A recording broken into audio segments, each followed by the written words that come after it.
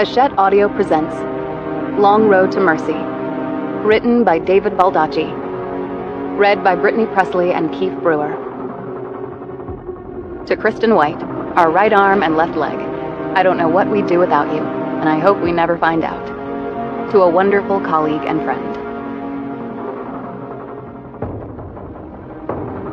Chapter 1. Eeny, meeny, miny, mo. FBI Special Agent Atlee Pine stared up at the grim facade of the prison complex that housed some of the most dangerous human predators on Earth. She had come to see one of them tonight. ADX Florence, about 100 miles south of Denver, was the only Supermax prison in the federal system. The Supermax component was one of 4 separate encampments that made up the federal correctional complex located here. In total, more than 900 inmates were incarcerated on this parcel of dirt. From the sky, with the prison lights on, Florence might resemble a set of diamonds on black felt. The men here, guards and inmates, were as hardened as precious stone. It was not a place for the faint-hearted or the easily intimidated, though the deeply demented were obviously welcome. The Supermax currently held, among others, the Unabomber, the Boston Marathon bomber, 9/11 terrorists, serial killers, an Oklahoma City bombing conspirator, spies, white supremacist leaders, and assorted cartel and mafia bosses. Many of the inmates here would die in federal prison under the official weight of multiple life sentences. The prison was in the middle of nowhere. No one had ever escaped, but if anyone did, there would be no place to hide. The topography around the prison was flat and open. Not a blade of grass or a single tree or bush grew around the complex. The prison was encircled by 12-foot-high perimeter walls topped with razor wire and interlaced with pressure pads. These spaces were patrolled 24/7 by armed guards and attack dogs. Any prisoner reaching this spot would almost certainly be killed by either fangs or bullets. And few would care about a serial murderer, terrorist, or spy face-planting in the Colorado soil for the final time. Inside, the cell windows were 4 inches wide and 4 feet long, cut in thick concrete, through which only the sky and roof of the facility could be seen. Florence had been designed so that no prisoner could even tell where in the structure he was located. The cells were 7 by 12, and virtually everything in them, other than each inmate, was made from poured concrete. The showers automatically cut off. The toilets could not be stopped up. The walls were insulated, so no inmate could communicate with another. The double steel doors slid open and closed on powered hydraulics, and meals came through a slot in the metal. Outside communication was forbidden, except in the visiting room. For unruly prisoners, or in the case of a crisis, there was the Z Unit, also known as the Black Hole. Its cells were kept completely dark, and restraints were built into each concrete bed. Solitary confinement was the rule rather than the exception here. The Supermax was not designed for prisoners to make new friends. Atlee Pine's truck had been scoped and searched, and her name and ID checked against the visitors list. After that, she was escorted to the front entrance and showed the guard stationed there her FBI Special Agent credentials. She was 35, and the last 12 years of her life had been spent with a shiny badge riding on her hip. The gold shield was topped by an open-winged eagle, and below that was Justitia, holding her scales and sword. It was fitting, Pine thought, that a female was depicted on the badge of the preeminent law enforcement agency in the world. She had relinquished her Glock 23 pistol to the guards. Pine had left in her truck the Beretta Nano that normally rode in an ankle holster.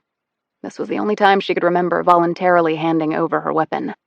But America's only federal Supermax had its own set of rules by which she had to abide if she wanted to get inside, and she very much did.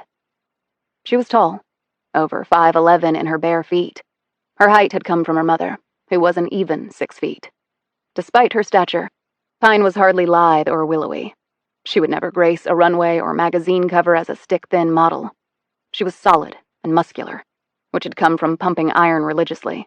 Her thighs, calves, and glutes were rocks, her shoulders and delts sculpted, her arms ropey with long cords of muscle, and her core was iron. She also had competed in MMA and kickboxing, and had learned pretty much every way that a smaller person could take on and subdue a larger one. All of these skills had been learned and enhanced with one aim in mind: survival, while toiling in what was largely a man's world. And physical strength, and the toughness and confidence that came with it, was a necessity. Her features were angular, and came together in a particularly attractive, almost bewitching manner. She had dark hair that fell to shoulder length, and murky blue eyes that gave the impression of great depth. She had never been to Florence before, and as she was escorted down the hall by two burly guards who hadn't uttered a word to her, the first thing that struck Pine was the almost eerie calm and quiet. As a federal agent, she had visited many prisons before. They were normally a cacophony of noise, screams, catcalls, curses, trash talk, insults and threats, with fingers curled around bars and menacing looks coming out of the cell's darkness. If you weren't an animal before you went to a max prison, you would be one by the time you got out, or else you'd be dead. It was Lord of the Flies, with steel doors and flush toilets. Yet here, it was as if she was in a library. Pine was impressed. It was no small feat for a facility housing men who, collectively, had slaughtered thousands of their fellow humans using bombs, guns, knives, poisons, or simply their fists. Or, in the case of the spies, with their treasonous acts. Catch a tiger by its toe. Pine had driven over from St. George, Utah, where she used to live and work. In doing so, she'd motored across the entire state of Utah and half of Colorado. Her navigation device had told her it would take a little more than 11 hours to traverse the 650 miles. She had done it in under 10, having the benefit of a lead foot, a big-ass engine in her SUV, and a radar detector to get through the inevitable speed traps. She'd stopped once to use a restroom and to grab something to eat for the road. Other than that, it had been pedal to the floor mat. She could have flown into Denver and driven down from there, but she had some time off, and she wanted to think about what she would do when she got to her destination, and a long drive through vast and empty stretches of America allowed her to do just that. Having grown up in the East, she'd spent the majority of her professional life in the open plains of the American Southwest. She hoped to spend the rest of it there, because she loved the outdoor lifestyle and the wide-open spaces. After a few years at the Bureau, Pine had had her pick of assignments. This had been the case for only one reason. She was willing to go where no other agent wanted to. Most agents were desperate to be assigned to one of the FBI's 56 field offices. Some liked it hot, so they aimed for Miami, Houston, or Phoenix. Some aimed for higher offices in the FBI bureaucracy, so they fought to get to New York or D.C. Los Angeles was popular for myriad reasons, Boston the same. Yet Pine had no interest in any of those places. She liked the relative isolation of the RA, or resident agency, in the middle of nothing. And so long as she got results and was willing to pull the duty, people left her alone. And in the wide open spaces, she was often the only federal law enforcement for hundreds of miles. She liked that too. Some would call her aloof, a control freak, or antisocial, but she wasn't. She actually got along well with people. Indeed, you couldn't be an effective FBI agent without having strong people skills. But she did like her privacy. Pine had taken a position at the RA in St. George, Utah. It was a two-person outfit, and Pine had been there for 2 years. When the opportunity arose, she had transferred to a one-agent office in a tiny town called Shattered Rock. It was a recently established RA due west of Tuba City, and about as close to Grand Canyon National Park as it was possible to be without actually being in the park. There, she enjoyed the support of one secretary, Carol Blum. She was around 60 and had been at the Bureau for decades. Blum claimed former FBI Director J. Edgar Hoover as her hero, though he died long before she joined up. Pine didn't know whether to believe the woman or not. Visiting hours were long since over at Florence, but the Bureau of Prisons had accommodated a request from a fellow Fed. It was actually 12 a.m. on the dot. A fitting time, Pine felt, because didn't monsters come out only at the stroke of midnight? She was escorted into the visiting room and sat on a metal stool on one side of a sheet of thick polycarbonate glass. In lieu of a phone, a round metal conduit built into the glass provided the only means to verbally communicate. On the other side of the glass, the inmate would sit on a similar metal stool bolted into the floor. The seat was uncomfortable. It was meant to be. If he hollers, let him go. She sat awaiting him. her hands clasped and resting on the flat, laminated surface in front of her. She had pinned her FBI shield to her lapel because she wanted him to see it. She kept her gaze on the door through which he would be led. He knew she was coming. He had approved her visit, one of the few rights he possessed in here. Pine tensed slightly when she heard multiple footsteps approaching. The door was buzzed open, and the first person she saw was a beefy guard with no neck and wide shoulders that nearly spanned the door opening. Behind him came another guard, and then a third. Both were equally large and imposing. She briefly wondered if there was a minimum heft requirement for a guard here. There probably should be, along with a tetanus shot. She dropped this thought as quickly as she had acquired it, because behind them appeared a shackled Daniel James Torr, all 6 feet 4 inches of him. He was followed in by a trio of other guards. They effectively filled the small enclosure. The rule of thumb here, Pine had learned, was that no prisoner was moved from one place to another with fewer than 3 guards. Apparently, Torr warranted double that number. She could understand why. Torr had not a hair on his head. His eyes stared blankly forward as the guards seated him on his stool and locked his chains into a steel ring set into the floor. This was also not typical of the visiting policy here, Pine knew. But it was obviously typical for 57-year-old Torr. He had on a white jumpsuit with black, rubber-soled shoes with no laces. Black framed glasses covered his eyes. They were one piece and made of soft rubber with no metal pins at juncture points. The lenses were flimsy plastic. It would be difficult to turn them into a weapon. In prisons, one had to sweat the small details because inmates had all day and night to think of ways to harm themselves and others. She knew Torr's entire body under the jumpsuit was virtually covered in largely self-inked tats. The ones that he hadn't done himself had been inked on by some of his victims, forced into becoming tattoo artists before Torr had dispatched them into the hereafter. It was said that each tat told a story about a victim. Torr weighed about 280 pounds, and Pine calculated that only about 10% of that would qualify as fat. The veins rippled in his forearms and neck. There wasn't much to do in here except work out and sleep, she assumed. And he had been an athlete in high school. A sports star, really, born with a genetically gifted physique. It was unfortunate that the superb body had been paired with a deranged, though brilliant, mind. The guards, satisfied that Torr was securely restrained, left the way they had come. But Pine could hear them right outside the door. She was sure Torr could as well. She imagined him somehow breaking through the glass. Could she hold her own against him? It was an intriguing hypothetical, and part of her wanted him to try. His gaze finally fell upon her and held. Atlee Pine had stared through the width of glass or in between cell bars at many monsters, a number of whom she had brought to justice. Yet Daniel James Torr was different. He was perhaps the most sadistic and prolific serial murderer of his, or perhaps any, generation. He rested his shackled hands on the laminated surface and tilted his thick neck to the right until a kink popped. Then he resettled his gaze on her after flicking a glance at the badge. His lips curled momentarily at the symbol for law and order. Well? He asked, his voice low and monotone. You called this meeting. The moment, an eternity in the making, had finally come. Atlee Pine leaned forward, her lips an inch from the thick glass.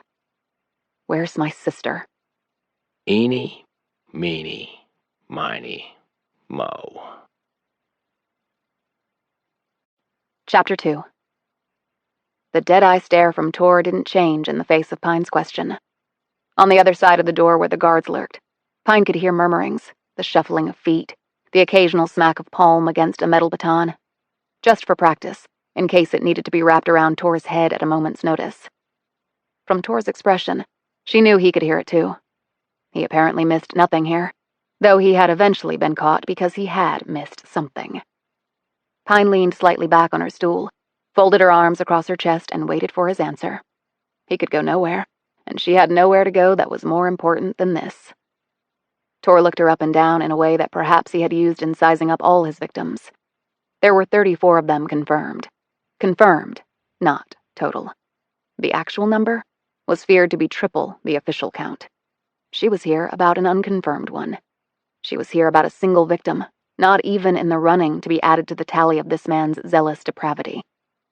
Tor had escaped a death sentence, due solely to his cooperating with authorities, revealing the locations of 3 victims' remains.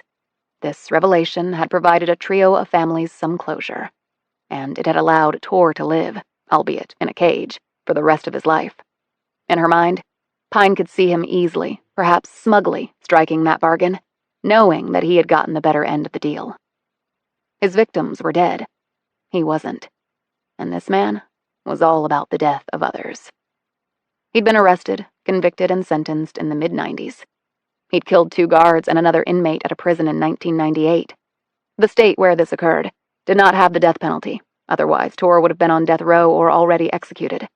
That had led to his being transferred to ADX Florence. He was currently serving nearly 40 consecutive life terms. Unless he pulled a Methuselah, he would die right here. None of this seemed to faze the man. Name? He asked, as though he were a clerk at a counter checking on an order. Mercy Pine. Place and time? He was screwing with her now, but she needed to play along. Andersonville, Georgia, June 7th, 1989. He popped his neck once more, this time to the other side. He stretched out his long fingers, cracking the joints. The huge man seemed one enormous jumble of pressure points. Andersonville, Georgia. He mused. Lots of deaths there. Confederate prison during the Civil War. The commandant, Henry Wurz, was executed for war crimes. Did you know that? Executed for doing his job. He smiled. He was Swiss, totally neutral, and they hanged him. Some weird justice. The smile disappeared as quickly as it had emerged, like a spent match. She said, Mercy Pine. 6 years old. She disappeared on June 7th, 1989.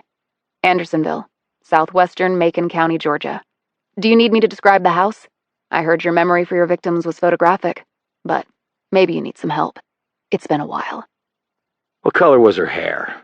Asked Tor, his lips parted, revealing wide, straight teeth. In answer, Pine pointed to her own. Same as mine. We were twins. This statement seemed to spark an interest in Tor that had not been present before. She had expected this. She knew everything about this man except for one thing. That one thing was why she was here tonight. He sat forward, his shackles clinking in his excitement. He glanced at her badge once more. He said eagerly, Twins. FBI. It's starting to make sense. Go on. You were known to be operating in the area in 1989. Atlanta, Columbus, Albany, downtown Macon. Using a tube of ruby red lipstick taken from her pocket, she drew a dot on the glass representing each of the aforementioned localities. Then, she connected these dots and formed a familiar figure. You were a math prodigy. You like geometric shapes. She pointed to what she had drawn. Here, a diamond shape. That's how they eventually caught you. This was the something Tor had missed. A pattern of his own creation. His lips pressed together. She knew that no serial murderer would ever admit to being outwitted. The man was clearly a sociopath and a narcissist. People often discounted narcissism as relatively harmless, because the term sometimes conjured the cliched image of a vain man staring longingly at his reflection in a pool of water or a mirror. However, Pine knew that narcissism was probably one of the most dangerous traits someone could possess for one critical reason.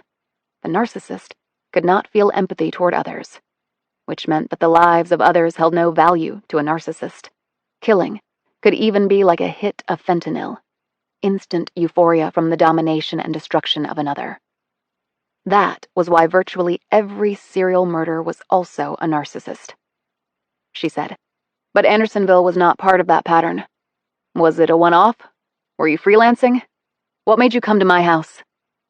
It was a rhombus, not a diamond, replied Tor.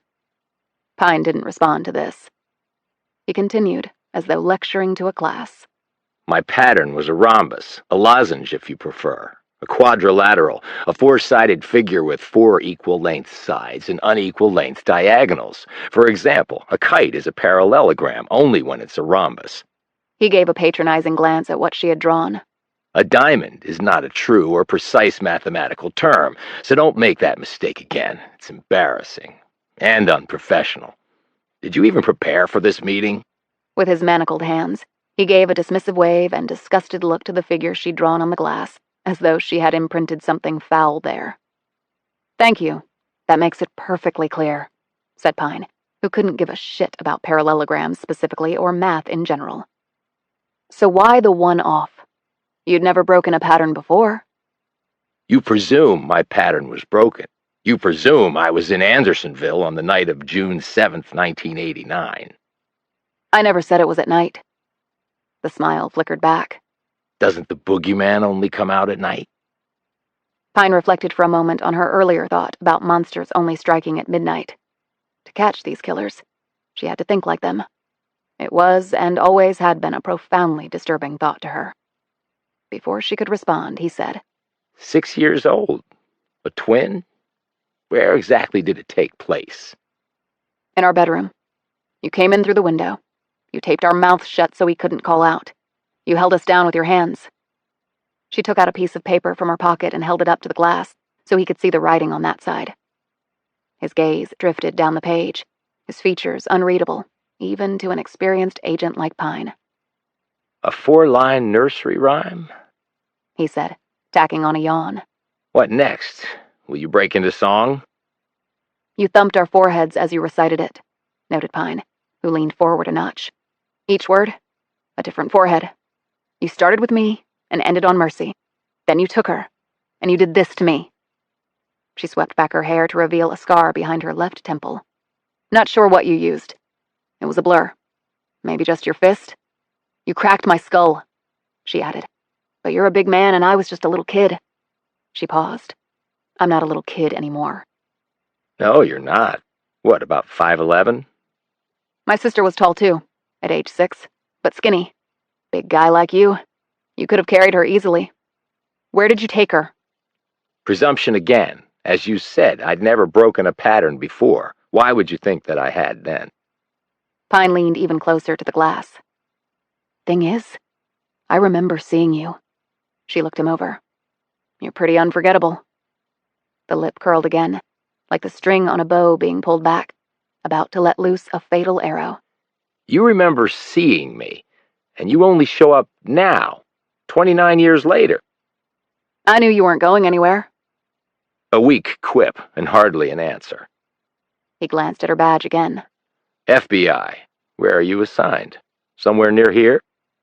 He added a bit eagerly. "Where did you take her? How did my sister die? Where are her remains?"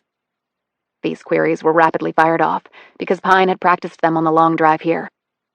Tor simply continued his line of thought. I assume not a field office. You don't strike me as a main office type. Your dress is casual and you're here outside visiting hours. Hardly by the bureau book. And there's only one of you. Your kind likes to travel in pairs if it's official business. Add to that the personal equation. "What do you mean?" she asked, meeting his gaze. You lose a twin, you become a loner. Like you lost half of yourself. You can't rely on or trust anyone else once that emotional cord is broken. You're not married. He added, glancing at her bare ring finger.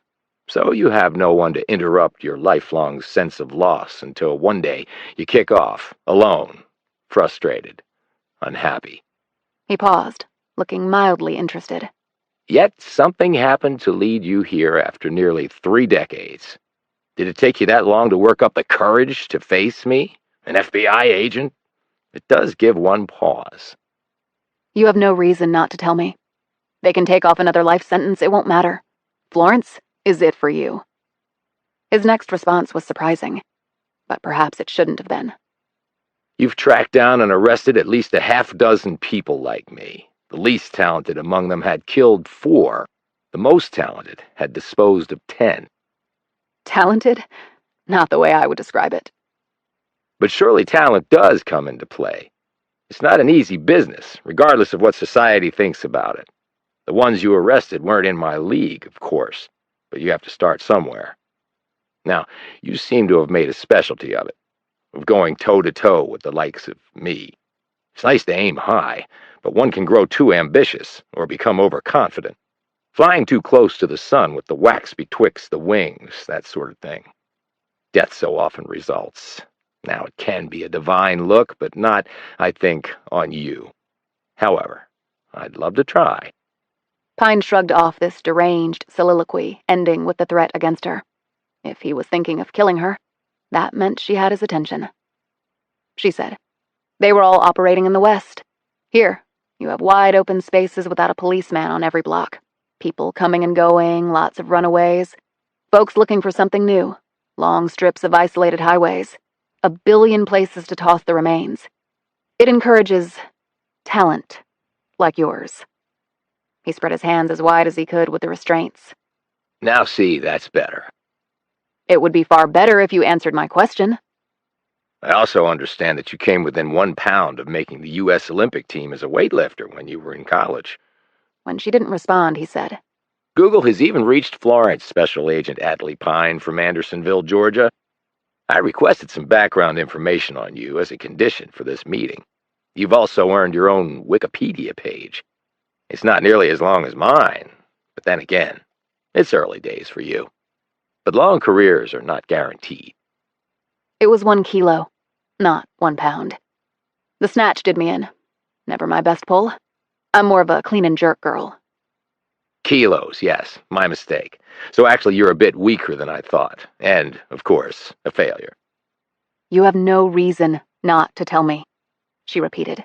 "None," You want closure, like the rest of them. he said in a bored tone. Pine nodded, but only because she was afraid of the words that might come out of her mouth at that moment.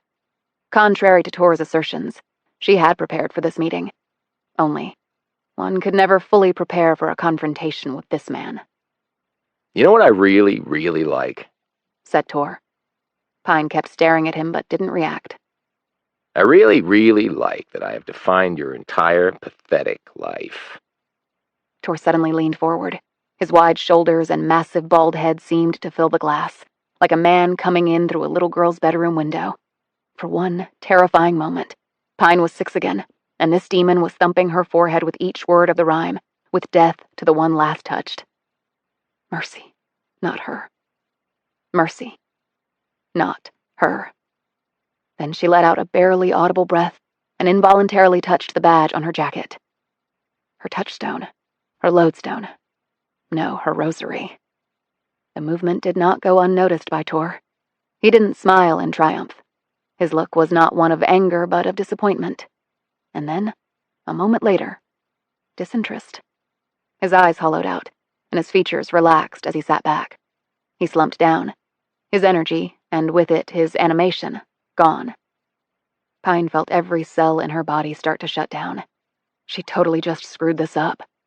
He tested her, and Pine had not risen to the challenge. The boogeyman had come at midnight and found her lacking. Guards, He bellowed. I'm ready. We're done here. As soon as he finished speaking, his lips spread into a malicious grin, and Pine knew precisely why. This was the only time he could order them around. As they came in, unhooked him from the ring, and began to lead him away, Pine rose. "You have no reason not to tell me."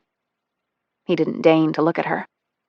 The meek shall never inherit the earth, Atlee Pine of Andersonville, twin of Mercy. Get used to it. But if you want to vent again, you know where to find me. Now that I've met you. He suddenly looked back at her, a surge of ferocious desire flashing across his features. Probably the last thing his victims ever saw. I will never forget you. The metal portal shut and locked behind him. She listened to the march of feet taking Tor back to his 7x12 poured concrete cage. Pine stared at the door a moment longer, then wiped the lipstick off the glass, the color of blood transferred to her palm, retraced her footsteps, retrieved her gun, and left ADX Florence, breathing in crisp air at exactly 1 mile above sea level. She would not cry. She hadn't shed a tear since Mercy had vanished. Yet she wanted to feel something. But it just wasn't there. She was weightless, like being on the moon. Nothing. Empty. He had drained whatever she had left right out of her. No, not drained. Sucked. And worst of all, what had happened to her sister was still unknown. She drove 100 miles west to Salida and found the cheapest motel she could, since this trip was all on her dime. Right before she fell asleep, she thought back to the question Tor had asked. And you only show up now, 29 years later? There was a good reason for this, at least in Pine's mind, but maybe it was also a flawed one. She didn't dream about Tor that night. She didn't dream of her sister, gone nearly 3 decades now. The only visual her subconscious held up was herself at 6 years old, trudging to school for the first time without Mercy's hand inside hers. A bereaved little girl in pigtails who had lost her other half, as Tor himself had intimated. The better half of her, thought Pine, because she had been the one constantly in trouble, while her 10-minute older big sister had habitually stood up for her, or covered for her in equal measure. Unfailing loyalty and love. Pine had never felt that again. Not in her entire life. Maybe Tor was right about her future. Maybe. And then his other jab, the one that had gotten through her defenses and nailed her right in the gut. You define me? When she felt her lips begin to tremble, she rose, stumbled to the bathroom, and stuck her head under the shower. She left it there until the cold was so unbearable she nearly screamed out in pain. Yet not a single tear mingled with the freezing tap water. She rose at the crack of dawn, showered, dressed, and headed home. Halfway there, she stopped to get something to eat. As she got back into her SUV, the text landed in her phone. She sent off a reply, closed the truck door, fired up the engine, and floored it. Chapter 3. The Grand Canyon was one of the 7 natural wonders of the world, and the only one located in America. It was the second largest canyon on Earth, behind Sangpo Canyon in Tibet, which was a bit longer but much deeper. The Grand Canyon was visited by 5 million people from around the globe every year. However, no more than 1% of those folks would ever reach the spot where Atlee Pine was currently, the banks of the Colorado River right on the floor of the canyon. Phantom Ranch, located at the bottom of the canyon, was not only the most popular under-roof accommodation down here, it was the only one. Those who trekked down here could do so in one of 3 ways: by water, on a mule, or courtesy of their own 2 feet. Pine had driven to the Grand Canyon National Park Airport. There, she had climbed inside a waiting National Park Service chopper and made the vertical descent to the canyon bottom. After landing, Pine and her companion, Park Service Ranger Colson Lambert, had immediately set off on foot. She strode along, eating up ground with her long legs, her gaze looking and her ears listening for rattlers. That was one reason nature had given them a rattle, to make people leave them alone. Where's my rattle? Thought Pine. When was it found? She asked. This morning, replied Lambert. They passed a slight curve in the rock, and Pine eyed a blue tarp that had been erected around the remains of their victim. Pine counted 2 men there. One was dressed as a wrangler. The other, like Lambert, was in the uniform of the National Park Service. Gray shirt, light-colored, flat-brimmed hat with a black band on which were printed the letters USNPS. Pine knew him. His name was Harry Rice. In physique, he was a carbon copy of Lambert. The other man was long and lean, and his face had been viciously carved by the outdoor life he led in an unforgiving environment. He had thick, graying hair that had been shaped by the wide-brimmed hat he held in one hand. Pine flashed her badge and said, "What's your name?" Mark Brennan. I'm one of the mule wranglers. Did you discover it? Brennan nodded. Before breakfast. Saw the buzzards circling. Be more precise about the time. 7:30. Pine passed by the privacy tarp, squatted down and looked over the carcass as the others gathered around her.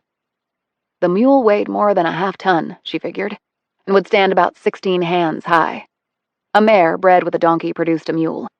They pulled more slowly than horses, but were surer-footed, lived longer, and pound for pound were about as strong as anything on 4 legs and possessed enormous endurance. Pine slapped on a pair of latex gloves she had pulled from her fanny pack. She picked up a whip lying next to the unfortunate animal. Called a motivator by the mule wranglers, it was used by the riders to convince the mules to ignore the pleasures of grass sticking out of the rock on the trail, or the advantages of simply taking a nap standing up. She touched the severely stiffened foreleg of the beast. It's in rigor. Definitely been here a while, Pine said to the wrangler. You found it at 7:30? Was it stiff like now? Brennan shook his head. No. Had to chase some critters away, though. They were already starting to get into it. You can see that there and there, he added, pointing to various places where flesh had been ripped away. Pine checked her watch. It was 6:30 p.m.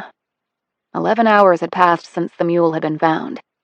Now she needed to establish a parameter at the other end. She shifted her position and looked at the belly of the beast. Gutted, she noted. Upward stroke and then a slit along the belly. Pine looked up at Brennan. I take it this is one of yours? Brennan nodded and squatted on his haunches. He looked sadly at the dead animal. Sally Bell. Steady as a rock. Damn shame. Pine looked at the dried blood. Her death wouldn't have been painless. No one heard anything. Mules can make a lot of noise, and this canyon is one big subwoofer. It's miles from the ranch, suggested Rice. There's a park ranger station down here, noted Pine. It's still a long way away, and the ranger on duty didn't hear or see anything. Okay, but there had to be plenty of hikers and boaters at the Bright Angel campground next to Phantom Ranch. The ranch can't accommodate all of them, and the rest go to Bright Angel for the most part.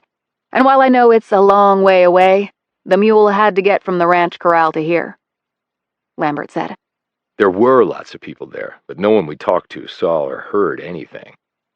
She said. More to the point, who has the balls to lean under a mule and start slicing into its belly? Brennan said. Right, and my 2 cents? You gut a mule, you're going to hear it in the next county. Pine eyed the saddle. Okay, so who and where is the rider? Benjamin Priest, said Rice. No sign of him. Brennan took up the thread. He came down yesterday, part of a crew of 10. That's your limit, right? Said Pine. Yeah, we bring 2 groups each day. We were in the first group. So he rode down here and then what? We stopped overnight at Phantom. We were going to head out this morning after breakfast, over the Black Bridge and back up to the South Rim, just like normal. It's about 5.5 hours down and close to the same back up, said Pine. Just about, yeah, agreed Brennan. Pine surveyed the area. It was over 80 degrees on the canyon floor, and 20 degrees cooler on the south rim. She could feel the sweat collecting on her face and armpits and around the small of her back. When was it noticed that Priest was missing?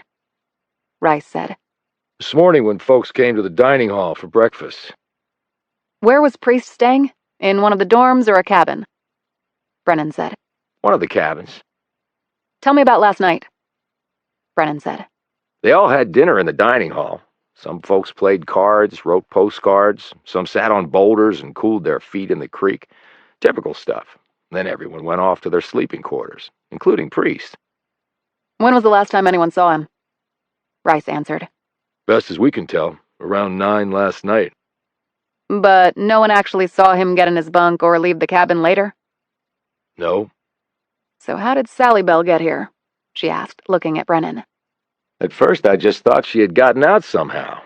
Then I noticed her saddle and bridle were missing. Someone had to put them on her. She continued to watch Brennan. What were you thinking when the mule was missing? Well, I thought maybe somebody had decided to go off on a joyride before breakfast. He shook his head. I've seen folks do some crazy shit down here. Describe Priest. Late 40s, early 50s, about 5 feet 8, around 180. White, black. White, dark hair. Good shape? He was thick, but not really overweight.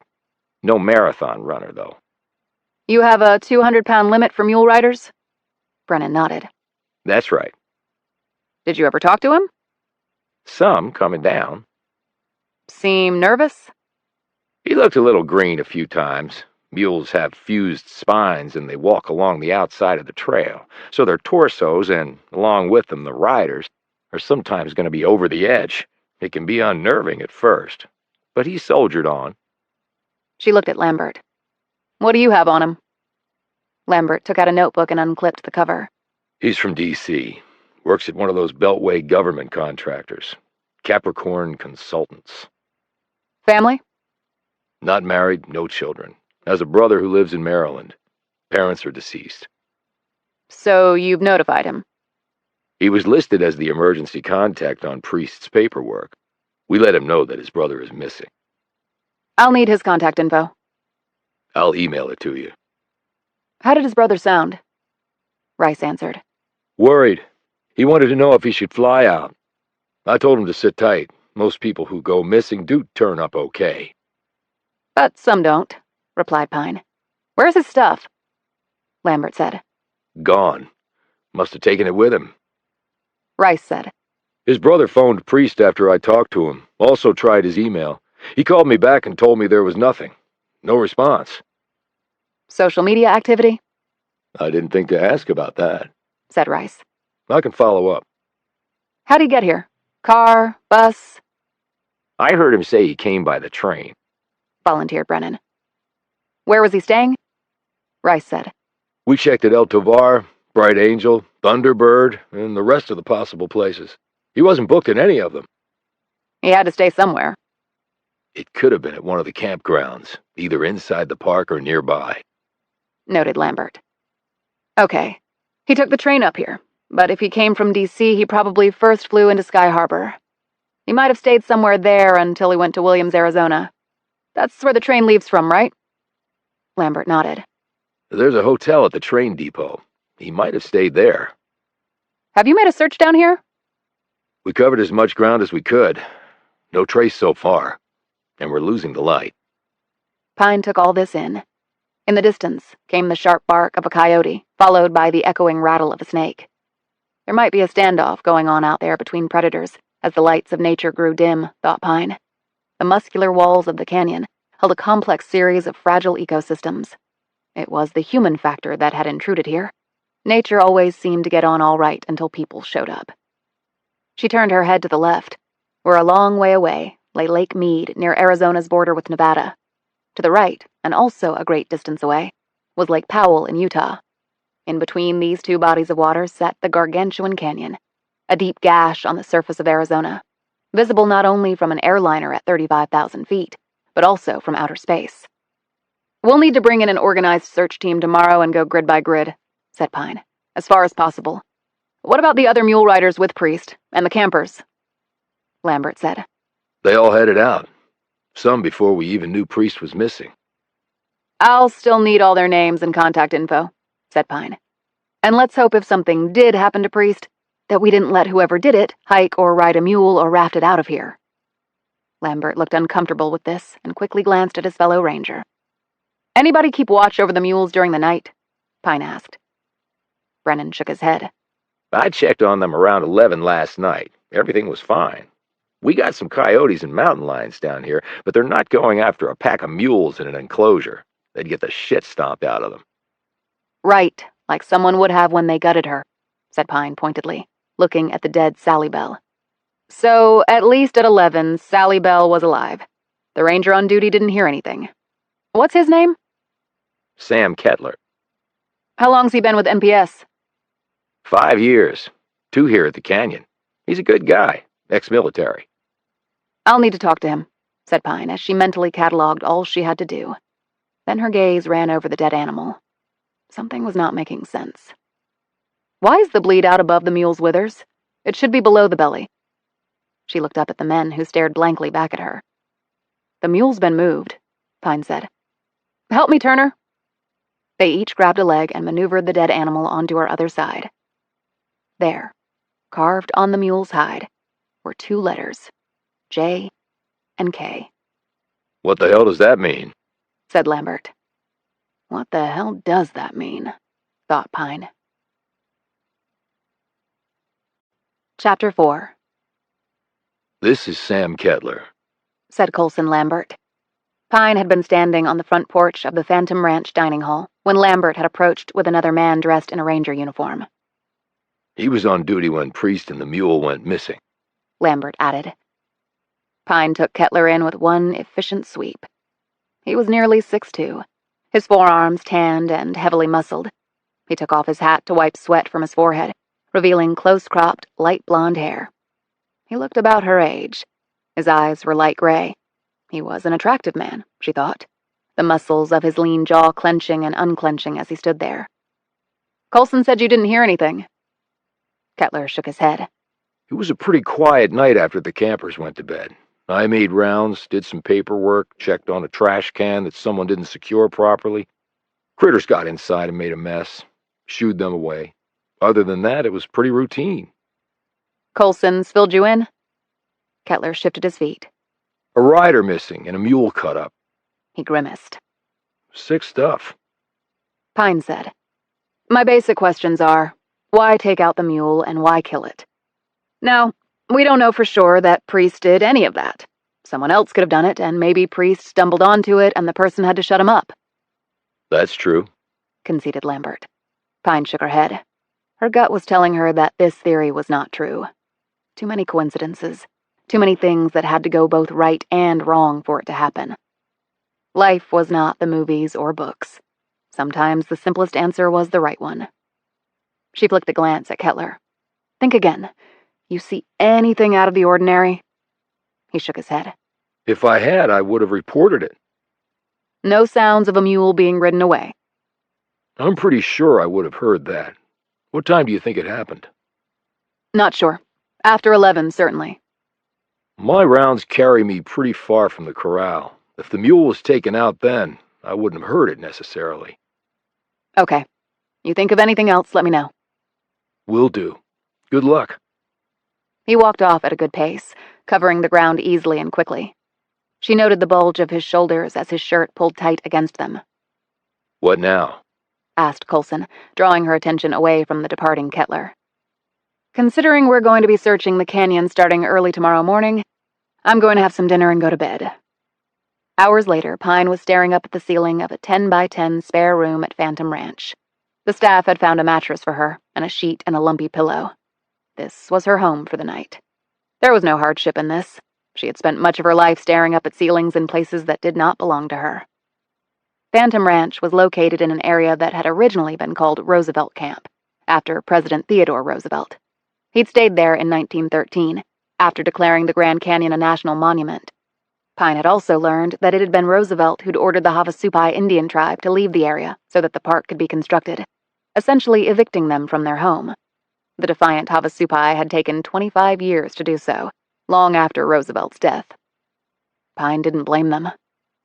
The current Phantom Ranch had been designed and named by Mary Elizabeth Jane Coulter, the famed canyon architect. It had been built in 1922 and was shaded by yellow cottonwood trees and sycamore trees, and had dirt paths crisscrossing throughout. It was a little oasis down at the inner gorge of the canyon. In the little canteen was a mail pouch for visitors to put their postcards in. The mule train would take it up the following day. The postcards were all stamped with, "Mailed by mule from the bottom of the Grand Canyon." What could be cooler than that, in a world of smartphones and devices named Alexa that ruled your life? She had some changes of clothes and other necessities that she always kept in her truck, along with her investigative duffel. These she had transferred onto the chopper that had carried her down to the canyon floor. Out here, there weren't FBI forensics teams just waiting to go in and CSI any crime scene that needed parsing. FBI special agents stationed at small RAs pretty much did it all. And she was the FBI's point person for the Grand Canyon. So right now, Pine was a cavalry of one, and that was just fine with her. The current hikers and mule riders were all in their beds in either the dorms or the slant-roofed rustic cabins. Pine had eaten with them in the large dining hall, at a long table with wooden back chairs on the floor and old, dark ceiling beams above. No one knew who she was, and she volunteered no information about herself or why she was there. Pine wasn't into small talk. She much preferred to listen to other people. You learn something that way. At dinner, she'd opted for the stew and cornbread and 3 glasses of water. Hydration was important down here. She'd spoken again with Lambert and Brennan before hitting the sack. Now it was nearly 1 a.m., and outside the thermometer still hovered near 80, making the room close and warm. She'd opened the window to let some air in and had stripped down to her underwear, her 2 pistols within easy reach. She had no idea where Benjamin Priest might be. He could have hiked out of the canyon by now, but surely someone would have seen him. His description had been given out to everyone by the Rangers. It had been posted on NPS's website. And if he had killed and carved those letters on Sally Bell for some inexplicable reason, he would be held accountable. She had written up her case notes and emailed her superiors the details, sending along the list and contact information of the hikers, rafters, and mule riders that she had gotten from the park police. These would be fanned out to agency offices across the country, so that follow-up could be done. The Flagstaff office had also been notified, and had advised her to keep them abreast of developments. There was nothing more to do, really, until morning. She listened to the sharp wind outside and the sounds of flowing water from nearby Bright Angel Creek. They had posted 2 sentries by the carcass. Otherwise, poor Sally Bell would probably be picked clean by nocturnal predators. Pine opened her eyes as the Grand Canyon and the dead mule were pushed aside for the time being in her thoughts. In their place emerged Daniel James Torr. In some ways, Pine had waited nearly her entire life to confront the man she believed was responsible for her sister's disappearance. Why 29 years? 6 months ago, Pine had only a vague memory of the man who had entered their bedroom nearly 30 years before. Doctors had called it many things, but it boiled down to amnesia brought on by her youth and the traumatic circumstances of the event. For Pine's own well-being, her mind wouldn't let her remember. Not as a child, and apparently not as an adult either. Her mother had found her unconscious and bleeding in her bed early the next morning, the tape still over her mouth. An ambulance had been called. She had been taken to the hospital. They feared for her life numerous times during a series of major operations. Eventually, her skull had healed. There had been no permanent damage done to her brain. Thus, she had eventually gone home from the hospital, the only child now left in the Pine household. She had been of little help to the police, and by the time she arrived home, the case had grown cold. Pine had gone on with her life. Her parents had divorced, principally because of what had happened that night. Both only in their mid-20s. They had been drunk and high, and had never heard an intruder come into their home, eventually falling asleep, while one daughter lay grievously injured, and the other was spirited away by the nighttime invader. They each blamed the other for that. And in addition to that, the primary suspects had been her parents. One cop in particular thought that Pine's father, drugged out and stoned, had gone into his daughter's room and taken Mercy, killing her and disposing of her body somewhere. And though both her mother and father had passed a polygraph, and Pine had said that her father wasn't the man who had come into the room that night, the police really hadn't believed her. The town quickly turned against the Pines, and they'd had to move. After the divorce, Pine had lived with her mother, enduring an existence forever changed by Mercy's disappearance. As Pine had grown older, her life had seemed aimless, her ambitions non-existent. She felt no purpose in anything. It seemed her only goal was to simply underachieve at everything. She had already started drinking and smoking weed. Her grades were for shit. She got into fights, suffered detentions, and got busted by the cops for underage drinking. On numerous occasions, she'd even shoplifted stuff. She didn't care about anyone or anything, including herself. Then, she had gone to a county fair, and on a whim, had decided to have her fortune told. The woman in the little tent had been dressed up with a turban and veils and colorful robes. Pine had remembered smirking at all this, certain it was a sham. Then the woman had taken a hold of her hand and looked down at her palm, but her gaze had almost immediately returned to Pine's face. The woman's features exhibited confusion. "What?" Pine had asked in a disinterested tone. "I feel 2 pulses, 2 hearts." Pine had stiffened. She hadn't told the woman she was a twin. She hadn't told the woman anything. The woman looked at Pine's palm more closely, feeling along a line on the hand. Her brows knitted. "What?" Pine asked again, this time totally focused. 2 heartbeats, certainly." She paused. "But only 1 soul." Pine had stared at the woman, and the woman had stared back at her. 2 heartbeats and 1 soul," said Pine. When the woman nodded, she'd asked, "How can that be possible?" The woman had said, "I think you know that it is more than possible. You know that it is true." From that moment on, Pine had pushed herself relentlessly at everything she had attempted. It was as though she were trying to live 2 lives instead of simply one, to achieve for her sister, to accomplish what Mercy never had the chance to do on her own. Her physical size, natural strength, and athleticism had led her to be a star sportswoman in high school. She played basketball, ran track, and was the pitcher on the state championship softball team. Then, on a dare, she had joined the boys' football team in the weightlifting room and discovered that she could lift more than many of them. That was when her passion and drive and ferocious ambition had been focused on the barbells. She had risen like a rocket onto the national scene, winning trophies and acclaim wherever she went. Some billed her as the strongest woman, pound for pound, in America. And then she had gone on to college, where she had tried and failed to make the Olympic squad. By a single kilo, about 2.2 pounds. The feeling of failure, not really for herself, but actually for her twin, had been paralyzing. But there was nothing she could do about it, except move on. Next up was the world of the FBI, her career, the only one Pine believed she would ever have. And in that career, she had always consciously steered herself west, because out here, in the great open spaces, some of the worst predators on Earth hunted for their victims. She had read about them all, researched them all. She had grown so good at profiling, in fact, that she had been offered a slot at the Behavioral Analysis Unit 3 at the Bureau. That unit investigated crimes against children. She had declined. She did not want to profile monsters, though technically, there was no such position as a profiler at the FBI. That was a myth perpetuated by popular culture. Instead, Pine wanted to put her handcuffs on these offenders, read them their rights, and watch as the justice system put them in a place where they could never hurt anyone again. This future for her had been ordained the moment Mercy's forehead had been last thumped by the finger, and by the man saying with chilling finality, Mo. And that was where her life stood, until 6 months ago. Then, a friend who knew something of Pine's history suggested that she try memory reconstruction through hypnosis. She had heard of the process, because the Bureau had undertaken it with some of their cases with mixed results. It was a controversial subject, its supporters and critics equally vocal. And Pine knew that the procedure had led to false memories conjured, and innocent people harmed as a result. Yet she had nothing to lose by trying it.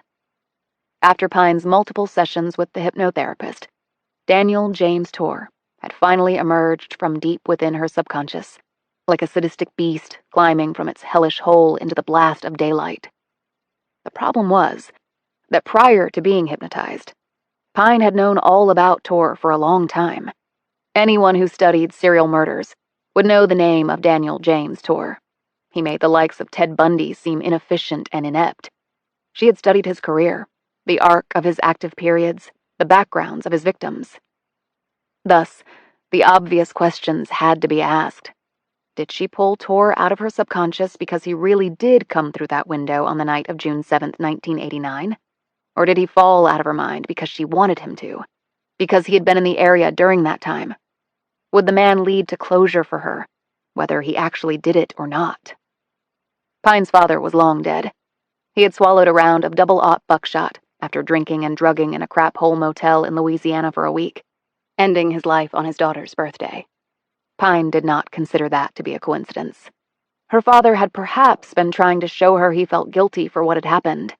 Instead, he ensured that every one of her birthdays would share the memory of her father's having blown his head off. Her mother was still alive. Pine knew where she was, but the two had grown apart. Adulthood had not drawn daughter closer to mother. If anything, it had increased the distance, maybe rivaling that of the Grand Canyon's massive width. Perhaps it was even wider because, as Pine had found, the mind could really accomplish anything, particularly when it was playing games with you. It could make you see things that weren't there, or not see things that were staring you right in the face. So was it Torr? Or had the hypnosis been a complete bust? The truth was, she didn't know. She closed her eyes again, but they almost immediately fluttered open. It wasn't because she couldn't sleep. It was because there was someone moving outside. It took Pine 20 seconds to pull on her clothes and shoes and place her backup Beretta in the ankle holster and grip the Glock 23 in her right hand. And then she did what she always did.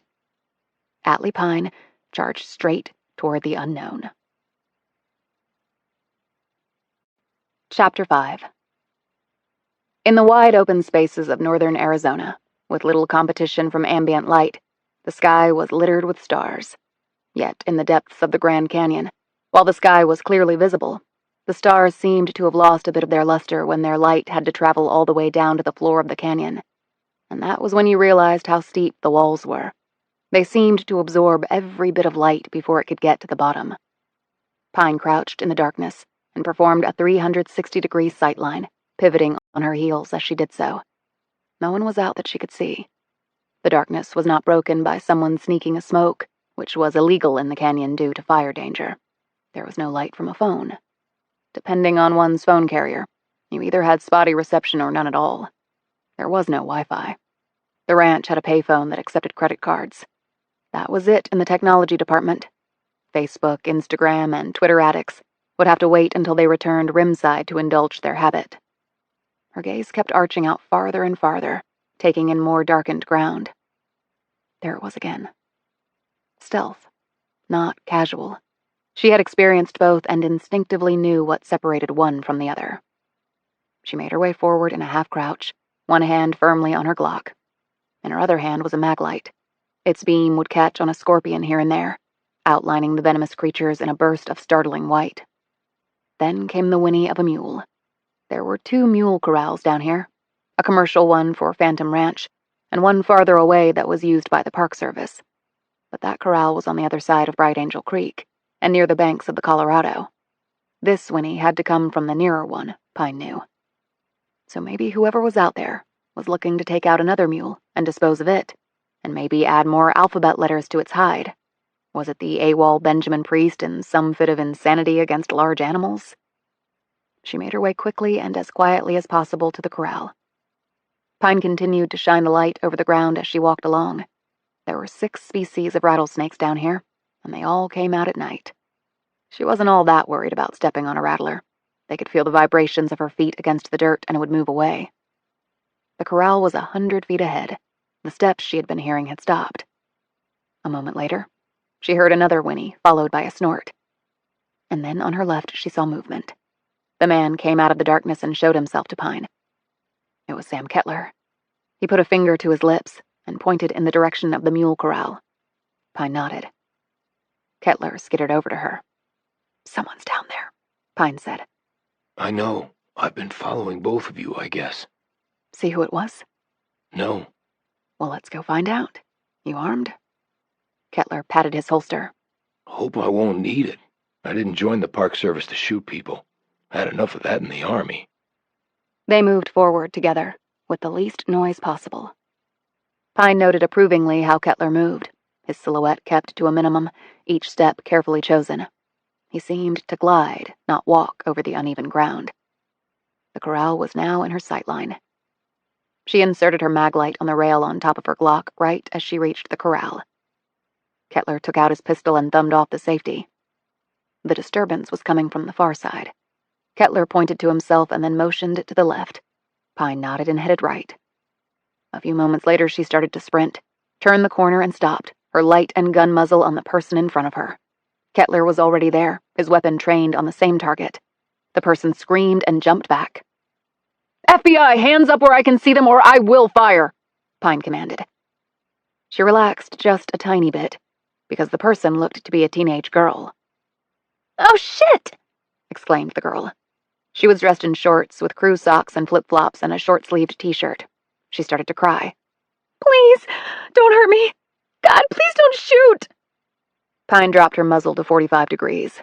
Her gaze was on the long object in the girl's right hand. She took a step closer and then pointed her muzzle to the dirt. It wasn't a knife. It was a carrot. Kettler stepped forward but lowered his gun as well. "What the hell are you doing out here?" demanded Pine. The girl held up the carrot. "I came to feed Jasmine. She's the mule I rode down." "Do you know a mule was found dead yesterday morning?" The girl nodded. "I guess that's why I came down here, too. I wanted to check on them." Pine holstered her gun. "What's your name?" "Shelby Foster."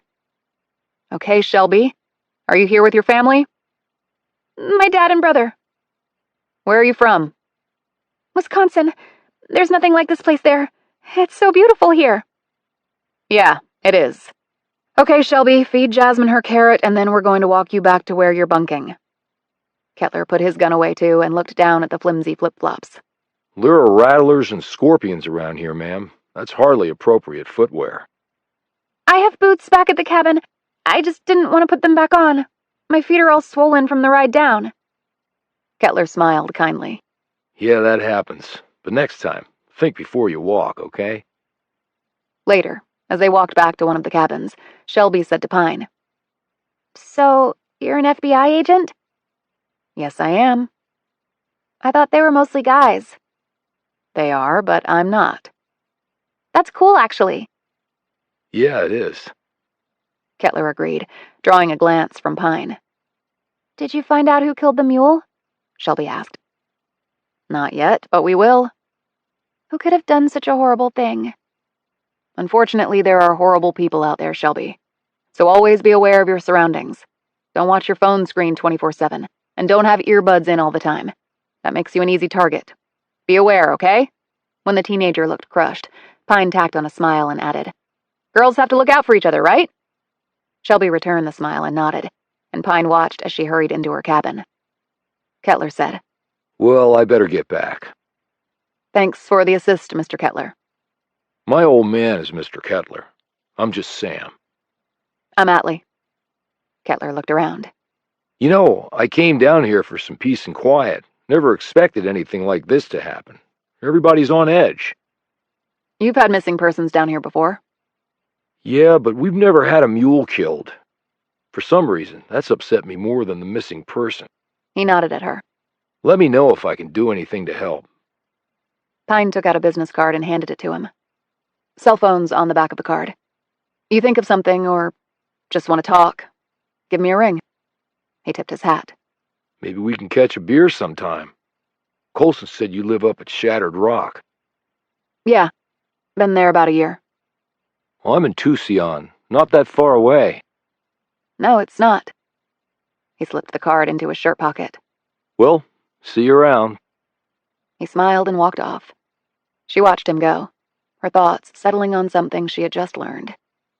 If the teen had been able to leave her cabin and get to the corral pretty much undetected, that meant Benjamin Priest could have too. The mule was dead, and maybe Priest was too. The canyon was big, but it would be hard for a body to go undetected for long. At the very least, the carnivores flying overhead or lurking on the ground would signal where it was located. But Pine was more interested in finding Priest alive. She had questions for him. She hoped he'd have answers. She didn't like people who killed animals, especially because they sometimes moved on to killing people. She checked her watch. In about 6 hours, they would start looking in earnest for Mr. Priest, and whether they found him dead or alive, Pine had a feeling that she was going to have a lot more questions, and that maybe, just maybe, this would only be the tip of the proverbial iceberg. Chapter 6.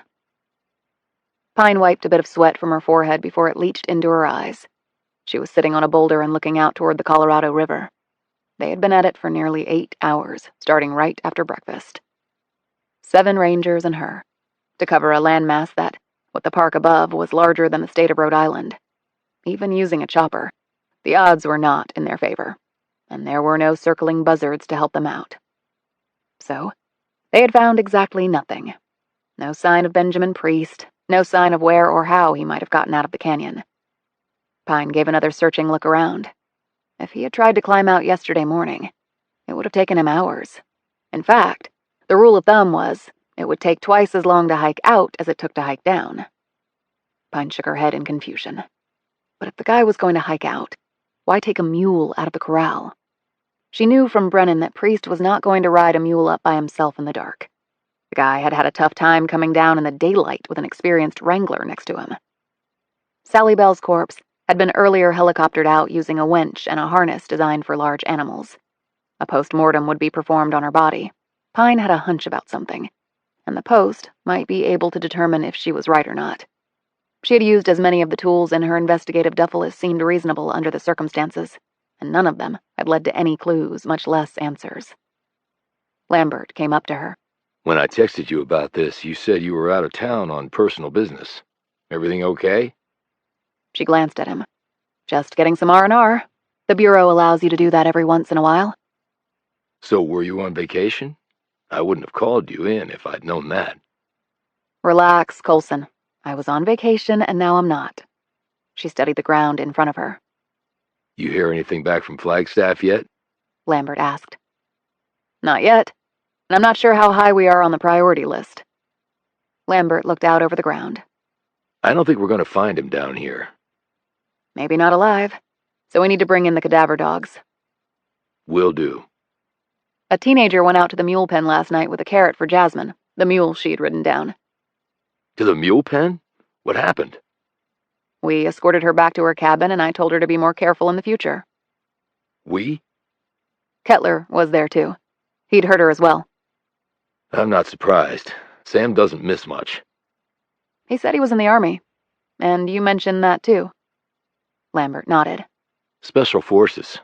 Someone he served with told me Kettler got a slew of medals, including the Purple Heart. But he never talks about it. The soldiers who did the most talk the least, said Pine. That's what I think, too. He's an amazing athlete. He's done the 24-hour ultra-marathon and the rim-to-rim-to-rim run down here. He wasn't that far off the record. Pine knew that the record was held by a man who had done that run in under 6 hours. That was a 42-mile trek that involved 22,000 feet of vertical change. That's impressive. She paused. He said you told him I lived in Shattered Rock. Well, he asked me after you two met earlier. Did he say why, he asked? Lambert looked at her in surprise. Maybe he likes you, Atlee. I guess in my line of work, I don't think about things like that. Well, we all have a private life. But then again, I've got 3 teenagers at home, so I don't know how much private I can have in my life right now. That would be none. Lambert grinned and looked around. So, what do we do now? Before it gets too dark, I'm going to fly out of here on your chopper. What will you do up there? Investigate the hell out of this. I hope I didn't call you in just for a dead mule. I know you have other cases to cover. No problem. I met a one-agent RA and a woman, so I can multitask with the best of them. Chapter 7. Pine threw her duffel down on the floor and looked around her tiny, Spartan one-bedroom apartment on the edge of Shattered Rock, a town so small that the outskirts and the minuscule downtown area were kissing cousins. The apartment building was 3 stories tall and fully rented out by a variety of tenants. There was only one other 3-story high-rise in town, a hotel that catered to those visiting the Grand Canyon. She had never lived in anything larger than a one-bedroom place since leaving home, and her childhood home was a 2-bedroom ranch in rural Georgia. She'd heard that the author, Margaret Mitchell, had never lived in a place with more than 1 bedroom for a simple reason. She had never wanted house guests. Pine didn't know if that was true or merely anecdotal, but she could relate to the feeling. She was a no-visitors, 1-bedroom kind of gal, too. She had no flowers in pots, no pets in crates, no hobbies waiting for her to pick them back up when she returned from working on a case. She had heard that your work should not be your life. Yet without it, she would have no life. And she was perfectly fine with that. After losing Mercy, she had been put into counseling. As a bereaved 6-year-old, she had found it confusing, scary, and ultimately unhelpful. 4 years ago, she had tried it again, with the exact same result. She had sat in a group counseling session and had listened as the attendees went around the room discussing their most personal issues. When her turn had come, Pine, who had been shot, stabbed, and attacked multiple times in the line of duty, had started to sweat and taken the coward's way out. She had passed on her turn and never gone back. For some reason, all of this had made her averse to possessions. She wanted to go through life with as few as possible. These included people as well. Some shrinks might interpret that as her being fearful of another significant loss, and they might not be far off the mark. But Pine had never allowed herself the time or opportunity to dig deep enough into her psyche to prove that theory true or false. She showered to take off the dirt and sweat of the Grand Canyon. She dressed in fresh clothes, sat down at her knotty pine kitchen table, which had come with the apartment, and which also doubled as her home office, and checked her emails, phone messages, and texts. There was one from her direct superior out of Flagstaff. He wanted to know what progress she'd made on the case thus far. As Pine scanned the email, she noted about a dozen people who'd been copied on it. 2 on the CC list were far higher up the food chain than her immediate superior, and the others she didn't even recognize.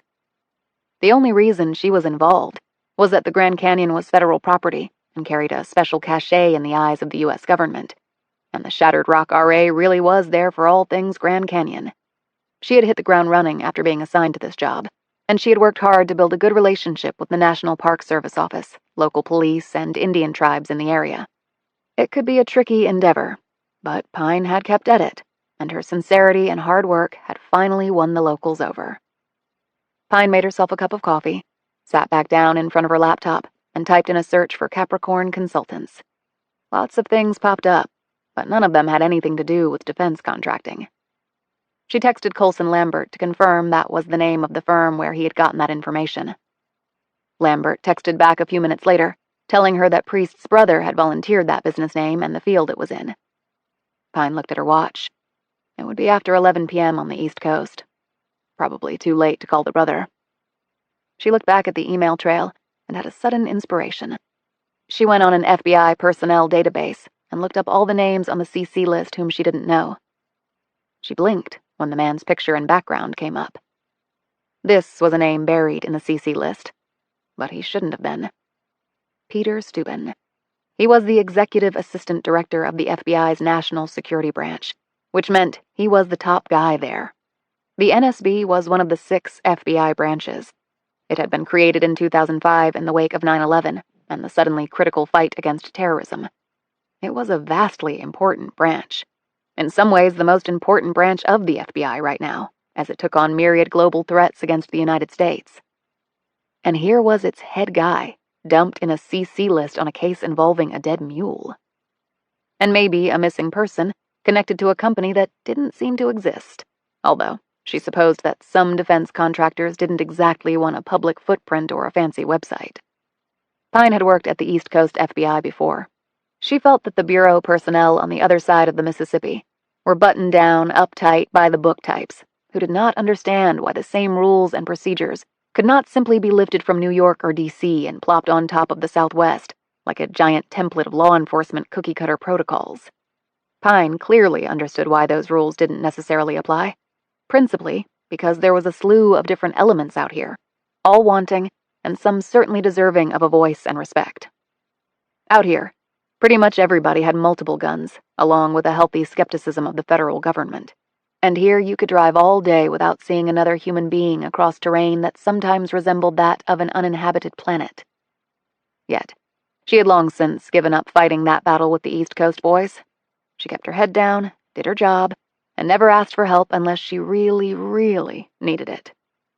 But if the NSB was interested in her case, she didn't know how successful that strategy would be. She could imagine a chopper full of ramrod-straight FBI agents with Jersey accents landing right in the middle of her case, and politely but firmly telling her to back the hell off. Fueled by this thought, she looked at her watch again and decided to take a chance. She punched in the number Lambert had given her and waited while it rang on the other end. On the second ring, an anxious voice said, Yes? "Mr. Priest?" Yes? "Edward Priest." Yes, who is this? "I'm Special Agent Atlee Pine with the FBI in Arizona." Oh my God, it's Ben, isn't it? He's dead. Oh shit. Oh sweet Jesus. Pine could hear the man start to sob. She said firmly, "No, Mr. Priest, no, that's not why I'm calling. I'm investigating your brother's disappearance, but we haven't found him yet. For all we know, he's still very much alive." She listened as his breaths slowed. He barked. You scared the holy crap out of me. Why are you calling this late? "I apologize for that. But in a situation like this, time can be of the essence. You told one of my colleagues that your brother worked at Capricorn Consultants?" That's right, he does. "They're a Beltway firm? Yes? Do you have an address and contact info for them?" Now Priest hesitated. Contact info? "Or an address?" I don't have that information. I just recall my brother telling me that's where he worked. "When was that?" The tone turned from gruff to suspicious. Why is this so important? He went missing at the Grand Canyon, not on the DC Beltway. "The thing is, I looked them up, but I can't find a firm by that name located in the DC area." Silence. Then, I I think it was about 6 months ago when he told me. So he never took you to his office? No. Did he ever talk to you about his work? He would make that joke, the usual one when dealing with stuff around D.C. You mean he could tell you, but then he'd have to kill you? Exactly. Okay. Agent Pine, what is going on? I'm not sure right now. Could you fill me in on your brother's background? Education, early life, family, that sort of thing? I already told the other guy. It would really help if you told me, too. A long sigh was followed by, We were mostly raised on the East Coast, but we moved around a lot. Our father was in the Navy, retired as an '07. Rear Admiral lower half. Yes, that's right. Were you a Navy brat? No, but I have friends who were. What else? Ben is my younger brother. We have 2 older sisters. Ben lives in Old Town Alexandria, Virginia. One sister lives in Florida, and the other near Syracuse. I understand your brother isn't married. No, he never took the plunge. His work was his life. Education? Georgetown, undergrad and grad. Political science? Yeah, how'd you know? Lucky guess. Can you give me his home address? Look, I want to cooperate, but it just occurred to me that I don't actually know if you are who you say you are. Colson Lambert from the U.S. Park Service contacted you before. I can give you my badge number and a phone number to call at the Bureau to confirm I'm an agent with them. You can call me back on this number tomorrow if you like. Priest didn't say anything right away. No, I guess it's okay. Why would you be calling me if you weren't with the FBI, right? I can think of a few reasons, Pine thought to herself, but she told Priest none of them. He gave her his brother's home address. So, no word from Ben? No. Look, I asked this Lambert guy if I should fly out. I think you need to stay where you are. Anything develops, I'll call you immediately. And feel free to call me with any questions or concerns, or if you think of anything that might be helpful. Do you think this has to do with Ben's work? I can't say that it doesn't. At least not right now. You think he's dead? I don't think anything. We don't know enough. But just to cover the obvious angle, did your brother have any enemies? Not that I know of. Okay. Have you talked to your sisters? No, should I? Yes, just in case he might have contacted them. Oh, right. I hadn't thought of that. But I think he would contact me before them. We don't live very far away from each other. Still, just in case. You don't have to alert them to anything being wrong. Just casually ask if they've heard from their brother. Okay, I'll do that. And let you know if they have. Thanks, Mr. Priest. I appreciate it. Do you think you'll find Ben? I'm going to give it my best shot. One more thing. Do you have a recent photo of your brother you can send me? I do. My wife's birthday party last month. It's me, my wife, and Ben. I'll email it. Great. She gave him her email and then clicked off. A minute went by, and then the photo dropped into her inbox. She opened it up and looked at the picture of 3 people standing side by side. One was a tall man, about 6'3" and lean. This was obviously Edward Priest. In the middle was his wife. On the other end was a shorter, thick-set man wearing glasses who could only be Ben Priest. She thought of a few more questions and decided to call Edward Priest back. I got the picture, thanks. Couple of quick questions. In the picture, your brother is wearing glasses. Does he also wear contact lenses? His reply made Pine's eyes widen, and her thoughts swirl in completely new directions. No, Agent Pine, you got it backwards. I'm the one wearing the glasses, not Ben. He's the tall one on the left. Chapter 8. Good morning, Special Agent Pine. Pine had just unlocked the door of the FBI's office in Shattered Rock. It was a hardened portal with a pick-proof lock and an intercom and video system. It might seem like overkill in a place like this, but there was a good reason for such enhanced security protocols. In the late 70s, 2 FBI agents in El Centro, California, had been shotgunned to death in their unsecure office by a social worker under investigation for misuse of funds. Ever since then, the Bureau had hardened pretty much all their offices in the field, from the largest to the smallest. Carol Blum had greeted Pine from her desk in the front room of the 2-room office. The other building tenants included a law firm, a dentist, a home contractor, and a title insurance company. And another federal law enforcement agency. Pine shut the door behind her. You know, Carol, we've been working together for a while now. You can just call me Atlee. I like to keep things professional. I understand that was the way Mr. Hoover preferred it. Well, the offer remains open. And Mr. Hoover was a long time ago. Pine had on jeans held up by a wide leather belt with a large square brass buckle, dusty boots, and a white shirt with a windbreaker over it. By contrast, Blum was dressed in a navy blue jacket and white pleated skirt, low heels, nylons, and her thick, auburn hair carefully done up in a bun. Her makeup was minimal, and Pine actually thought she needed none. She was a striking woman who had kept herself fit, possessing enormous emerald green eyes that contrasted vividly with the reddish hair, an angular chin, elevated knuckles of cheekbones, and an air about her that seemed exotic, as silly and dated as that term seemed now. But the other term someone would unfailingly apply to her would be professional. I put your recent case files on your desk. Flagstaff will be calling in this afternoon for a routine update. It's on your calendar. Thank you. You know, I like it that you never post and coast. Pine lifted her gaze to the woman's. Blum said, I've worked in other offices where, right before the supervisor sit-down comes, agents rush around to drop in a new page and a fresh serial number. I know what the term means, Carol. But you never do that. Never saw the point. I work cases to solve them, not play paperwork tricks. How was your time off? It was just fine. What did you do? I went on a trip. Somewhere fun? Not particularly, no. The enormous eyes widened a bit more. Would you like to talk about it? Not really, no. The eyes dimmed. Would you like some coffee? I just purchased a Keurig for the office. That must have cost you a ton of paperwork. It would have, except I bought it with my own money. You're brave. Coffee would be great.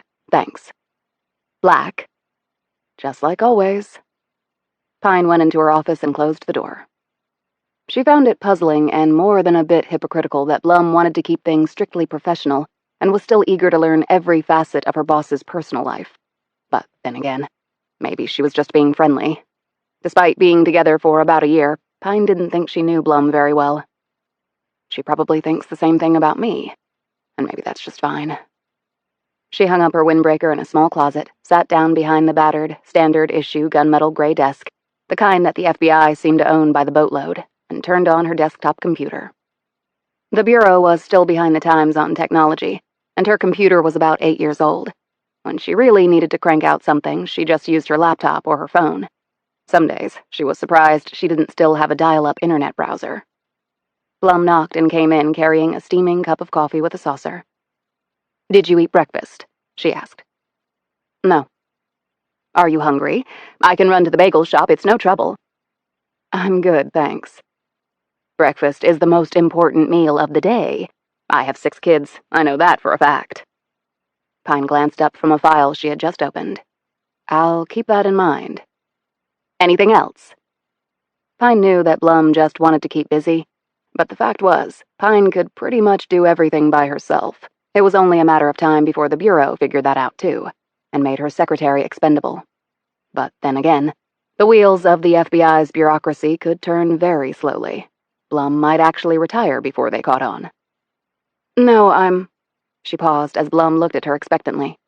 There is one thing. Can you find out if the letters J and K hold any significance, and not just as alphabet letters? In relation to what? They were carved on the hide of a dead mule at the bottom of the Grand Canyon. I know it's not much to go on, and I don't expect you'll find anything. However, Blum was looking pensive.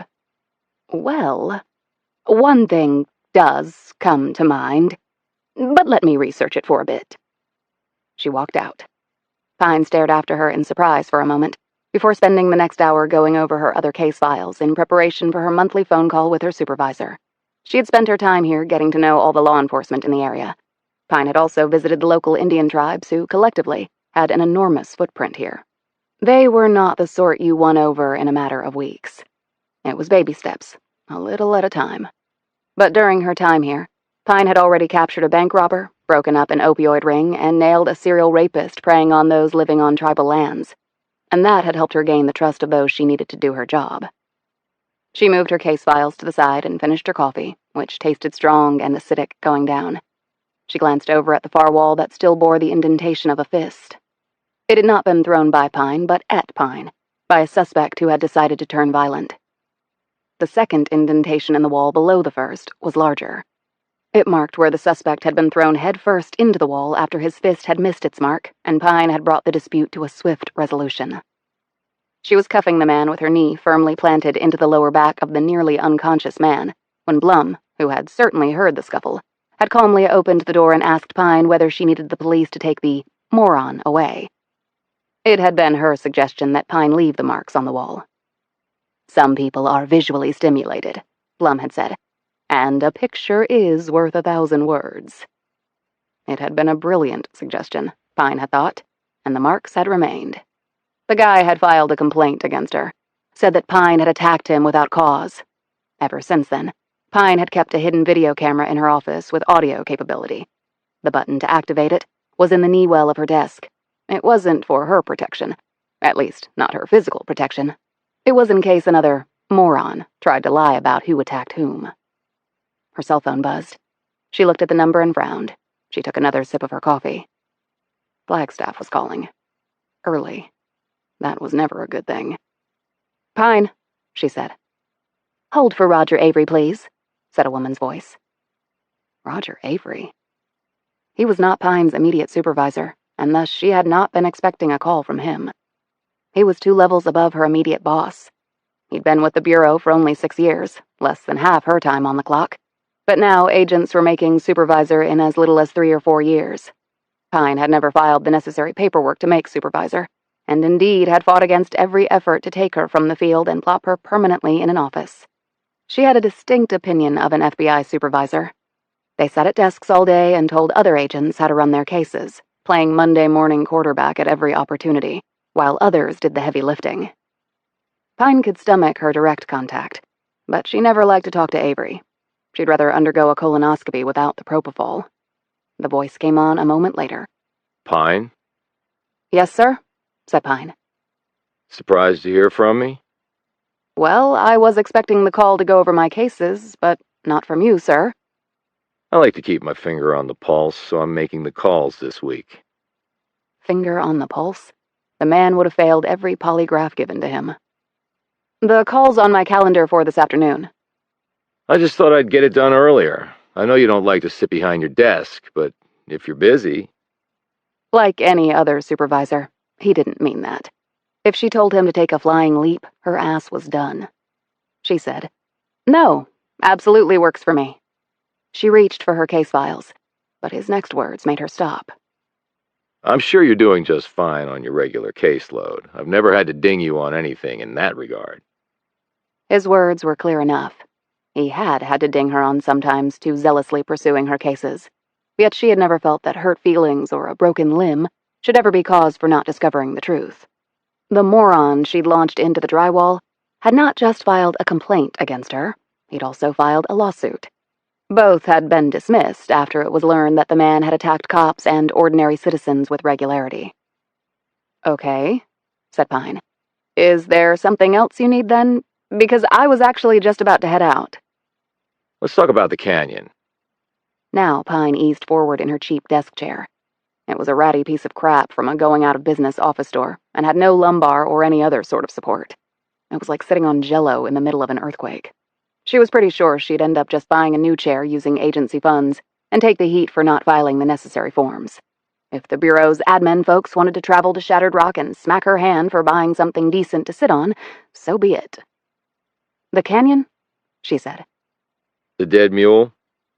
"Right," How's it progressing? asked Avery. "I'm working on it. Early days." Right. I just wanted some more details. "I did forward my prelim report to you." I read it. I was wondering how things are going since then. Pine said. "I don't know who did it, why they did it, how they did it, or where they are now. Other than that, things are going pretty good."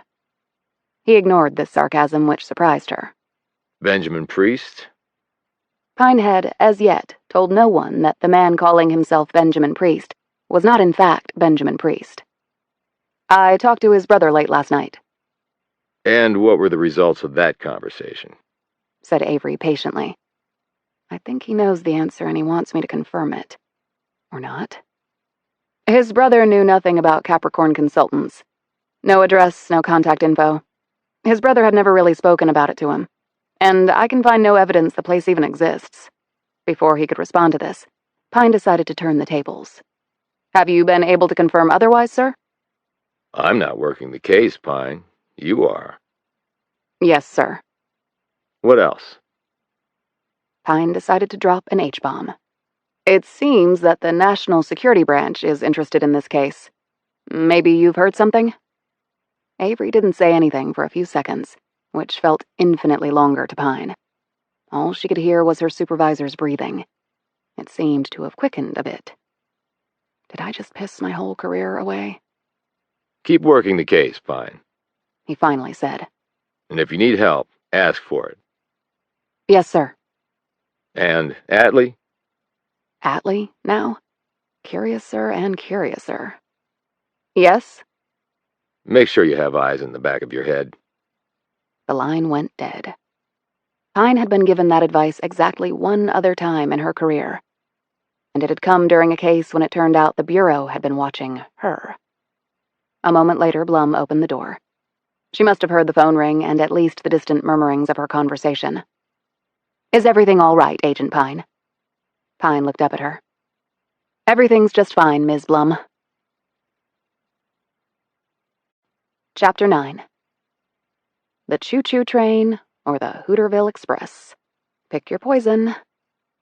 Pine was staring at the front of the train depot in Williams, Arizona. It was from here that the Grand Canyon train made the trek up and back each day. The trip to the canyon's south rim covered 65 miles each way and took a leisurely 2 hours and 15 minutes. She could have flown from Phoenix to Seattle in less time. Pine had just spoken to various train personnel, showing them a picture of the real Benjamin Priest. No one remembered seeing him on the train. She then gave a description of the fake priest, but was told that quite a few gentlemen fit that description. A round-trip train ticket had been issued to a Benjamin Priest, and that ticket had been used on the way up to the South Rim. So one of the men had to have been on the train.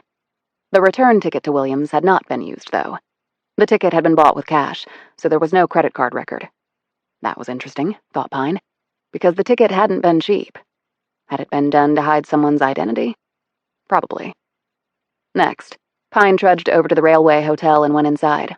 There was a fireplace with a stone surround, carpet your feet sank into, polished wood balconies and columns, and a general air of upscale hospitality. Its livelihood depended on the folks who took the train, Pine imagined, and they had apparently done all they could to present an appealing look to encourage folks to stay here before heading out. She checked in at the front desk and showed the young woman there the picture of the real priest and told her when the man had likely stayed there. Then she gave the description of the imposter as well. The woman shook her head. "I don't recognize either of them." "Were you on duty at that time?" "I was, actually. I do the day shift." "Anyone else working the front desk then?" "No, just me." "Okay. Did you have a guest named Benjamin Priest check in on the day I gave you?" She clicked some computer keys and shook her head. "No, no one by that name. So I guess he didn't stay here." That was not necessarily true, Pine knew. He could have used an alias, had a fake ID, and worn a disguise. She thanked the woman, walked outside, and concluded that her trip here had been largely worthless. She got back into her truck and started it up. Then her phone buzzed. It was Carol Blum. "I'm sending you a news article I found from the Arizona Gazette," said Blum. "What about?" "An exploration that allegedly took place in the Grand Canyon." "When did it allegedly take place?" "In 1909. "And why does that have relevance to my case over a century later?" "Just read the article. And I'm also sending you a more recent article that sort of dissects the 1909 one. Together, they will show you the relevance." "Okay, but can you give me a hint?" "The letters J and K have apparently been carved in the Grand Canyon before." "What?" "Just read the articles and then we can talk." Pine sat there for a few moments, with the AC blowing directly on her because it was nearly 90 outside. And though the heat was mostly a dry one, 90 degrees was still hot, dry or not. Her phone dinged and she opened the email. Blum had apparently enlarged the article so that it could be easily read. It took Pine a few minutes to go through it. Back in 1909, two Smithsonian Institution-backed explorers named Jordan and Kincaid had supposedly stumbled upon a remote cave high up on a sheer cliff in the canyon. Jordan and Kincaid? J and K. She read on. On entering the cave, they had found evidence of an ancient civilization that might be, as the article said, using a long-discarded derogatory term, Oriental in origin or even Egyptian. Supposedly, the pair found everything from urns to mummies and a Buddha-like statue in what was described as an underground multi-room citadel. The second article was from only a few years ago, and it had gone into great detail. It took Pine about 10 minutes to read through it. The author of this article was clearly as skeptical as Pine was about the supposed expedition. The Smithsonian had no record of any explorers named Jordan and Kincaid, who the old article had said possessed a camera of the first order, hadn't managed to take a single picture of any of his supposed discovery of the century. The author did go on to try to pinpoint the location of the cave. He thought a likely possibility was around 94 Mile Creek and Trinity Creek. Pine knew that there were sites along there with Egyptian names: Tower of Set, Isis Temple, and Osiris Temple. According to the more recent article, around the time these areas were named, there were major expeditions going on in Egypt, and such names were often in the news back then. In the so-called Haunted Canyon area were Asian-inspired names, such as the Cheops Pyramid and Buddha Cloister and the Shiva Temple. The canyon was also filled with spots named after ancient mythological gods and goddesses from Egyptian, Greek, Hindu, Chinese, and Nordic legends. The writer concluded that the canyon indeed had many caves, and that many of them had been discovered over the years by hikers and explorers. It seemed that he thought the cave claimed to have been found by Jordan and Kincaid might have actually been inhabited by the Anasazis, the first people to occupy the valley. They were the originators of the Pueblo style of dwelling, and built caves in the cliffs, as did many ancient cultures. The Navajos were descendants of the Anasazis, whose name meant Ancient One in the Navajo language. There was even a so-called Mummy's Cave in the Canyon de Shelly where the Anasazis had lived. It was about 300 feet above the canyon floor, and comprised of two adjacent caves housing a dwelling space consisting of more than 50 rooms and circular ceremonial structures dating back more than 1,000 years. And then she read the last paragraph of the later article. Apparently, the author speculated, Jordan and Kincaid had carved the letters J and K into the rock above the entrance to the cave. What he was basing this on, Pine didn't know, because the writer never gave a reason. She called Blum. How did you come up with all this stuff so fast? I grew up in Arizona, so I knew about the 1909 Gazette article. It's part of the local folklore. When I was a teenager, my father and I hiked to the bottom of the canyon. He was an amateur local historian. He'd told me about the legend when he was pointing out all the Egyptian-named sites down there. I thought it was all hogwash, really, though I could tell my dad thought there was something to it. But, I mean, Egyptians in Arizona, please. But the letters J and K, Jordan and Kincaid, that's what I remembered when you asked me to research it this morning. It may have nothing to do with your case, but it was the only thing I could find even remotely on point. Well, it was good work. Thanks. So you've hiked down there? Oh, many times when I was younger. And I've done the mule ride too, but that was years ago. Good to know. Are you coming back to the office? I might. Pine checked her watch. I know you get off in an hour. I'll stay and work on this. I have nothing else to do today. I'll request some overtime for you then. Don't worry about it, Agent Pine. It's nice to feel useful. Thanks. Maybe I'll see you later then. Pine drove off, wondering what an expedition that might have never happened more than a century ago had to do with a dead mule and national security. Maybe I don't want to know. Chapter 10. Pine passed the site of the eponymous shattered rock on her way home. It was only a mile outside of town. In fact, it was really the only reason there was a town. Local legend, later backed up by some actual facts provided by NASA and other federal scientists over the years, claimed that a meteor, about the size of a Volkswagen Beetle, had struck this spot about a zillion years ago. There once had been a small, rocky outcrop here, but the plummeting meteor had pulverized it, leaving a crater and large chunks of rock lying everywhere over the otherwise pretty flat landscape. And voila! The name Shattered Rock had come into the local lexicon. The town had only been incorporated about 100 years ago under that name, when an enterprising young man by the name of Elmer Lancaster had left his small town in Pennsylvania to make his fortune out west. He had apparently stumbled upon the rocky debris, coughed up a local fable, and decided to put down roots.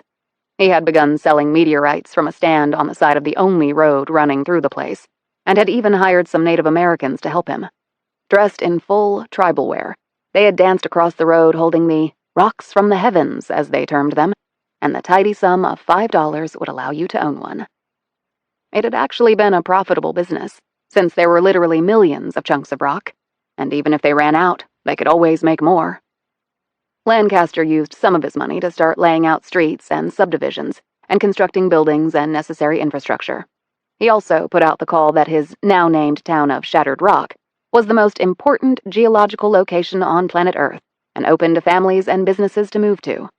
People from other places who perhaps had more gullibility than good sense bought into this, and Shattered Rock was properly born.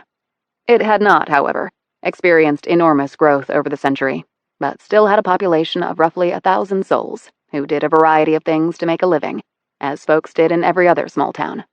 That included exactly one person with a gun who carried an FBI shield. Meteorites were still sold from a large plywood building to tourists passing through, though inflation had kicked in and the price was now $50 per chunk. But the Native Americans had wised up and were no longer working for others.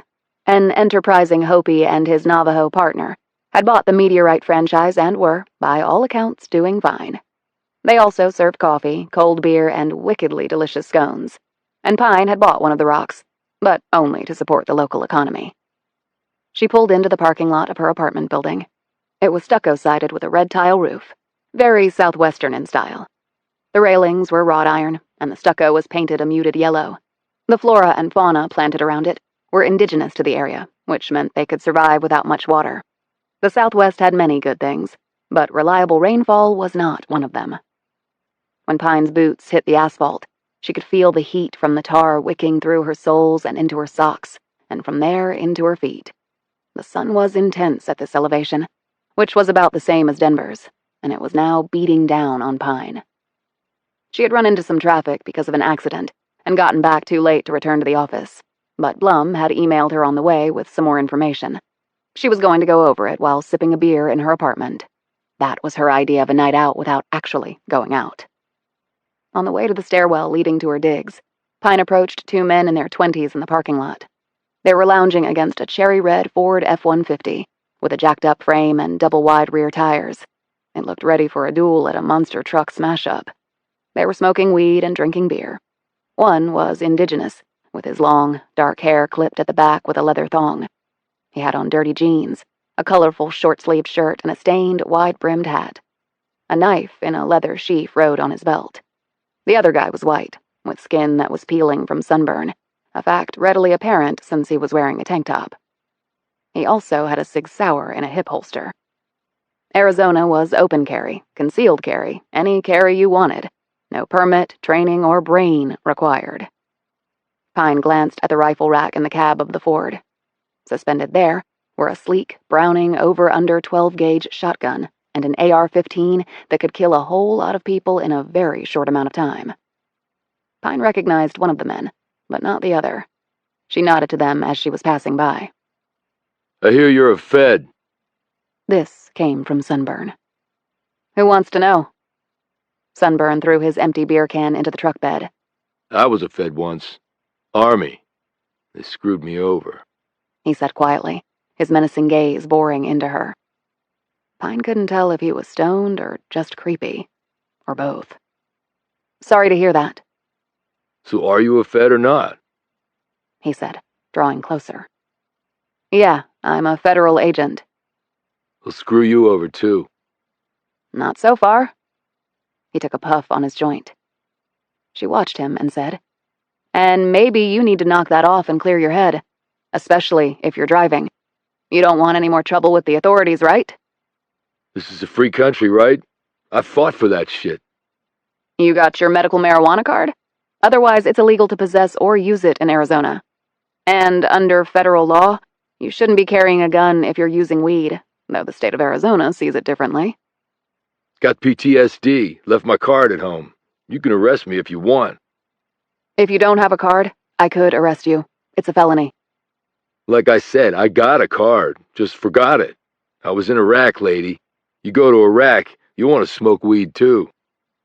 Pine eyed his buddy, who seemed disinterested in the whole interaction. "How about you?" I left my card home too. Pine shook her head. She was not arresting these guys for that, but still. She eyed the AR-15 and said to Sunburn, "I'm assuming you passed a background check for the AR?" Not my gun. replied Sunburn. Pine, who was done with this exchange, said tersely, "Right.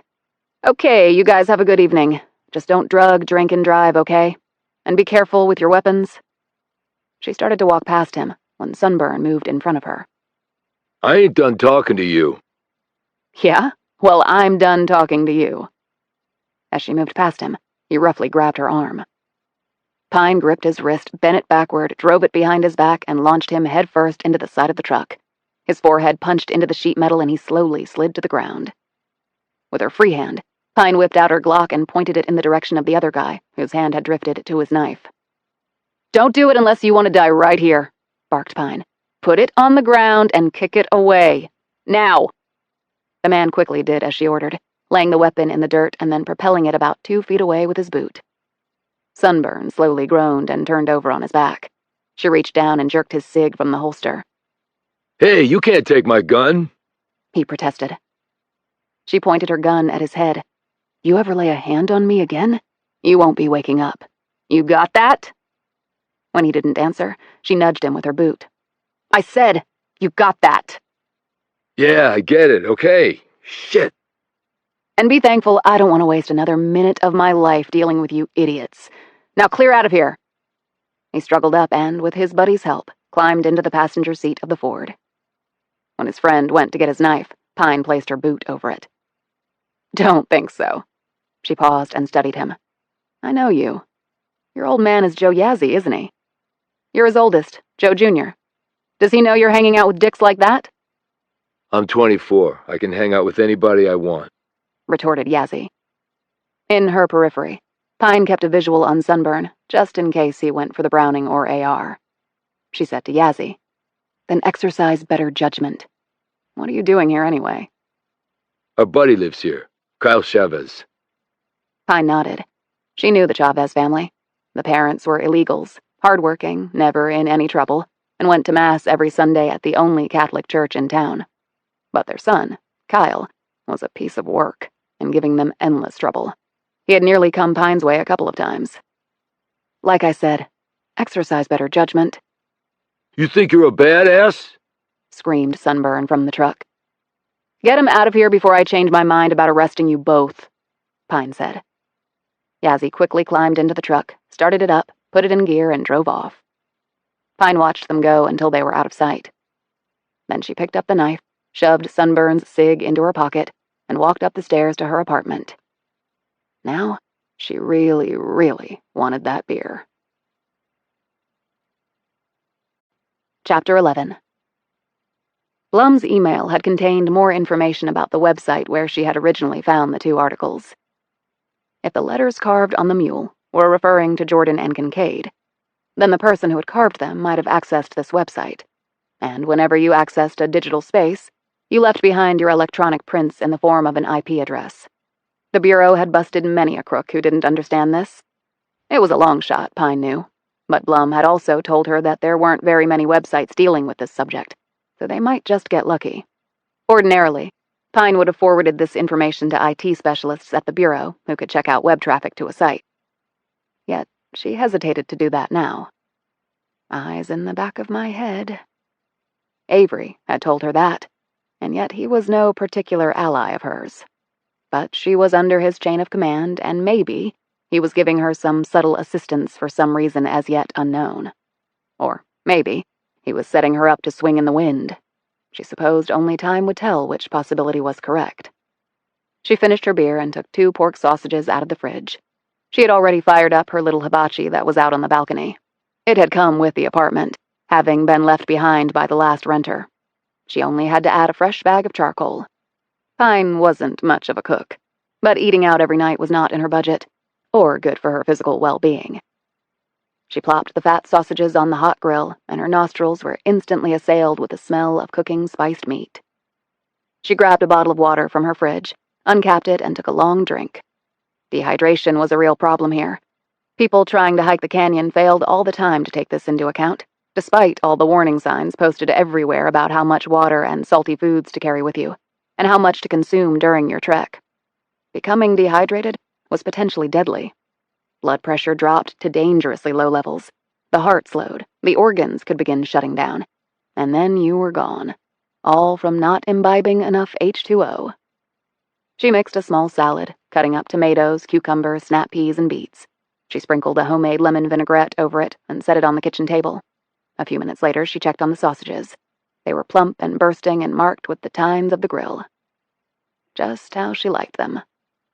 She sat at her table and ate, while she used her laptop to look through the website Blum had found. It was quite conspiratorial in tone.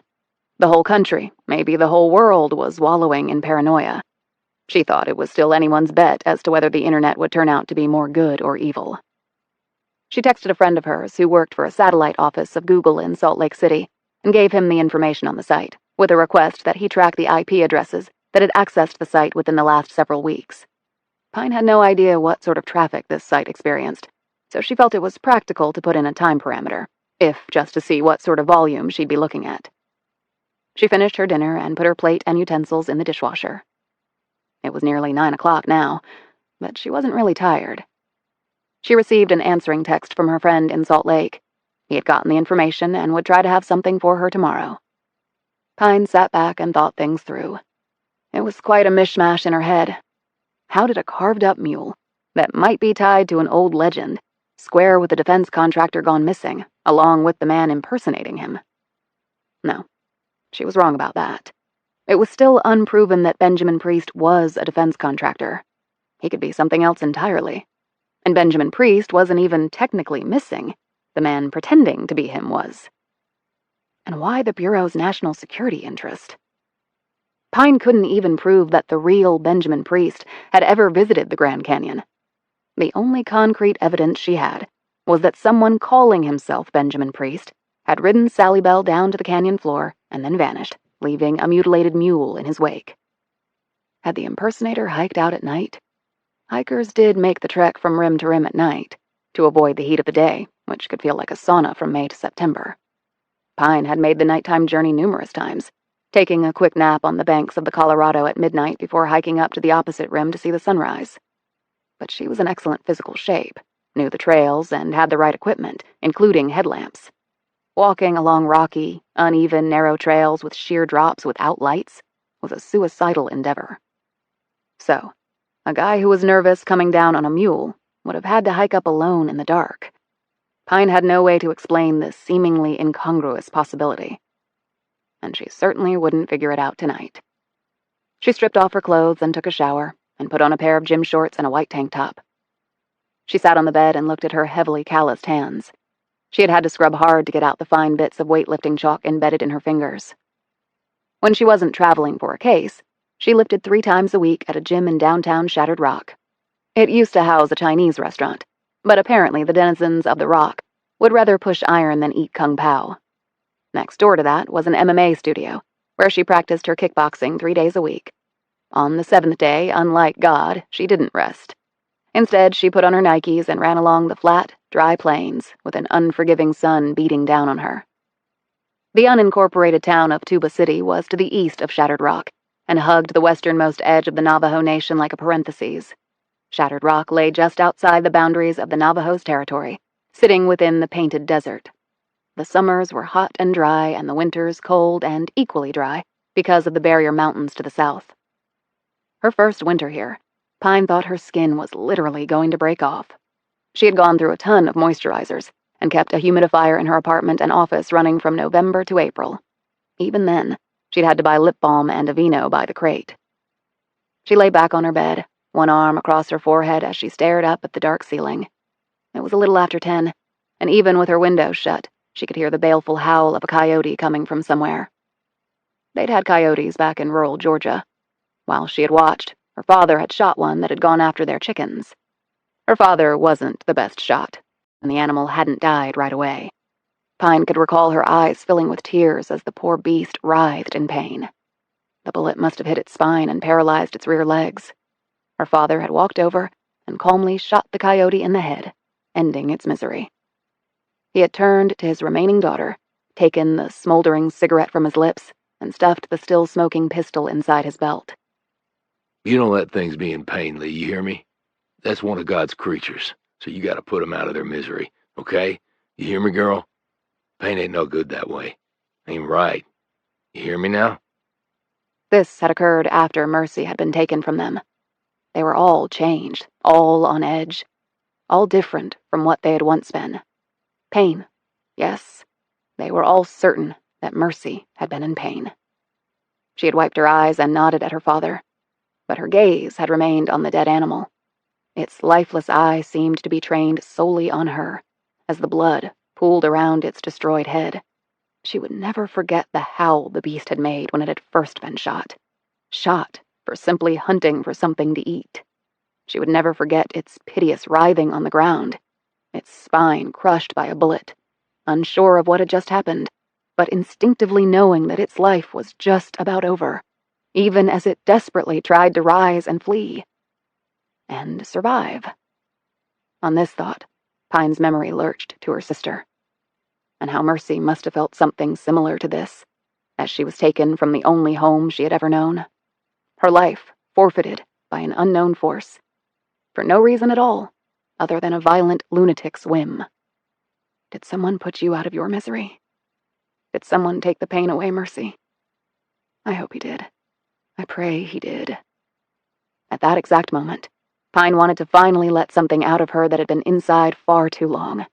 She was a dammed-up river desperately needing a release. But it wouldn't come. The tears would not come. The imposing image of Daniel James Torr briefly flitted across her mind. If he had taken Mercy, she prayed that the end had come quickly. But knowing Torr's history, she very much doubted that was the case. With her sister's features firmly in her mind, Pine fell into a troubled sleep, as she usually did. Chapter 12. Grand Canyon 1. Cadaver dogs, zip. And why should that be a surprise? Thought Pine. The canyon was nearly 280 miles long and up to 18 miles wide, with more nooks and crannies than you could count in a lifetime. It was no wonder that a body had not been found. But it could be that no body had been found because no corpse was there to be found. Lambert had texted her early that morning with the results, or the lack thereof. Pine didn't have the resources to check every pocket of the canyon, not that anyone did. And then there was the mighty Colorado River that had served as both jackhammer and scalpel to the hard and soft rock constituting the canyon. It was the only reason there was a canyon. If Mr. Imposter had fallen into the icy and swift-running Colorado, his body might be in Mexico by now. Pine changed into her workout gear and grabbed a duffel with clean clothes, which she had packed the night before.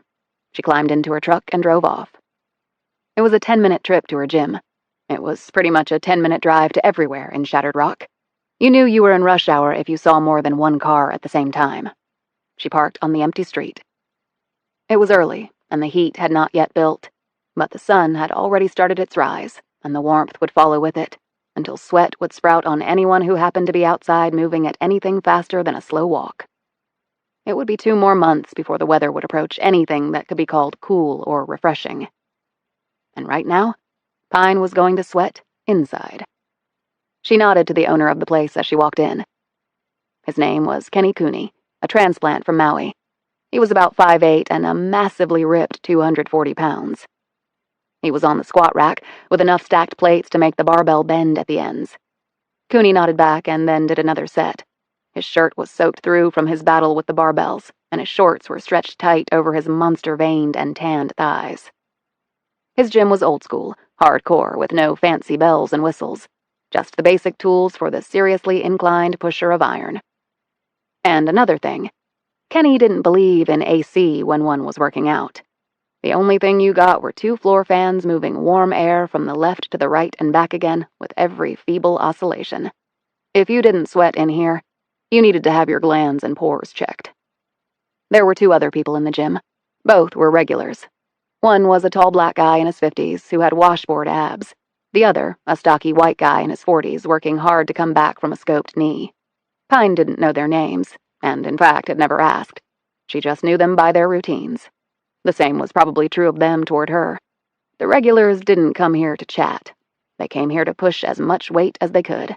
They saved their breath to do just that, because if you did it correctly, you wouldn't have any wind left over to talk.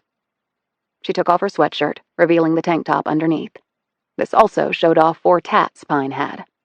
On one delt was the symbol for Gemini, the astrological mark of the twin. It was simply the Roman numeral 2, which looked like the symbol for pi, but with another line added at the bottom.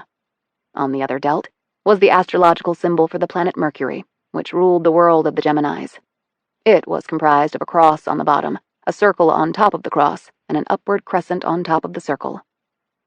Along both of Pine's long arms, starting at the forearms and working their way up towards each delt, were the words, "No mercy." Gemini, community, sisters. Pine had had the tats put on in college. During her weightlifting career, many had remarked on the images since they had been clearly visible while she competed. Pine had never answered any queries about them. The tats were for her and her sister and no one else. She warmed up and hit the weights with a ferocity that was clearly channeling the frustration she was feeling with her investigation. Multiple sets of flat and then incline bench press, military and swimmer's press, the squat rack, deadlift, calf raises, depth charges, push-ups on one leg, regular pull-ups and then round-the-world reps that had her take her chin from hand to hand, dips, pounding the core with medicine balls, pendulum lifts with a 30-pound kettlebell, and then a 40-pound one. Then came isometrics that had the sweat pouring off her from standing in one spot, followed by endless deep lunges with the kettles being passed under each hammy, decline push-ups, crunches, sumo squats with ass-busting dumbbells, and then she jumped rope for 10 minutes, doing crossovers every 5th rep. Then it was time for the pièce de résistance. Everything else had simply been a warm-up, a rehearsal for the real show. She wanted to do it while she was tired. Otherwise, what was the point? She loaded the plates on a bar, chalked her hands, and bent over the bar. Pine was tall for a female weightlifter. This was an advantage and a disadvantage. From simply a physics point of view, shorter people had shorter distances to heft the weight, and shorter muscles tended to be more explosive in nature, because of the very same rule of science. But Pine's longer muscles gave her tremendous leverage that shorter muscles simply could not muster. She closed her eyes and focused everything she had in a way that only a trained athlete needed to. The mind ready, she needed to execute what was called the dynamic start. This would separate the floor from the weights. With a sudden, explosive movement, Pine performed the clean part of the lift, curling the loaded bar under her chin while simultaneously nailing the squat perfectly. She then performed the bounce, rose up with the barbell, completing the concentric. There was a lot more to the Olympic lifts than people probably thought. It wasn't merely about brute strength. Pine had seen enormous men, far stronger than she, fail to clean and jerk or snatch as much weight as she could. You needed to be strong for sure, but your technique needed to be flawless. That was why terms like the bounce, the concentric, the double knee bend or scoop, the drive, the dynamic start, and the second pull were all things that had been beaten into her mind and her muscle memory. You needed to do all these things at the exact right moment, and with the requisite forward and upward momentum to have a chance of moving twin columns of massive plates stacked on a bar where you wanted them to go. She dropped the barbell, stopping it with her hand as it bounced back up, and then the weights fell back to the floor and stayed there. It was a practiced motion, one she had done thousands of times before. She unloaded some weights, spun on the collars, readied herself, measuring her breaths, squaring her feet, chalking her hands once more. For this one, she put leather lifting straps on her wrists, because the torque on those joints was going to be a bitch. This ensured that her hands and the metal would not go their separate ways.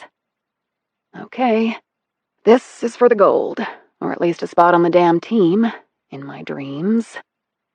She bent down, set the wraps, and gripped the barbell with her hands spread wide, nearly touching each inside plate.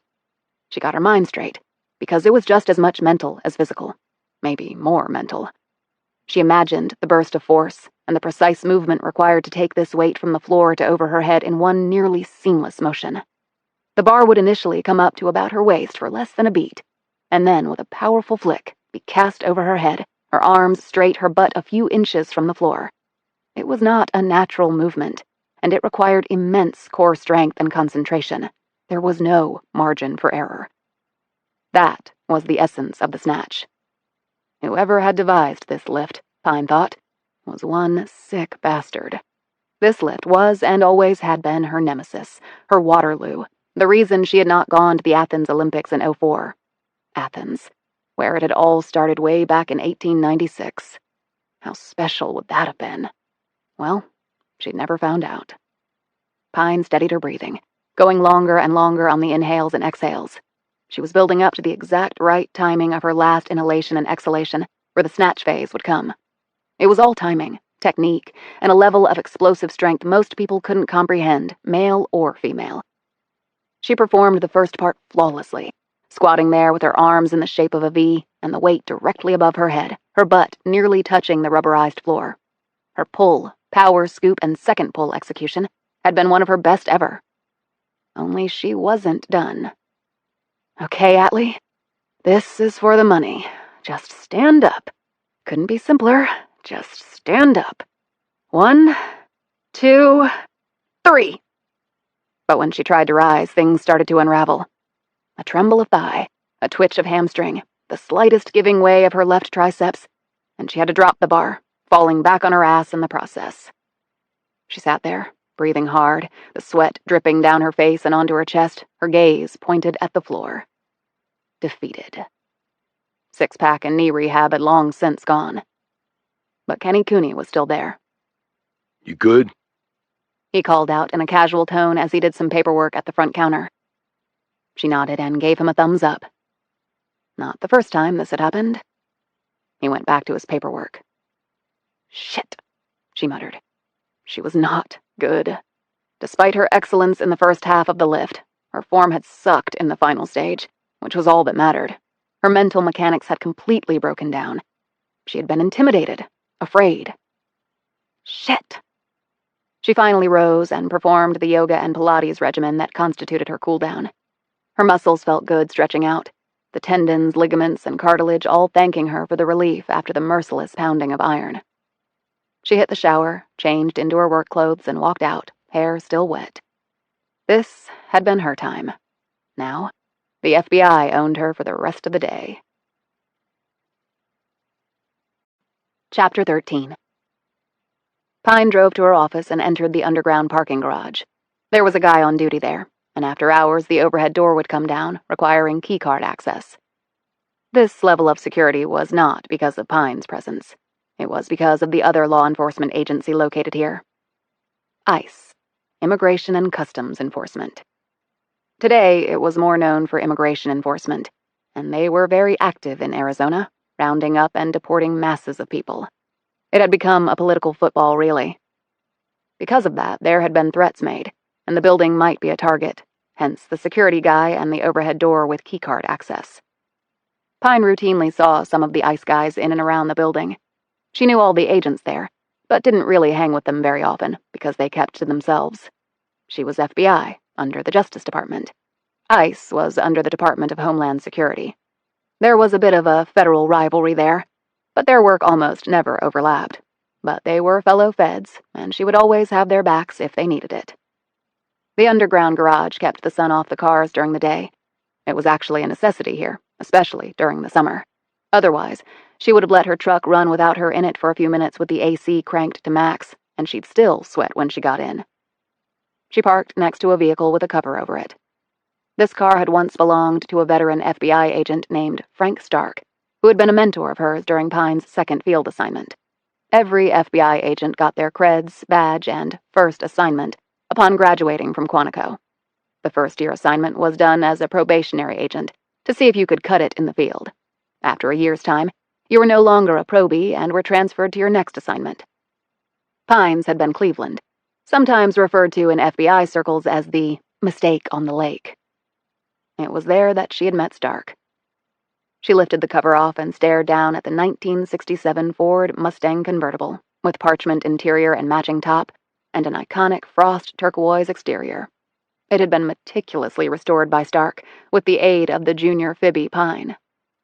The car restoration had been a project conducted in Stark's workshop garage, behind his 1950s-era house set in a neighborhood of homes that looked identical to each other, running as far as the eye could see. When Stark had asked if she wanted to help, Pine's first inclination was to say no. This was Stark's last posting, everyone knew that. He was biding his time to collect his pension, and he had this hobby of restoring old cars. But something in the man's request struck a chord in Pine, and she volunteered to help, at least for a bit. They had started out disassembling the car fore to aft, keeping a record of all parts and putting them in labeled boxes. Some they had reused, others they had discarded. They had taken a lot of photos of the process to refer back to. Stripping the car down to its metal bones, they'd used walnut shell and glass beads media blasting to remove all the paint, because those materials wouldn't peen the metal. There were special tools you needed to strip the car, although they had improvised some, even using a bottle opener to remove the drip rail molding. They'd done a rear floor pan reinforcement so they could convert the single exhaust to a dual output.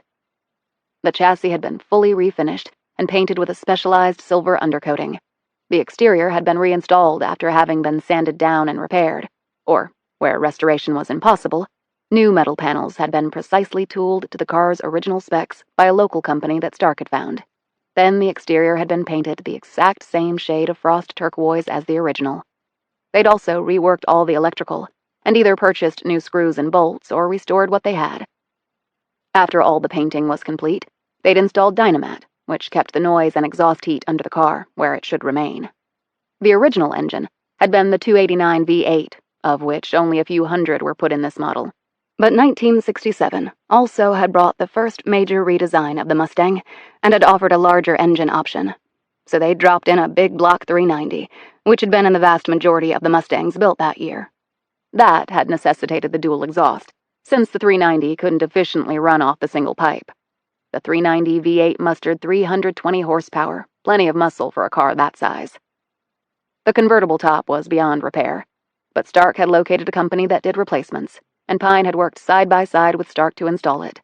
Then there were new tires and rims, chrome front and back bumpers, new lights all around, refurbished grille and dashboard, parchment leather seats back and front, and a ton of elbow grease and more money than Stark really wanted to spend.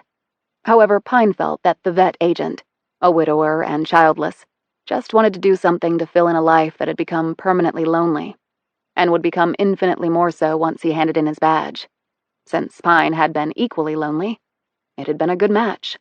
They could work together for hours and even days without saying much more than, "Will you pass me that wrench?" or, "Grab me a cold beer?" The initial bit of volunteerism had stretched into nearly 2 years.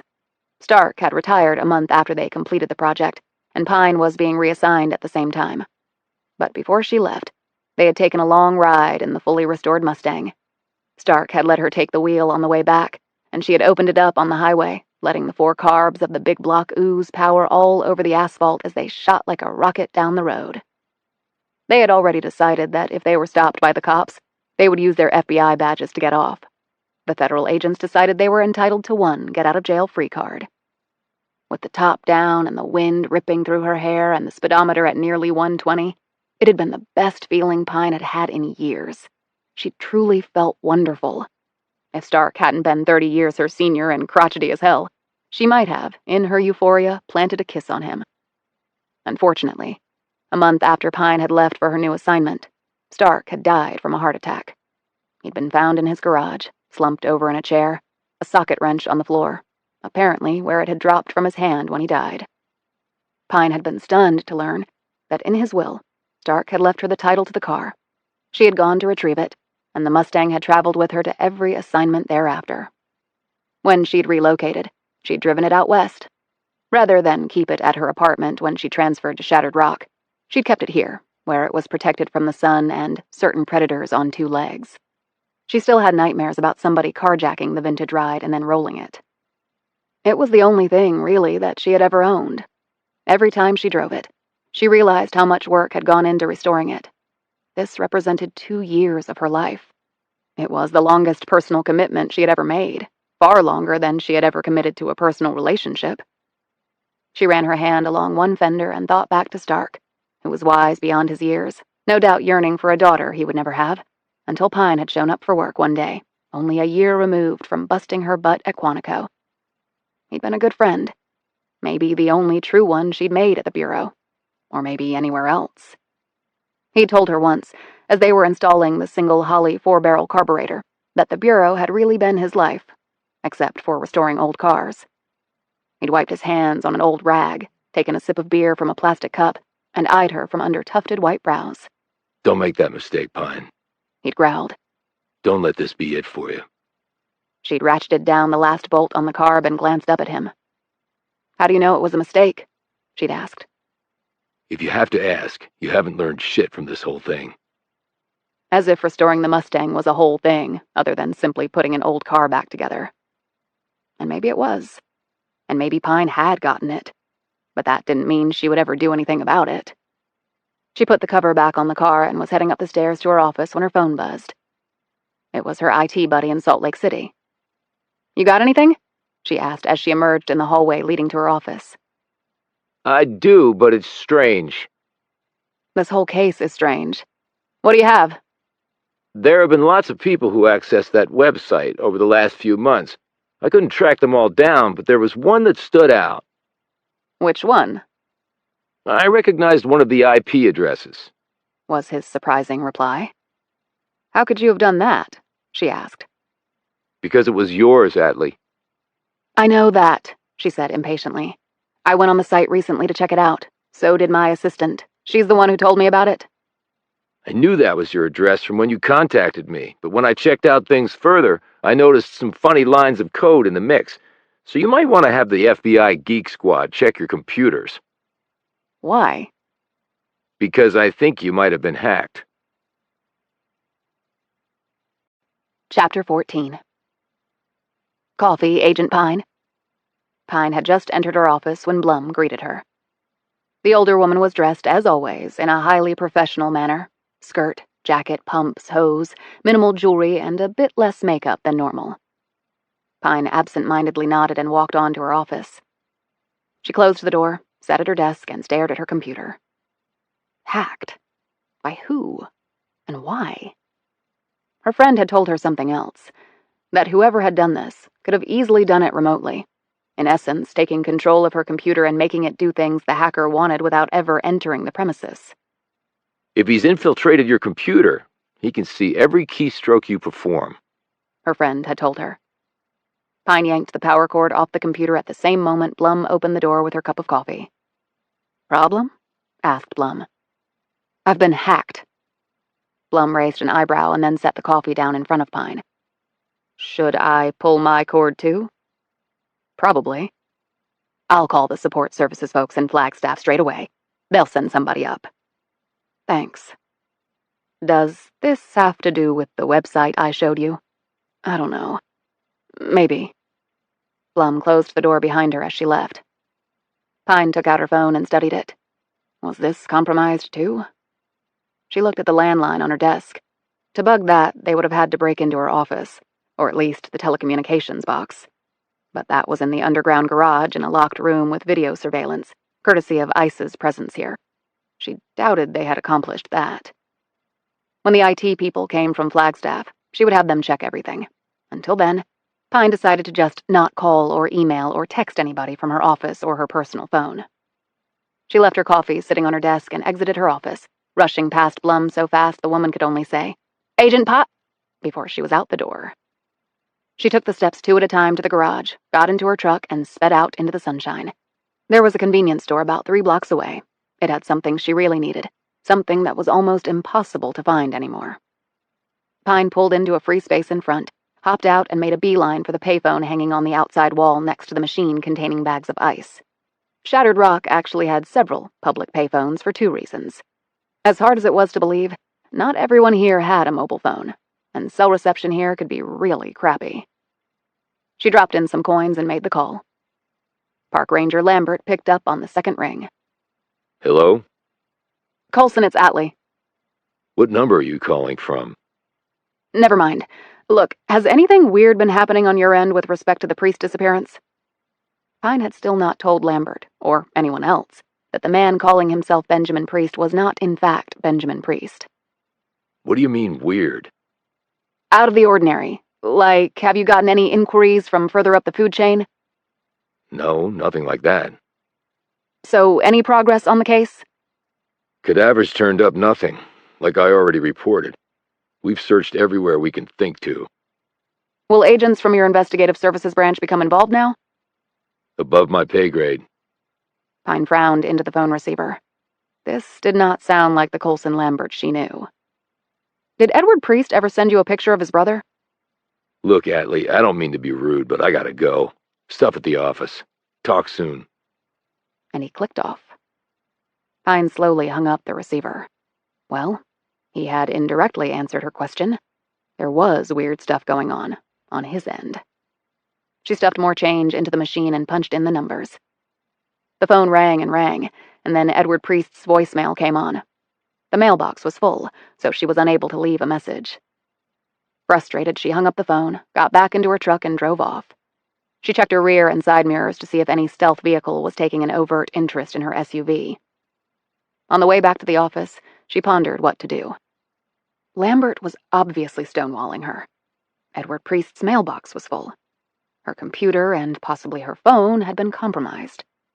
The Bureau's National Security Branch was in the loop. Her supervisor's boss had called her, made inquiries about only this case, and then gave her a not-so-subtle warning to watch her back. And on top of that, she had a missing man who was supposed to be someone else, only wasn't. And where was he? And where was Benjamin Priest? And who had killed and mutilated the damn mule, and why? And what did an over a century-old, probably bogus story of Egyptians in the Grand Canyon have to do with any of it? She ran a hand through her still damp hair and decided now would be a good time to return to the scene of the crime. She turned in the opposite direction, heading west. 35 minutes later, she was at the south rim of the canyon. Her federal badge gained her free admission to the park. She slid into an empty space near park headquarters in a section reserved for the park police. Her ride had federal plates, so she didn't expect that to be a problem. She got out and looked around. The place was filled with tourists. Most would simply walk along the South Rim path, admiring the views and taking pictures. Some would stay overnight at the various lodgings. Others would head back to wherever they had come from. Still others had taken mules down, or would hike down into the canyon. Though a popular tourist destination, the canyon was an extreme environment. People died here every year. The causes were many and included heart attacks, falls, animal encounters, dehydration, and hyponatremia, an electrolyte disorder where your brain swelled with an excess of fluids. In addition, some rafters drowned in the punishing rapids of the Colorado River. As she was standing there, Pine saw a man dressed in athletic shorts, a tank top, and running shoes jogging down the pavement toward the parking lot. He stopped, stretched, and then headed toward a muddy Jeep with its canvas top down. It also had a power winch on the front bumper. An Army Strong sticker was on the rear fender. "Hey, Sam!" Sam Kettler turned around as Pine called out. She walked over to him. "Don't you work nights here?" Usually, but not last night. She looked him over. The tank top and shorts revealed what his uniform had not. The man was ripped. Each muscle melded perfectly into its neighbor. And unlike some guys who had inflated chests and swollen arms, matched with an underdeveloped lower body, his thighs, hammies, and calves were the most defined part of his musculature. "So, what are you doing here now?" Running the trails. Just finished. Pine looked over his shoulder. "Which one did you do? It's already pretty hot." South to north, and then back. "You did rim to rim to rim?" He nodded, reached inside his Jeep, and grabbed a towel to wipe down. "How long did it take you?" she asked. 6 hours and 58 minutes. I started really early. Her jaw slackened. To run 42 miles with 22,000 feet of vertical change, including 5,000 feet on the run back up to the south rim? He finished wiping off and took a bottle of water out of the fanny pack around his waist. Yeah, I guess that sounds right, yeah. It's still way off the record. I'll never beat it. But there isn't one person in a million who could run it as fast as you did. He finished the bottle of water. What are you doing up here? He asked. Came to check in. Find out what happened to the mule? Not yet. Working on it. I'm sure you'll get there. He looked away and seemed to tense, his gaze averted. She waited a few moments, but when he didn't say anything, she said, "Well, see you around." She started to walk away. Hey, Atlee. She turned. Yeah? You got time for a beer and maybe some dinner tonight? You're not working tonight either? Other reason I ran today. He grinned impishly. I'm not 20 anymore. I need some time to recover. She considered his offer. Sounds good. There's a place in Shattered Rock. She smiled. Let me guess. Tony's Pizza? How'd you know? It's pretty much the only place in Shattered Rock to get a beer. 7 o'clock work? See you then. Pine walked into the headquarters and asked for, not Colson Lambert, but the other park ranger, Harry Rice. Rice, as it turned out, was over at the mule barn, she was told, so Pine headed there. She found Rice with the mules and also the mule wrangler, Mark Brennan. "You're not wrangling a group today?" said Pine to Brennan, while Rice watched her with a look that Pine thought was unnecessarily wary. But maybe not, considering what he might have been told by his superiors. Brennan was rubbing salve on a mule's forelegs. We got a shipment of supplies coming in today. I'm handling it. 2 other wranglers are leading the group down. Pine nodded and looked at Rice. "I spoke to your buddy, Colson. Doesn't look like the investigation is getting much traction." We looked everywhere for the guy. Said Rice, keeping his attention on a point to the left of Pine's shoulder. Never found anything. They all fell silent for about a half-minute. Colson didn't seem very interested in doing any more work on the case. That your position too, Harry? Rice again wouldn't meet her eye. I'm a park ranger, not a cop. But what about ISB? Are they taking up the case? I asked Colson, but he blew me off. Rice shrugged. Above my pay grade. Seems to be the standard response these days, replied Pine, wondering if he and Lambert had been scripted. Brennan looked from one to the other. Something going on here I don't know about? Probably, said Pine. Mark, you saw this guy, Priest. I want you to talk to a sketch artist I use and give that description to her. Rice said. Why? You use a sketch artist if you're trying to ID somebody. We already know who the missing guy is. Do we? Asked Pine. Rice looked taken aback. His brother told us. He's Benjamin Priest. I asked Colson if he got a photo of Priest from his brother. He wouldn't answer me. Brennan said. Wait a minute. Are you saying this guy wasn't Ben Priest? I like to confirm everything, not just assume. Pine glanced at Rice. Did you guys just assume, or did you confirm? I don't like your tone, Atlee, replied Rice. And I don't like getting played, Harry. Brennan kept looking between the two feds, the confusion on his features growing. So, Mark, I need you to come with me for the sketch artist. But I got stuff to do here. Find somebody else to do it. As they walked out into the daylight, Brennan said quietly, What's going on here, Agent Pine? I mean, you guys are both with the federal government, right? Right. But the federal government is a big, unwieldy beast at times, and I go my own way. She pulled out her phone and brought up the photo that Edward Priest had sent of his brother. See the tall guy in this photo? You recognize him? Could he have also been in the group of 10 with Priest? No, no way. Nobody that tall was in the group, and nobody who looked close to that guy. Did you take a group photo? Did anyone take photos of each other? People could have taken shots of each other, but there wasn't any group photo that I know of. Pine put her phone away. Okay, let's go see that sketch artist. Chapter 15. Jennifer Yazzie was married to Joe Yazzie Sr., who was an officer with the Navajo Nation Police. He was one of about 200 sworn cops and pulled patrol duty working out of the Tuba City Police District on the western side of the Navajo Reservation. riding in his department-issued Chevy Blazer. Yazzie alone was responsible for about 70 square miles of territory. Pine knew he performed his duties with a Glock 22 sidearm, pepper spray, an AR-15, a shotgun, body armor, an expandable baton, and his most important tools, a calm demeanor and an understanding of the area and the people that inhabited it, that came only from having grown up there. Jennifer Yazzie worked as one of about 300 support staff at the Nation Police. Although her main duties were in the IT department, she was an accomplished artist, having sold her pieces throughout the Southwest and having her works shown in numerous regional exhibitions. She was the police force's unofficial sketch artist in residence. Yazzie also worked in the Tuba City Police District, and that was where Pine drove to with Brennan. Though she had a child who was 24, Yazzie was only 45. She was a lean 5'5" with long, dark hair and finely etched lines around her eyes and mouth. She possessed an easy smile, as though whatever she was doing brought her great joy. Pine had met her within a month of moving to the Shattered Rock RA. Along with working hard to meet with all the local law enforcement agencies, she had provided them resources and assistance over many cases. Pine also had sat on her share of bar stools drinking with them, getting to know them and the policing realities here. The Bureau actually graded an agent on her ability to strike up good relationships with the locals, and would even speak directly to these other agencies to find out whether the FBI agent in question was doing a good job at that or not.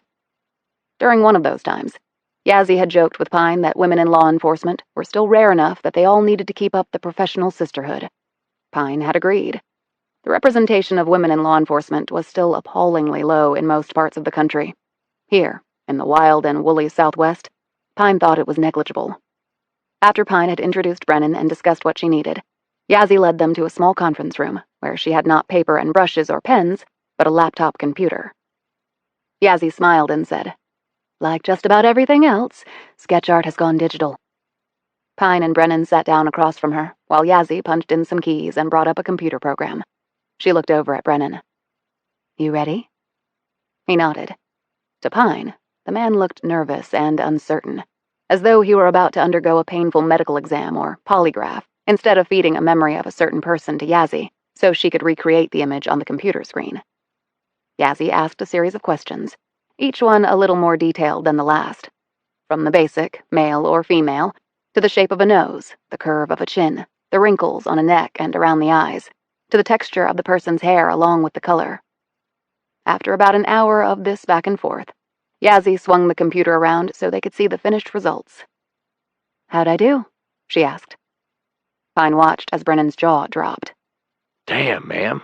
That's him. "Nice to get positive feedback," said a smiling Yazzie. "Jen, can you print that image out for me and also email it to me?" said Pine. "You got it." As they were leaving, Pine drew Yazzie aside after telling Brennan she would meet him at the truck. "Ran into your son the other night outside my apartment building." Yazzie's easy smile devolved to a frown. "Joe Jr." Pine nodded. "He was with some sunburned jerk who has a beef with the feds. I had to take him down a peg." "Tim Mallory.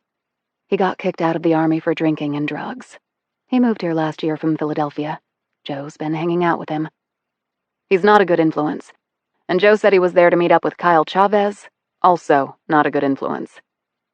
Yazzie said, "I didn't know he'd been messing around with Kyle." They were also smoking weed and drinking. Look, I know that's not unusual with young guys, but I don't want to see Joe get into trouble that he can't get out of. His father's been trying to get him to try out for the police, but he has no interest." "What is he doing?" "Not much. He works odd jobs. He comes home sometimes. I cook him meals, try to get him motivated about his future. But not much seems to work with him." "His brothers?" "Thomas is in college in Portland, Oregon. Matt's a senior. He's going to West Point." "That's great. Very impressive." "But not Joe. His father isn't happy. It's all he thinks about. His namesake, you know?" "I don't know because I've never had kids, but I can imagine it can really mess with you." "Joe's at his wit's end. Nothing he says seems to get through." She shrugged and smiled sadly. "My son's Navajo name is Ahiga. Do you know what that means?" Pine shook her head. Yazzie sighed resignedly and said, "It translates to, he fights, and Joe Jr. has lived up to that name, At least when it comes to his parents. I just wanted to give you a heads up. Thanks, Atlee. I'll let my husband know, too. And good luck with your missing person case. Pine walked out into the heat and sun thinking that she would need something a lot stronger than luck. And she was also thinking that motherhood was not for her. She dropped Brennan off at the park, turned around and drove straight back to Shattered Rock. Carol Blum rose from her desk when Pine entered the office. The IT folks have been over our computers. They actually did it remotely. They found some things on there that shouldn't have been and removed them. So the computers had been compromised? Yes. They're checking to see where it might have come from. I'm thinking it might have happened when I went on that website. If so, I'm very sorry, Agent Pine. Don't worry about it, said Pine.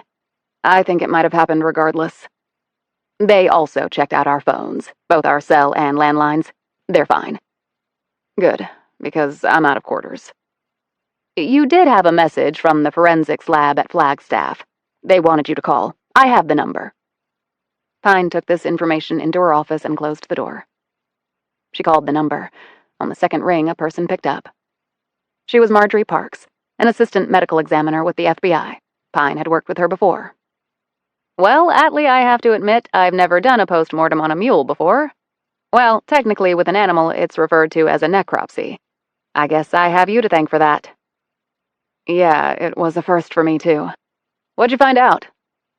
The death wound was performed with a long-bladed knife with an upward angle. Not quite a scythe shape, but something along those lines. The letters on the hide? They were done with a knife as well. Any idea what J and K refer to? We did some research on our own and might have pulled up a lead. Good luck on that. So what drug was used on Sally Bell? Who told you about that? Said Parks in surprise. I was saving that for last. You're not going to start cutting a half-ton mule without knocking it out first. I'm sure. Okay. The tests showed that the drug used was romifidine. It's a sedative typically used in veterinary medicine with large animals like horses and mules. Okay. We know the how. Now the only questions are who and why. And those are usually the toughest of all to answer. It's why I get paid the big bucks. Chapter 16. For some strange reason, Pine had a hard time deciding what to wear to meet Kettler for dinner and a beer. It's not like you've never been on a date, Pine, she said to herself, as she held up one outfit after another in front of the mirror tacked to the back of her closet door.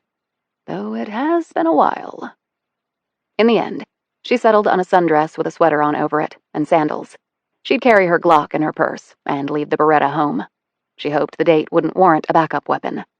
The drive there took only a few minutes. She saw the Jeep parked at the curb and looked at her watch. 1 minute to 7. Mr. Kettler apparently liked to be early. She parked and went inside, immediately seeing him near the rear because the place was so small. He rose and waved. He was wearing jeans and an untucked white shirt that made his tan seem even deeper. The top button was undone, revealing smooth, bronzed skin. His short hair was a bit messy, like he'd just let the air dry it on the ride over. It only served to enhance his attractiveness, Pine thought. In lieu of a formal handshake, they exchanged a brief hug. As they sat down, he said, You look different out of uniform. I mean a really nice different. He lapsed into an embarrassed silence. She let him linger there for just a few seconds before rescuing him. Thanks. I'm not sure whether I like you better in the shorts and tank top or what you're wearing now. They both laughed, and the ice was officially broken. They ordered beers and then salad and pizza. They clinked bottles and each took a long sip. He looked out the window.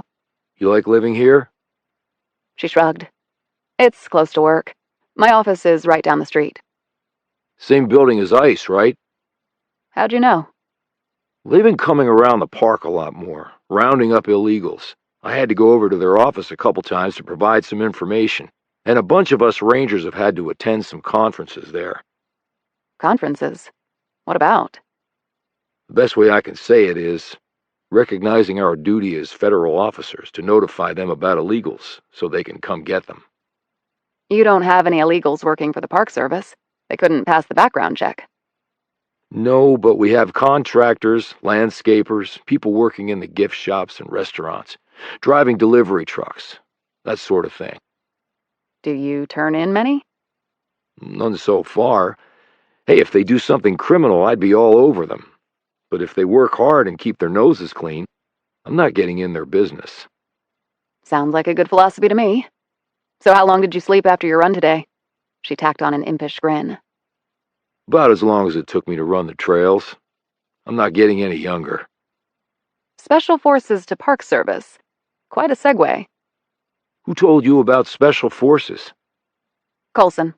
He said someone you served with told him. Chest full of medals, including the Purple Heart. Impressive. It sounds a lot more impressive than it is.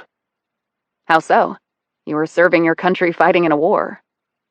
Kettler finished his beer and waved at the waitress for another. After she brought it, he took a swig and said, It wasn't a war, Atlee. What was it then? I didn't sign up to shoot. He abruptly stopped and looked away. Shoot what, Sam? Nothing. He was silent for a few moments. Hey, let's change the subject. I didn't ask you out to talk about a stupid war. She studied him for a few moments.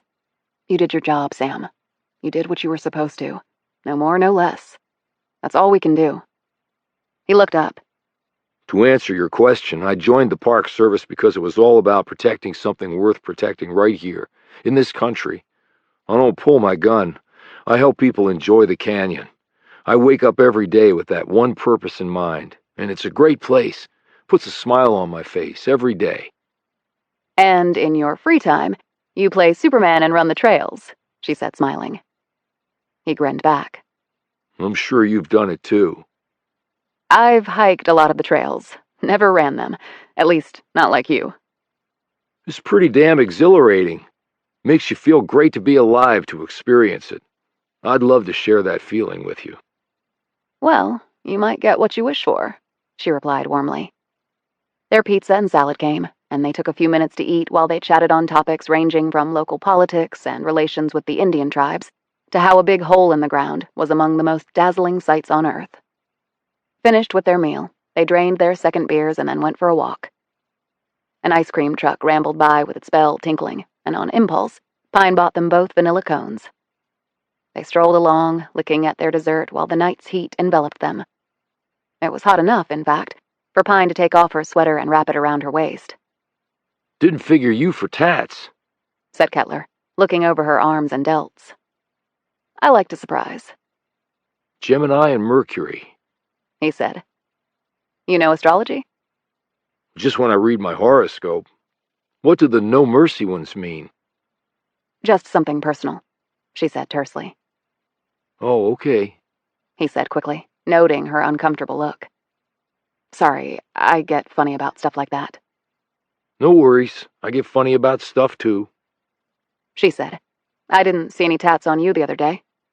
I've got one, but not in a place you could see. Where would that be, I wonder, she said playfully. In response, he edged down the waistband of his jeans, exposing the top of his hip. She bent down to look because the tat was small. Wait a minute. Is that Hobbs? Yeah, from Calvin and Hobbes. Okay. Ex-Special Forces with a cartoon tiger on his hip. Count me officially stunned. What can I say? It was my favorite comic strip when I was a kid. He edged his trousers back up, then motioned to her muscular arms.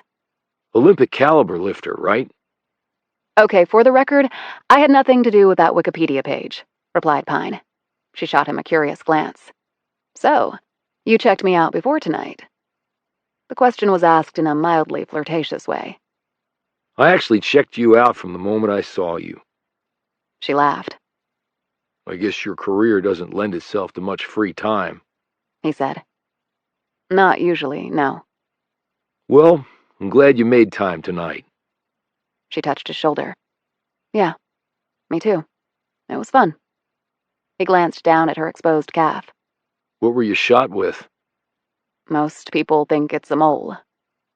Kettler shrugged. Well, I'm not most people. I've seen enough entry wounds to last a lifetime. Luckily, just a .22 caliber. Round stayed in, otherwise the exit wound would have been really ugly. How'd it happen? Arrest gone wrong.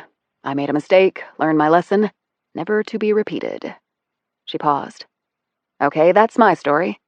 Where were you wounded to earn the medal? He shook his head, smiled, and finished his ice cream. Not in a place I can show on the 1st or 2nd or maybe the 10th date. I'm sort of old-fashioned. She hooked him by the arm. Good, because I'm sort of old-fashioned too. Chapter 17. Pine stirred, moving to the right in her bed, and then back to the left. She was coming out of some vague dream, and something was flitting in her ear, like a bothersome gnat. She finally opened her eyes and looked at her buzzing phone on her nightstand. The electronic gnat to which the entire world was now enslaved. She picked it up and said groggily, "Pine." Agent Pine, it's Ed Priest. Pine sat bolt upright, fully awake now like she'd downed a pot of coffee and poured a second one over her head. "I tried calling you, but your voicemail box was full. I couldn't leave a message." Something weird is going on, said Priest. "Give me every detail." I don't know if I want to do this over the phone. "I can come to see you. I can get a flight out in the morning." You won't have to do that. I'm in Arizona. Pine checked the clock on her phone. It was nearly 11. "Are you at Sky Harbor?" No, I flew into Phoenix from the East Coast, but took a puddle jumper to Flagstaff. I just landed. "Stay there. I'll come to get you. Give me a couple of hours." The place is closing down. I think mine was the last flight in. "There's an IHOP in Flagstaff." She gave him the address. "It's open 24/7. Do you have a rental?" No, but there's a cab stand. "It's only about 4 miles into town. I'll meet you there." Pine swiftly dressed, grabbed both her guns, and headed out.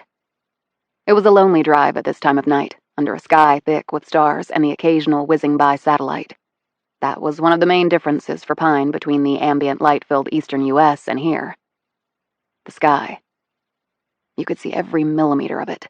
The vastness, the impenetrability. It was a part of your daily life, that upward glance into the cosmos. Every night it seemed to try to show how truly insignificant you were. And eventually, you started to believe it, and a daily dose of humility wasn't so bad. As she roared south, Pine's mind was going in several different directions at once. Before she'd been awoken by Priest's phone call, she'd been ruminating over how to get to Ed Priest, since he was the only way she could see to get to his brother. Well, she'd gotten her wish hand-delivered to her. She pulled into the parking lot of the IHOP and jumped out of her SUV, reaching the front entrance in 2 long strides. She opened the door and looked around. There were about 15 customers seated at a variety of tables and booths, but it didn't take her long to spot Ed Priest. He looked just like he did in the picture he'd sent her. He was all the way in the back at a booth, trying to be inconspicuous behind a large menu, while at the same time looking nervously around. A rolling suitcase with straps and stickers sat next to him on the floor. She hurried over to him, glanced at his suitcase, and slid into the seat across from him. Agent Pine? She took out her creds and shield and showed them to him. He sat back, looking relieved. "Call me paranoid, but can I see some ID from you?" He took out his Maryland driver's license and showed it to her. "Now, why did you decide to come out here?" she asked. Because I don't know where Ben is. I haven't heard from him. No one has. It's like he's disappeared. "I want to show you something," said Pine. She took out her phone and brought up an attachment to an email she had received earlier from Jennifer Yazzie. She held the picture in front of Priest. "You recognize this guy?" No. Should I? "This is a digital sketch of the man calling himself Benjamin Priest, who rode a mule to the bottom of the canyon and then disappeared. As you can see, he doesn't look anything like your brother. He looks a lot more like you, which is why I thought Ben was you in the picture you sent." Ed Priest laid down his menu and continued to stare with greater intensity at the image on the phone screen. I don't understand. Why would this man be calling himself Benjamin Priest? And then where the hell is my brother? "When was the last time you actually saw your brother?" A waitress came by, and Pine ordered a coffee, while Priest ordered a full breakfast. I haven't eaten all day. He explained to Pine as the waitress walked away. Nervous flyer. I can't eat on planes. "Probably better for you. Plain food sucks. So, your brother?" It was maybe 2 weeks ago or so. He came by our house. "Did he have a reason?" Not really. He called and asked if he could come over for dinner. He said he had some free time and just wanted to see the family. How did he seem? Priest sat back and played with the edges of his paper napkin. You have to understand that my younger brother was the star in the family. High school valedictorian, quarterback on the football team, and he was the star shooting forward of the basketball team, even though he hated basketball. But he knew he was good at it. He graduated top of his class at Georgetown while I went to the University of Maryland. Both good schools. Yeah, well, Ben was on another level. I'm just glad I was older. He would have been a damn tough act to follow. He was successful at everything he touched, and he was tall and good-looking. You saw his picture. I missed out on all that. But never married. No kids? No. He dated in high school and college, but once he got out, he was fully focused on his career. Which was what? They paused as their coffees were delivered. Pine took a sip of hers. Your brother's career? Right now, your guess is as good as mine. All I know is he traveled the world. Hell, I took the kids to Disney World 2 years ago, and he called up to wish me a happy birthday. I asked where he was, and he said, oh, somewhere in the Middle East. Another time, he was in freaking Kazakhstan. My kids would get holiday gifts from him, and the boxes would have all these foreign stickers and labels and stuff on them. I'd have to pay customs on some of it just to get them released. And you never asked him what he did for a living? Like I said, I did, and he made that joke. I didn't want to push it. I just thought he had to keep it secret. He wouldn't be the only one like that in the D.C. area. Capricorn Consultants? He brought it up one time when I asked him how things were going. He said he'd started his own company. I asked him what it was that he did, and he said he helped people who needed it. I could find no record of any Beltway company called Capricorn Consultants. I know. I looked too. I'm an accountant. I work at a CPA firm in Maryland. I checked the government records. There was nothing. You didn't tell me how he seemed when he came over for dinner 2 weeks ago. Understand, my brother can be really intense, and he's super smart. He knows everything about everything. I used to joke with him that he'd kill it on Jeopardy. But that night he seemed relaxed and more open to talking than I'd ever seen him. What did he talk about? Politics, world events, baseball. He's a Nats fan. Did he ask you for anything? Did he give you anything? Did he request that you do anything for him? No, nothing like that. Priest's food came, and he took a few moments to pepper and salt his eggs and douse his pancakes in syrup. He looked up at Pine, watching him. You don't look like you eat stuff like this, he said. You might be surprised. She took another sip of her coffee. So, you came out here with what expectation? I'm not sure I have one, but I'm really worried about my brother. Whenever I contacted him before, he'd always get back to me. It might take a few hours or even a day, but he always got back to me. Not this time. I really think something's happened to him. And now you tell me it wasn't even him in the Grand Canyon. But this other guy was using my brother's name. Do you think he did something to my brother? And stole his identity? I don't know, said Pine. But did anything specifically cause you to come out here? Now Priest looked uncomfortable. Your voicemail was full, she said. You're an accountant. You strike me as a by-the-book kind of person. You don't return phone calls, clients get pissed. She paused. So who was calling you so much that you didn't want to answer? Priest laid down his fork and fingered his coffee cup. I'm just a normal guy. I've got a wife and kids. Like I said, I go to Disney World on vacation. I coach my son's Little League baseball team. I'm not equipped to be involved in some crazy international conspiracy thing. International conspiracy thing? Care to explain? It's just a feeling. You think your brother is what? A spy? Middle East, Kazakhstan, a company that doesn't exist, and now this? It's hard for me to admit, but I don't really know my brother at all. At least not his professional side. But you said you knew your brother was going to go to the Grand Canyon. Yeah, he phoned and told me about the trip. He'd never done the mule ride. Said it was on his bucket list. He was excited. He'd scheduled it a long time ago. I guess you have to. You do. And you have no idea how the guy I showed you on my phone ended up going in his place? No. Are you sure that my brother wasn't part of the group that went into the canyon? I showed the picture you sent me of your brother to the mule wrangler who traveled down to the floor of the canyon that day. He said your brother was definitely not part of the group. He said there was no one even close to looking like him, even if maybe he was in disguise. Your brother looks to be, what, 6'3" and about 180? That's right. He got all the height in the family, too. He added nervously, glancing at Pine's FBI shield.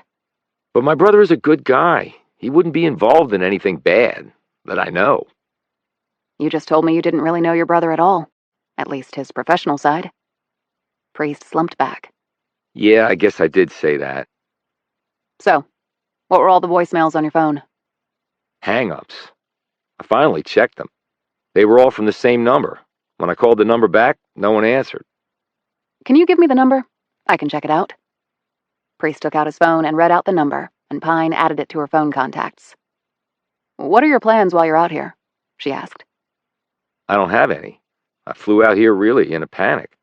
Then I decided to call you, to see what you might suggest.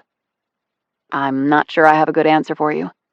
But you have to understand, Mr. Priest, that if your brother is involved in something serious, you could be in some danger. Me? Why?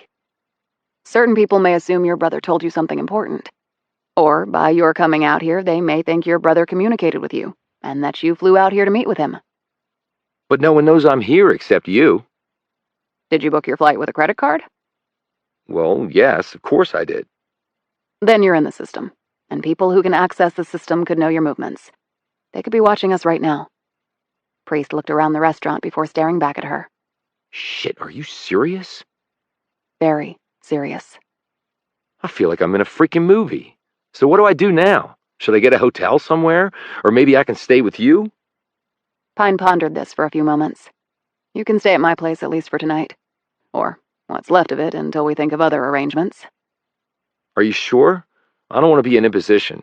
And if you're right and people are watching me, then you could be in danger too. I signed on for that when I took the job, Mr. Priest. Please, just call me Ed. Can I hit the restroom before we leave? With everything going on, my stomach's giving me fits. Sure thing. I'll get the check. Pine kept Priest in her periphery as he headed to the restroom, while she went to the woman at the cash register and paid the bill. Later, she led him to her truck and loaded his bag into the back. They got on the road and headed back north. She checked her watch. It was going on 2 in the morning. One thing Pine was certain of.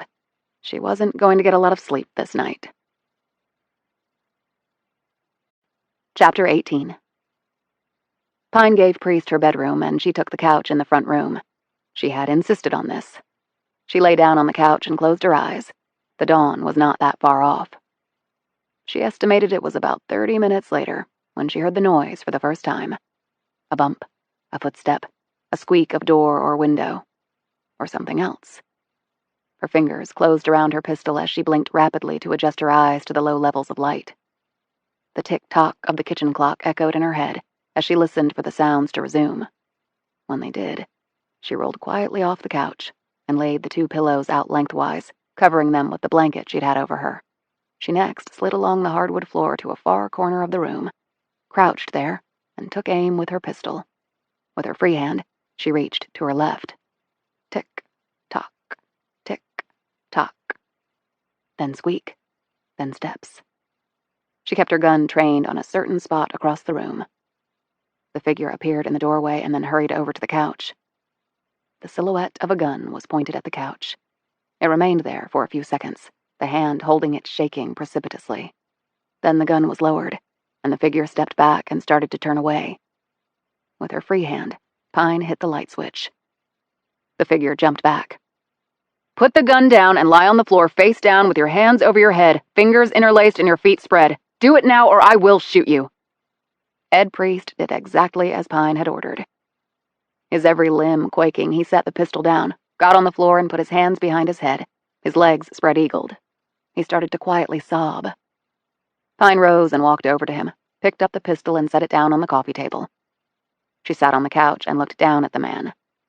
How? How did you know? Asked Priest, his cheeks wet with tears. You made it easy. 1, you're a really bad liar. I had training on that at the FBI, but I didn't really need it. When I asked who had called you all those times and you said you had called them back but no one answered, you showed every sign of lying. And I called the number you gave me. It's not in service. And then there were all the furtive glances you gave me at the IHOP. And your suitcase. That was the real giveaway. My suitcase? It has a CAGPT sticker on it. That stands for Check and Give Protection To.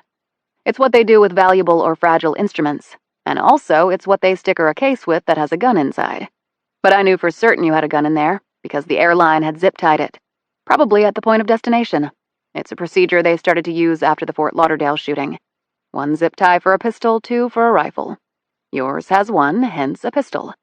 And in addition to that, your suitcase is easily small enough to be a carry-on, but you had to check it, as evidenced by the baggage claim sticker on the handle.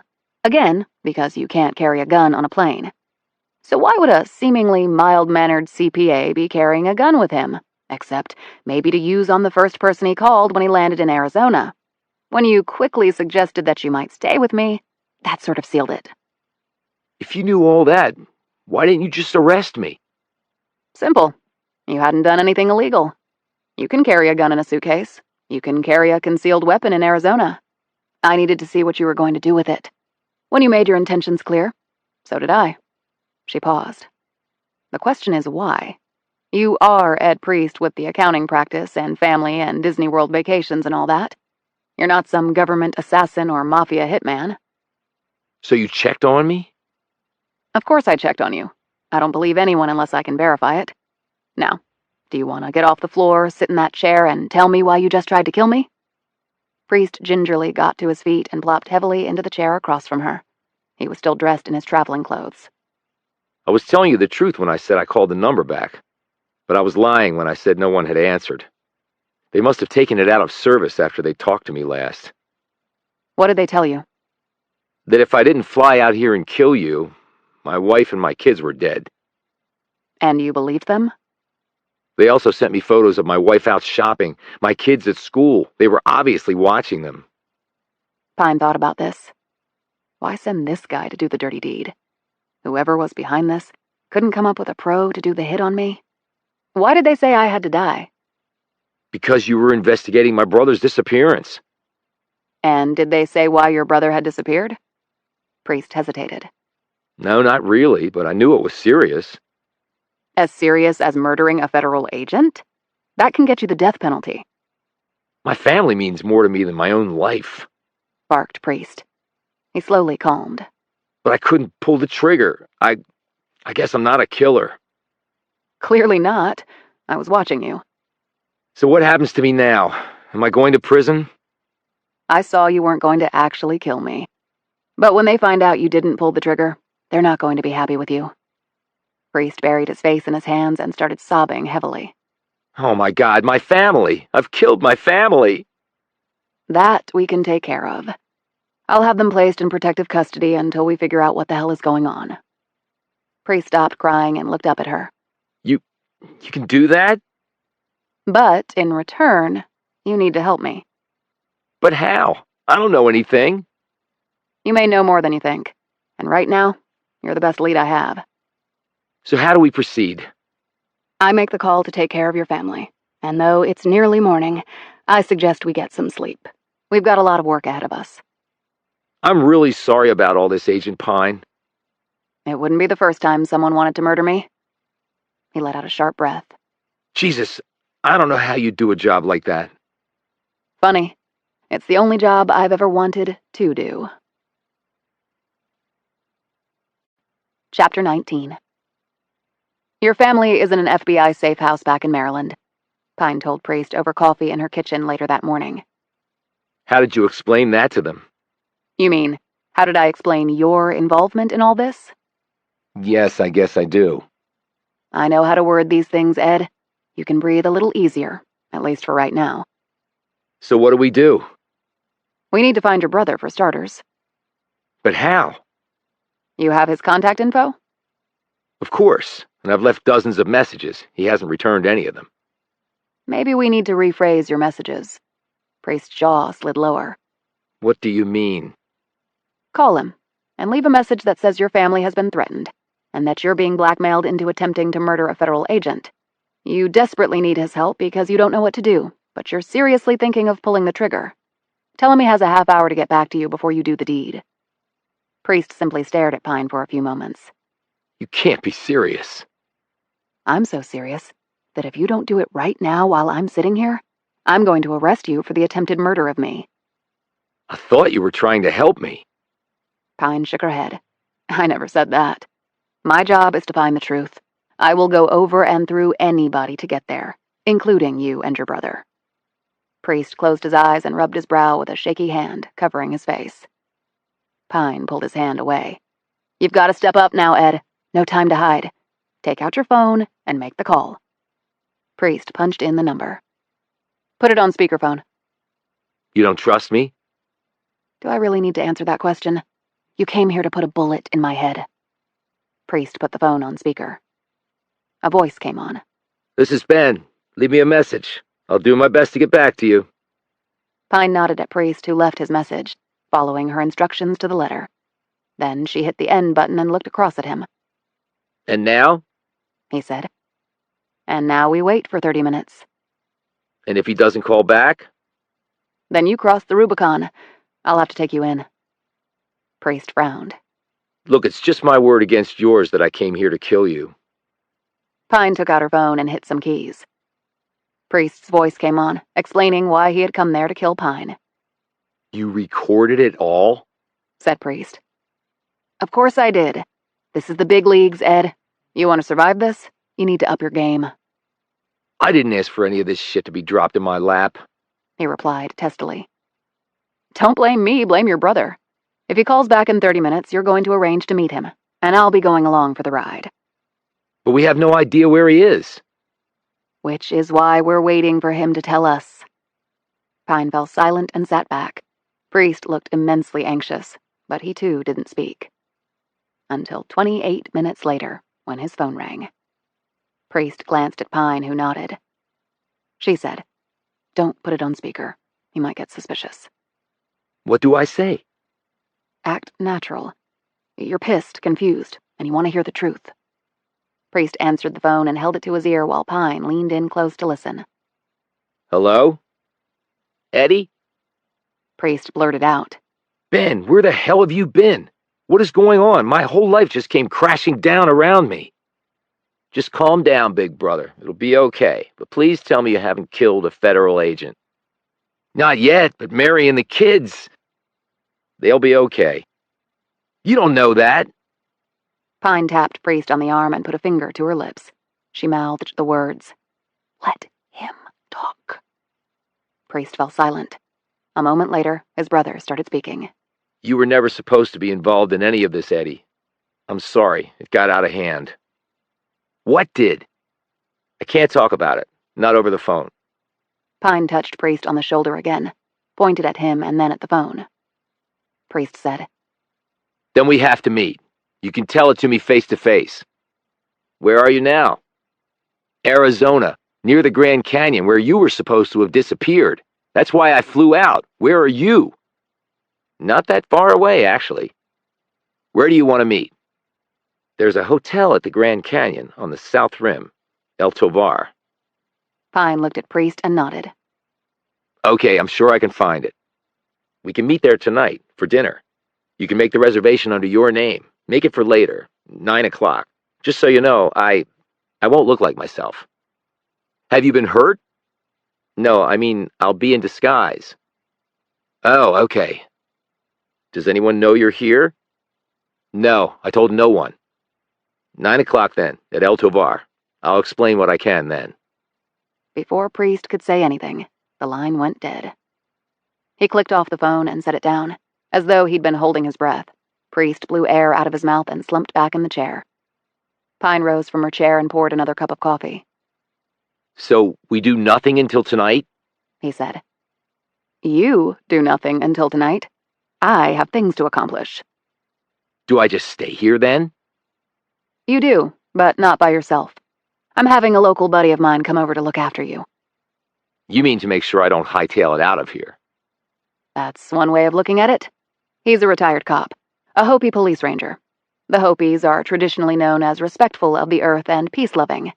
But you try anything with my friend, and he'll lay your ass out so fast you won't know what hit you," Thanks a lot. snarled Priest. "You're welcome a lot." Chapter 20. The El Tovar Hotel had opened in 1905 and was located at the Grand Canyon's south rim. Named after an early Spanish explorer, it was one of a chain of hotels originally owned and operated by the Fred Harvey Company. It was only 20 feet from the rim of the canyon and constructed in a rustic style using Oregon pine and local limestone. There was a pyramidal roof, turrets, verandas, dorms, and gables. The interior was a mashup of the arts and crafts movement, Southwestern Indian design, and Swiss-inspired woodwork. The rear dining room had sweeping views of the canyon beyond. Ed Priest walked up the broad front steps into the hotel. It was a minute after 9 o'clock, but it was still quite warm outside, even though the sun had long since melted into the west. He walked swiftly through the lobby and to the dining room at the rear. He gave his name to the maitre d' and was escorted to a table far in the back. The hour was late for dinner, and the room was nearly empty.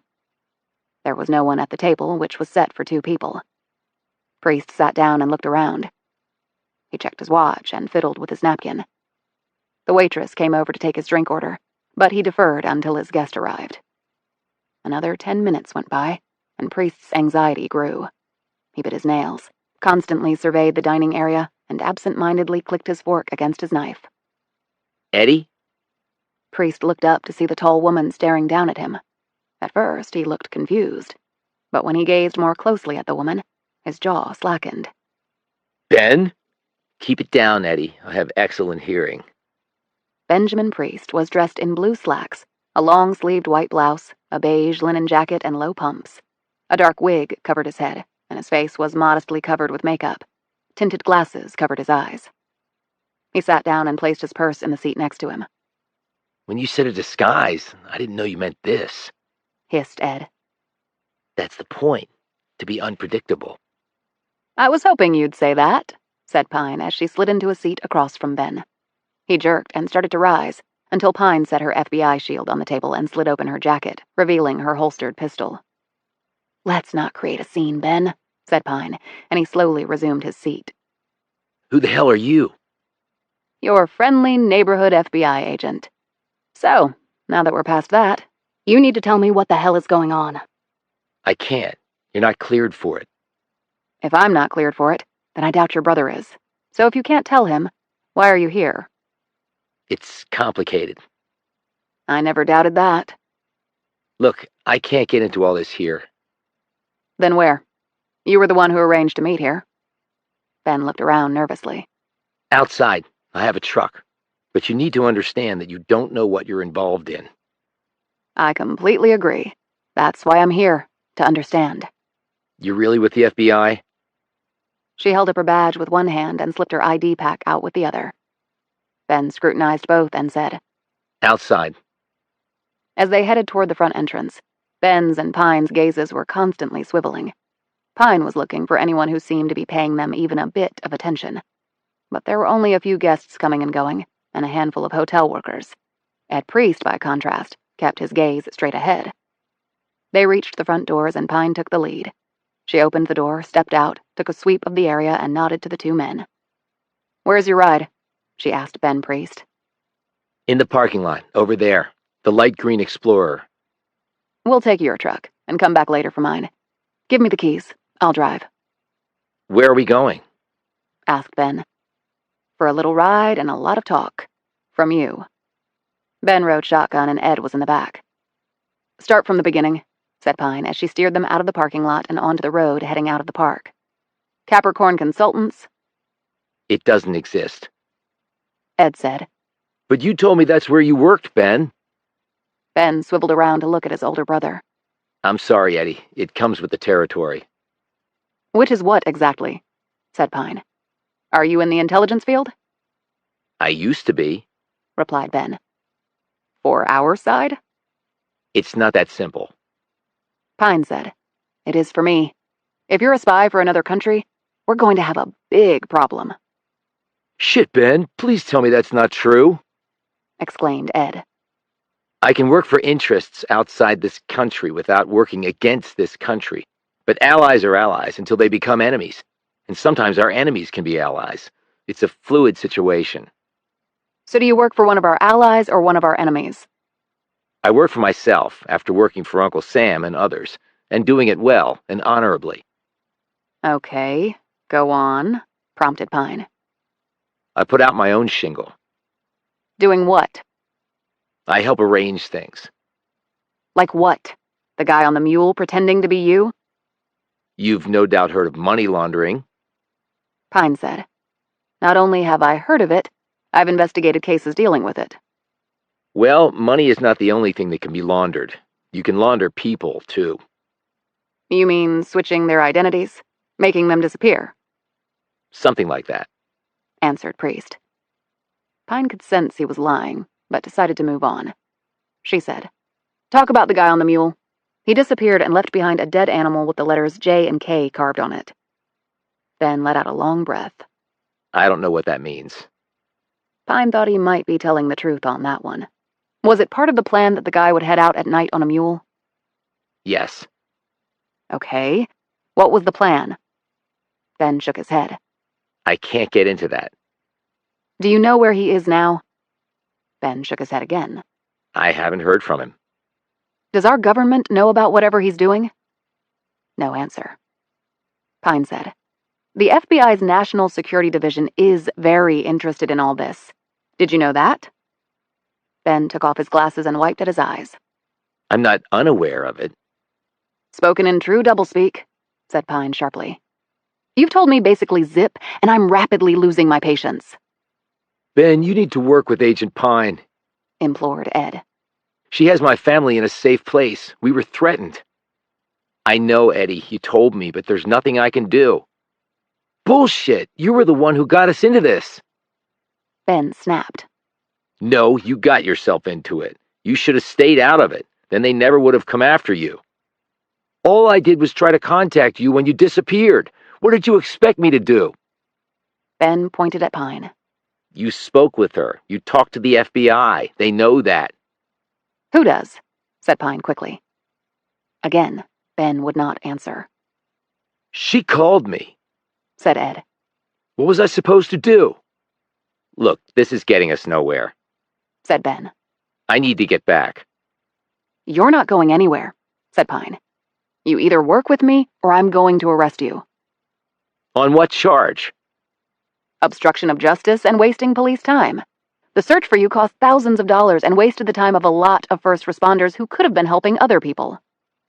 That's bullshit and you know it. We can let a judge sort that out, but I'd prefer that you answer my questions so we can get to the bottom of this. Who said I wanted to get to the bottom of it? Replied Ben coolly. Or that I wanted you to? You've put your brother and his family in danger. You need to help fix that. No, I really don't. Ben! Exclaimed Ed. We're your family. His brother turned to look at him. On this, my family comes second. It's just too big. I'm sorry, Eddie, but that's how it has to be. You son of a bitch! Screamed Ed. And everybody thinks you're the golden boy. You're nothing but a selfish bastard. Pine wasn't paying attention to either of them. They were on a lonely stretch of road. It was completely dark and she could see no lights behind her. But still, her professional antennae were going crazy. Hold on, she called out. A moment later, something hit them from behind with such force that the rear wheels of the Explorer were lifted off the pavement.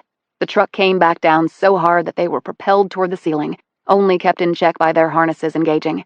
With the impact, all the airbags deployed. The truck swerved off the road and onto the dirt shoulder. Just beyond the shoulder was a 6-foot strip of grass and then a wall of thick trees. Pine did not fight the wheel. Peering around the airbag, she calmly steered into the direction the truck was moving so she could regain control of it. They cleared the shoulder and then the 6 feet of grass. Brace! She called out. A moment later, the truck slammed into the wall of trees. But Pine had maneuvered the truck just enough to prevent it from broadsiding the trees, which would have crushed the side of the truck she was on. Instead, the truck impacted the trees at the corner of the left front fender. With the airbags already deployed, Pine's head hit the window. And then the already damaged gas tank fully cracked, and the leaked fuel caught a spark. A trickle of flames headed up the side of the SUV. Inside the truck, Pine let out a groan and then lapsed into unconsciousness. Chapter 21. A little girl, beckoning to her. A small hand held out to provide assistance. A whisper of urgency. "Hurry, Lee. Come on. You're in trouble. Come on. Quick now, Lee." Pine came to as quickly as she had fallen unconscious.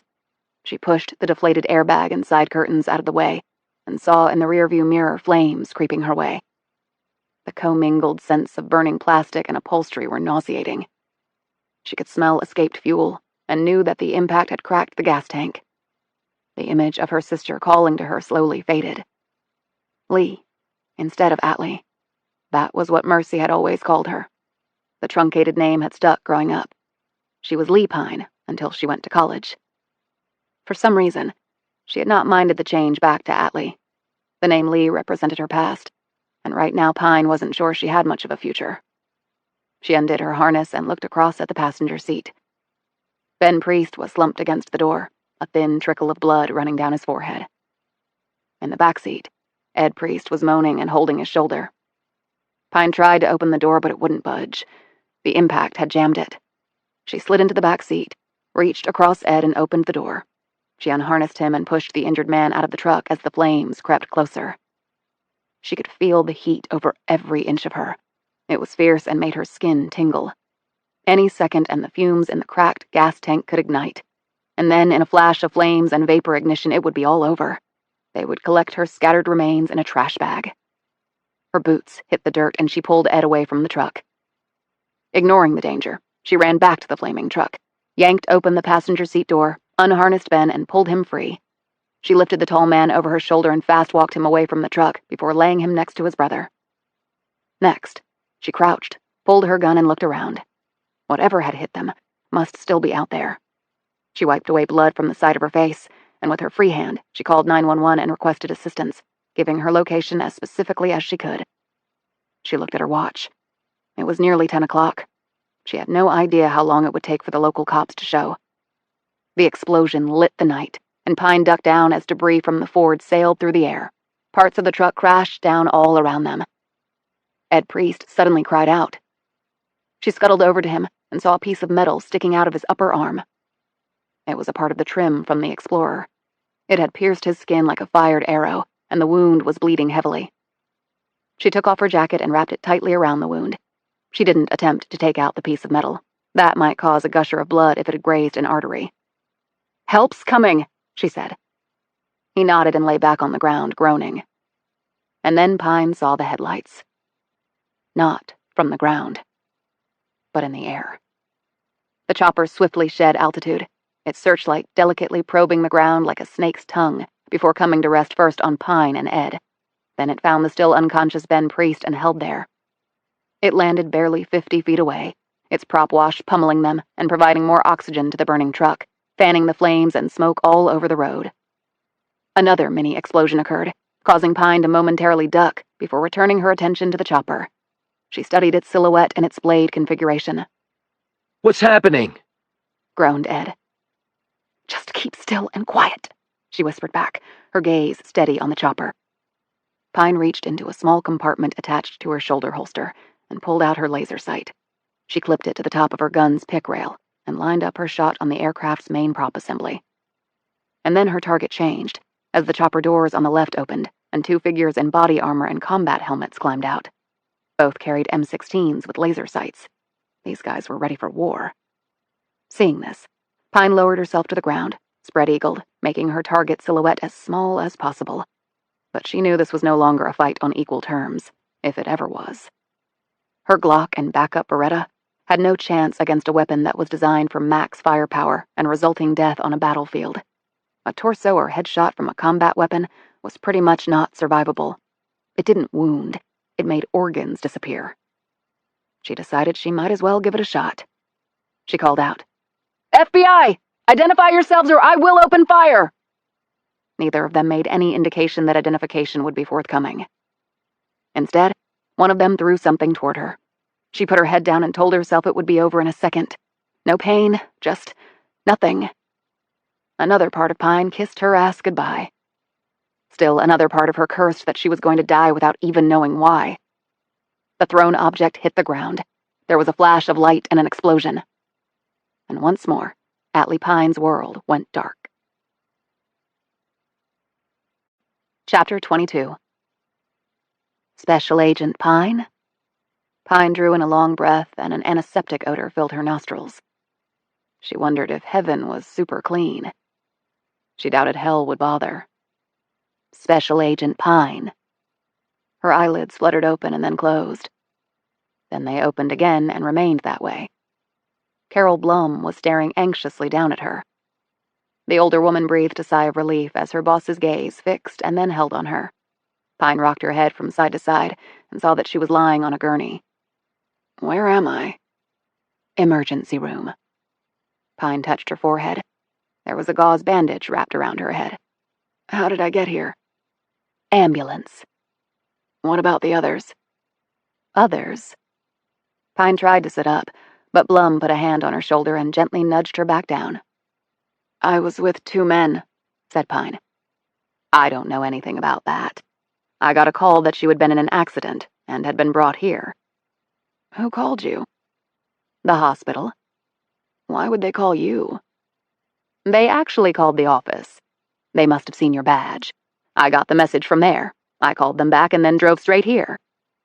"I phoned the cops about a situation. We were hit from behind.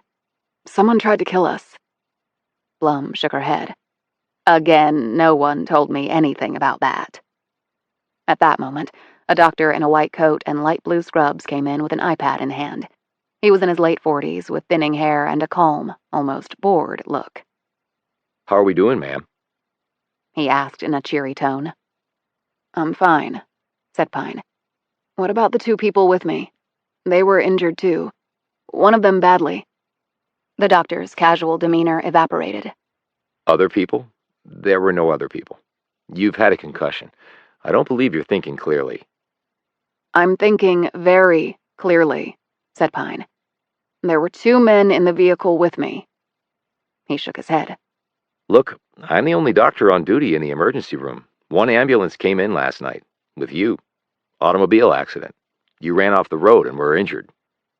"And who told you that?" The ambulance crew. "How about the cops?" I haven't seen any cops. "Shit." Pine sat up and pushed off efforts by the doctor to stop her. "Where are my clothes and my guns?" In a secure locker. said the doctor. "Get them. I need to get out of here." We're keeping you for observation. "No, you're not." I'm the doctor here, and I'm telling you. Pine swung her legs off the bed. Her bare feet hit the floor, and she pulled off whatever medical devices were attached to her. "I'm an FBI agent, and I'm telling you to get my stuff, or I'm going to arrest you for interfering with a federal officer."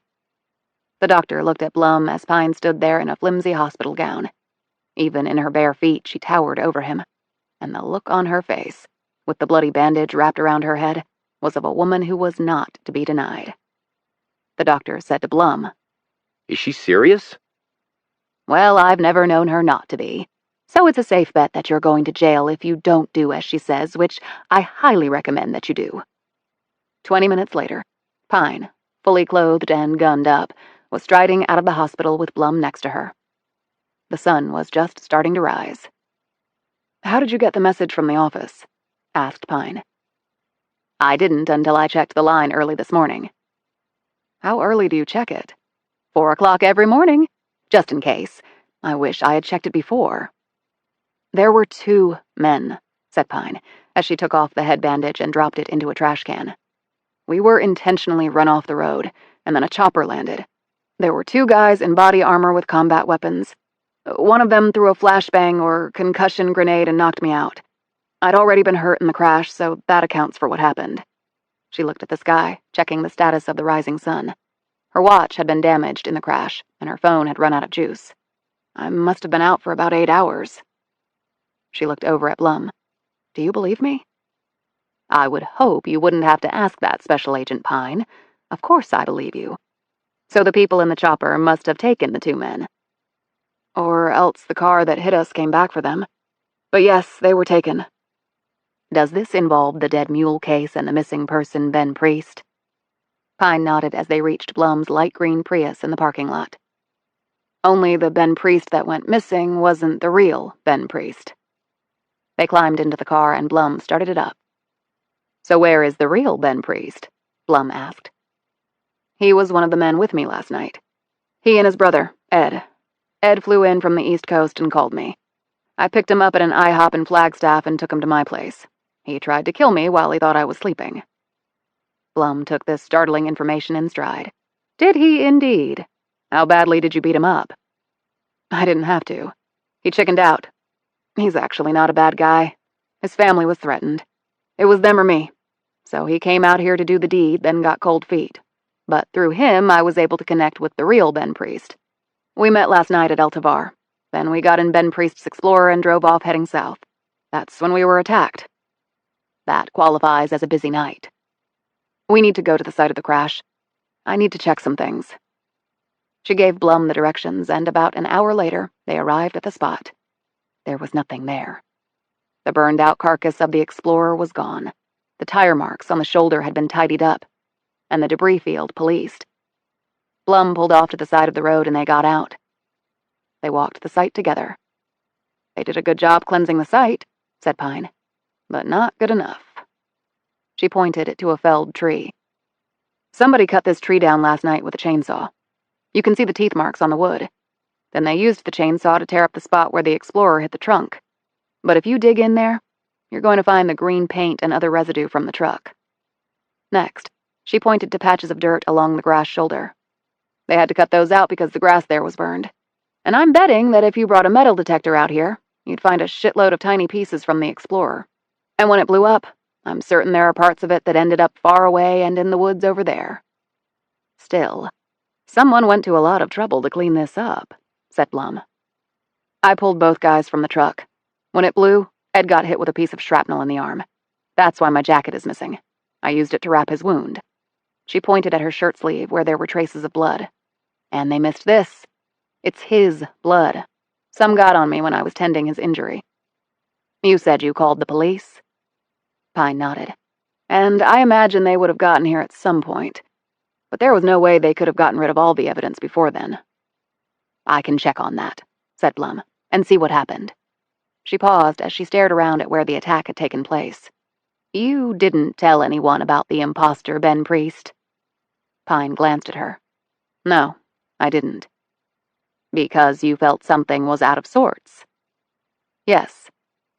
"Well, with choppers, body armor, and soldiers carrying assault weapons and throwing flashbangs at you, I can see why." This is getting weirder by the minute. "Oh, I always thought it was a little weird to begin with. I mean, you don't see a dead mule with letters carved on it every day of the week." They had just arrived at the office and gone inside when Pine's phone buzzed. She had charged it using Blum's car charger. She did not look pleased at the name on the caller ID. Blum glanced at her. "Let me guess. The chain of command is calling." Pine grimaced. "Yep." "The only question is, how high up?" said Blum. "Looks to be pretty damn high," said Pine grimly. Chapter 23. Clint Dobbs was the special agent in charge at the Phoenix field office. He was ultimately in charge of every FBI office in the state of Arizona, and had a legion of agents under his command. But right now, it seemed, all his attention was focused on one, who held down the newest and only one-agent office in the entire state. Atlee Pine. "Your job as a solo agent and an RA is to do everything, Pine," said Dobbs, his tone strident as Pine sat behind her desk listening. "but to also do everything by the book. There is no margin for error." "Yes, sir. I'm aware of that, sir, and I've done that," "Oh, so you've done that in this case?" he said skeptically. "Yes, sir." "Then why do I have a family in Maryland in protective custody at your request, calling up the Bureau and demanding to know where their husband and father is? And that person just happens to be the brother of the man who recently went missing in the Grand Canyon, a case that you're investigating. Now, I have talked to your direct superiors, and they have no record of being in the loop on any of that, Pine. So would you like to reconsider your answer that you've done everything by the book on this sucker? The situation demanded immediate action, sir. I didn't have time to fill everyone in, but it was going in my next report. Don't bullshit with me. I've got better things to do with my time than be on a phone call with the 8th and smallest RA under my command. I expected better from you, Pine. You've done great things to the agency, but crap like this can ruin a good career. Yes, sir. I'm trying to give you a friendly warning here, Pine. Yes, sir. I appreciate that, sir. I'm not sure you do. See, whatever you do wrong comes back to reflect negatively on me. That's the price you pay for being an SAIC. Fully understand, sir. No, again, I don't think you do, or you wouldn't have done what you did. Do you think I'm calling you for the hell of it? I've actually got more important things to do. But my cell phone was ringing off the hook at 5 a.m. It was Washington calling, the DD himself. Hell, I guess I was surprised the director didn't call. And how is the deputy director? Don't be insubordinate, Pine. I won't stand for that. Not my intention, sir. Anyway, the DD called me in a lather. I'm not sure I have hearing left in my right ear. I can't have this, Pine. I really can't. You get that? Got it, sir. And now I understand that you were involved in a car accident? I was in an accident, sir. But I'm okay. Just shaken up. They released me from the hospital and I'm back at work. Did you smash up your bureau-issued vehicle? No, I was in another SUV, sir. And what is the status of this other vehicle? It's no longer drivable. But that's on my dime. I have insurance. Nothing for the Bureau to worry about, sir. I was off duty. Pray that I don't find out differently. Yes, sir. And Pine, take some time off. From what I understand, the missing person case is going nowhere. And you know as well as anyone that people go missing from the Grand Canyon all the time. Some get found, and sometimes their bodies get found. But I don't believe it's good use of your time or taxpayer dollars to be on this case. So far, all we really have is a dead mule. The locals can sort that out. So take some time off. Get your head straight.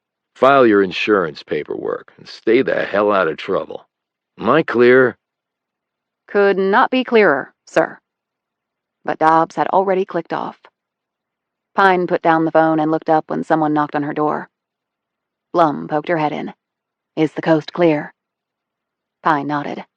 My ass was just officially kicked all the way from Phoenix. Let me guess.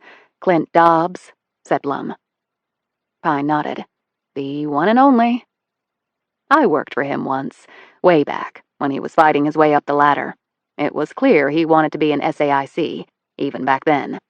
Some agents want to work the field, others want to work from behind a desk. Dobbs was the latter. Pine remained silent. He was a real jerk back then. They say he's mellowed. Blum paused and studied Pine. He basically ordered me to take time off. Are you? Pine looked at Blum. I'm an FBI agent. I'm not supposed to work outside the lines.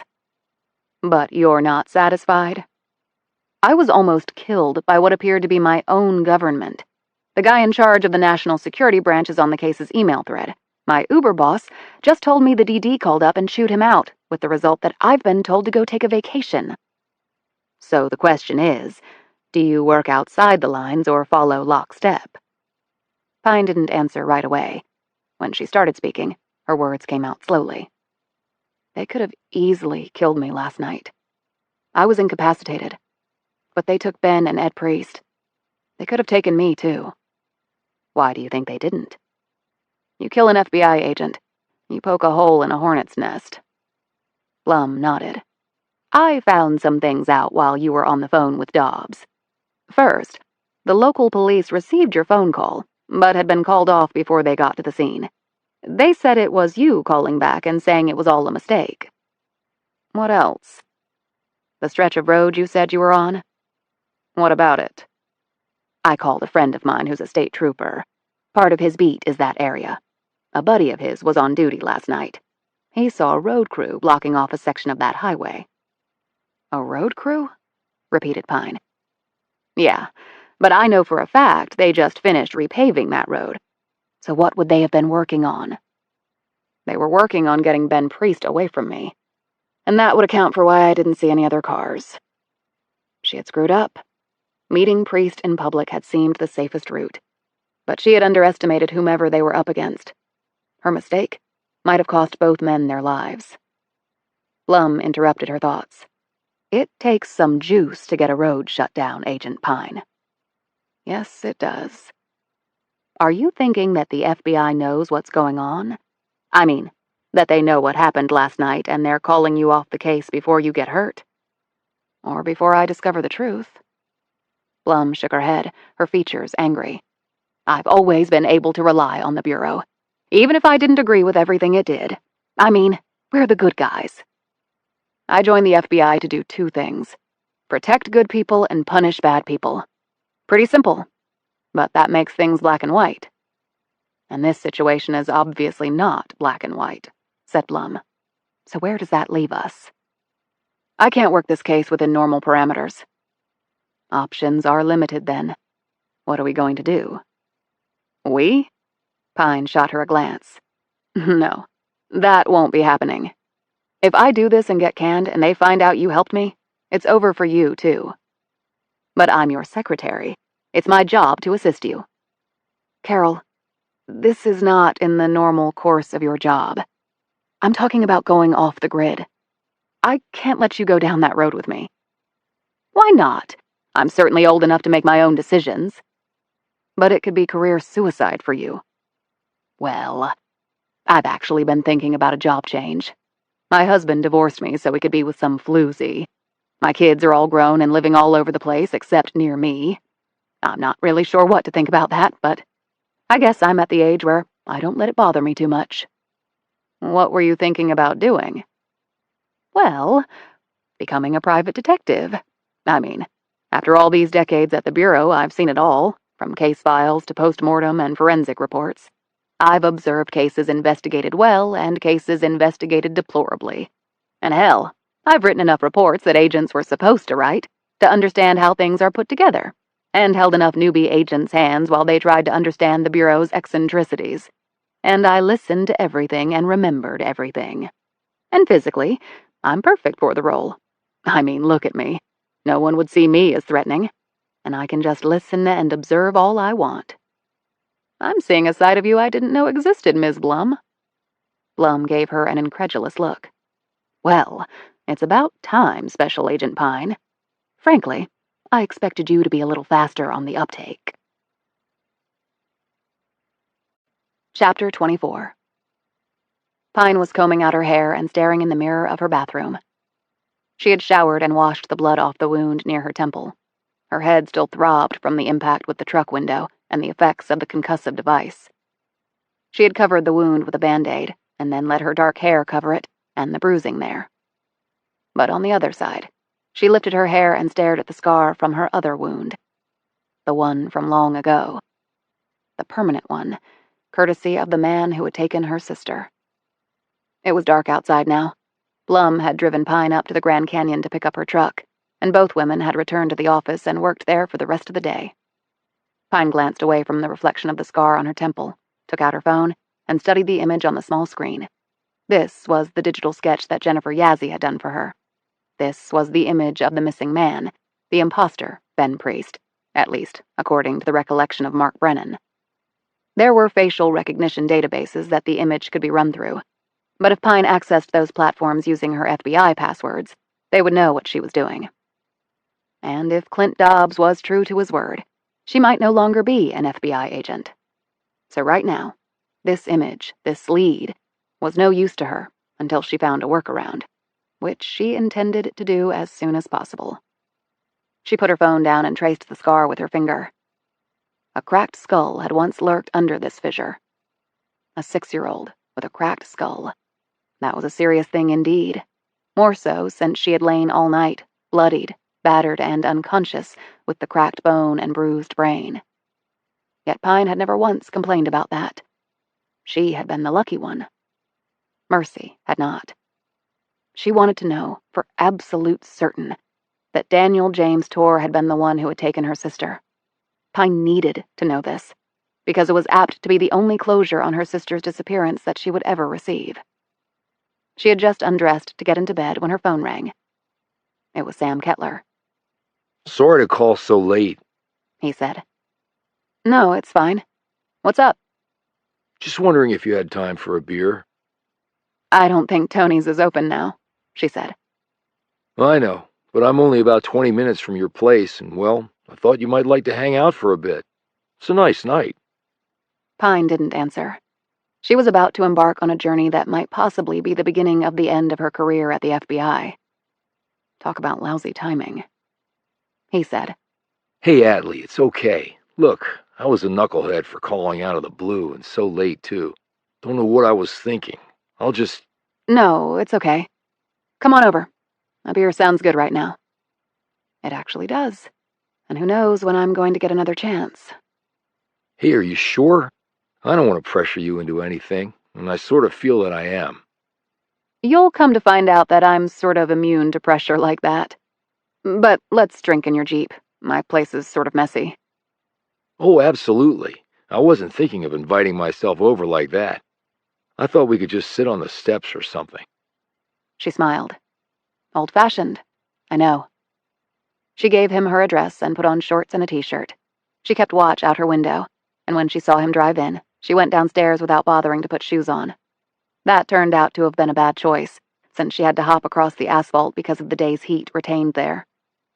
They sat in his open Jeep and cracked open 2 cold beers. The temperature was still around 80 at nearly 11 p.m. Damn, that is good, she said, draining about half of her bottle.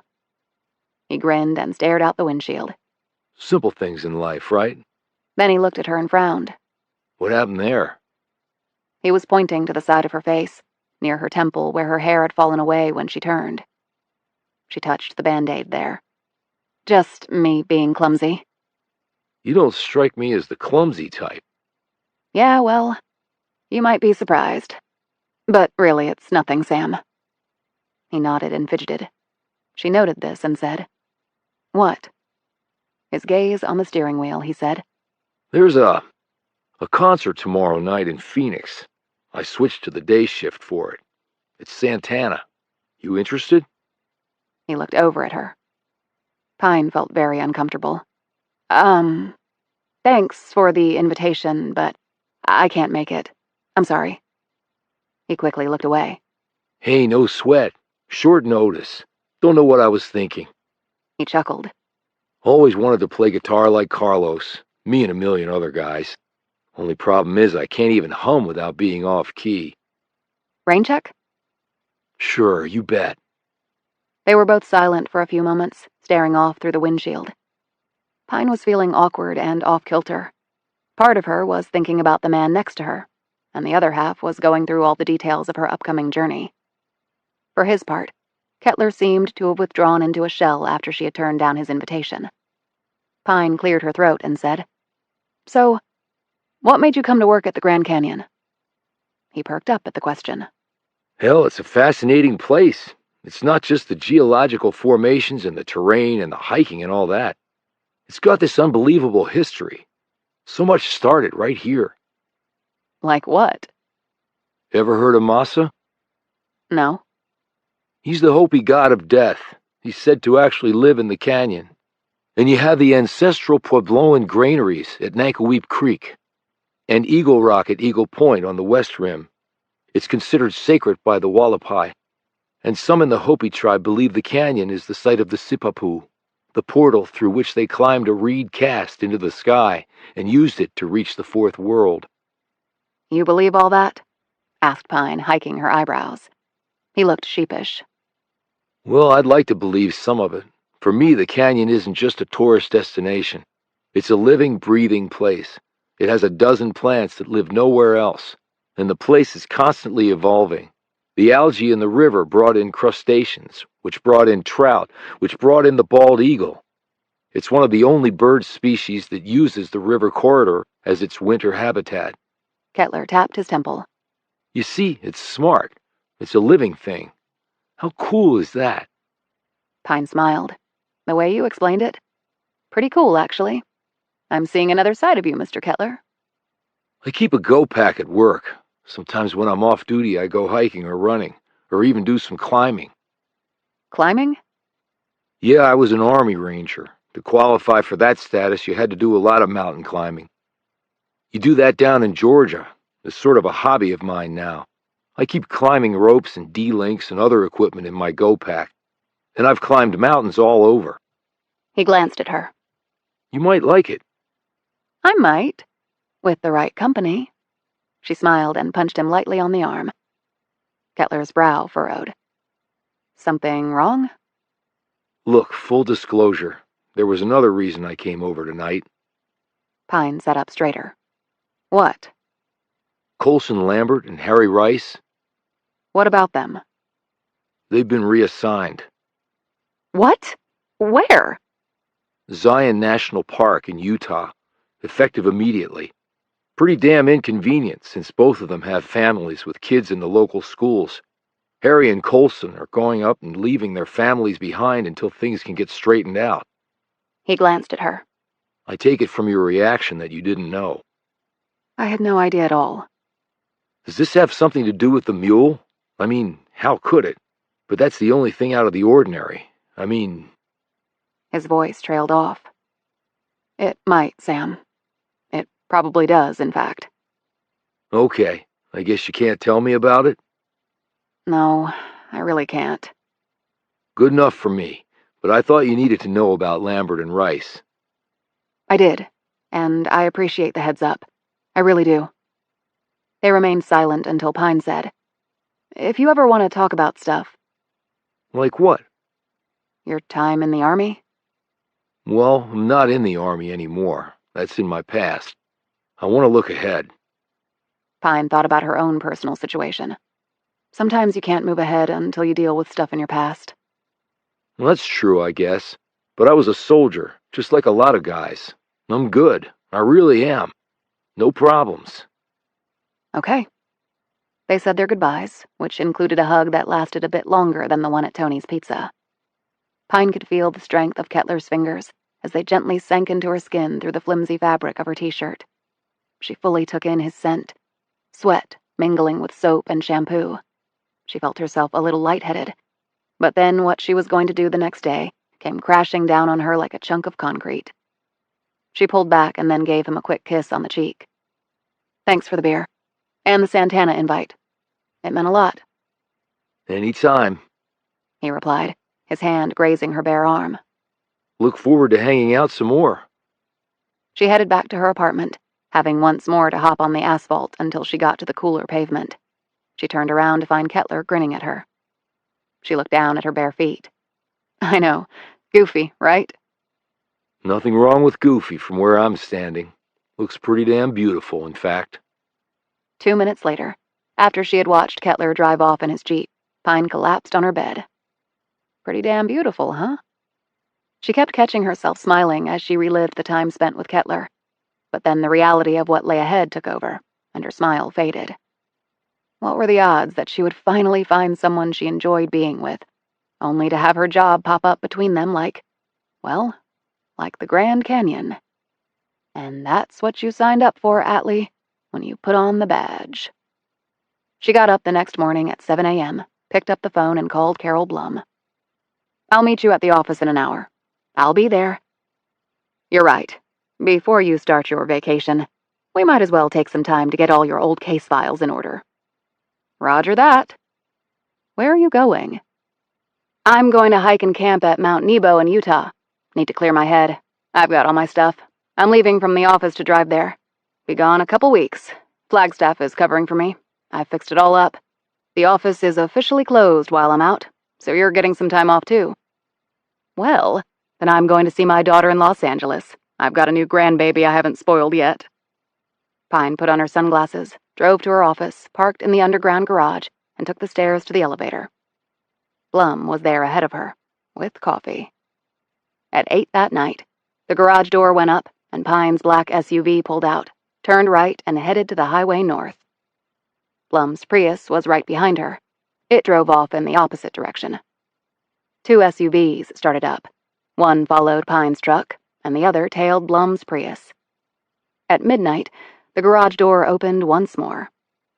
The 1967 Mustang drove out, its top and windows up. Pine was at the wheel. Blum rode shotgun. Pine was dressed in jeans, a long-sleeved cotton shirt, and a windbreaker. Blum had changed from her skirt, jacket, and pumps into slacks, flats, and a light blue sweater. They'd each drawn a bunch of cash out of their bank accounts, because credit and debit cards would not be an option now. Another car was back in the garage, with the custom cover for the Mustang over it. Pine turned left and headed to State Route 89, taking it south. The pair had officially just gone rogue. Chapter 25. "You're sure they can't trace the car?" asked Blum as they got on Interstate 40 heading east. "I brought it here in the middle of the night when I moved to Shattered Rock. I put it in the office garage and I only drive it at night, and even then it's been a handful of times since I've been here. That's why I kept the trickle charger on it. Otherwise, the battery would be dead." "But they could trace the tags." "If they do, it won't come back showing me as the owner, because I never had it retitled in my name." "Why?" "Because the man who owned it should still own it, except he happened to die. As far as the law is concerned, he still owns it." "How long will it take us?" "It's about 2,200 miles, 33 hours if we don't stop." "I'm no spring chicken. We have to stop or else you'll need to reupholster." "My bladder's not that big either.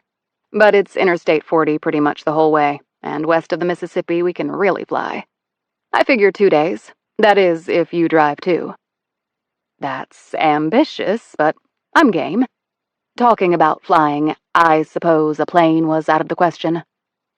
"Credit cards, IDs, in the system." "Yep, out of the question. That's why we shouldn't use anything other than cash. I have a debit card for emergencies, but it's tied to a friend's account, not mine. I'll just pay my friend back if I have to use it. And to the extent we can, we don't use our real names. Anything like that can trip us up. And we never unpack our stuff, in case we have to leave someplace in a hurry." "Understood. Where is your friend taking my Prius?" "Far enough so that anyone trailing you will believe you're going to LA. Don't worry, he'll take good care of it." "And your truck?" "I picked Mount Nebo for a reason. My friend who drove out in it is actually going to hike and camp there for the next 2 weeks. I doubt whoever's following her will stick for the whole trip once they see where she's going." "And your phone?" "In the truck. In case they're tracking it. I'm in Utah for the foreseeable future. I put yours in the Prius.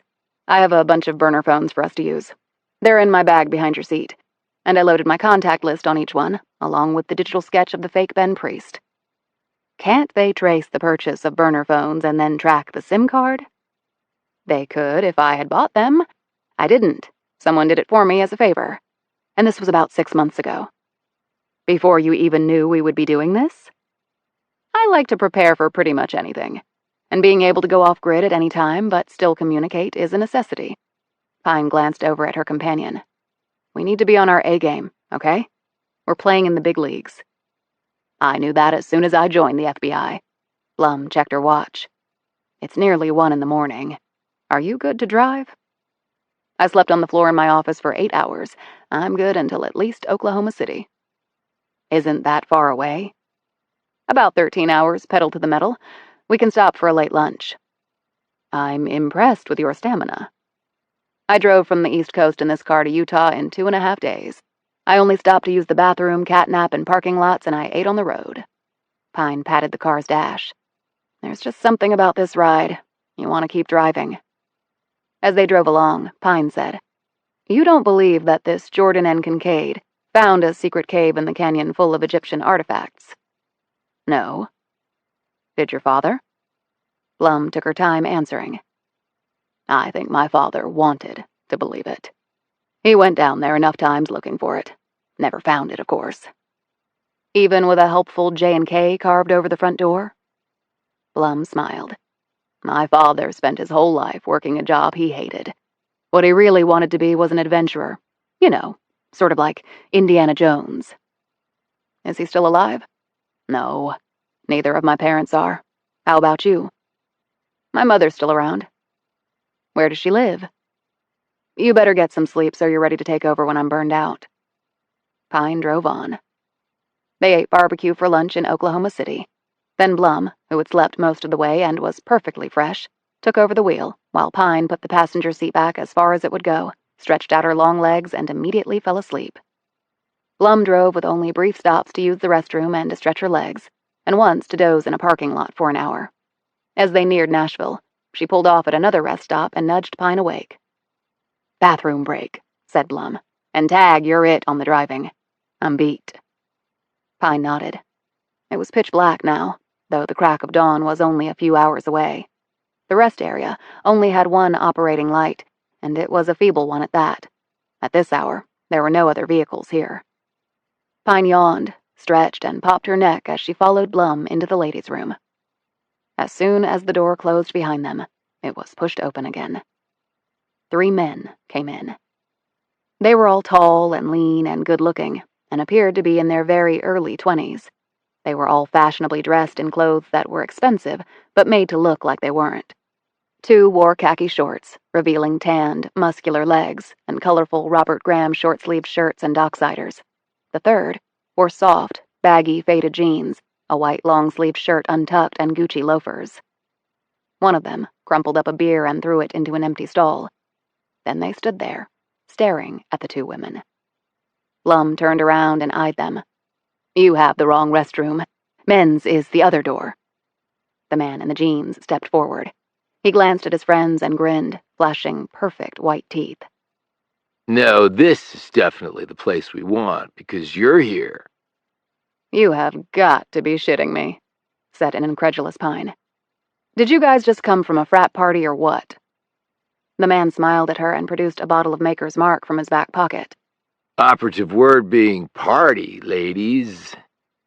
Blum eyed Pine, who was gazing at the half-empty bottle. "That is not happening," Blum said to him. Come on, we've been looking for someone just like you two. Said the man. Mature women, what could be better? And trust me, you'll like what you're gonna get. He unscrewed the cap on the Makers and took a swig before passing it to his friends, who each took a drink. Pine studied each of them. "Is this really the only way you can get laid?" Oh, hell, we can have anyone we want. I can lay on the charm like nobody's business. And my family's rich. He hooked a finger at his 2 companions. These guys, too. "So why lie in wait outside a lady's bathroom waiting for a target?" The man grinned. Because we can, and we want to. "Not with us, you can't," retorted Blum. The man's grin slowly faded. I don't think you have much choice. Pine said, "Then I don't think you've thought this through." The man pulled a small knife from his pocket and opened it. I don't like to do it this way, but whatever works.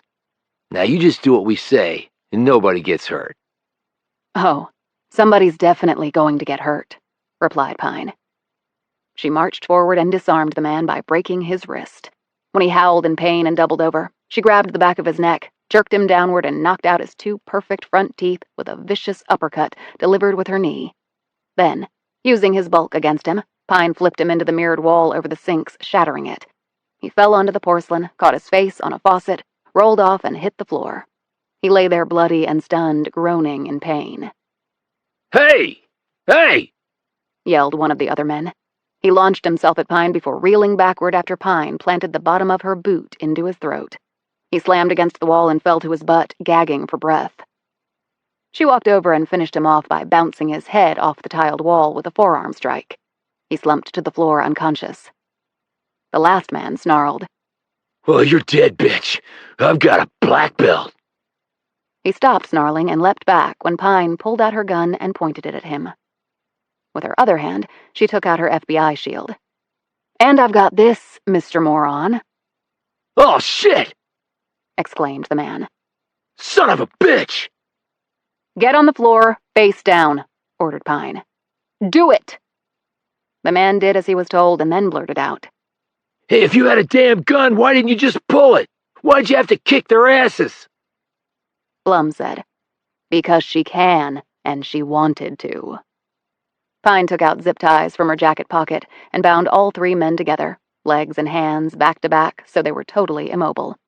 After Pine and Blum used the restroom and finished washing up at the sinks, Pine dialed 911, told the dispatcher what had happened, gave her location, and added, "I can't stay to press charges, but Just hold them for a few years on account of being stupid." When Pine slid behind the wheel of the Mustang, Blum said, "You were quite impressive back there." "I was incentivized." "Well, I get that. We were being threatened." "No, I mean I had to use the bathroom really bad." Later on, Pine turned onto Interstate 81 North and punched the gas. This stretch of asphalt was known as the Truckers' Highway, as it wove through the mountains, and they passed many a big rig along the way. They stopped for takeout at a 24-hour diner near Roanoke, Virginia. As they drove on, Pine cradled greasy fries in her lap and munched on a double cheeseburger, while Blum nibbled on hers and only occasionally ventured to pick up a fry. "You don't like burgers and fries?" asked Pine. "Oh, I do. But at my age, they don't like me the way they used to. In that regard, they're sort of like men." A few minutes later, she lay back against the seat and fell asleep. Hours later, Pine reached Interstate 66 and took it due east toward Washington. It was right about then that Blum woke up. Stretching, she said, "Where are we?" "About 2 hours outside of D.C. "I've never been to D.C. "With all your rah-rah talk about Mr. Hoover, that surprises me. Well, he was already dead when I joined up, so..." "But there is the Hoover building, which is falling apart, by the way." "You never worked there. You were at the WFO, she added, referring to the Washington field office. Pine shot her a glance.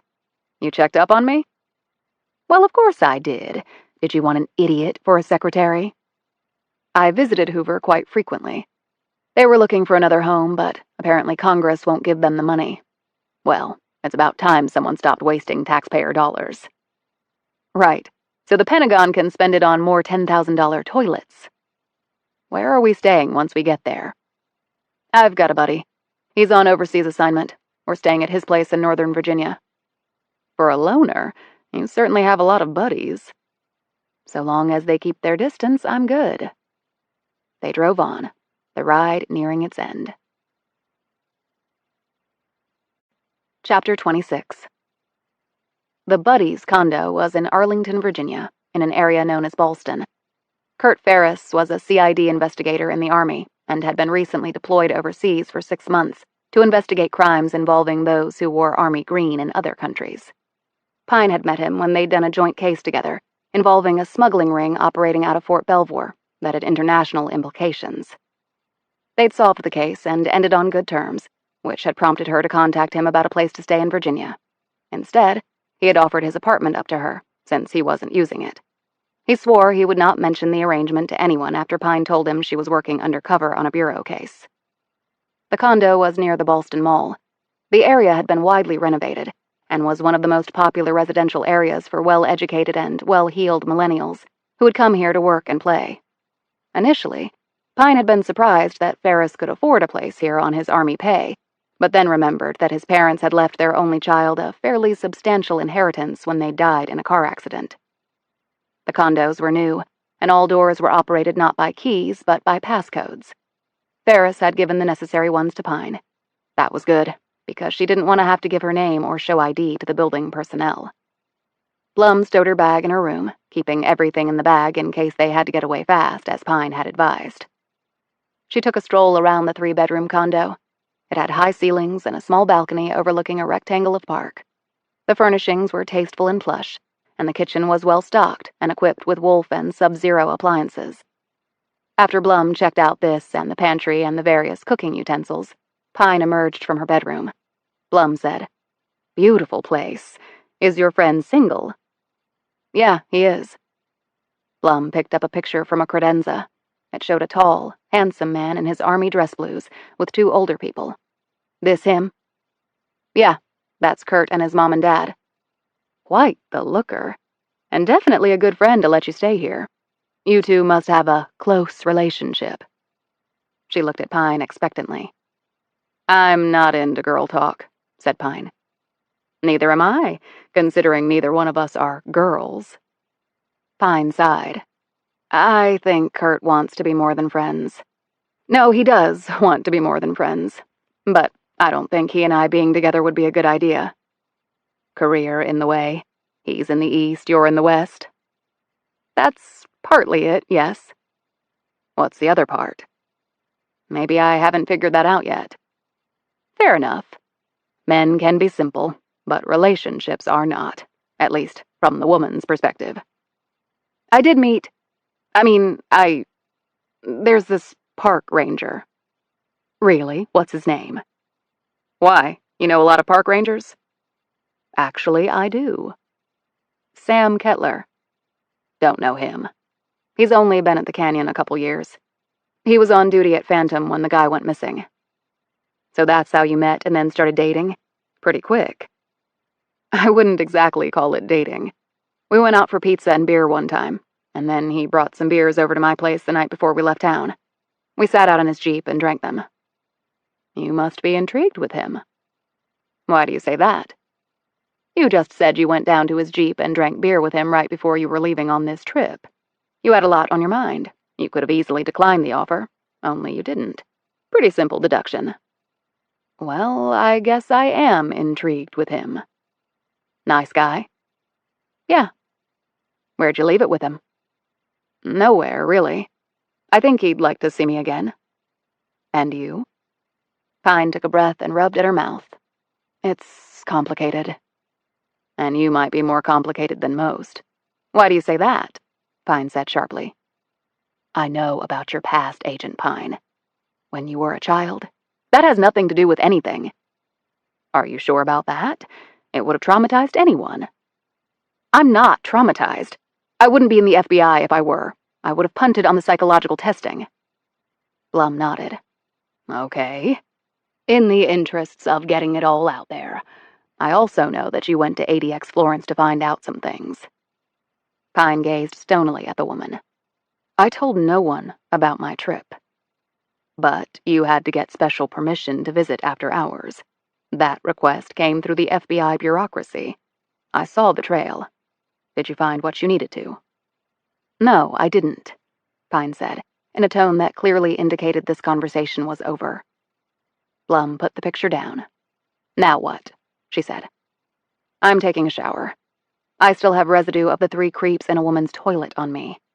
I suggest you do the same. Pine undressed in the bedroom and caught her image in the vertical mirror hanging from the wall. She looked first at the scars from her various encounters at the FBI, the bullet wound on the back of her calf that Kettler had noticed, an arrest gone to shit. She'd been lucky to survive it. The wound was small and ugly. As she had explained to Kettler, the round had never come out of her. A surgeon's scalpel had later done the trick. That was good, because the exit wound might have blown out an artery. Now it just looked like a small, blistery melanoma. The knife slice on her left triceps had been a mistake on the part of an agent she'd been working with when handling a suspect. Fortunately, she'd been able to recover and take him out before she or her partner had paid the ultimate price. The scar looked like a centipede. She turned around and looked at her lower back. That hadn't been the bureau. That had been the weights. Lower back surgery was pretty typical for Olympic-caliber powerlifters. She could not bring herself to look at the delt's tats, Gemini and Mercury. She did lift her arms to show the words, "No mercy," on each. No, not the words. The name. She took a shower, letting the hot water and soap wash away the remnants of their encounter at the rest stop. She toweled off, put on fresh clothes, and then finger-dried her hair.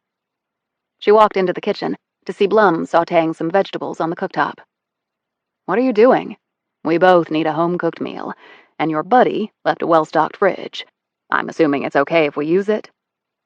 He said it was. I'll leave him a check for the food we use. So, you cook? I had 6 kids to feed. What do you think? Although actually, when they were growing up, it was more hamburger helper and mac and cheese. 6 kids meant I didn't have time to spend hours on cooking a meal. And I worked, too, outside the house. Did your mother cook? Pine didn't answer the question. She sat down at the kitchen table and took out her laptop. Still working, said Blum as she peppered the vegetables. We just drove across the country. You could take a break for an hour. Pine typed in some information and waited for the search results to come back. Actually, best sleep I've had in a long time, snoozing while you drove, she said. It is a beautiful car. My ex had one sort of like it. It wasn't nearly as nice. He knew nothing about cars, unfortunately. It finally had to be junked. The guy who owned it was pretty special. He helped me out a lot in my early days at the Bureau. I wouldn't be nearly so outgoing but for him. Pine tacked on a very brief smile to this statement, as though trying to make fact what was really nothing more than speculation for most people who knew her. Hallelujah for friends, said Blum. What are you making? Pine asked. Chicken Milanese. I do it pretty well if I do say so myself. He's got some ciabatta dinner rolls I'm going to warm in the oven, too. You want to do a salad? The fixings are in the fridge. Don't use the arugula, that's for the chicken. Pine rose, washed her hands, and dried them off on a dish towel. She grabbed a large bowl from one of the cabinets, then opened the fridge and pulled out the necessary ingredients. Blum said, I have to say, I never imagined us preparing a meal together on the East Coast. Or anywhere, actually. Life is unpredictable, said Pine, as she sliced up a tomato and then a cucumber on a cutting board she'd taken from a drawer. Blum prepped the chicken breast cutlets, dredging them in plain Greek yogurt and then dressing the meat in breadcrumbs together with oregano, basil, and thyme. She coated a pan with extra virgin olive oil and cooked the cutlets for 3 minutes on each side. After finishing the salad, Pine set the dining room table, then put the bowl of greens on the table. Blum squeezed a sliced lemon over the cooked chicken cutlets and plated them over beds of arugula. She took the rolls out of the oven and put them in a basket that she had lined with a cloth napkin. I see your friend has a wine chiller, said Blum, pointing to the appliance under the kitchen counter. I'm more of a red person, but a Chardonnay or, even better, a Pinot Grigio would go well with the chicken. You want to check while I carry the plates and rolls in? A minute later, Pine came in carrying an uncorked bottle of Pinot and a wine glass in one hand and a fat tire Belgian ale in the other. My idea of a nice white, said Pine, holding up the beer. She poured the wine into the glass and set it in front of Blum before taking her seat. Blum clinked her wine glass against Pine's bottle of beer. They ate in silence until Pine said, This is really good. I can show you how to make it. Pine didn't respond to this at first. You know, that might be nice.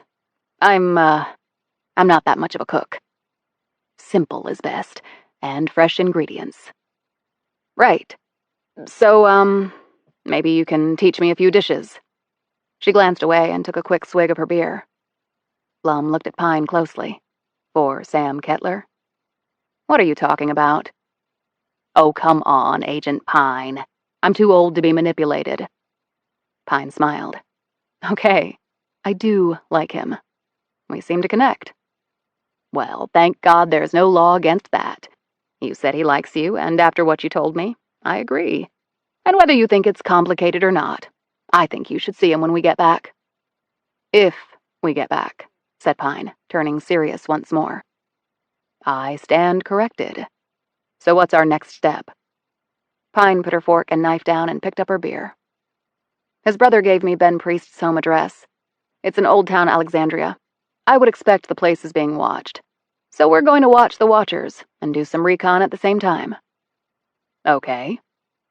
Then there's Ed Priest's family. I need to contact them without anyone knowing. Aren't they still in protective custody? I don't know. I couldn't get them into an actual safe house.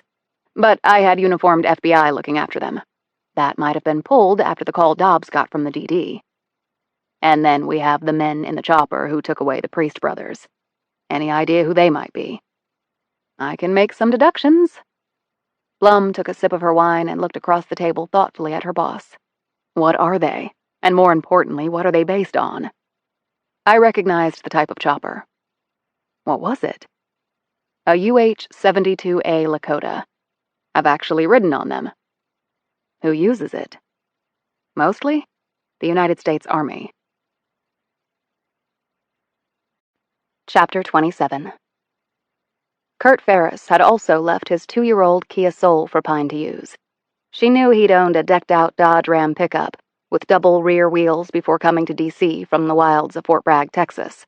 However, he'd found the Ram was too big to drive and park in the traffic and space-challenged Ballston area, so he'd traded it in for the Kia. Pine knew the man wasn't happy about it, because he'd told her he wasn't. He said he felt like a wimp on wheels. She was parked at the curb about 5 townhomes down from Ben Priest's 19th century row house on Lee Street in Old Town Alexandria, Virginia. It was an upscale, historic area, located along the Potomac River. She'd Googled real estate in the area and had calculated that Priest's home was worth north of $2 million. She wondered what sort of work he had done to afford that sort of residence.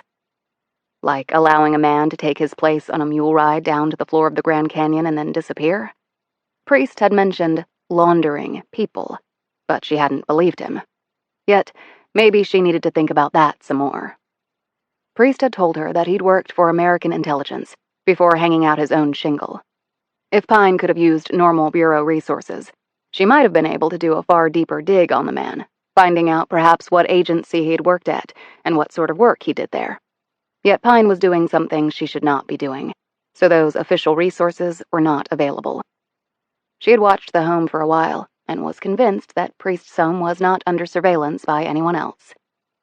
This gave Pine an opening. She had seen the woman before she had gone out earlier. She lived in the row house next to Priest. In fact, the homes were attached. Pine had checked the backs of the houses. The backyards were separated only by a low-level fence. There might have been some interaction there. The woman looked to be in her 60s, with thinning white hair, styled in a way that indicated she had money and wasn't adverse to pampering herself. This was also shown by her designer clothes and shoes and sunglasses. She was also tanned and fit, and she carried herself with the air of someone who had the pleasure of giving orders rather than following them. This had been confirmed by what Pine assumed was the woman's uniformed maid or housekeeper, who had been handed a cluster of bags from a late-model burgundy Jag convertible parked in front of the woman's house. The woman had then carried them inside. From her perch and using binoculars, Pine had seen the names on the shopping bags: Gucci, Dior, Louis Vuitton, and Hermes, the Hall of Fame of fashion. Pine had never owned a single thing from those brands. She was more of an Under Armour girl. Yet even if she had wanted to, she doubted she could afford anything they sold. She doubted she could afford the bags the stuff came in. And her physical dimensions did not meet high fashion standards. She was big where societal norms told women to be small, and small where ladies were supposed to be big. As the woman turned and walked down the street, carefully navigating the lumpy laid brick pavers in her stilettos as she checked her phone, Pine got out of the Kia and strode down the street, paralleling the woman. She timed it so they would intersect at the next block. "Excuse me, ma'am," said Pine. The woman, jolted from her digital bubble, looked askance at Pine in her jeans and windbreaker and boots. "Whatever you're selling, I don't need," she said immediately, in a deep, well-cultured voice. "It's not that." "And I don't have any cash if you need a handout. Bye-bye." The woman proceeded on her way. Pine followed. The woman stopped and held up her phone, which had a gold cover. "I will call the police if you don't leave me alone." "I am the police," said Pine, holding up her FBI shield. The woman slowly lowered her phone. "You're with the FBI. No way." "I really am." The woman ran her severe gaze over Pine and said, "You don't look like you are." "That's sort of the point when you're on a stakeout." "You're watching someone?" The woman looked horrified, and then blurted out, "What's Jeffrey done?" "Jeffrey?" "My husband. He's a money manager. They're always doing something illegal. He's my second husband," she added, as though that exonerated her from any associated liability she might have. A hand fluttered to her bosom. "Thank God I kept my assets separate. The little sneak." "I'm not here about Jeffrey. I'm here about your neighbor." "My neighbor? Which one?" "Ben Priest?" The woman gazed at Pine in a new light, and then gave her a knowing look. "He's an interesting fellow, that one." "What's your name?" "Melanie Renfro." "Have you lived in your house a long time?" "Yes, 20 years. Jeffrey moved in with me after we got married. He lived in D.C., Capitol Hill. You couldn't pay me to live there. Taxes are twice Virginia's. It was either he moved here or there wasn't going to be a marriage." "You want to grab some coffee?" "That's where I was going, actually." Pine followed Renfro into a coffee shop on King Street, the main avenue that bisected Old Town and ended at the Potomac River. They ordered, got their coffees, and headed back outside to sit in an enclosed area of tables. They were the only ones there, though people were passing them on the street. Mostly moms with strollers and some men and women in suits and carrying briefcases. Renfro took a sip of her coffee and patted her lips with a paper napkin. What has been done? You said he was an interesting fellow? Renfro nodded and looked around, as though they were in a movie, and she was checking on eavesdroppers. When she caught Pine staring, she grinned and said, "This is so thrilling. The most exciting part of my day today was supposed to be a hair coloring and a waxing. This is so much better, and far less painful than a waxing. Glad I could do that for you. So, priest?" "Right. He moved in about, 7 years ago. I was still married to Parker. He was my first husband. He died of a heart attack 4 years ago. I married Jeffrey 2 years later. Some of my friends thought it was too soon, but at my age, hey, you don't know how much time you have left. Burn the candle to the end, right?" "Right. So you knew Priest?" "Oh, yes. I've had him over for dinners, cocktail parties, barbecues, that sort of thing. I have a wonderful caterer, if you ever need someone." "What was your impression of him?" "Oh, that he'd been everywhere, done everything. Could talk eloquently about any number of subjects. He knew several languages. And he was tall and very handsome. I used to invite him because I knew he would be fascinating for the other guests, and eye candy for some of my girlfriends. He would flirt with them. Nothing serious, but they loved it. He seemed to know how to play a role, work a room." "Did he tell you what he did for a living?" "He told me he'd taught over in England. Cambridge or Oxford. Anyway, one of them. Then he'd made money in investments and traveled the world. I thought he was independently wealthy. He kept odd hours, gone for long periods of time, and then I'd see a cab dropping him off at 2 in the morning. He never mentioned working for the government." "Look, if you are with the FBI, I want to help you, but I really don't know you at all. And these days, fake badges and stuff can look really genuine." "Okay, I understand that. I'm looking for Ben Priest because he disappeared when he was in Arizona. That's where I'm assigned." "Oh my God. Do you have any idea what happened to him?" Pine pulled back her hair to reveal the wound she'd suffered when the explorer had hit the tree. "I was with him when he was abducted. I was almost killed too. I don't like it when people abduct other people. I like it even less when people try to kill me." The blood drained from Renfro's face. "Oh my God, you poor thing. So any help you can give me would be much appreciated." "Absolutely. With Ben, my thought was, is he some sort of spy? I mean, he's obviously brilliant and knows all these languages. And he sort of looks like James Bond, right? I've seen him in a tux. God, if I were 20 years younger, I might make a run at him. Hell, 10 years younger. Jeffrey's brilliant and makes a ton of money, but he's the spitting image of Don Rickles." "Okay. Did he ever invite you to his place?" Renfro looked puzzled. "Now that you mention it, no. Wait, I take that back. I've had drinks in his backyard." "But never in the house?" "No. I guess I never thought about that. I mean, he was a guy, and I always liked to do the parties at my place, and maybe his house was a mess. He was a bachelor after all." She paused. "He was, wasn't he? I never saw any women over there. Wait, is he gay? That would really depress 4 of my girlfriends, and me too, quite frankly." "Not that we know of. Anything he ever said that struck you as odd?" Renfro drank her coffee and mulled over this query.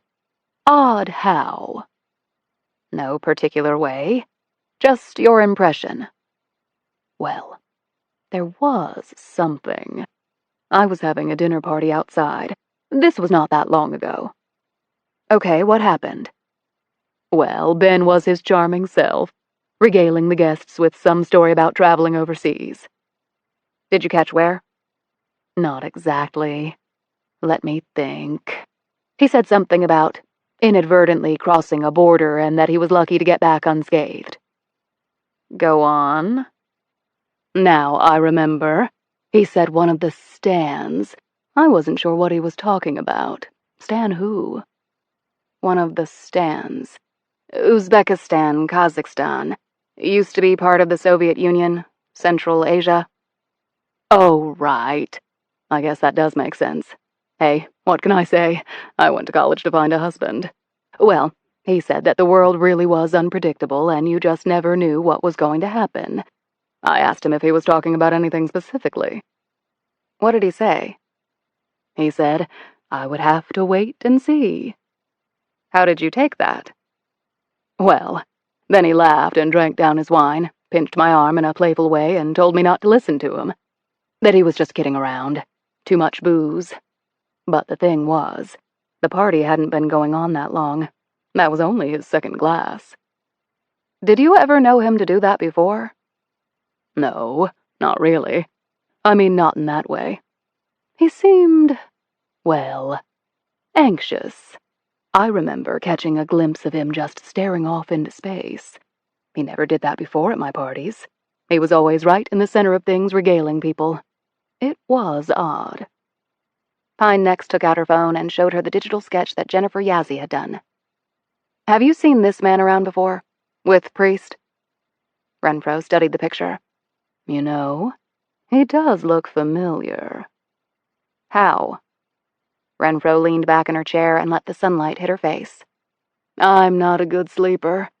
Never have been. My mother was an insomniac, and I'm convinced I got that from her. She leaned forward and cupped her hands around her coffee. It was, maybe 1 in the morning. I was upstairs. I'd just gotten back from the kitchen with a cup of tea. I was looking out the window onto the street.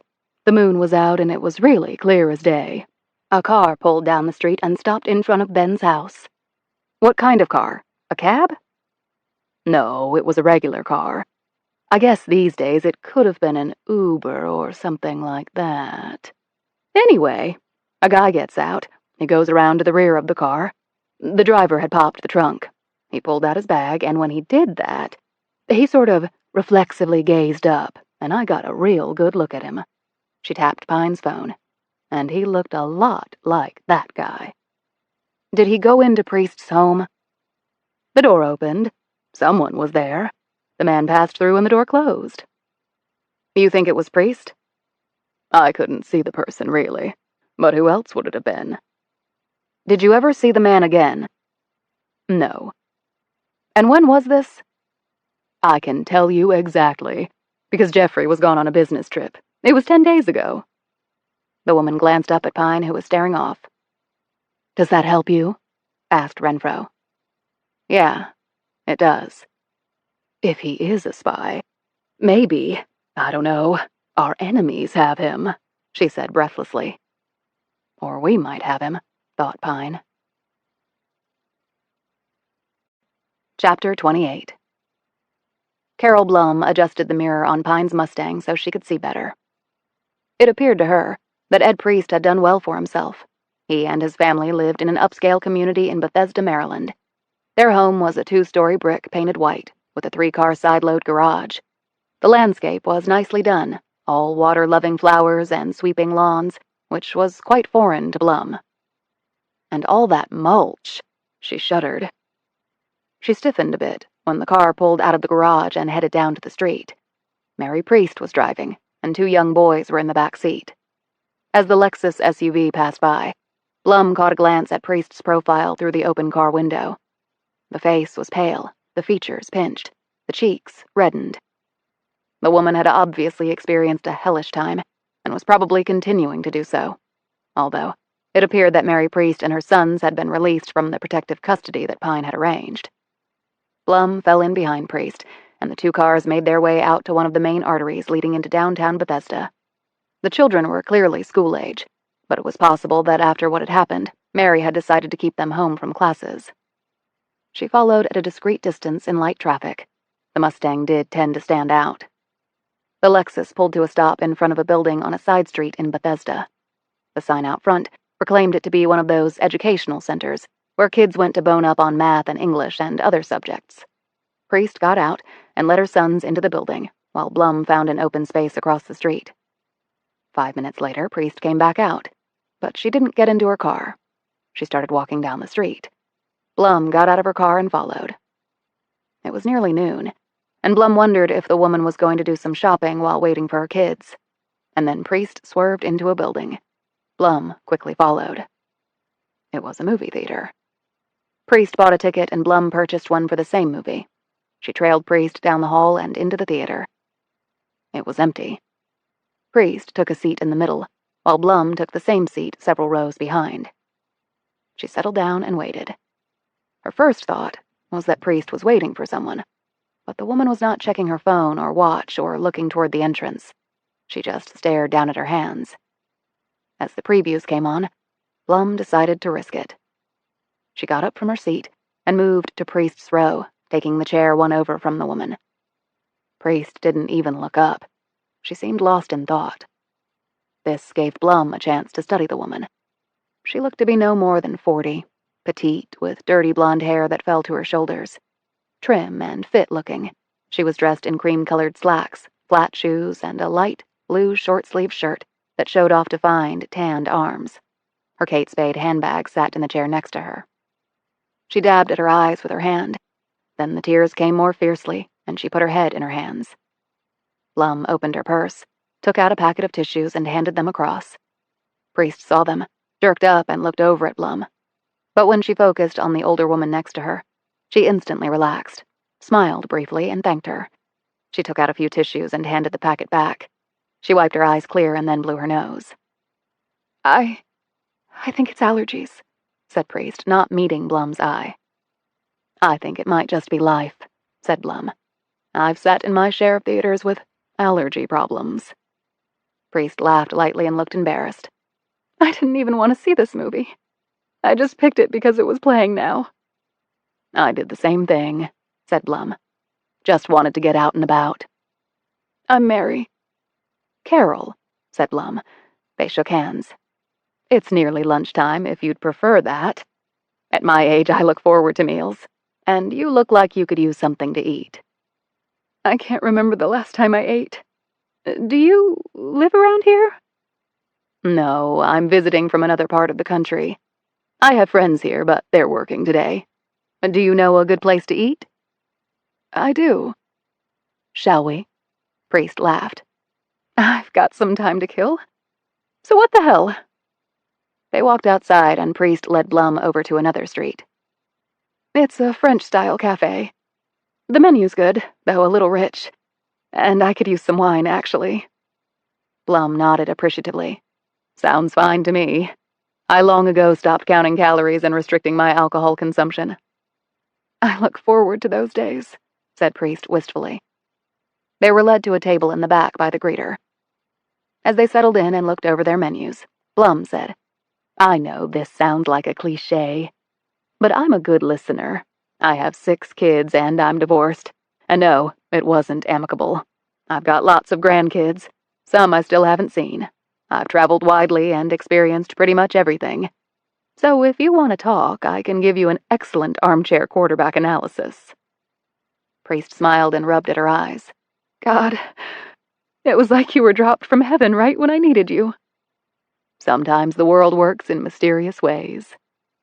They ordered 2 glasses of Merlot and each took a sip before Priest plunged in.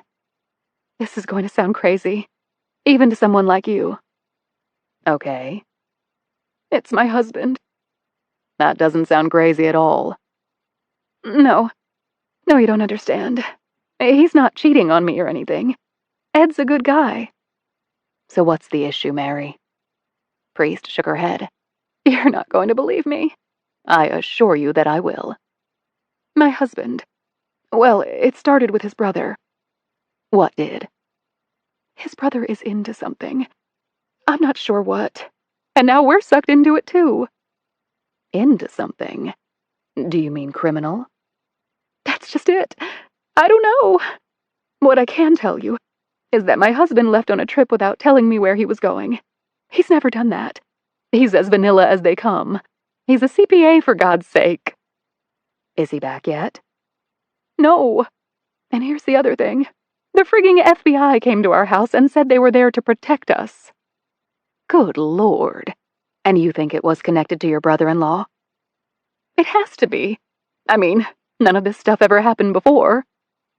Have you spoken to your husband? Not since he left. I'm terrified. I have no idea if he's okay or not. But you're no longer being guarded. I mean, here you are, out and about without armed guards.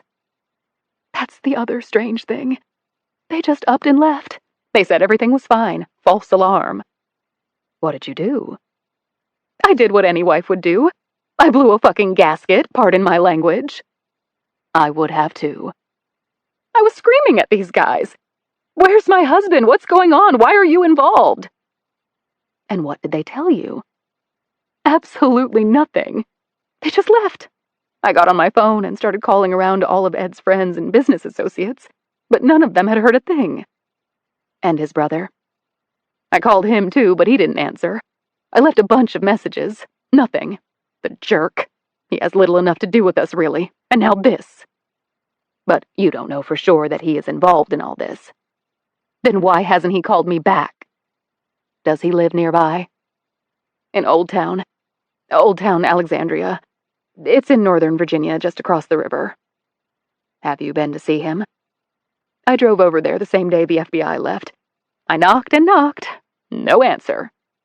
I suppose you don't have a key. You could have checked to see if he was all right. He might be injured or something. In answer, Mary rummaged through her purse and took out a key. I do. Ed had one from a while back. His brother probably forgot all about it. It was when he was out of town for an extended period and he needed Ed to go over and check on things. So did you go in? I was afraid to. Besides, there's an alarm system and I don't know the code, only Ed did. And we never go there. That is a remarkable story. I wish I had some advice to offer, but I truly wasn't expecting something like that. I was just assuming it was some sort of domestic issue or something with work or extended family. I know, but it was just a relief to tell someone. I felt like I was going nuts, I really did. And then you showed up, like an angel. Blum felt a pang of guilt at the woman's words, but her loyalty was not to this woman. There were bigger issues at stake. I'm just glad our paths crossed, said Blum with all sincerity. They ordered their food and talked while they ate. Blum said, I think you should keep trying to call your husband, but don't go back over to your brother-in-law's house. If the FBI is involved, there might be something dangerous going on. You need to think about your own safety and that of your kids. At this point, I think you just do nothing. If your brother-in-law is into something criminal, you don't want to get in the middle of that. But should I report Ed missing? I mean, he is missing. My God, I can't even believe I'm saying this. My poor husband. Blum looked at her thoughtfully. Give it a day. Then you can think seriously of doing that. I'm very sorry this has happened to you. You strike me as a good and caring person, and obviously none of this is your doing. Priest's face crinkled up and tears slid from her eyes. I know. I mean, life is complicated enough without this crap. I've got 2 sons to raise, and Ed provides a great living, but he has to work crazy hours. For most of the time, it's just me and the kids. Until now, that was fine, but now, I have no idea where Ed is. They started chatting about their respective families, and after their meal was done, Blum said, Why don't you go to the bathroom and wash your face? Your makeup's not running, so there's no worries there, but your eyes are awfully puffy and red. Here. She pulled a bottle of Visine from her purse and handed it to Priest. I'll watch your things, and I insist on paying for lunch. Oh, no. You really don't have to do that. It's the least I can do after all you've suffered. Later, the 2 women walked to the education center where they parted company. Thank you so much, Carol. I didn't really do anything. Yes, you did. You listened, and you believed me. That's enough. The women shook hands, and Blum walked back to her car. Inside, she opened her purse and took out the key to Ben Priest's home, which she'd slipped from Mary's purse while she'd been in the restroom. The price of lunch had been well worth it. And maybe she and Pine could find Mary Priest's husband, preferably alive. Chapter 29. 2 a.m. was a good time to commit a breaking and entering. Pine thought this as she squatted in Ben Priest's backyard, disabling the electronic pipe to Priest's home security system and phone line. A few snips, a reroute of a circuit, and she could walk right in and the security system would have no clue about the breach. This trick of the trade had not been in the official training at the FBI, but Pine had supplemented her skill set with an abundance of self-learning. This particular technique had been taught to Pine by the owner of a home security company. People and organizations with deep pockets could effectively protect against what Pine was doing by hardening the pipe and security measures that powered the alarm system.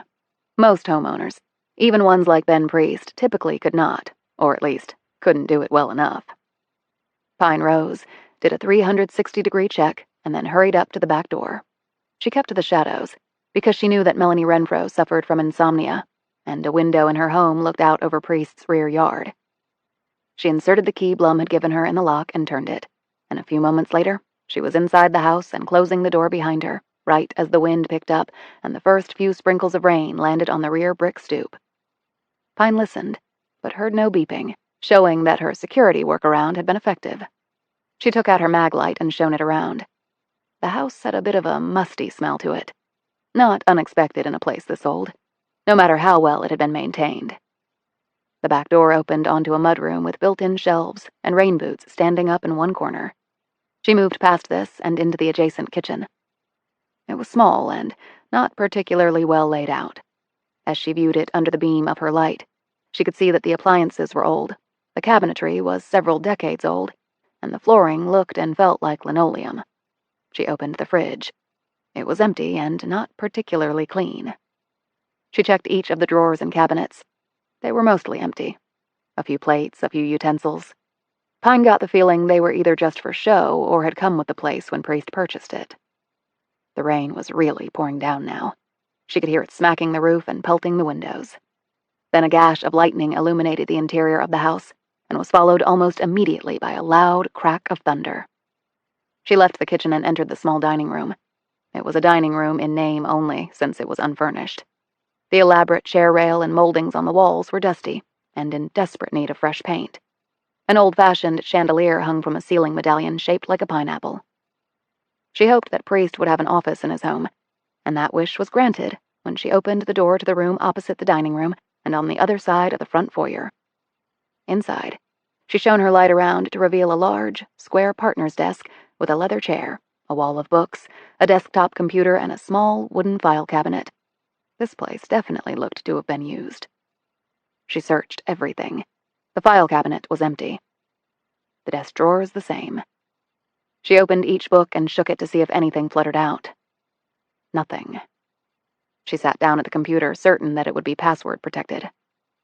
A black screen confronted her. There was no prompt even to enter a password. The computer had been wiped clean. Its hard drive had been probably taken or destroyed. Shit. The question was, had Priest done it, or had someone else? She left the office and ventured up the narrow staircase to the second floor. There were 3 bedrooms and adjoining baths up here. Pine checked each one, ending with Priest's bedroom. She could tell it was his because it was the only one that was furnished. The man apparently, like Margaret Mitchell, did not want to encourage visitors. There was a bed with an ornately carved headboard, an old armoire that held a few clothes, and that was it. Ben Priest was definitely into minimalism. The bathroom was small, and the medicine cabinet was as empty as the fridge downstairs. Pine was starting to wonder if the man even lived here. Or else, he had emptied the place before he'd headed west. Or someone else had. Melanie Renfro hadn't mentioned any moving vans, and the furniture was still here, what little there was. She stared at the bed, and then performed the obvious. She looked under it. Her mag light hit on something. The bed was high off the floor, so there was room. She stretched out a long arm and snagged it, pulling it toward her. She sat on her haunches and examined the contents of the old cardboard box. A ratty basketball jersey, a tarnished trophy. She checked the date. It was from more than 20 years ago. She read the inscription. Most valuable player. Football. Ben Priest. It was from the high school Priest had attended. There was a pair of tube socks with blue stripes at the top. And an old basketball, partially deflated. Why keep this? Did he forget it was even under there? She sat on the bed and examined the items again. Jersey, socks, trophy, basketball. Basketball. What had Ed Priest said? His brother hadn't even liked basketball, but he knew he was good at it. So why keep a basketball here? And a partially deflated one at that. She scanned the ball with her light, inch by inch. Then she probed with her fingers.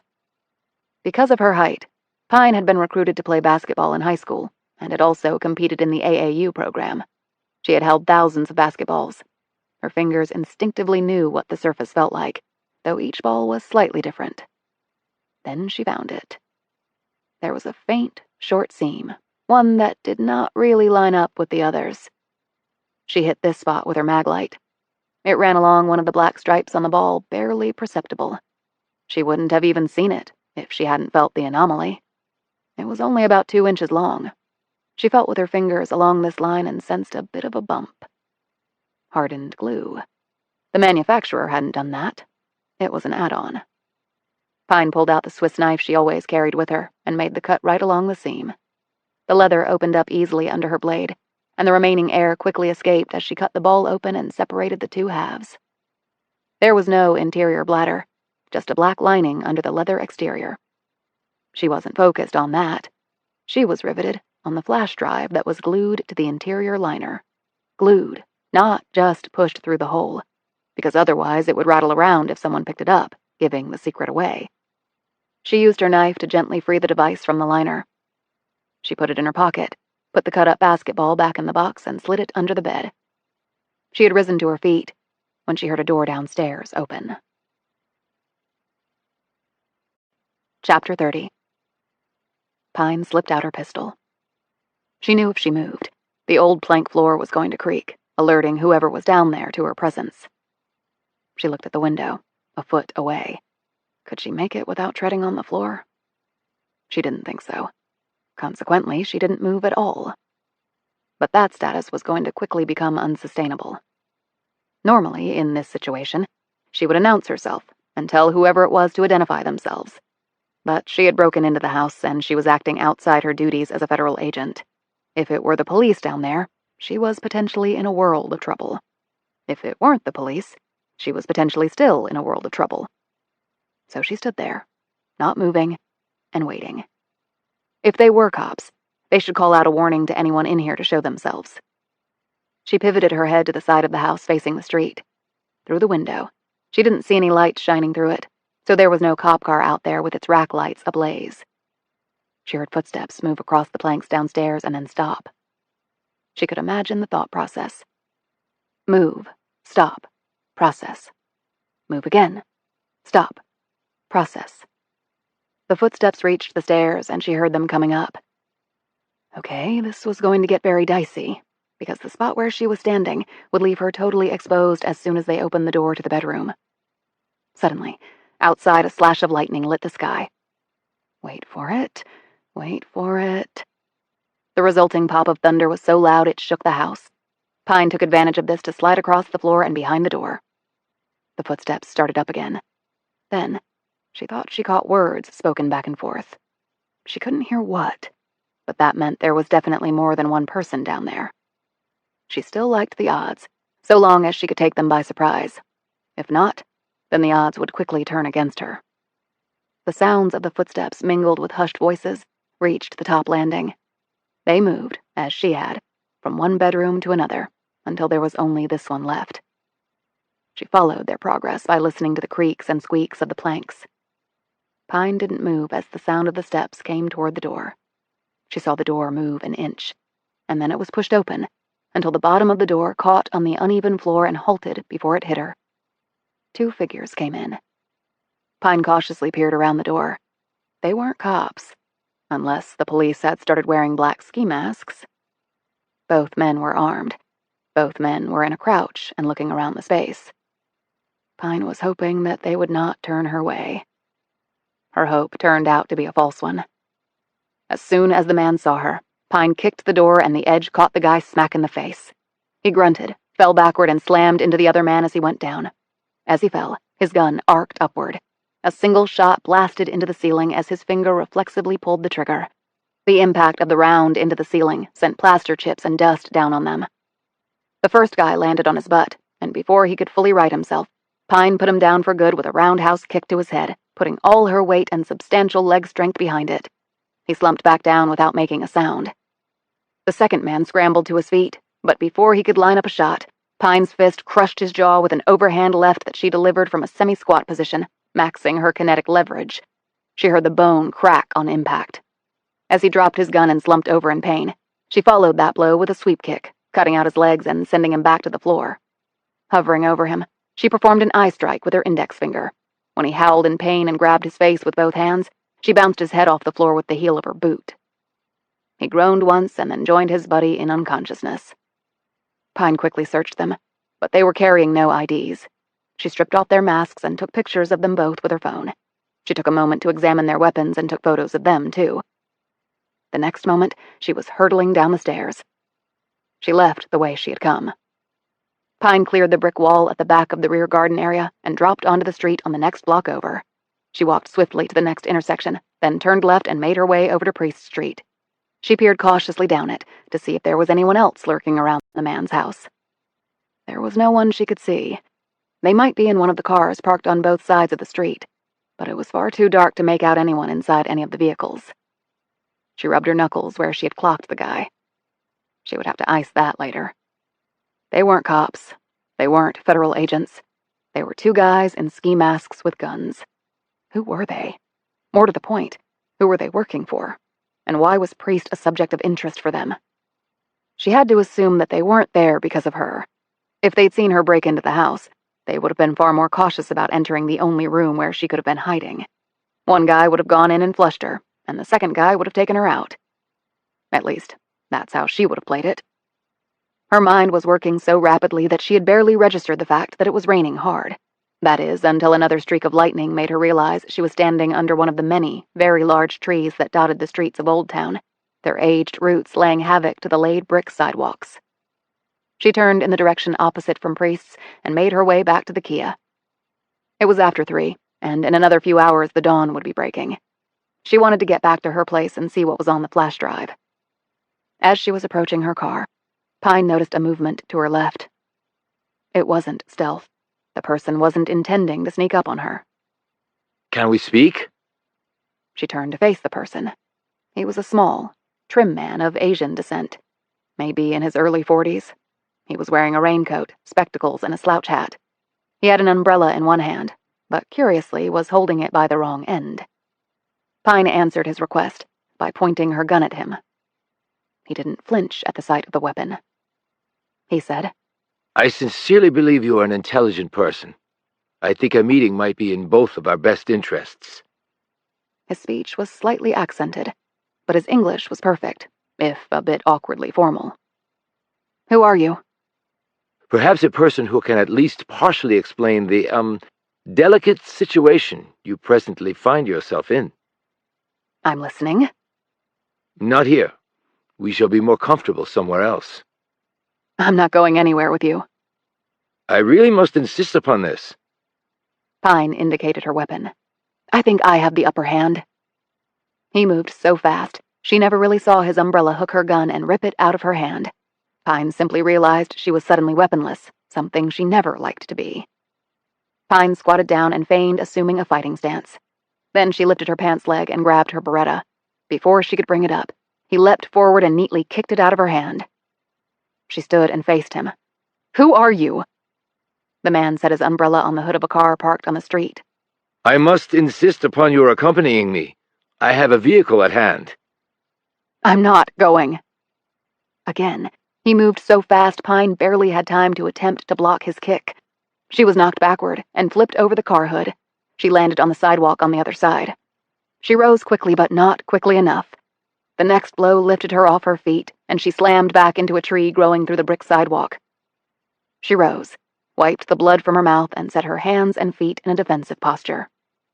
You are quite stubborn, said the man. Pine said nothing. She was conserving her breath. She'd never battled anyone as quick as this guy, not even her MMA instructors. He was 5 inches shorter and 30 pounds lighter than she was, and yet his blows were about the hardest she'd ever felt. She kicked out with a feinting roundhouse, which he easily blocked. Her momentum had carried her into a crouch, which was intentional.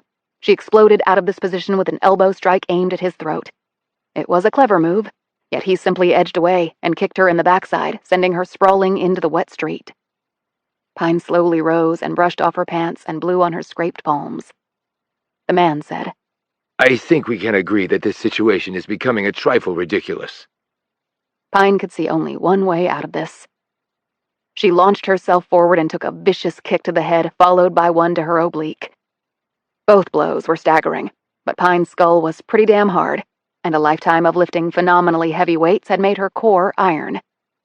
She started to stumble, as though she was going down. At the last moment, she lunged forward, wrapped her legs around the man's torso and left arm, ripped his right limb straight up and locked it down in an armbar. The momentum of her charge and their commingled weights caused them to topple into the middle of the street. The man's hat fell off. Pine squeezed her muscular legs around his torso, even as she levered his right arm over his head, trying her best to rip it from its socket. She could hear him breathing heavily. She locked down on his torso even more, her goal to stop his diaphragm from moving up and down. Without that mobility, one could not remain conscious or alive. She thought she could feel him weakening. She was wrong. With the index finger of his pinned left hand, he jabbed hard into Pine's inner thigh. As he dug into it, applying an immense amount of pressure, Pine lost all feeling in her leg, and then a jolt of pain shot through her muscle and joints and rocketed up her entire side. She cried out, helpless, as he forced her useless left leg off him. An instant later, his elbow smashed against the side of her jaw with such force that her leg lock was completely broken. Another elbow strike and her armbar also fell away, allowing him to roll to his left, get to his feet, crouch, and deliver a crushing stomp kick to her belly. She threw up what little was in her stomach. She lay on the street, so dazed that she could barely see the little man rise above her. I misjudged you, He said. He balled up his fist. You are not quite so intelligent as I first believed. The siren cut through the silence of the night. The sound seemed to be heading toward them at speed. The man looked toward the sound, which gave Pine the only opening she needed. Though he'd outmaneuvered her at every junction and was by far the better fighter, the man had made one mistake. He'd misjudged the length of her legs. She shot her right leg straight up and kicked him hard in the balls with the toe of her boot. He cried out, bent over, and staggered back. Pine watched from street level as, still hunched over, he snatched up his hat and moved haltingly into the darkness as the sound of the siren headed for them. Pine slowly stood and, dragging her still numb left leg behind her, recovered both her guns, unlocked the Kia, collapsed inside, and then slouched down in her seat a few seconds before the police car turned onto the street and sped past her. Someone must have heard the fight and called the cops.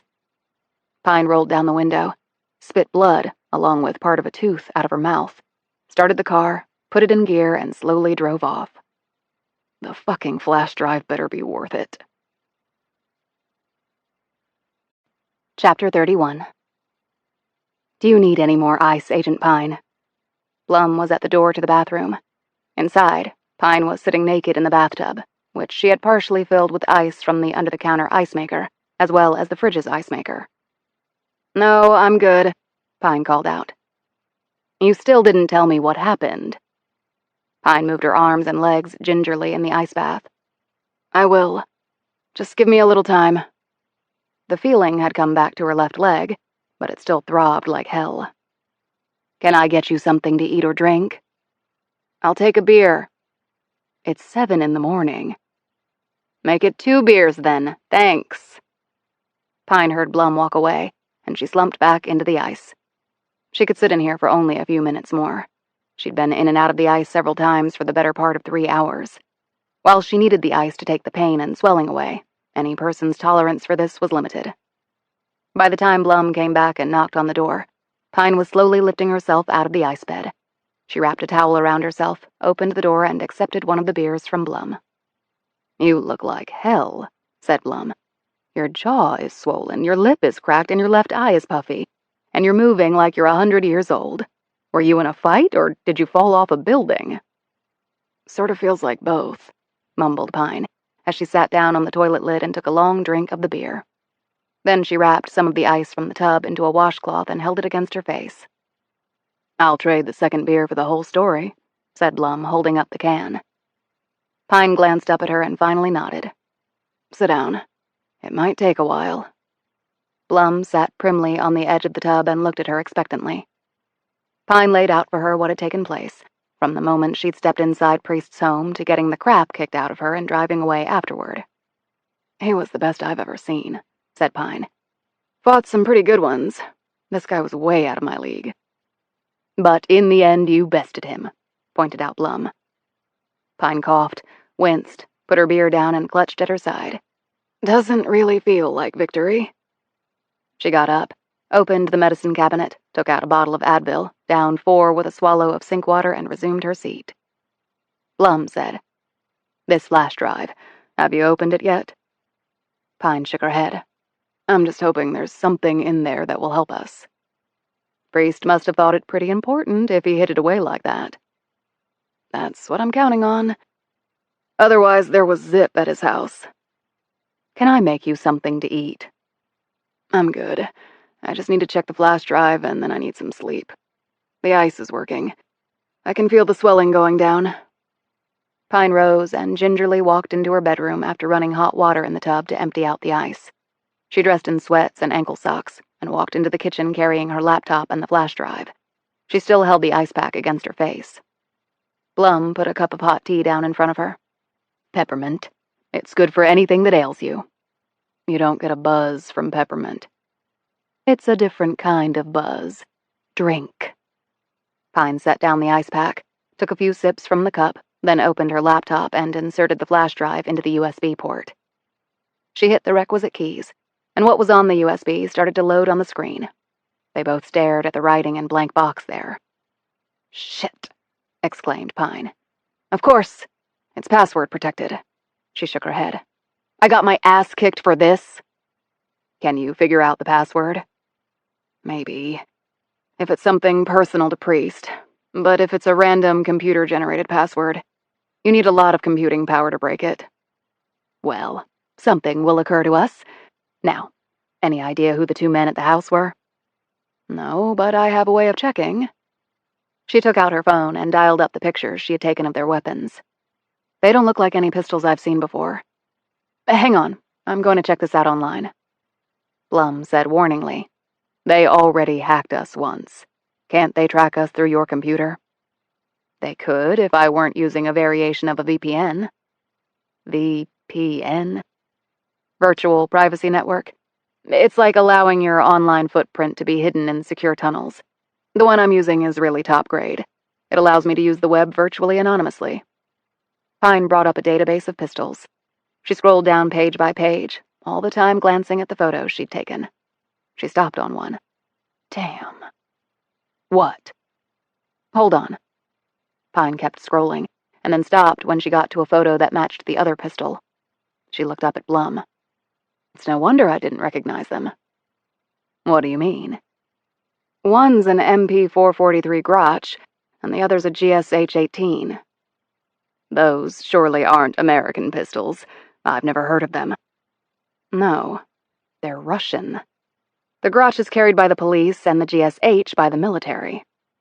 Both women stared at each other for an uncomfortably long moment, until Blum said matter-of-factly, "Well, of course the Russians are involved. They're always the bad guys." "But why? And what does Moscow have to do with a dead mule in the canyon?" Neither one had an answer to that. "You need to get some sleep, Agent Pine. You need to heal and rest. I have a strong feeling that you'll need to be at your best." "I think we both will." Pine went to her bedroom and stripped off her clothes, because even the light, floppy sweats against her battered body hurt. She looked down at her oblique. There was a massive, yellow, purplish bruise where the guy had walloped her. She felt along her leg to where he had applied the pressure with his finger to break her leg lock. Her limb was still tingling. He must have found a nerve there she didn't even know she had. She gingerly lay back in the bed with the ice pack still cemented to her face. In her other hand, she clutched her Glock. She took several deep breaths, and the result was bruised ribs carping at her. Pine closed her eyes and let her thoughts wander back to the 2 men in the house, the 2 Russians. And then there was the umbrella-wielding ass-kicker. He wanted her to go with him somewhere. He said he would explain things to her, the predicament she found herself in. She wanted to know how he had come upon her. Had he been watching the house and seen her enter, or seen her leave and followed? That might be the likelier scenario, because she'd taken great care to ensure no one saw her going in. Was he connected to the other 2 men? Somehow she didn't think so. Then was he an adversary of theirs? The Russians were clearly just muscle. The Asians seemed to be something more than that. She put the bag of ice down, reached over and plucked her shield off the nightstand. She knew every facet of the embossed metal. After she'd been awarded it upon graduating from Quantico, she had held it all night, fingering it over and over like she was reading Braille. In some ways, no, maybe in the only way, the figure of Justitia presented all there was in the world to Pine. Justice. It wasn't about the greater good. It was about what was right and wrong on an individual basis, person by person. Because if you neglected the people, the idea of a greater good was a pipe dream created by those whose idea of the greater good almost always tended to favor themselves and people like them. She crossed her arms over her chest, the shield in one, the Glock in the other. Two critical components not only to her work, but also, perhaps, to her identity. Without them, what was she?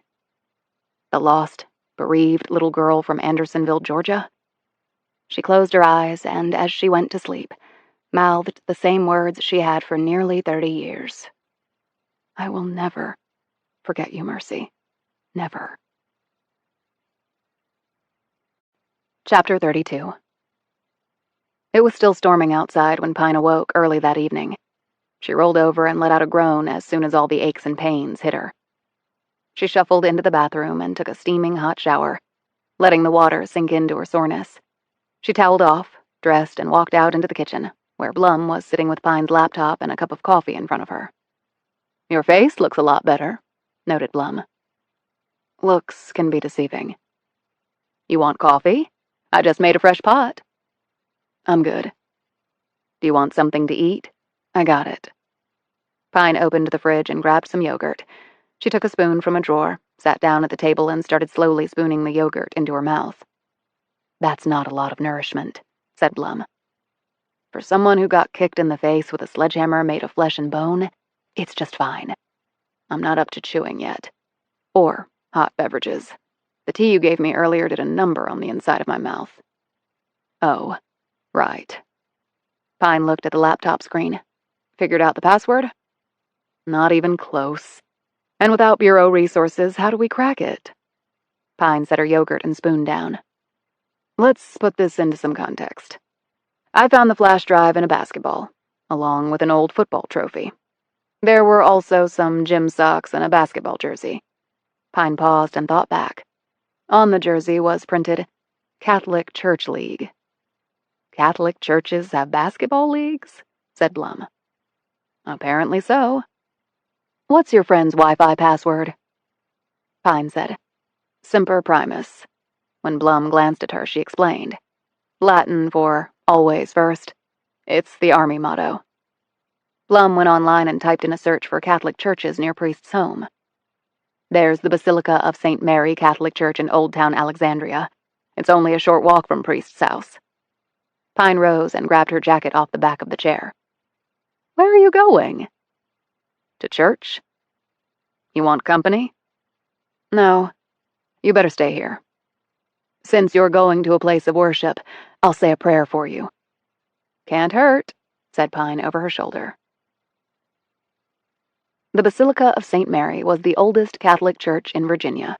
It was located on South Royal Street, and its gray stone facade was Gothic in appearance. Its stark front was softened somewhat by 4 sets of wooden double doors with brass kickplates. The rain had slackened when Pine pulled to a stop across the street and looked around. There were a few people on the sidewalks, and a truck slowly drove down the street before its taillights disappeared into the darkness. The sign in front of the church said it had been established in 1795. A white statue of the eponymous Mary was set in a niche of the building's facade, high above the main front door. Pine got out and walked across the street. She made a searching look all around and then headed up the steps. The door was fortunately unlocked. She stepped inside and shut it behind her. She moved through another set of doors and found herself in the worship area proper. The stained glass windows were immense and colorful. As she looked toward the front of the church, she saw Jesus hanging on a cross, which was mounted to the wall behind the marble-floored altar. There were 2 sets of wooden pews set on either side of the broad nave. Pine really had no idea why she was even here. Just a reference to a church basketball league, A dubious connection if ever there was one. And yet, what other leads did she have? She took a seat in the front pew and continued to examine the space, looking for anything that might help her. As she was sitting there, a man walked out from a door behind the altar. His white collar indicated he was a priest. He was tall, nearly 6'6", and young, maybe late 30s, with a shock of red hair and sprinkles of freckles. Maybe a classic Irish priest, mused Pine. She wondered how many of those were still around. "Hello," he said. "I'm afraid you've missed the last Mass." I just stopped in to, I guess, meditate a bit. I hope it's okay. "It certainly is. We're open for all those seeking a quiet space in which to think and practice their faith." He drew closer and started when he saw her battered face. "Are you all right?" Car accident a few days ago. Still a bit banged up. He looked at her with a dubious expression. "I've had women come in before and tell me that. If things are not going well at home, I'm here to listen. No one should be abused by another. I can help you with that. We can offer shelter, and maybe you should think about calling the authorities." In answer, Pine smiled and held up her ringless hand. I'm not married. And I do MMA. There aren't many guys around who could take me. I really did have an accident. "Oh, I'm sorry to hear that. But with the way people drive around here, and everyone texting..." He extended a hand. "I'm Father Paul." I'm Lee, said Pine, shaking his hand. "Do you live around here?" No, I'm actually visiting. I live out west. "The wide open spaces, then." A lot wider than here. Father, can I ask you a question? "Certainly. Priests are asked lots of questions, but don't hold me to always having the right answer." He grinned. Pine smiled warmly. I think a friend of mine is one of your parishioners. "Oh, yes?" Ironically, his name is Ben Priest. "Oh, Ben. Yes, he is. Though I haven't seen him in a while." He told me he plays in a church basketball league. Father Paul smiled. "Yes, it's an informal thing. I actually started it about 2 years ago. As you can probably tell from my height, I play. But Ben, though he's some years older than me, is an exceptional player. Small forward. We compete against other churches in the area. Nothing official, but it's good sport and fellowship." You say you haven't seen him for a while? "No. In fact, we had a game last week, but he didn't make it. I called him, but didn't get an answer. But he goes off quite often. He'll be back." He paused. "So, you're friends with Ben?" Yes, and his brother and his family. The priest's brow furrowed. "That's funny. He never mentioned a brother." Ed Priest. He lives in Maryland with his wife and kids. Well, come to think, Ben never really talked about himself very much. He just always seemed to be listening to everyone else." Yeah, he's like that. "How do you know him?" Through mutual friends. I haven't known him all that long, but I was supposed to see him while I was here visiting. But he's not answering my phone calls either. "Have you been by his house?" I have, and no one was there. "And he knew you were coming?" Yes, we'd made plans. Father Paul now looked worried. "I hope nothing has happened to him." I'm sure he's fine. Like you said, he just goes off sometimes. She paused and added, I wonder where, though. Father Paul sat down in the pew next to her. "You said you met Ben through friends. How well do you actually know him?" It's funny. He's always struck me as a person who shows very little of himself, like you just intimated. What do you know of him? "Probably not much more than you do." I don't even know what he does for a living. He mentioned something once about politics, government, that sort of thing. I suppose lots of people around here do that. "They do, yes. Probably half my parishioners work in some capacity that's connected to the federal government." Pine faked a smile. I know this will sound silly. "What?" It always struck me that Ben might be some sort of, well, spy. Her grin broadened, as though she thought this was ridiculous, though she hoped the priest would take the bait. If you want to know the truth, I thought the very same thing. Pine feigned surprise. Really? Why? A million little things, which on their own probably didn't amount to much, but taken together, they just led me to believe that whatever he did was sort of, well, clandestine, for want of a better term. I wish I could find him. Do you know any of his other friends? Father Paul thought for a few moments. Well, there is one fellow, Simon Russell. He also plays in our league. Ben actually brought him on. We made an exception, since he's not a member of the parish. From what I could tell, I think they worked together, or at least they once did. What does he do for a living? Father Paul smiled. He seems to have the same bug that Ben does. He never reveals much about himself, but he can hit threes with the best of them. Description? The priest looked surprised. You sound like a cop. No, but if I do run into him, I want to make sure it's the right guy. Well, he's a bit taller than me and very lean. Not much hair on top. He has a trim beard. He's about Ben's age, I would guess, or a bit older. Do you have contact information for him? As a matter of fact, I do. I went to his house for a drink once with Ben and some of the other team members. We won the league championship last year. Quite a comeback victory, actually, and Simon, on the spur of the moment, invited us all to celebrate. I thought that was quite nice. I mean, Ben lives nearby, but he'd never had us to his place. Ben is very private. Exceedingly so. Father Paul wrote down an address and gave it to Pine. As he escorted her out, he said, If you find Ben, tell him to give me a call. I want to know he's okay. I'll do that. Pine looked around at the church's interior. This is a beautiful space. It is, but that's just trappings. The real strength of any church, I hope, are its parishioners. Jesus was a poor man. His faith was his pot of gold. Are you Catholic? No, my parents didn't take us to church, and I guess I just never got into the habit of going now that I'm an adult.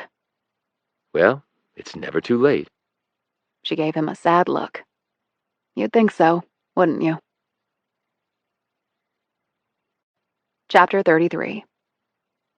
Pine pulled the Mustang to a stop at the curb across the street from Simon Russell's large townhouse near Capitol Hill. Like Old Town Alexandria, the area was definitely high dollar. Pine had worked in D.C. for 2 years at the WFO. The only thing she'd been able to afford on her GS-13 salary was a 1-bedroom Roach Motel apartment, a 90-minute commute from downtown. Whatever Russell did for a living, it paid well. She wondered if his home inside was as Spartan as Priest's. She might not find out tonight. While there were a lot of windows in the place, not a single light was on inside, at least that Pine could see. She got out of the car, walked across the street, turned left, and then turned right at the next block. She reached an alleyway halfway along the block and walked down it. Another right and a short stroll brought her to the back of Russell's home. There was also a 1-car garage back here. This resembled an old-fashioned mews like they had in England. The wall around the rear of Russell's home had a high brick wall and a tall wooden gate. She tried the gate, but it was locked. She checked both directions, gripped the top of the wall, and hoisted herself up enough to where she could see over. This simple movement almost made her cry out in pain, as every injured body part she had screamed in protest.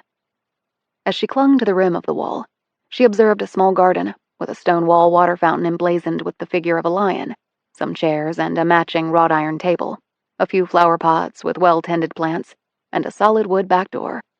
Soothing, well organized, and of no help to her whatsoever. No lights in the house were visible back here, either. She dropped back down to the pavement and retraced her steps, deciding along the way to take a direct approach. She walked up to Russell's front door and knocked. Nothing. She knocked again, looking around to see if anyone was paying her the slightest bit of attention. She was also checking for the umbrella-carrying ninja.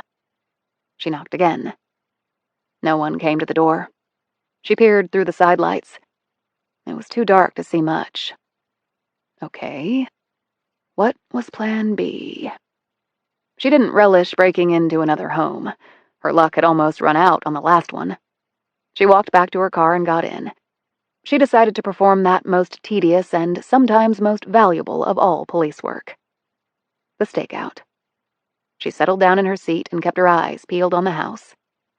At a bit after midnight, her vigilance paid off. A tall man came walking down the street from the direction of the U.S. Capitol. He had on a trench coat and a felt cap, and he was carrying a leather briefcase. He walked up the short stack of steps to the front door to his home, fumbled in his pocket, and pulled out his keys. He was at his door inserting the key when Pine reached him. "Mr. Russell?" He whirled and looked down at her. Who are you? What do you want? Okay, normal paranoia or something more? She slipped out her shield. "I'm with the FBI. I'm here about your friend, Ben Priest." His features turned even more suspicious. Ben. What's going on with him? Why is the FBI interested in him? "Can we talk about this inside?" Russell hesitated, but finally nodded. All right. He led her inside, then turned off the security system and shut and bolted the door. He took off his hat and coat and hung them on a wall rack in the small foyer. Pine saw that his hair was indeed thinning, and the little he had left had been allowed to grow in any direction it chose. As Father Paul had said, Russell possessed a trim beard and mustache, perhaps to balance out the loss on top. He was quite lean, and she gauged that his feet were about a size 15, which made sense for a man nearly 6'7". His nose was long and spindly. His eyes were brown and darting. Right above them were a pair of eyebrows that, like the hair, roamed helter-skelter over his compact forehead. She looked around. Russell's digs were a lot nicer than Priest's. The furniture looked antique, well-worn, and comfy cozy. There was a fireplace in the room right off the foyer. It had a limestone surround, in the design of something one might see in a church. The walls were covered with original-looking oil paintings. The rug she was standing on looked to be at least a century old. Down the hall, she could see colorful and costly wallpaper along with elaborate crown moldings. The ceilings and walls were solid plaster. Outside, she had noted the gutters and downspouts were copper, and the roof was slate. They didn't make 'em like this anymore, not unless you had the dollars to pay for it. His words interrupted her observations. Would you like something to drink, or are you on duty? "What are you having?" A G&T. Blue Bottle Bombay is my preferred choice of weapon. "I'll just take the tea, thanks." He led her down the hall to a large oval-carved wooden door that looked like it belonged in a castle. He opened it and showed her into a sizable room, outfitted as a library or study. 3 walls held shelves that sagged with books. A large partner's desk sat in the middle of the room, under which lay a square of faded oriental carpet. There was a fireplace, comfortable leather couch and chairs, and a small credenza with bottles and glasses topping it. On the rocks? He asked as he prepared 2 glasses. For your tea? "Why not?" He opened a paneled door built into a cabinet next to the credenza, revealing an ice maker. He cut up a lime he'd taken from a bowl on top of the credenza, put slices in each glass over the ice, then poured gin and tonic into his tumbler, and only tonic into hers, while she watched to make sure. He stirred the drinks and handed one to Pine, then picked up a remote and pointed it at the fireplace. There was a click. A whoosh of fired gas and bluish flames popped alive in the hearth. He sat down on the couch and pointed to one of the chairs. "Nice room," said Pine, as she took her seat and looked around the space. I do a lot of my work in here, actually. "And what work would that be?" He sipped his drink. His features, never inviting to begin with, turned instantly chillier. None of your business is the answer that first occurs to me, unless you have a warrant. And even then, it would still be none of your business. Now tell me about Ben. "He's missing." Russell said nothing to this.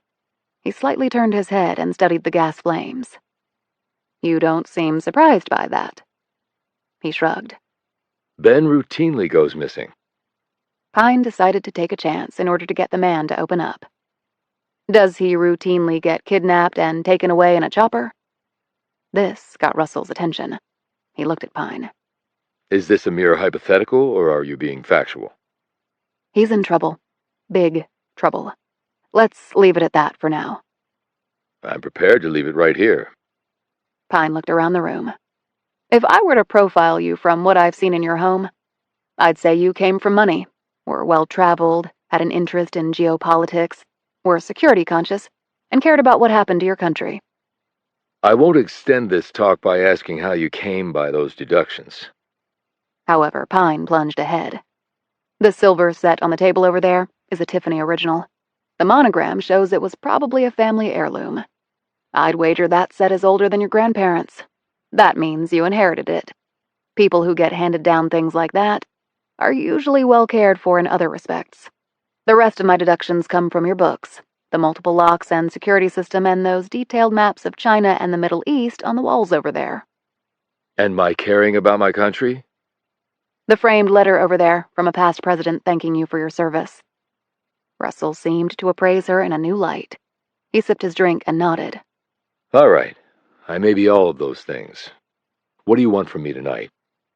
Do you have any idea what Ben was working on that could have led to his being in trouble? We didn't work together. That's not what I heard. Then you obviously heard wrong. You never discussed work matters with him. There was no reason. And he never did with you? I thought I just said that. He lives in Alexandria and you live here. How did he come to get you to join the church league? Probably some dreary party where we ran into each other and were bored enough to talk about church and basketball. So I guess you have no idea about the other guy then. What other guy? He said sharply. Or about the password-protected message Ben left behind. Russell was now watching Pine closely as he softly jiggled the ice in his tumbler. What happened to your face? He asked. Ran into a door. You ran into something. Maybe a fist? Comes with the territory. How did you come to be involved in this, may I ask? It's my job. Russell cleared his throat. Are you in the National Security Branch of the Bureau, or the Intelligence Branch? He paused.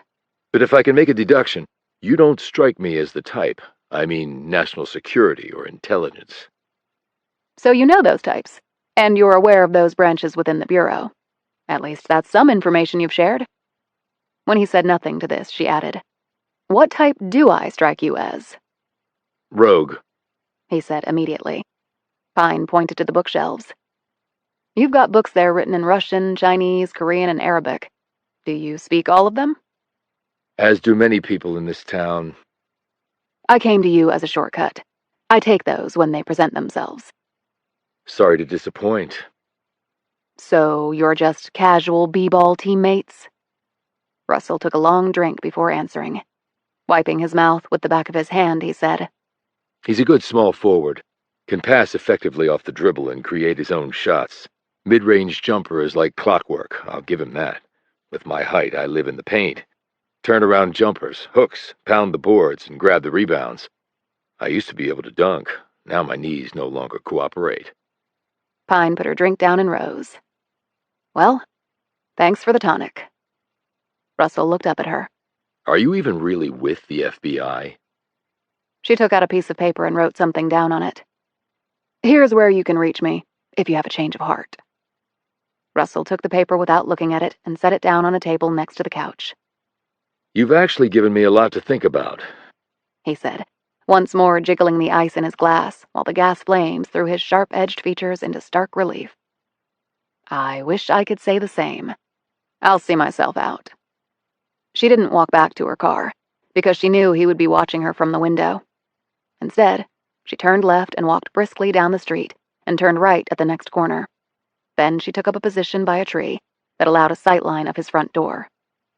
She had gotten nothing from Russell except the weirdest of vibes. 20 minutes later, the possibility arose that that status might change. The man came out the door and walked off in the opposite direction. Pine walked quickly to her car, pulled out onto the street, and followed. Chapter 34. Pine's decision to follow by car paid off, because Russell had gone only about 2 blocks when a black SUV pulled up to the curb and he climbed in.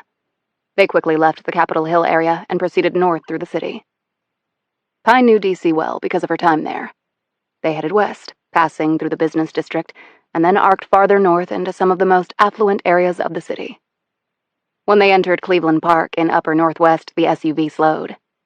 Pine followed suit. Even at this late hour, the traffic was brisk, for which Pine was appreciative because it allowed her to blend in.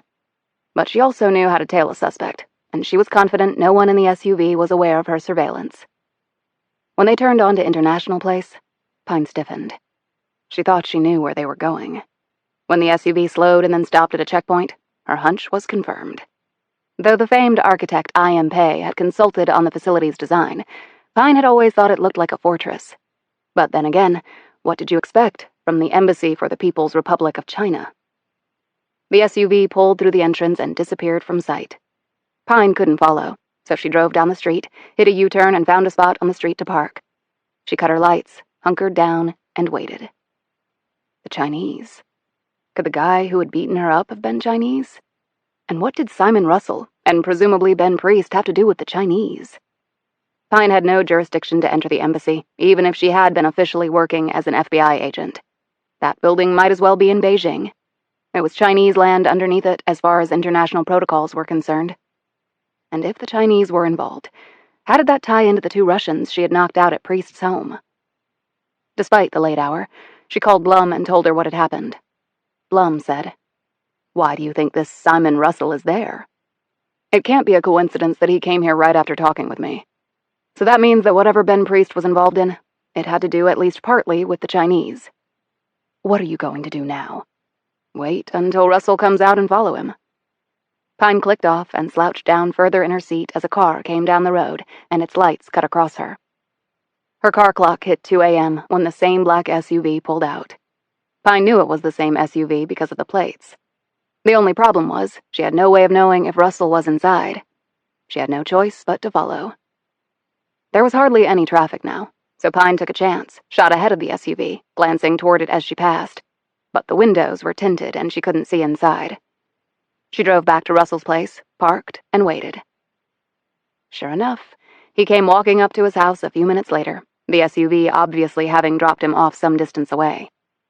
She was deciding whether to approach him again when a quartet of men converged on Russell as he opened his door. They pushed him inside and shut the door behind them. For an instant, Pine sat frozen in her car. Then she burst into action. She hit a U-turn, turned right, and then right again as she drove into the alley she had visited before. She stopped at Russell's rear yard and scrambled over the wall, landing softly in the grass on the other side. Keeping low, she glided up to the house and glanced through a window. She couldn't see anything, but she heard noises. She had no idea who these men were or what they wanted with Russell. She was certain they weren't cops. If they were cops, they would have shown their badges and taken him into custody on the front porch. They would not have forced him inside his house. If this had been a normal situation, Pine would have immediately called 911. This was not a normal situation. She checked the lock on the back window and then took out her knife and pried back the bolt. The window opened quietly and she was inside. Keeping low, Pine saw that she was in the home's kitchen. She slipped out her gun as she moved out of the kitchen and into the hall. She had the advantage of having been in the home before, so she knew some of the layout. She froze when she heard the raised voices. "I don't know what you want." That was clearly Simon Russell. Pine took out her burner phone and dialed 911. She gave the address and what was happening. "Hurry," was her last word before she put the phone away. She pulled her Beretta from her ankle holster and moved into the hallway with a gun in each hand. Whatever she did or didn't do, she had a feeling this was not going to end well for any of them. But reverse was not a gear with which she was familiar. She reached the intersection of the hall and the living room to her right, across from Russell's home office. The house was dark, because no one had bothered to turn on any lights. Not that Pine had expected the home invaders to want to risk illuminating their litany of felonies. She edged around the corner enough so that she could see what was happening. In the ambient light coming in from the street, she could make out the 4 men, all standing in a semicircle around Russell, who sat in a chair. Russell said, "I don't know what you're talking about. I know no one at the Chinese embassy." "Funny, since you were just there," said one of the men. "You have me mistaken for someone else. What did Ben Priest tell you?" Russell slowly sat up. "What will that information buy me?" "What do you propose?" said the same man. "A free ride out of here." "I'm not seeing that. You're in too deep." "I'm not in anything." The sirens outside made them all turn to look at the window. "Shit," said one of the men. "You think?" Said another. "Deal with it." said the first man. Take the guys with you. You know the drill. The 3 men headed to the front. Pine saw them take something out of their pockets. This left the first man alone with Russell. Pine took a closer look at him. He was in his 50s, with salt and pepper hair and longish sideburns. He had on a suit and tie. His face was weathered, and his nose had been broken at least once. He looked tough and probably was. Pine flitted to one of the front windows and watched as a squad car pulled up to the curb. 2 DCPD officers climbed out. They were met in the front yard by the 3 men. Shit, breathed Pine. They were holding up shields and ID cards, just like she had done thousands of times. They were feds of some sort. The 2 officers checked out the creds and started talking to the men. She stole back over to her original surveillance post and watched the man and Russell. You can't do this, said Russell. It's against the law. Nothing's against the law if you are the law. I want an attorney, right now. We have no arresting authority, Russell. It's not how we do things, so don't expect a Miranda warning. It won't be coming. You can't force me to do anything. Now there you just went off the rails. National security trumps all. Even my damn constitutional rights? The Constitution means protecting all Americans. If we sacrifice a few to do that, so be it. Simple math in my book. I want you out of my house. Oh, don't worry. We're going to be leaving, but you're coming with us. I'm not going anywhere. Wrong again. As soon as my men finish with the local yokels, we're going to be taking a trip. We have a plane waiting. Where are we going? Classified. That's bullshit. Okay, I'll give you a hint. We're taking you to a place outside this country that will be more conducive to having a frank discussion with you. He paused and added, By any means necessary. What? You're going to torture me? Give me a break. You can't do that anymore. Funny, I didn't get that memo. You'll lose your ass if you try that. You think you're the only guy we've had to persuade of late? And I've got my whole ass right where it's always been. Now, Russell paled. Look, this is ridiculous. I'm an American citizen. So am I. Where does that get us? You know things that can get a lot of Americans hurt. If we have to do things to you to prevent that, then that's what we're going to do. This is crazy. I'm going out there to talk to the cops. The man pulled out a gun and pointed it at Russell's head. Not gonna happen. What? You're just gonna shoot me? Here? The man tapped the gun's muzzle. Suppressor. They'll never hear it out there. Your choice. I'm good either way. Look, you don't have to go down that path. Yeah, I'm afraid I do. The man suddenly collapsed to the floor. Russell looked down at him incredulous.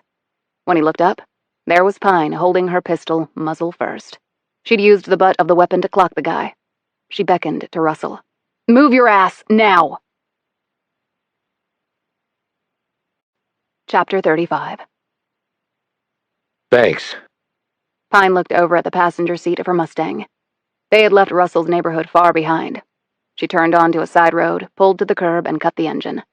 Russell still looked pale and shaken, but some color was returning to his face. I didn't save you just for the hell of it, she snapped. Now you're going to tell me what's going on. Look, I can't, okay? I couldn't tell them, and I can't tell you. Those guys were going to kill you, or at the very least torture you within an inch of your life. Maybe. There's no maybe about it. Who were they? I don't know. Bullshit. They were feds, but the guy said they had no arresting authority in this country. That narrows the list way down, and you know it. Russell shook his head stubbornly. The guy was just bluffing. You sure about that? Yeah, I am. This is America, not Moscow. Funny you should mention that, since 2 Russians were at Ben Priest's house in Alexandria and ended up trying to kill me. Russell glanced sharply at her and sucked in a shallow breath. He shook his head. Look, no one's going to throw me out a window or stick me with a nerve agent. Pine started the car up. Fine, I'll take you back to them then. No sweat. Have fun wherever they take you, and whatever they stick you with. Russell placed a hand on the steering wheel. No, wait, please, don't do that. Then I need some quid pro quo, and I need it now. What do you want? You went to the Chinese embassy, and don't lie to me I followed you there, just like the other guys did. Why did you go? Russell looked out the window into the darkness. His expression was one of a cornered beast. desperately looking in vain for a path to survival. Your visit prompted me to go there. Explain. Ben Priest. What does he have to do with the Chinese and the Russians? I'm talking geopolitics, so it's not a straight line. How are you at chess? Try me. Allies sometimes become enemies, and vice versa. The status can be temporary or long-standing. It can be situational, transactional, a one-off. Hell, it can be anything, really. Ben told me something like that. He would know. So you do work with him? I know of his work. Let's leave it at that. I'm not in a position to leave anything anywhere. What was Priest's job? He's very well connected. He got things done that needed doing outside of official channels. That's really all I can say. Getting back to the chess, what's the first move? And how did we reach this point? I don't know anything for sure. It's speculation. What's your connection to China anyway? I've done work on their behalf. Spying against this country? Russell furrowed his brow. Don't be stupid. They have legitimate interests, and I make those interests known in the right places. But I can tell you that the Chinese are concerned that something major is about to happen. They aren't sure what, but they have their suspicions, as do I. Speculate away. The world is seriously screwed up right now. We've always had hotspots. The Middle East, in particular Iran, Russia, North Korea. But we've never had them all exploding at the same time. Some people in those situations look for the fast and easy way out. There's an Asian guy involved in this. He could be North Korean or Chinese. He almost killed me. That's interesting.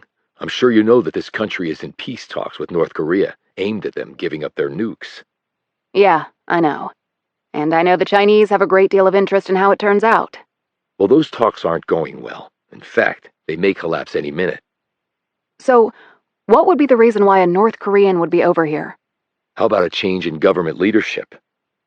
Pine stared across the width of the Mustang at him. Where? North Korea? How about right here? Pine's eyes widened. That's nuts. One thing I've learned over time, never say never. How could anyone possibly manage something like that here? He shook his head. What did I call you when we first met? Rogue.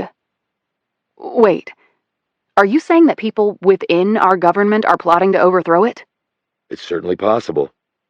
Pine sat back against her seat. And what? They're teaming up with North Korea to do it? That's crazy. Russell pulled out a pack of cigarettes and a book of matches. You mind if I smoke? I'm stressed beyond belief. Roll down the window and blow it out that way. And how do you play basketball and smoke? I have maybe one cigarette a month. If that's going to kill me, so be it. He rolled down the window, lit the Marlboro, took a puff, and blew smoke out the open window. Pine said, "Okay, since you've opened up to me, I can tell you that Ben exchanged places with a man who rode a mule down to the bottom of the Grand Canyon and then disappeared." What man?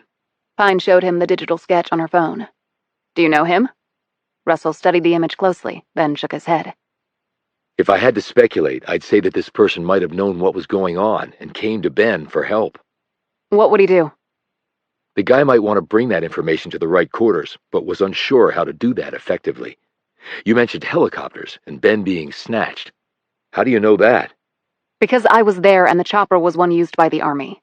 Shit, this thing does go high up then, said Russell anxiously. How high is high? Said Pine. Maybe higher than we want to believe. If they took Ben, they might be tying up loose ends, or quarantining everything, like they do with Ebola. That's why they came to me. But they let me live, said Pine. Russell studied her. Then you're very lucky. You really believe that people in our government are planning some sort of coup? Russell looked amused by her incredulity. Didn't you just tell me that Ben got taken away in an army chopper? And I know that the FBI bleeds red, white, and blue, but your agency has been taking it on the chin, hasn't it? You're all corrupt, so they say. But toppling the government? People are fed up with D.C. They see it as an impediment, and then they see autocratic governments kicking ass around the world, and they want that too. That is not who we are. Who we are is dictated by those powerful enough to say who we are. If anything, we're a plutocracy, and have been for a long time now. And the next logical step in a plutocracy is an oligarchy. I'm not on a soapbox. I'm just stating facts. I've seen it happen in lots of places. Is there anything you can talk about that might help me find Ben Priest? Russell took a long drag on his cigarette and blew the smoke out the window. Have you ever heard of SFG? No. Should I? It's an acronym. Stands for the Society for Good. Sounds remarkably cheesy. In reality, it's a group of very serious people. They cover a variety of issues of global significance. They've got some heavyweight members in all sorts of professional disciplines from all over the world. It's like a think tank. There are already think tanks on the left and right. This one isn't politically oriented. It's been around for about 80 years. They do a lot of TED Talks, publish papers, give presentations, work with governments and companies all over the world, trying to do good, as the name implies. And what does this have to do with my case? Ben Priest was a member of SFG. Pine was silent for a few moments as she absorbed this. Okay. You think whatever plan he had with the missing guy might have been run through the society? I don't know, but I can tell you that SFG has been involved in some whistleblower cases. Government malfeasance in some developing countries, things like that. But not corruption in this country. Corruption is corruption, right? And from what I know of the membership, they won't shirk from what they see as their duty. Where can I find them? They have a building in D.C. on 8th Street. Pine leaned back in her seat and gripped the steering wheel. Can you get me into the place? You're the cloak and dagger guy. I'm an investigator with red, white, and blue coming out of her veins. I don't know. I'd have to think about it. We don't have time to waste. Russell turned and blew smoke out the open window once more. An instant later, he toppled sideways toward Pine as a foot came through the open window and collided with the side of his head. Russell hit the steering wheel hard, bounced off, and then limply hung forward, kept in his seat solely by his lap belt. Pine looked to her right and saw the Asian man. He was not holding an umbrella this time. His hand was reaching for the door handle. Pine slammed the car into gear and floored it. The Mustang shot out from the curb like a projectile. Pine hit 70 before the next intersection, which she blew right through. "Screw it," she said. She hit a U-turn at the second intersection and drove back to where she had come from. She took out something from her pocket. As she raced down the street, she saw him. He was walking fast down the pavement. She slowed, as did he. She had rolled down the window and lifted her hand. The man braced for an attack as he looked directly at her. Pine snapped his picture with her phone, and then she pulled her gun. "I'm just gonna shoot the son of a bitch." But in the blink of an eye, he was gone. Pine floored it. 5 minutes later, after many turns, she slipped into a parking lot at the back of a Starbucks. She put the car in park and looked at Russell. He had no pulse. His eyes were glassed over, unresponsive. He was dead. She felt the back of his neck. His vertebrae were like a jigsaw puzzle that had fallen out of a box. One kick thrown through the small opening of a car window to the head had literally shattered a very large man's spine. She sat there thinking for a few minutes. When she arrived at her decision, she wasn't happy about it, but she could see no other way. At least, no other way that would allow her to remain an FBI agent and stay out of prison. Pine put the car in gear and drove off. She now had to do something she had never thought she would. I have to dispose of a body. Chapter 36. Atlee Pine was incredibly strong, but a corpse was, understandably enough, dead weight and not so easy to move. She opened the passenger door of the Mustang, squatted down, clutched the late Simon Russell under the armpits, and hoisted him out of the car. Before he toppled over, she set him against the side of the car, propping him up there by wedging her thigh against his knees, pinning his long legs tight against the Mustang. With her forearm, she kept his torso upright. Okay, this is just like any other lift. She counted to 3 and let go of the body. As he toppled forward, she squatted down and caught him at the waist with her shoulder and then stood. The tall, lean man was hoisted into the air, bent in half over her broad shoulder. She moved forward slowly. Pine had debated with great difficulty over what she was about to do. There was nothing normal about an FBI agent carrying a corpse and putting it anywhere. She was breaking every crime scene protocol there was, along with more than a few laws. And sitting in her Mustang, thinking all of this through, tormented by doubt and guilt, and conflicted in a way she never had been before, Pine had decided that this was the only path forward. If she tried to go into the bureau with a dead body in tow, she figured she would be Blum's age before she ever saw the light of day. It would have been easier for her to just drop Russell's body in the woods. But she couldn't do that. He would be ravaged by wild animals, which would not only be disrespectful to him, but also disruptive for the forensic investigation to follow. Atlee Pine, criminal investigator, could never be a party to that. She had picked her location well, far out in rural Virginia. No CCTV cameras, no one else around. One road in and one out. She had driven around until she had found it. She knew this area from having worked a murder scene here years ago while stationed at the WFO. It was typical serial killer land. Remote, lots of dirt in which to bury bodies, no police nearby, lonely roads, no witnesses, same old, same old. The old house looked like it had been built in the 60s. The chain-link fence had fallen down. The concrete stoop was cracked. The paint was peeling off the siding and the yard was all weeds. But it had doors and windows and not a single neighbor.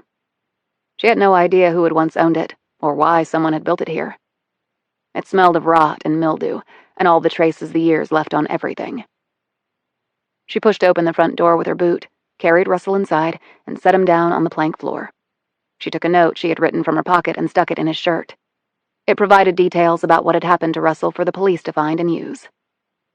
As she hovered over the dead man, who stared up at her, Pine said, "I'm sorry, Simon. I didn't mean for it to end this way. But I'm going to get the guy who took your life, no matter what." She left the house, got back into her car, and slowly drove away, her lights out. Once she reached the main road, she clicked on her headlights and picked up speed. When she was about 20 minutes away, she used a new burner phone to call 911, giving them the location and what they would find there. She got back to the condo in Ballston in the wee hours of the morning. She found Blum dozing on the couch in her pajamas. Pine debated whether to wake her or not, then gently nudged the woman's shoulder. Blum blinked and then sat up as Pine went into the kitchen, opened the fridge, and took out a beer. "Where have you been?" Blum asked sleepily. "I'm sorry. I shouldn't have woken you." "That's okay. I was waiting up for you, but I guess I didn't make it." "What happened?" Pine popped open the beer and took the chair opposite. "I'm not sure I should tell you." "Why not?" "I could make you an accessory." "I'm afraid that ship sailed a long time ago, my dear.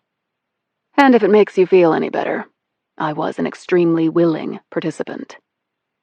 Pine took a sip of her beer and winced. Her mouth still ached from where the Asian had clobbered her. "It's a long story. I'm not going anywhere." Pine methodically set out what had happened. When she got to the part about Russell's death from one kick, Blum said, "You're lucky that man didn't kill you the other night." "I'm not feeling too lucky right now, but I see your point. I did manage to get this." She took out her phone and brought the picture of the man up on the screen. She held it up. "He looks totally innocuous. Good cover, because he's totally lethal." Pine chugged her beer. "I need to check out this SFG place, obviously. Not to sound like a concerned mom, but how about the next move being you get some sleep? If you're exhausted, you're not going to be much good to anyone." Pine slowly stood and said in a contrite tone, "I shouldn't have involved you in this, Carol. It wasn't right of me to ask. I can't keep count of the laws I've broken. My career at the FBI is over, no matter how this turns out. Hell, I'm probably going to prison." "Well, that's one way to look at it." Pine glanced at her in surprise. "What's the other way?" "That you solved this case, and they give you a big medal. And a decent chair to sit in." Pine gave her a grim smile.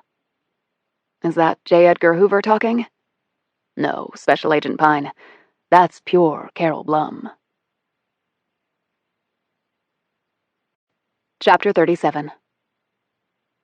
When had sleep ever come easily? Ever? Pine rolled over and checked the time on her phone. 9 a.m.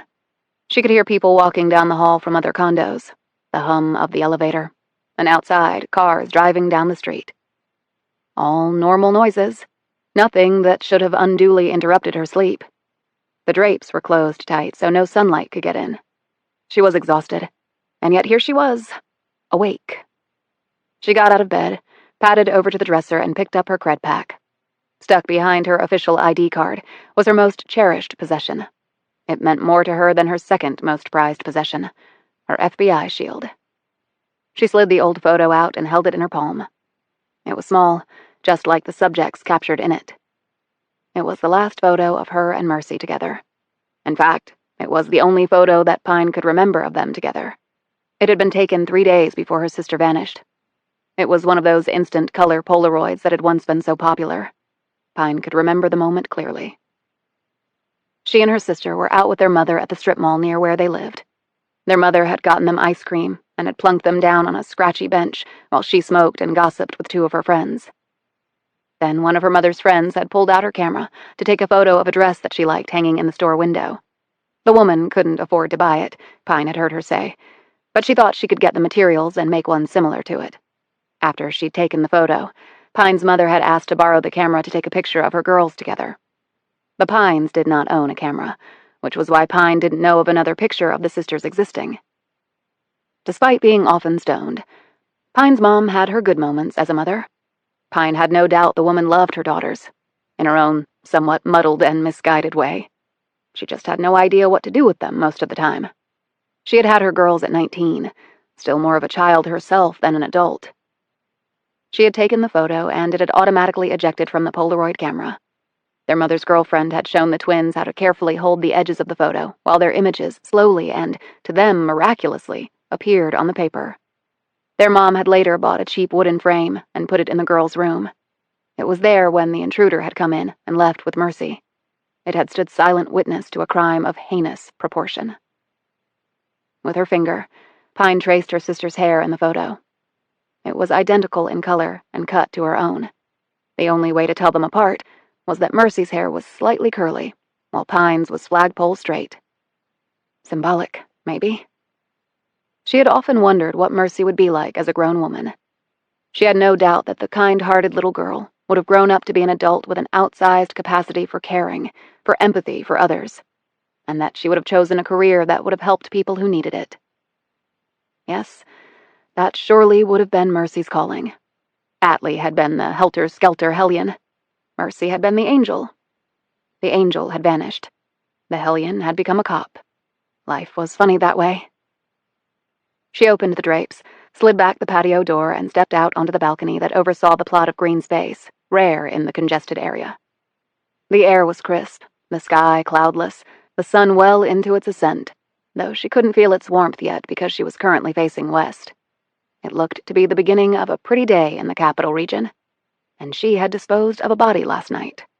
With that thought, she went back into the bedroom and checked the news app on her phone. Nothing. She turned on the TV and sorted through the local news channels. Simon Russell had been right. The peace talks with North Korea had just now officially collapsed, according to a grim-faced TV anchor. She wondered if Russell had had advance warning of that, perhaps from the Chinese. That story was followed by coverage of a fire at a local school, and after that a shooting, and finally a teacher having sex with a student. But there was absolutely nothing about the discovery of a body in an old house where the police had been tipped off and the killer's description helpfully left behind. That apparently had not been important enough to make the daily news feed. Or maybe the police were holding all that information back for some reason.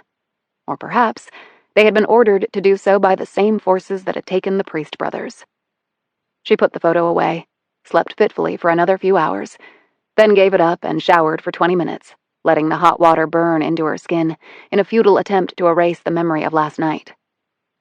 She came out dressed in fresh clothes, while the ones covered with the smell of Simon Russell's violent death and later disposal went into the washing machine with extra detergent.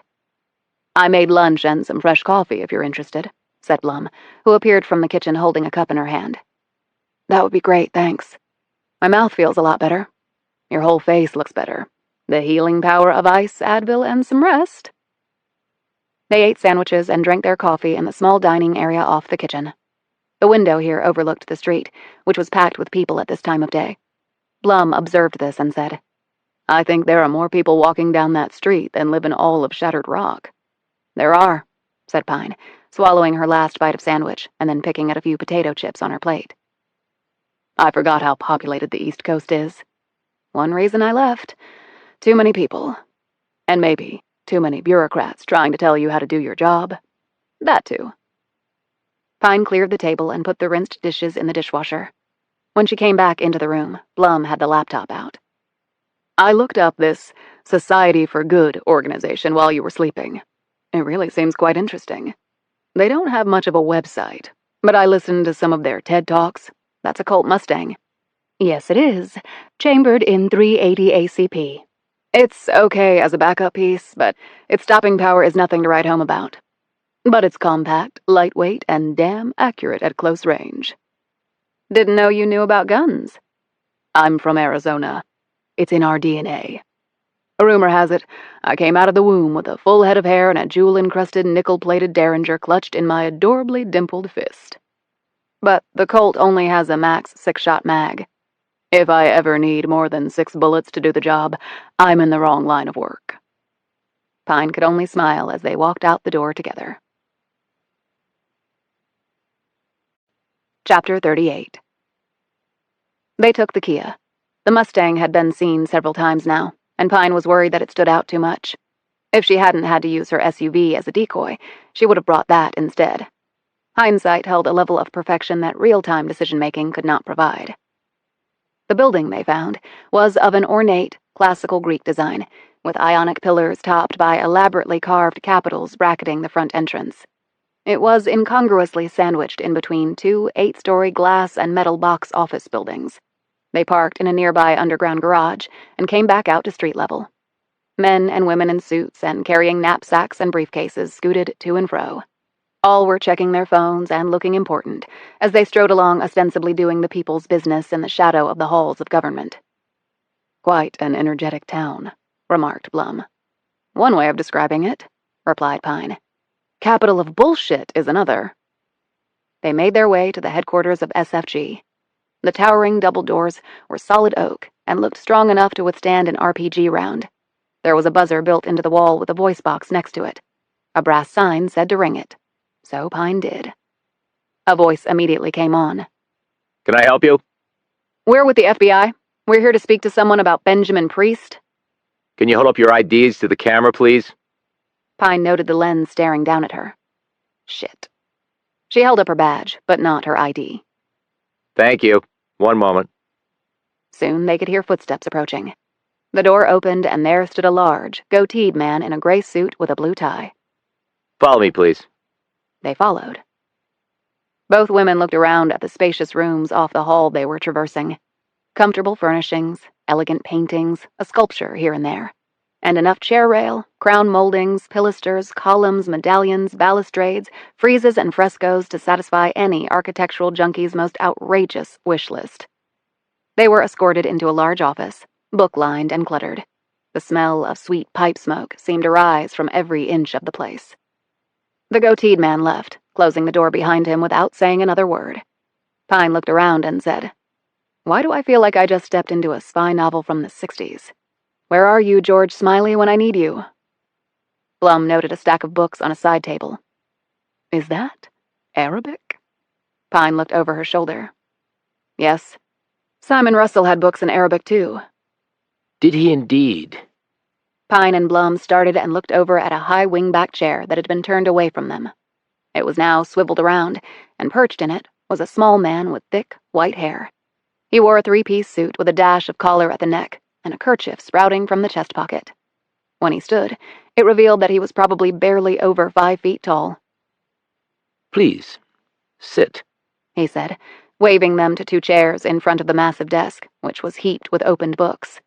He took the seat behind the desk and studied them both, his fingers steepled in front of him. We didn't know anyone was in the room, said Pine. Evidently, said the man. By the way, I am Oscar Fabricant. Thanks for seeing us, Mr. Fabricant. Oh, please, make it Oscar. Are you both FBI agents?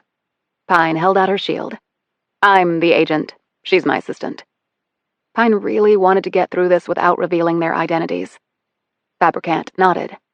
Now, to business. You mentioned just now Simon Russell? Yes. Pine was annoyed at herself for not adequately scoping out the room before speaking. Now the man knew there was a connection between her and a dead man. And how do you know Simon? I don't. And yet you know his reading tastes. Ben Priest told me about him, lied Pine.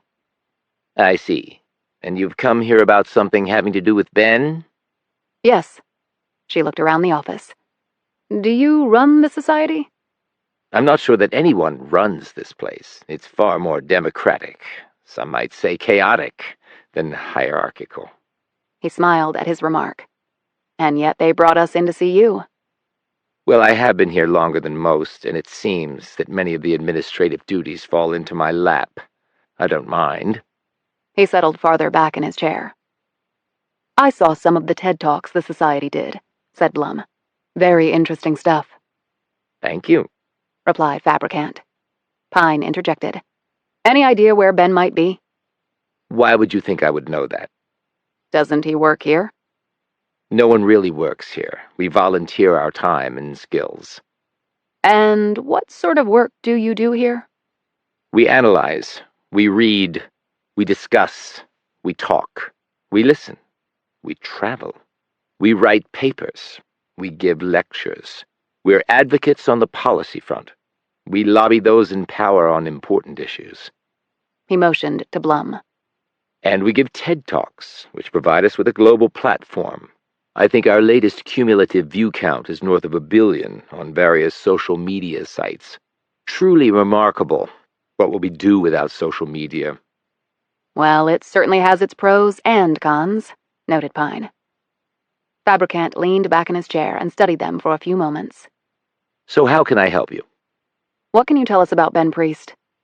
Ben is a friend, a first-rate mind. Traveled the world, very interesting person. Okay, but what does he do? He does many things. He worked in government for a time. What part of government? The State Department, I believe.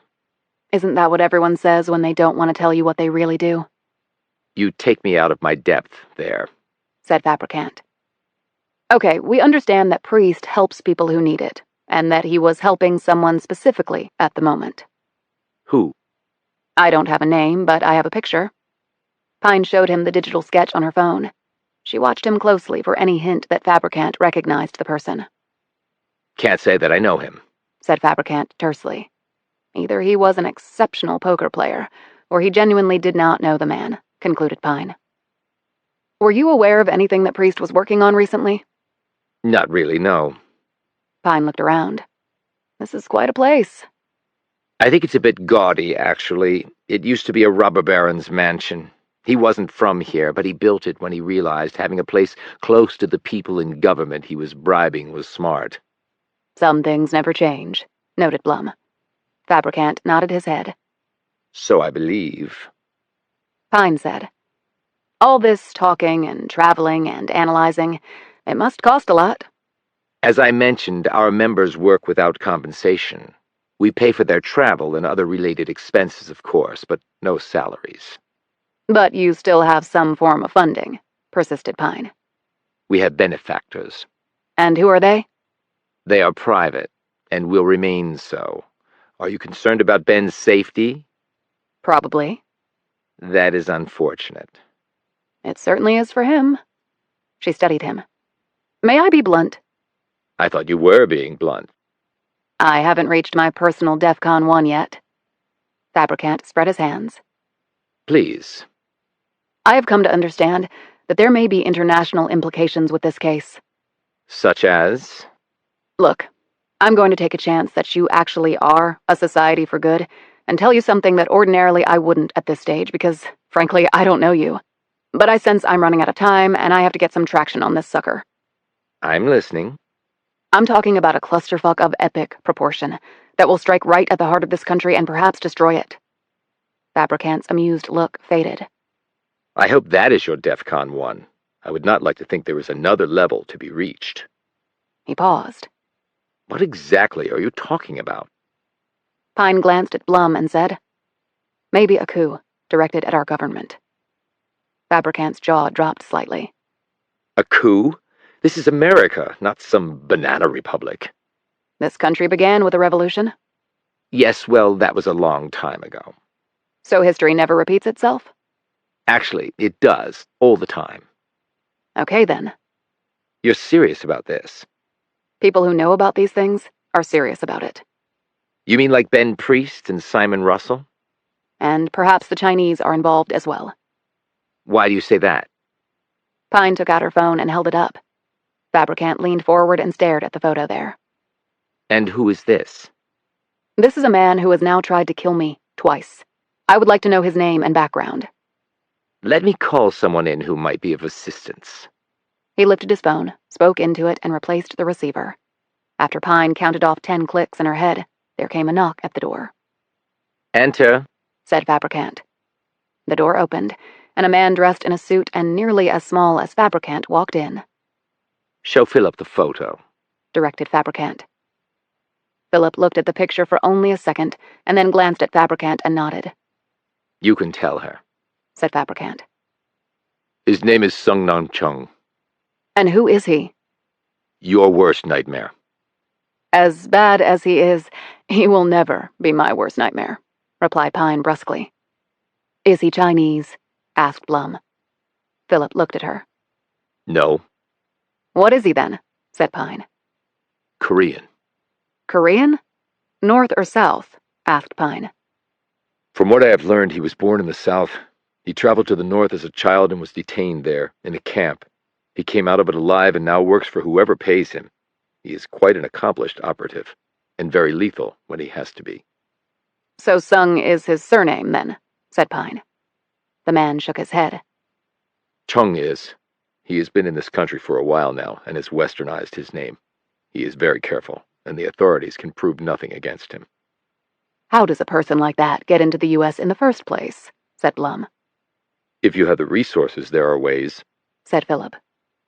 Pine looked at Fabricant. The peace talks with North Korea have just gone off the rails, and this guy shows up on American soil. Do you think there's a connection? I can't say definitively that there isn't a connection. He turned to Philip. Thank you, that will be all. After the man left, Pine said, Does Priest have an office here? Yes. Can we see it? Fabricant studied her for a long moment. She said, I would really appreciate it. I can see how you would. Come with me. Chapter 39. There was no hint of pipe smoke in Priest's small office, but it was as cluttered and stacked as haphazardly with things as Fabricant's space. Clearly, this coterie of elite, benevolent geniuses were not neat freaks. Pine also noted that there were no personal articles, no photos, no mementos from trips or family events. It was as though Priest had no life outside of his work. Well, we're not so very different on that score. Books lined the shelves and were piled on the floor. Binders full of papers formed columns across the floor and tables. The desk was overflowing with more stacks of paper, books, and file folders. A shiny Apple desktop computer occupied a prominent place on the desk. Fabricant watched Pine as she took in the space along with Blum. Ben was quite the Renaissance man. He had many interests. I would imagine that all of you here do, noted Blum. Yes, we do, actually, although some of us also have specialties. Pine sat down at the desk and stared at the computer. I need to get onto his computer. I'm not sure I can allow that, but in any case, I'm sure he has a password. Priest left behind a flash drive that I think has something important on it, but it's also password protected. Then getting on Ben's computer won't help you. You're wrong. It could. How? I'll show you. Her fingers hovered over the keys even as she eyed the various things on Priest's desk. What are you doing? Asked Fabricant. Profiling, for want of a better term. Her gaze continued to dart to various objects until it held on one. It was a coffee mug full of pens. Printed on the side of the cup was a movie poster. She typed in the name Kaiser Soze. Nothing happened. She added another word to Kaiser Soze. Then she added more words and then changed their order. The computer sparked to life. How did you do that? Asked Fabricant. Passwords are a pain in the ass to keep straight. Some people use password vaults that generate passwords for lots of different applications, thus obviating the need for a person to remember any of the passwords other than the vaults. But most people don't use that method. They could base their passwords on things they keep around them. That helps them remember what they are. She looked around the room. There's absolutely nothing personal in this room. No pictures or artwork or memorabilia. Nothing to show the personality of the man who works here.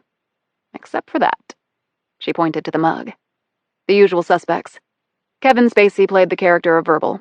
I tried various combinations that were pretty straightforward, like Verbal is Kaiser Sose, but having met Priest, I concluded he's not so straightforward. He marches to a different beat. So I tried the reverse. Soze Kaiser is Verbal, and bingo. Fabricant silently clapped his hands together. Impressive. I like how your mind works. Pine inserted the flash drive and brought up the screen where the password was asked for. Do you think it's the same password? Asked Blum. Doubtful, but I'll try. We might get lucky. She typed in Soze Kaiser as Verbal, and nothing happened. Okay, that's a no-go, Fabricant said. Do you know for a fact that what's on the flash drive is related to your case? Priest went to great lengths to hide it, so other things being equal, yes, I'm pretty sure it is. She hit some more keys, and a list of the files on Priest's computer came up. Is it okay if I print out the list of his files? I can go over them in more detail later. Certainly, but just the file list, not the files themselves. I can't allow you to take Ben's work product without his permission. Well, I hope he'll make it back one day to give his permission. Is it really that serious? With this Sung Nam Chung involved, what do you think? Pine printed out the file list and exited out of the computer. Fabricant escorted them to the building entrance. Before he closed the door, he handed her his card. All my contact numbers are on there. If something comes up or you need some help, don't hesitate. Thanks, said Pine, taking the card. As they walked down the street to the parking garage, Blum said, Why don't you profile Priest again? That might help us figure out the password. I can try, said Pine. But if it's just in his head, we're not going to get it.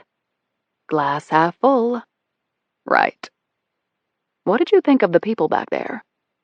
Either they are what they appear to be, or they're a front for some weird shit going on. They wouldn't have helped us if they were bad people. Depends on your definitions of help and bad. True. They reached the Kia and climbed in. Pine pulled out into traffic and turned left. As they drove along, she glanced in her mirror. Here we go. What? We picked up a tail. I wonder who. Come on, Carol. You don't need 3 guesses. The Society for Good is on our ass. Jeez, you wouldn't think they'd be so obvious. And what are you going to do about it? Lose them? Not quite. Why not? I'd like some answers. Blum sat back in her seat. Well, you always know just the right way to ask. Chapter 40. The man following Pine and Blum turned down another road, keeping them in sight in the traffic. The Kia made another left, then a right, and the man barely made a traffic light as he continued to follow them. Then he lost the Kia for about a minute, but then picked it back up again. A few seconds later, he watched as the Kia parallel parked in an open space. The man looked behind him and found a free spot. He backed up and pulled into it. He put the car in park and waited. As he watched, Blum got out of the car. The man checked his watch and settled back into his seat. This lasted for only a moment, before the passenger door was wrenched open and a gun was pointing at him. Pine climbed into the seat and said, I thought we'd just cut to the chase. The man looked from her to Blum, who was looking at him through the driver's side window. She waved at Pine and then climbed into the rear seat. The man was the same one who had answered the door at the Society for Good and escorted them back to Fabricant's office. You can't do this, he said. It's illegal. Pine held out her badge. This gives me the right to stop anyone acting suspiciously. I wasn't acting suspiciously. Then what were you doing? Demanded Pine. I wanted to talk to you. About what? I know Ben. Pine lowered her gun. I'm listening. But first, what's your name? Will Candler. Okay, Will, let's hear it. Candler cleared his throat and gripped the steering wheel so tight his knuckles shook. He was into something really dangerous. Tell me something I don't know, Pine shot back. And make it quick. Ben was at the office one night late a while back. He looked so agitated that I asked him what was wrong. And what did he say? Asked Blum. At first, he sort of blew me off, said everything was fine, blah blah. But I persisted. I told him I might be able to help. I've been in D.C. a long time. I've worked in a couple of administrations. I've got contacts. Plus, I've served in capacities all over the world. So did he open up? Some, yes. You have to understand that Ben kept all things very close to the vest. He has few friends, and his work is his life. Yeah, I know. It trumps his family, too. Anyway, Ben didn't go into much detail, but he said something unbelievable was being planned, and that if it actually came off, there would be global implications. I gather that Ben was trying to stop it from happening. But he never told you exactly what it was? Asked Pine. No. Blum said. But if Ben Priest found out about this, wouldn't those behind the plot know? They wouldn't attempt it now. She looked at Pine. Would they? Candler said. I don't know. I've found that people in power can be incredibly insulated, and therefore unrealistic about what they can accomplish. Meaning they're stupid drunk with power, said Blum. A more accurate phrase, yeah. Pine thought back to the army chopper that had set down in Arizona and lifted off a few minutes later with the injured Priest brothers on board. Then the Russians at Ben Priest's home. The Feds at Simon Russell's house. And finally, Sung Nam Chung, a Korean turned international killer. If a coup was being planned, who was doing what to whom? And who was Chung working for? Blum said, There must be something we can do. Candler shook his head. I'm a scholar, not Jason Bourne. Pine said, Thanks for the information. If you think of anything else, here's a number where I can be reached. She wrote her phone number down on a slip of paper and handed it to him. As they were climbing out of the car, Candler said, Look, there is one more thing. What's that? Asked Pine quickly, ducking her head back inside. Mr. Fabricant left right after you did. I heard him mention he was going somewhere. Where? I couldn't hear that part, but I checked with his secretary. She makes all his travel arrangements. Did she know? Yes, she did. She said it was sudden. He popped into her office right after you left. Where is he going? Please don't tell me North Korea. No, he's flying to Moscow, tonight. Chapter 41. All of the flights from the D.C. area to Moscow left out of Dulles International Airport. There were 2 flights out that night, a Lufthansa flight and a Turkish Airlines flight. Pine was covering the Lufthansa gate, while Blum was watching the Turkish Airlines departure area. Pine had tried to simply use her badge to get them through the TSA checkpoint, but the personnel there had demanded to see her ID, and Blum's as well. As they walked through the airport, Pine said, Okay, we might have just blown our cover. Either of us sees anything screwy, we text the other, okay? Roger that, said Blum. The Lufthansa flight left at 10:30, and its Turkish counterpart at 11 on the dot. Pine figured Fabricant would opt for the Lufthansa flight, because it came with 1 layover in Munich, before a connecting flight took him to Domodedovo Airport outside of Moscow. The Turkish flight overall was hours longer, although it would fly into Vnukovo Airport, which was closer to Moscow than Domodedovo Airport was. She checked her watch and gazed at the crowd seated in the departing gate area.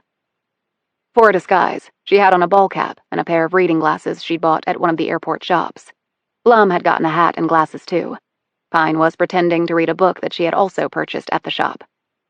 A minute later, Pine smiled. She had guessed right, because Oscar Fabricant was marching down the middle of the concourse, carrying a small duffel in one hand and a briefcase in the other. Pine texted Blum, put her book down, took off her glasses, rose from her chair, and started walking toward Fabricant. She took out her phone and the card he'd given her, and dialed his cell phone. She watched as he quickly searched through his pockets, pulled out his phone, and looked at the screen. How about we do some FaceTime instead, she said, coming to stand in front of him. He visibly flinched when he looked up and saw her. He put his phone away. Well, well, what a coincidence, Pine said. You're running, and I'm hunting. Fabricant turned and started walking rapidly away from her, until he saw Blum approaching from the other direction. He stopped, and his diminutive frame seemed to melt into the airport floor tiles. Pine reached him, gripped his shoulder, and turned him around to face her. Moscow, really? Care to explain? He looked around as Blum arrived. He said stiffly, Not now. Maybe when I get back, if I'm so inclined. Pine pulled out her badge. You're going nowhere. You're officially detained. You have no grounds to detain me. It's not against the law to travel to Russia, so if you will excuse me. He started to walk past. She gripped his shoulder and held him in place. Why are you going to Moscow? For business. My business. Fabricant reached over and tried to remove her hand, but couldn't manage it. Do I need to call the police? He said angrily. If you want to, but I think it would be better if we went somewhere and talked this out. I have nothing to say to you, and I have a plane to catch. Then maybe you better call the police, and then I can have a chat with them about the Society for Good actually being a place where espionage takes place. That's an absolute lie. Really? Donations from sources you won't reveal, your people traveling the world soaking up intelligence. Oh, and one of your members is somehow caught up in a plot to maybe overthrow the government and has now vanished, and as soon as I told you about all that, you're on a plane to Moscow. So, let's go get the cops. I'm sure you'll be able to explain all of that in time to catch your flight to see Putin. I mean, it's not like the Russians have been doing anything lately to screw with us. The longer Pine spoke, the smaller Fabricant seemed to become. Where do you want to talk? He said after she finished speaking. There's a bar right over there, and I could use a drink. They got a seat as far away from the other patrons as they could. A waitress came over and took their orders. Pine had a beer, Blum a Coke, and Fabricant a glass of Merlot. So why Moscow? Said Pine. I have it on good authority that your trip was sudden, and the genesis for it was my visit. I'm not sure I have to tell you anything. Are you really going down that road again? At the very least, I have enough to hold you on the suspicion of being stupid. I have 2 PhDs, both from Ivy League schools, retorted Fabricant. Then start acting like it, interjected Blum. I mean, my goodness, we don't have this sort of time to waste. No one said anything until their drinks came. After the waitress left, Fabricant wiped a bit of sweat off his forehead and said, All right, look, some things you said made me believe that a trip to Moscow was in order. What was that? The Russians being at Ben's place foremost. He fell silent and tapped his fingers against the tabletop. Oscar, we're waiting, prompted Pine. David Roth. Who? The man you showed me on your phone. The one who took Ben's place. I do know him. His name is David Roth. And why didn't you tell me that before? Said Pine. Because I wanted to think it through. In fact, that's why I'm on my way to Russia. Why? Is Roth Russian? No, but he knows a lot about the country. How do you know him? He's very well known in specific circles. What circles? Fabricant sat up straight and gazed directly at her. David Roth is one of the world's foremost WMD inspectors. Pine and Blum exchanged glances. Pine said, Roth inspects weapons of mass destruction? He has quite the storied past. You see, his father, Herman Roth, was one of the lead inspectors during the Start 1 inspections that this country did with the Soviet Union, commencing back in the 90s. Both sides agreed to reduce their nuclear arsenals, and that involved on-the-ground inspections and verifications. The Soviet Union collapsed during that time, but the inspections continued, and the reductions were completed at the end of 2001. And David grew up to eventually do what his father had done. So why would a WMD expert want to ride a mule to the bottom of the Grand Canyon? Asked Pine. I have no idea, but it is worrisome. I'd say that was the understatement of the year. I told you that an overthrow of our government by insiders might be in the works. Are we sure it's only insiders involved? Pine, who had been about to take a swig of her beer, slowly lowered the bottle. What are you getting at? Fabricant looked around and then said in a low voice, The Russians tried to sway the last presidential election using a variety of tools. Social media, the planting of false stories, voter suppression efforts, etc. That's been well documented. Yes, but that may have just been step 1. Pine sat forward. Meaning, their plan contained multiple steps? Everything the Russians do is long-term. In that regard, they're much like the Chinese. Now, Americans are geared to think short-term. Look at American business, for example. It exists only on a fiscal quarterly basis, because the powers that be on Wall Street say it has to. Blum said, So you're saying that what happened during the last election might be simply the opening salvo? Look at it this way. They attacked our democratic election process. But in the aftermath of that, something else has happened. What? Many Americans have come to distrust our institutions. They don't trust the Congress or the media. He pointed a finger at Pine. Or the FBI. So where does that leave us? History has shown us that when people stop believing in their institutions, the government often gets toppled. Blum said, Surely that could not happen here. Even you said before that we're not a banana republic. To which I would respond, every other country always says that, until it does happen to them, rejoined Fabricant. What sort of Russian involvement are we talking about? Asked Pine. Fabricant shrugged. I don't know precisely, but there are some Americans in high places who admire the Russians. They think their model of governing is better in some important ways. They think the same about the Chinese, who can make decisions and instantly carry them out. Whereas democracy is messy and inefficient and often comes to a complete standstill. That makes an autocracy quite a tempting template of governance. Not for me, because in order to have that, you have to give up your freedom, retorted Pine. I'll take the mess and inefficiency. You give up your freedom in part, countered Fabricant, for benefits you otherwise would never have. I'm not saying I agree with that concept. I don't, in fact. But it's not so crazy that others don't believe in it. I can tell you, quite explicitly, that many in power do. So, you think the Russians have moved on from remote cyber assaults to working with certain parties in America with the goal of turning our country into something like theirs? Said Blum. That's a succinct way to put it, but accurate in all essential respects, replied Fabricant. Pine and Blum exchanged another glance. Pine said, So, your trip to Moscow? To find out if my theory is right, I've spent considerable time there and have certain contacts in critical places. I should be able to find things out. And what if you find out your theory is right? Said Blum. Then I come back here and work to stop it. But we could be reading about the overthrow of the government in tomorrow's paper for all I know. We still have to try, said Fabricant. Oh, I'm not giving up, said Pine. I just think we need to speed things up. How do you propose doing so? Asked Fabricant. I can't run over there and start screaming from the heavens about a plot to overthrow the U.S. government with Russian assistance. I'd disappear. Pine checked her watch. Okay. You still have time to catch your flight. You have my number and I have yours. Let's keep in touch. Fabricant seemed surprised by her acquiescence. He said, Thank you. Don't thank me yet. We don't know what tomorrow holds. They rose and walked together to the gate, where they ran into two uniformed men. And then, all bets were off. Chapter 42. Washington Metropolitan Airport Authority. That was what the emblems on their uniforms and their shiny badges said. There were a pair of them, lean, muscled, veined forearms, each with dead-eye stares, each with one hand on the gun belt buckle and the other close to the butt of the holstered pistol. The man on the right looked at Pine. Special Agent Pine? Pine inclined her head, her eyes running from the top of the cop's head to his feet. She returned her gaze to his face. What's up? The other cop said. We've got instructions to take you in and hold you. Instructions from whom and hold me for what? We weren't given those details, ma'am. Only to take you in and hold you until persons come for you.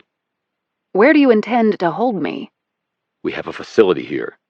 He glanced at Fabricant and Blum. And your friends, too. Fabricant said. I have a flight to catch. The first cop shook his head. He took his cap off, revealing his buzz cut, and wiped his face. He replaced his cap. No can do. Sorry. Pine said. Your instructions said, friends and acquaintances too? Take and hold? We just do what we're told, ma'am. Please come this way. He pointed to a door to his left. It was a secure door, requiring a keycard entry. Pine glanced at it and then looked around the crowded airport. Okay, let's go. They escorted them to the door where one of the officers swiped his card and opened it. They passed through into an empty hallway. Where to now? Asked Pine. You have a holding cell down here somewhere? That's right. Can I make a phone call? I don't think so. Why not?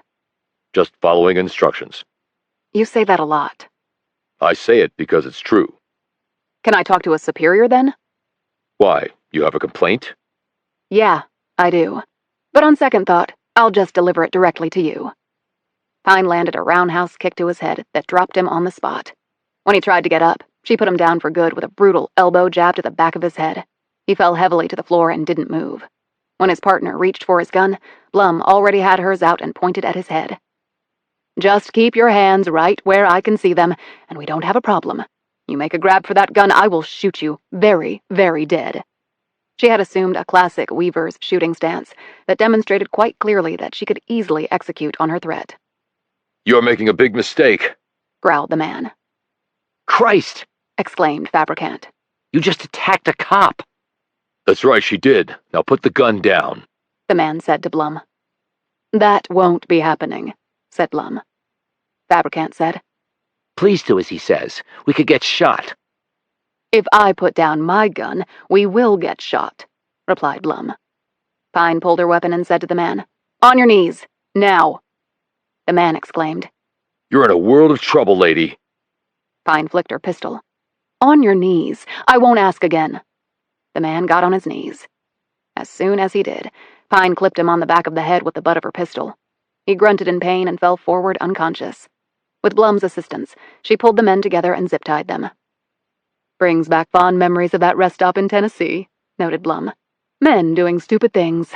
It never seems to have an end." "Oh my God!" cried out Fabricant. "You attacked 2 police officers." He added angrily, "And you made me an accessory. I could go to jail."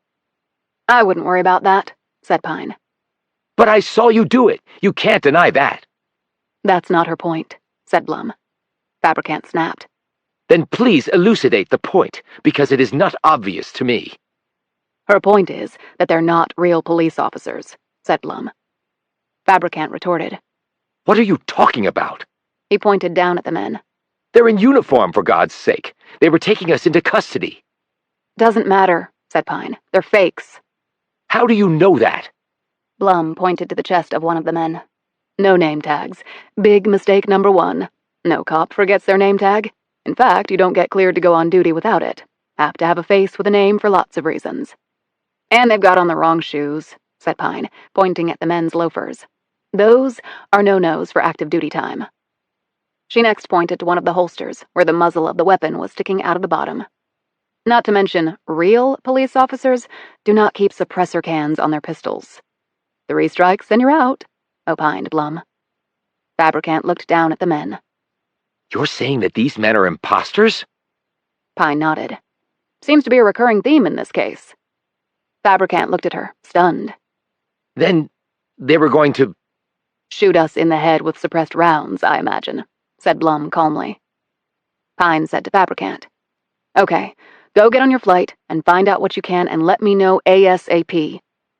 "But what about this?" He waved his hand at the men. "They'll be discovered at some point, and hopefully then their asses are going to be in the fire for impersonating 2 airport cops. Not my problem, which is good, because my bandwidth is limited." He nodded, looked once more at the fallen men, and bolted through the door. Pine and Blum followed and then headed in the opposite direction. Pine said, "Okay, it was just like I was afraid of. Those 2 guys obviously had access to the TSA log that we were entered into to get through security. They acted fast. If you have the resources, you can act fast. But when you rush, you miss the small details. Name tags, shoes, and suppressor cans. That last one was actually a biggie. Thank God for big mistakes, then. We get to live another day." "Day's not over yet," said Pine. Chapter 43. Pine field stripped both the Glock and the Beretta and took her time cleaning every molecule of both weapons. Blum sat across from her while she did this at the kitchen table. "Let me guess, your stress-relieving technique?" she said.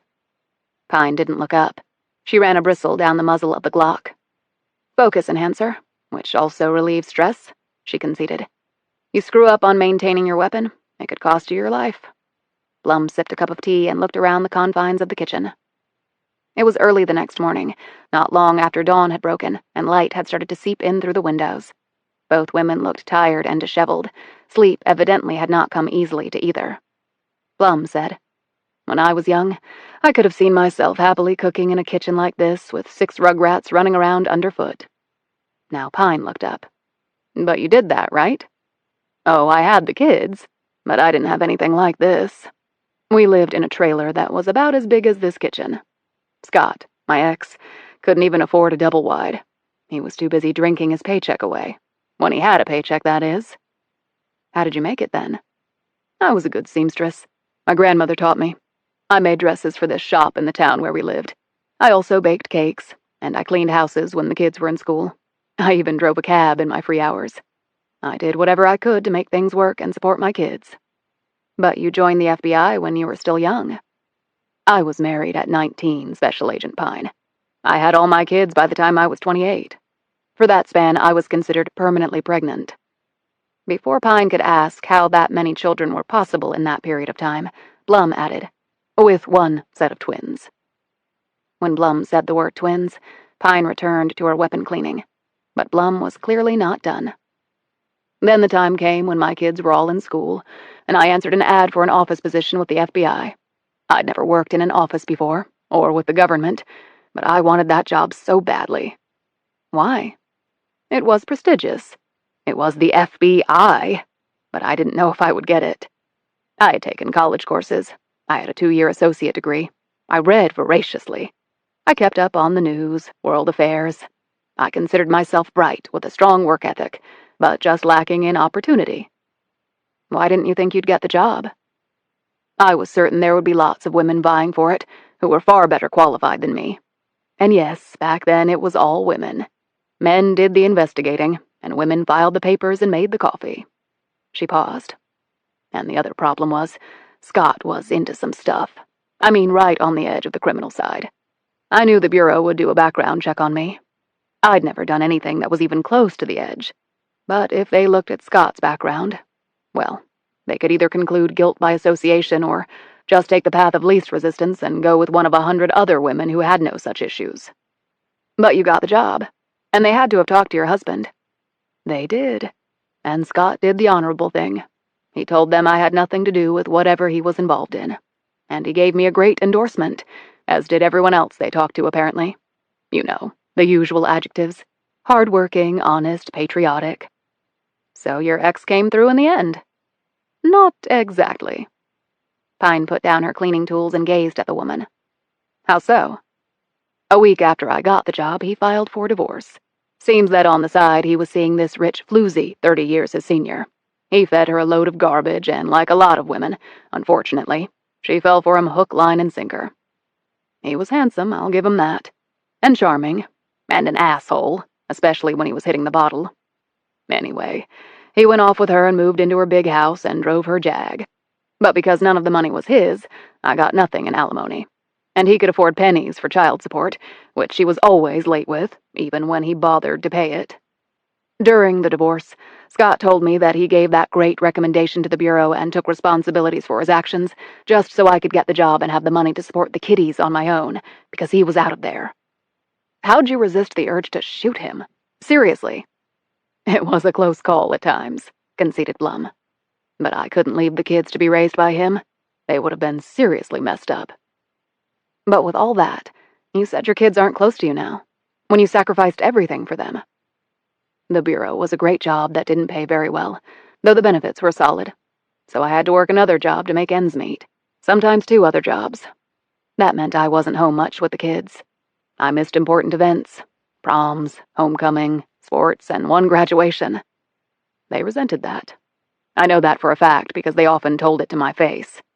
And maybe they blamed me for their dad leaving. Not that he ever spent much time with them. That must have been tough. Blum finished her tea. It wasn't easy. But they're my kids, so I love them regardless. What happened to Scott? He ran through the floozy's money and found another one. Then he got too fat and bald to keep the racket going. Then his health failed. Last I heard, he was in a state-run nursing home somewhere on the East Coast. He called me a few times from there. To say what? He was lonely, wanted someone to talk to. That was ballsy. Oh, I talked to him. I mean, what does it matter now? He is the father of my kids, and he paid the price for his crappy life. He must have had me on a contacts list, because I received a call about 6 months ago from the facility. They told me he has early onset dementia. Can't remember anything from day to day. Maybe that's not such a bad thing, said Pine as she stared off. Why's that? He had some happy memories. I'm talking about the unhappy ones. Blum sat back and gazed at her. So, I spilled my life story in 10 minutes. What about you? You said you read up on me. What's to tell? Always better from the horse's mouth. Pine shrugged and said nothing. That time you came into the office after a run. You had a tank top on. The tats on your delt. Pine started putting her weapons back together. Daniel James Tor. Pine's hands slightly shook, and the weapon components slightly rattled. You want to talk about it? Asked Blum. No. Why would I? Because we have jumped over the precipice together. Only we haven't hit the bottom of the canyon yet, no pun intended. I think it gives me certain rights and privileges with my partner in crime. If you disagree, I'll understand. But that's my position, just so you know. Pine finished rebuilding the Beretta and reholstered both. Blum waited patiently while she did so. A light rain had begun to fall outside. Pine glanced at her watch and said, I checked. Fabricant's flight left on time. He'll be landing in Munich soon. Let's hope he finds out something helpful. Pine nodded absently and then fell silent for a bit. The police thought my father had done it. Taken my sister. Not to be too blunt, but are you certain that he didn't? He passed a polygraph. He was a broken man from the minute he found out Mercy was gone. My parents divorced. My father killed himself. Did he leave a note? Not that I ever heard. My dad wasn't what you would call the methodical planner type. He acted on impulse. He might have killed himself out of guilt, Blum said cautiously. Don't think so. I mean, he didn't have guilt because he hurt Mercy. He had guilt because he was too drunk to stop it. How can you be sure about that? I had memory reconstruction, via hypnosis. My father never came up, but Daniel James Tor came tumbling out of that session. You remembered him abducting your sister? Pine said. Only, I don't know if it's because he actually did it, or because I knew he was in the area at the time, and I wanted to believe I finally had an answer to what happened to my sister. I can see your dilemma. You know about Tor? Of course. I was at the Bureau when they captured him in Seattle. He'd killed women and young girls in the Southwest, too. One in Flagstaff. And one in Phoenix, and one in Havasu City. Those 3 sites formed a triangle. Blum nodded thoughtfully. Right. I remember now. He did mathematical patterns. That's how they caught him. What an idiot. Pine shook her head. Granted, Tor is missing some key chromosomes, but he's no idiot. So you met with him? I did. How did it go? Badly, replied Pine. Did he admit to taking your sister? No, I didn't expect him to. Certainly not at the first meeting. First? So you're going to see him again? That's my plan. With what goal? Asked Blum. The truth? Call me naive, but it's the only goal I've ever had. And if you don't get it? Because I just don't see a creep like Tor giving that up, ever. I could see him twisting you in knots while he plays all of this for a game. What else does he have to do up there? That's a chance I'll have to take. Before Blum could respond, Pine's burner phone buzzed. She looked at the message. It was from Kurt Ferris. Roll, right now. They know where you are. They'll be there in 10. Let's go, barked Pine. Pine and Blum grabbed their bags, which they'd never unpacked, and raced down to the parking lot. 60 seconds later, the Mustang blew out of the underground garage and headed south. Pine turned at the next corner and then worked her way back around to where she was 3 blocks away from the condo building and sheltered just inside the mouth of an alleyway. What are you doing? Asked Blum. Just making sure of something. A minute later, 4 black SUVs rolled up to the condo building, and about 20 soldiers in military gear climbed out and flooded into the lobby. In the Mustang, Blum looked at Pine. Is that what you wanted to see? Pine nodded and drove away from the condo building. Kurt didn't tell me in the text who was coming. I thought it might be the Bureau. Well, whatever. That was definitely close. How do you think they found out we were staying there? Military intel has eyes and ears everywhere, and there are cameras all over the place. Luckily, Kurt found out about it somehow and was able to warn us. Big Brother lurks, said Blum. Big Brother on steroids, and they're going to be coming after us full bore. So which one do you want to be? Asked Blum abruptly. Pine shot her a glance as she turned onto the highway and punched the gas. What? Do you want to be Thelma or Louise? Chapter 44. They paid in cash at a motel in Stafford County, Virginia, about an hour south of D.C. They settled into the small, drab room, again leaving their bags packed, as they had throughout the trip. Blum sat on one of the twin beds. "Do you think Kurt will get into trouble over this, allowing us to stay at his place?" I had told him before to just plead ignorance. As far as he was concerned, I was a friend requesting a place to stay while he was out of town and I was in town. He had no way to know about what I was really doing. "How do you think he knew they were coming for us?" "Kurt's with CID. He has lots of friends in the military, of course, and in the intel area. They must have tipped him off, or else he heard some chatter through the vines he listens to." "What do you believe the FBI thinks about all this?" Pine sat down on the other bed and took off her shoes and lay back. "Hard to tell. They know I lied about where I was going. They know I'm working this case after I was ordered off it. They probably know about the two guys at Dulles Airport by now." "Do you think the Bureau has tied in Simon Russell to all this?" "Anyone's guess. And they may not know about the army chopper that took Priest and his brother away. Hell, they may not even be looking into this at all." "Why not?" "National security trumps all. They might have gotten called off like they tried to call me off." "What would an overthrow of the government look like?" said Blum slowly. "In other countries, the president or a group of generals takes over the media and says due to, fill in the bullshit reason, martial law is being declared, and elections are being suspended because there are enemies of the country all over, and also in high places.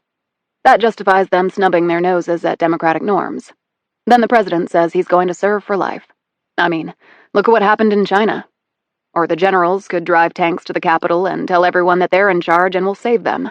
All the citizens have to do is follow orders.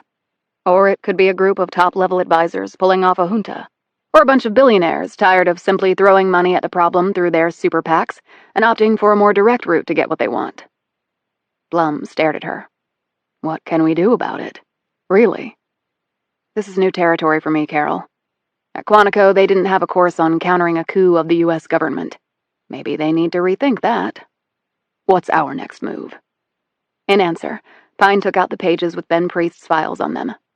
"We have to crack the password for the flash drive, and the answer may be in Priest's other file names." Pine opened her laptop on the bed and set the pages with the file lists next to it. She said, "Priest has shown himself to be the sort who bases passwords on personal items." "What else might he have based the password on?" asked Blum. "Something in his house, maybe?" "What was in it, besides the basketball and the jersey?" Again, not much that seemed personal to the man. "How about something personal but not connected to his house?" "What else is there?" asked Pine. "He has a brother who has kids. That makes them Ben Priest's nephews." "Wait a minute. You had lunch with his wife, did you?" "Of course I did. Billy and Michael are their names." Blum thought for a moment. "Billy is 11, and Michael is 9. Pine jotted all of this down on a slip of paper. "Any other details?" "Billy likes to water and snow ski, and is the pitcher on his Little League team. He's terrified of having to date when he becomes a teenager. Michael is the reader in the family, plays lacrosse, and often gets on his mother's last nerve. And he plays bass guitar. They both spend too much time on social media, have their phones glued to their hands, especially Billy, and they think their dad's sole purpose in life is to act as their personal ATM. That may be because he works all the time." "You learned all of this at lunch with a woman you just met?" "Moms don't screw around when it comes to information exchange. She knows a lot about my kids, too. We do it very efficiently, and in great detail." Pine had been writing notes down as Blum was speaking. "Okay, you've given me a lot to use as possible passwords." She worked away for several hours after using a program on her computer to put together a graph of possible password combos, based on what Blum had told her, and also using the names from the file list she'd taken from Priest's office. When she had tried the last possible combination and nothing had worked, she sat back in frustration.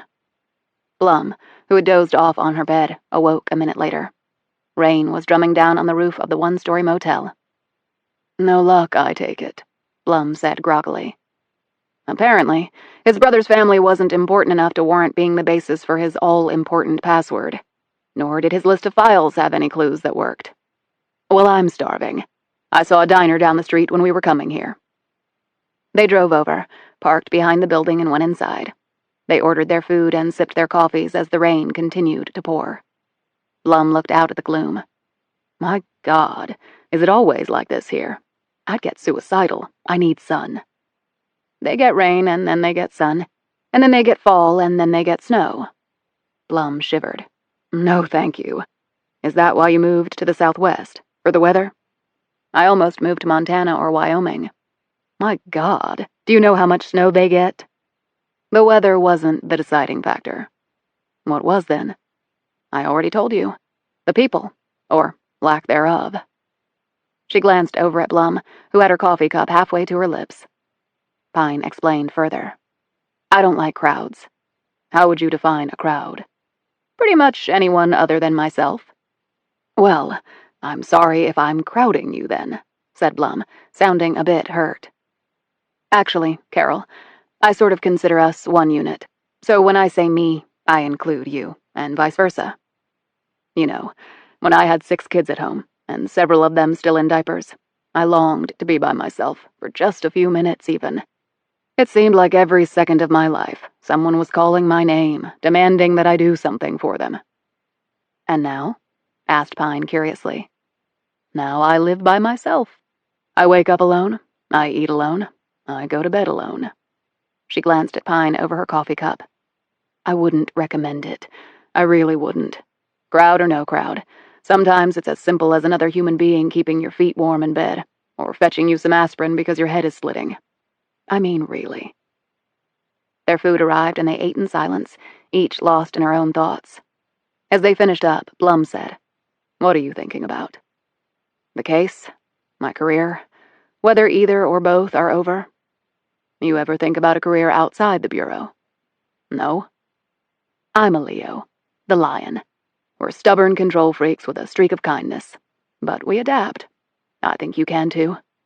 Are you a Leo, or are you another sign? Pine stared at her without answering. I said, are you, began Blum. She froze when Pine jumped up and threw some cash down on the table for their meals. Let's go. What's up? Said Blum, as she and Pine raced back to the motel. In answer to your question, I'm a Capricorn. Chapter 45. Pieces of paper containing scribbled words were all over Pine's bed. Blum was actively helping her in her task by feeding her words that Pine then inputted to her computer program. When did you download this software? Asked Blum. As soon as I failed at getting the password manually, Pine replied, her fingers flying over the laptop keys. I've been crunching passwords all this time with no result, but it helps a lot if we can narrow the parameters of what the password might be. And maybe we can finally do that. Blum set down the last piece of paper. Okay, I think that's everything. Let's see if we're going to get lucky. Don't say that. Why not? Because I haven't been lucky in like 20 years. Pine hit a key on the laptop. Here goes. The program started sorting through possible password combinations. What made you think of Capricorn? Asked Blum. I was wondering why Priest would have chosen that name for a non-existent company. I don't know if he's a Capricorn too or not, but it was the only lead I could think of. But until you started talking about being a Leo, I never even considered it. So if it works, you get the credit. She paused and looked at the screen. Damn. A password had just been typed in and the screen started to change. We nailed it, said Pine. What was the password? Asked Blum. Pine looked at the password box. Something unbelievably complex, but everything except the letters W and M are connected to the sign of Capricorn. And what do the letters W and M refer to? Probably to Billy and Michael. William would be Billy's real name, which goes to show that Priest did value his nephews, at least to the extent that he would include them in a password. What the hell is that? Said Blum. A picture had appeared on the screen. Pine scrolled down page after page. They were all very technical drawings. She stopped at one ominous diagram and hit some keys to enlarge it. She read the language on the screen next to the device. Those are Korean characters. Can you understand what it says? No, but I can find a translation really fast. She wrote some of the characters down on a piece of paper and then went online to a translation site and input the Korean characters. The translation was almost instantaneous. Fissile material, said Pine slowly. Fissile? That has to do with nuclear material. Blum sat back on the bed. Dear God, is North Korea going to nuke us? If so, that might explain David Roth's involvement. And Sungnam Chung's. Is this the North Koreans' backup plan in the event the peace talks cratered? Hit us with a nuclear weapon? But if the North Koreans are planning something like that, how do you explain the military chopper taking the Priest brothers away? Pine shrugged. Maybe they know about the plot and are trying to trace it back to its source. So, do we show this to, I don't know, the FBI director? We have no proof that any of this is true. If we go in with this, we might disappear. But people don't just disappear in this country. Tell that to the Priest brothers. Pine fell silent for a moment. And even if we get proof, I'm not sure who we should take it to. What do you mean?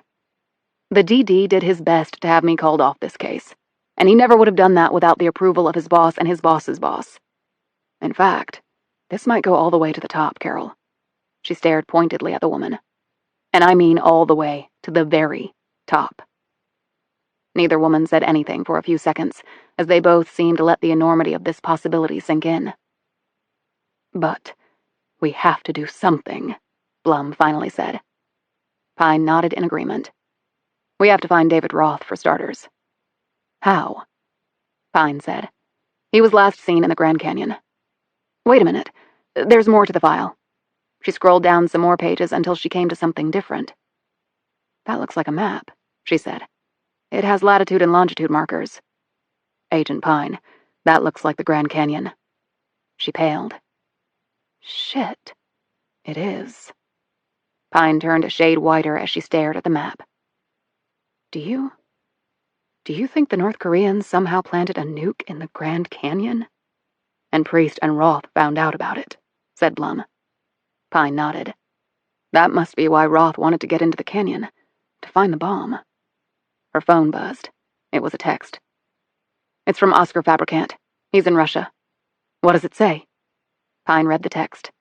Check out the death of Fred Wormsley. He was very close to both Roth and Roth's father. Pine went online and found an article on point. Blum read over her shoulder. Okay, it says here that Fred Wormsley's body was found in the Potomac, near Three Sisters Island a while back. The police speculated that he fell in somewhere along the GW Parkway, was sucked under by the current and drowned. But obviously Fabricant thinks there's more to it, said Blum. And maybe so does David Roth. Pine pointed to another part of the story. Wormsley worked at the NSA. He was very high up there. That's why the police investigation was a little bit more involved than would be normal. They still concluded it was an accident, and now I wonder if they were pressured to say that. Blum sat back and seemed to process all this. Okay, Roth is a WMD expert. He found out about this plot by the North Koreans, maybe from Wormsley. Wormsley might have learned about it through his work at the NSA. Then he got killed, maybe by this Sungnam Chung. After that, Roth hooked up with Priest. They somehow discovered there's a nuke planted in the canyon, and he impersonated Priest and went down there to find it so no one would know he was involved. So, is he trying to disarm it? I don't know. But why would Roth turn to Ben Priest? Asked Pine. Maybe they knew each other before, and Priest was helping him out. But if Roth knew there was a nuke in the canyon, why not just call in the government? Blum thought about this for a few moments. Maybe he's afraid if the North Koreans know that we're onto them, they'll detonate it. Maybe he's trying to disarm it by stealth. I'm just speculating here. I have no idea how nuclear weapons even work. Pine said. Neither do I. I just know what they can do when they go boom.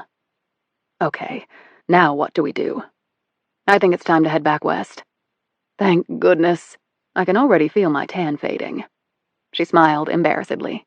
Sorry, bad joke. I do that when my nerves are about to run away with me. Pine was punching in numbers on the computer. What if the longitude and latitude lines indicate the spot where the nuke is located? And maybe Roth was trying to give whoever found that dead mule a clue. J and K? That could point to a hidden cave for those who know about the legend. A lot of questions to answer, noted Blum. And the answers apparently lie in one of the biggest holes on Earth. Chapter 46. The credit card purchase was made online at 11 a.m. 2 one-way tickets from Reagan Washington National Airport to Flagstaff, Arizona. The fastest flight was on American, which only had one stop in Phoenix before heading on for the short leg to Flagstaff. The flight was scheduled to leave in 3 days. Carol Blum's personal credit card number had been flagged and sent along to those parties who had requested the marker. Strike teams were assembled, and a recon unit was dispatched to Reagan to bang out the necessary details for Blum's and Pine's apprehension before they boarded. The people in charge were wary of the purchase, however, since Blum could be the only one to show up. Or else, neither of them might appear for the flight. Thus, the other two airports and the train and bus depots in the D.C. area were immediately put under watch, and a secondary team was deployed to the Flagstaff area, just in case. Pine and Blum's homes and the office in Shattered Rock were already under surveillance. Now, all they could do was wait. You want to go where? The cab driver looked askance at Pine and Blum. He was a black man in his 60s, wearing a felt cap and glasses that dangled on a chain against his broad chest. His checkered shirt was open enough to reveal curling gray chest hair. Harper's Ferry, West Virginia, replied Pine. Lady, you know this is Virginia, right? Not West Virginia, said the man. I can read a map, said Pine. You know how far that is from here? About 100 miles. You should be able to do it in under 2 hours. The hell you say? Look, man, first thing is, I don't drive to West Virginia. Pine held up 5 $50 bills. She had used her friend's debit card to get the cash. 2 hours for $250. Do you still not drive to West Virginia? The man considered this offer. Well, I got to drive back. Still, over $50 an hour guaranteed. I doubt that's a hardship for you. Blum pulled out $100 from her wallet. And this extra amount to cover your gas, she said. And because you're a nice person. The man said. You two must really want to go to Harper's Ferry. Why? I hear it's very historical, said Pine. And you got no car? Before she'd used her credit card to buy the plane tickets, Blum had driven the Mustang to Reagan National and left it in long-term parking to give credence to their taking a flight from there to Flagstaff. We're visiting from out of the area, said Pine. The man nodded. Okay. Thing is, I got nothing against taking your money, but it'd be a lot cheaper to take a bus or even a train. I don't like crowds. You want the gig or not? Unless you can make more money today somewhere else. The man eyed their luggage. Is that all the bags you got?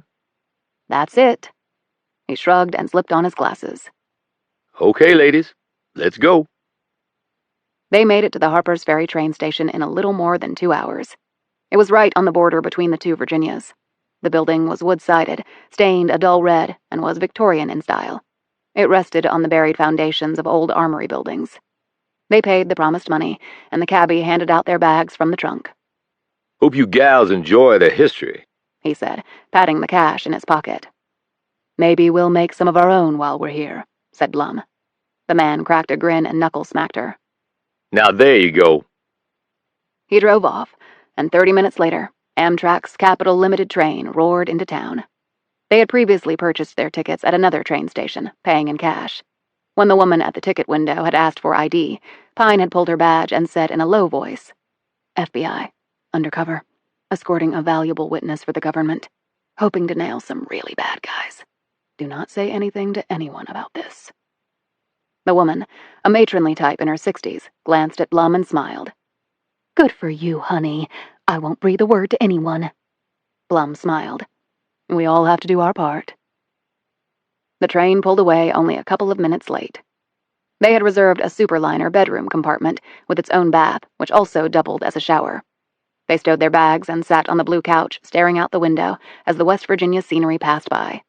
Soon they would be looking at Maryland scenery, followed by Pennsylvania and Ohio landscapes, with a final destination in Chicago, where they had a layover before boarding the Southwest Chief.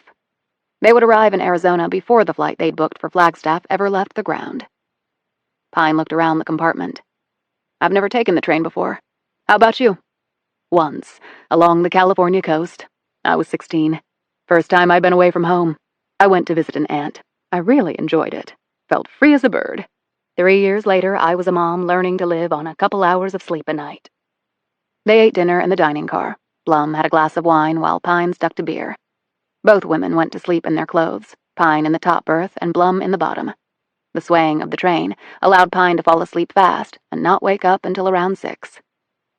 They reached Pittsburgh at midnight and Chicago at around 9 the next morning. They left the train and went to have breakfast at a place in the train station, a cavernous building on the west side of the Chicago River. Pine and Blum had 6 hours to kill before they would board the Southwest Chief. While they were eating, Blum was watching a TV monitor that was bolted to the wall. Oh my God. Pine looked at the TV. Oscar Fabricant's photo filled the screen. The chyron at the bottom read, American scholar found dead in Moscow. Apparent suicide. Pine and Blum looked at each other. Pine said softly, He didn't kill himself. How do you think they found him? They must have learned we had met with them. Maybe from the 2 fake cops. Pine smacked the table. I should never have let him go. He was a dead man at that point. You couldn't have really stopped him, pointed out Blum. He could have come with us. But we can't collect everyone we run into and try to protect them. We'll all end up dead. But it's so awful, she shivered. Pine eyed Blum. I think it would be better if you stayed here, Carol. Get a hotel room and lie low for a few days. I'll use my credit card to get the room, and they'll be knocking on my door in an hour. She pointed to the screen. And I don't want to end up on there with the scroll saying I killed myself.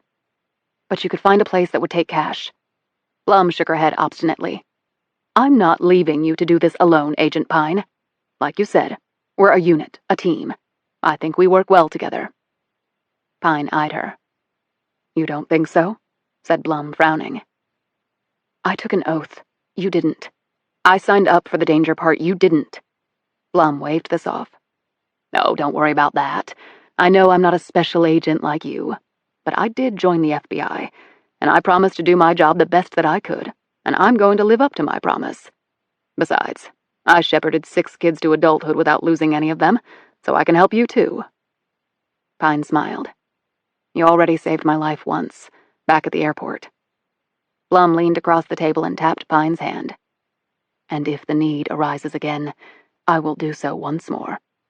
We're 2 badass women in a man's world. What stronger incentive could we possibly have to stick together? Pine's smile deepened. Actually, I can't think of a stronger one. Chapter 47. The Southwest Chief Train No. 3 headed out from Chicago with its twin P-42 locomotives and 9 trailing train cars pointed toward the southwest United States. It carried 14 crew and 130 passengers. It had a max speed of 90 miles per hour, which it would hit on long stretches of the route. However, its average speed, over the slightly more than 2,200-mile trip to LA, would be only about 55 miles per hour, when one factored in the 31 stops over 8 states. Pine and Blum settled into their seats as the train rocked and rolled out of the downtown Chicago area. Do you think anyone else at the Society for Good is in danger? Said Blum. I can't rule out anyone, said Pine. I hope they'll have taken note of what happened and lie low.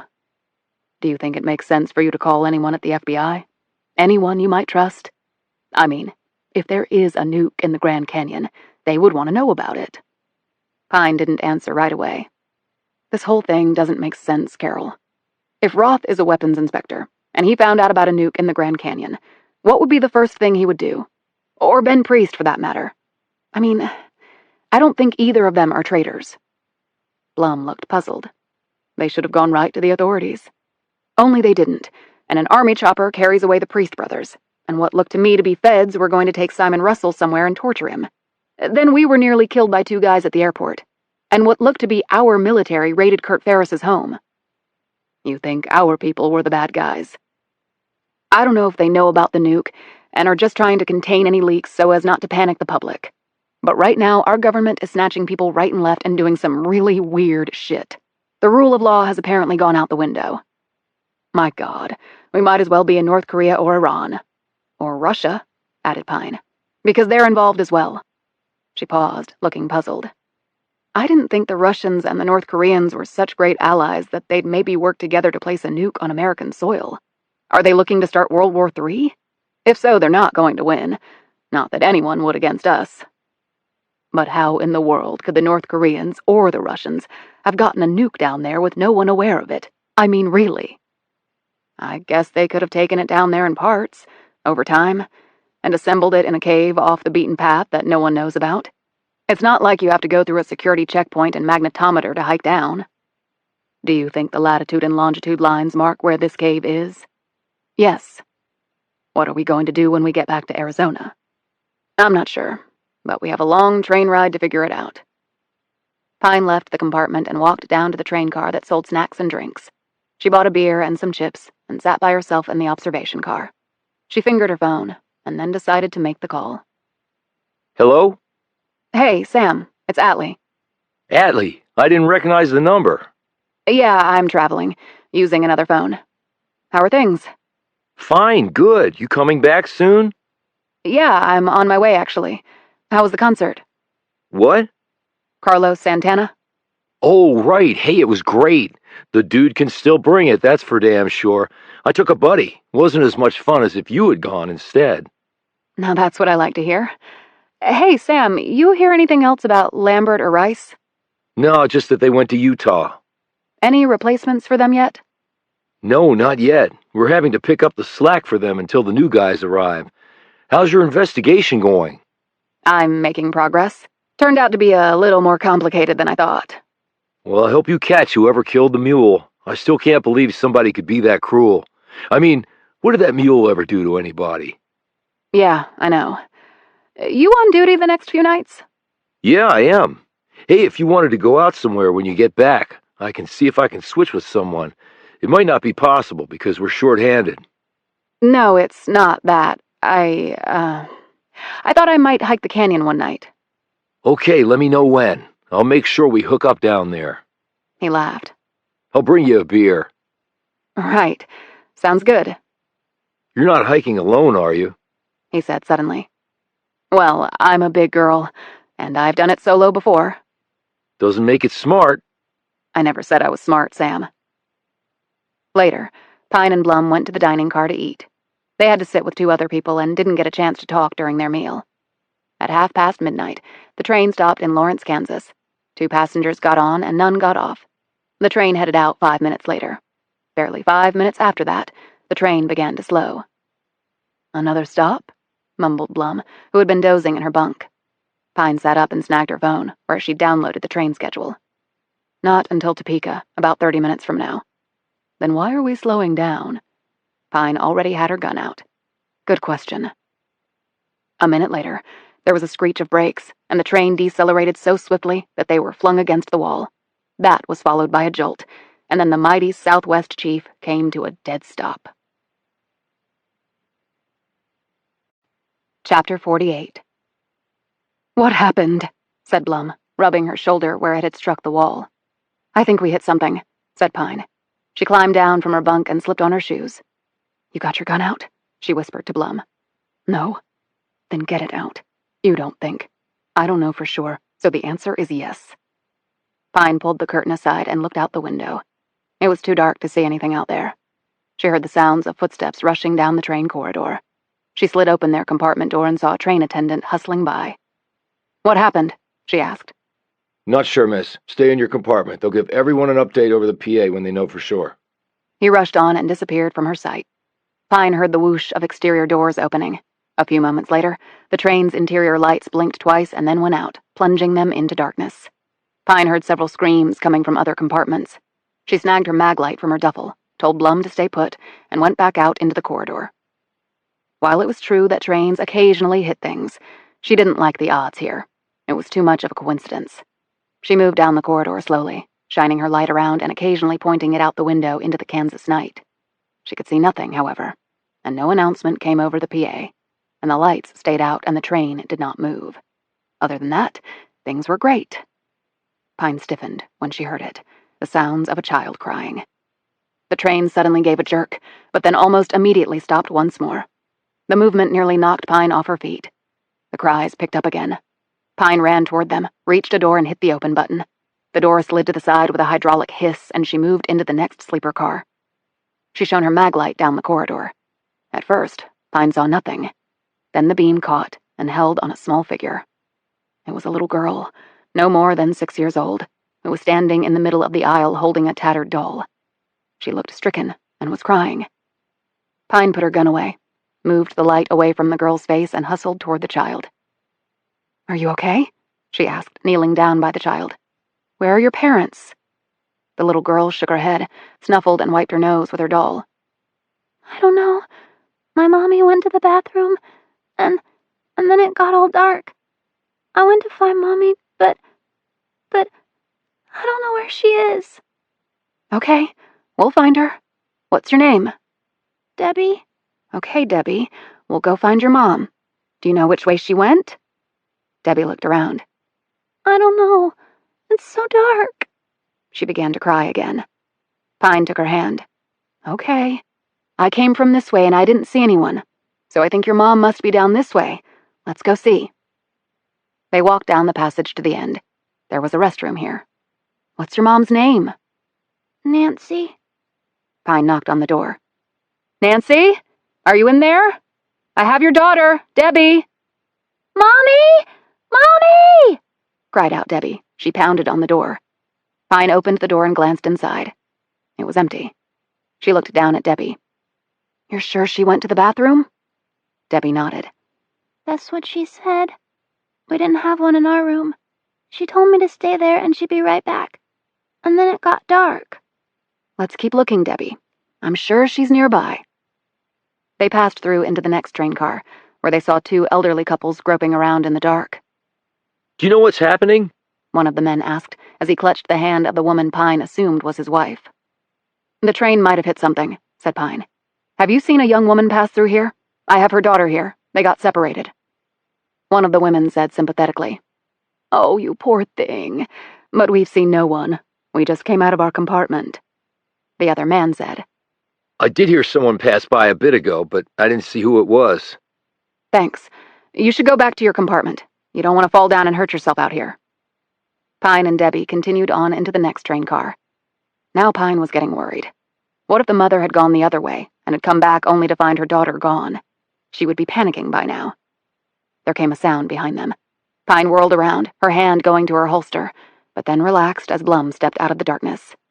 She tensed a moment later as she realized that Blum was not alone. Someone was behind her. A short man, because Blum had neatly blocked Pine's view of him. Now he stepped to the side. Sung Nam Chung had a hold of Blum's neck. He tightened his grip when he saw Pine's hand again go toward her gun. That would be unwise, for your friend's sake. I'm sorry, Agent Pine, said Blum. He got the drop on me. What's happening? Asked Debbie. Who is that man? Just somebody I know, Debbie, said Pine. Is he hurting her? Chung reached into his pocket and pulled out a pistol. Debbie cried out and shrank back. Pine stepped in front of Debbie, putting her body between the little girl and Chung's weapon.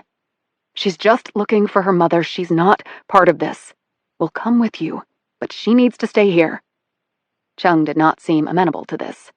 She's just a kid, added Pine. She can't do anything. Chung looked Pine up and down, then gave a curt nod. Pine turned and faced Debbie. Okay, I think your mom is probably just up in the next car, but I want you to wait right here until either your mom comes to get you or one of the train people do.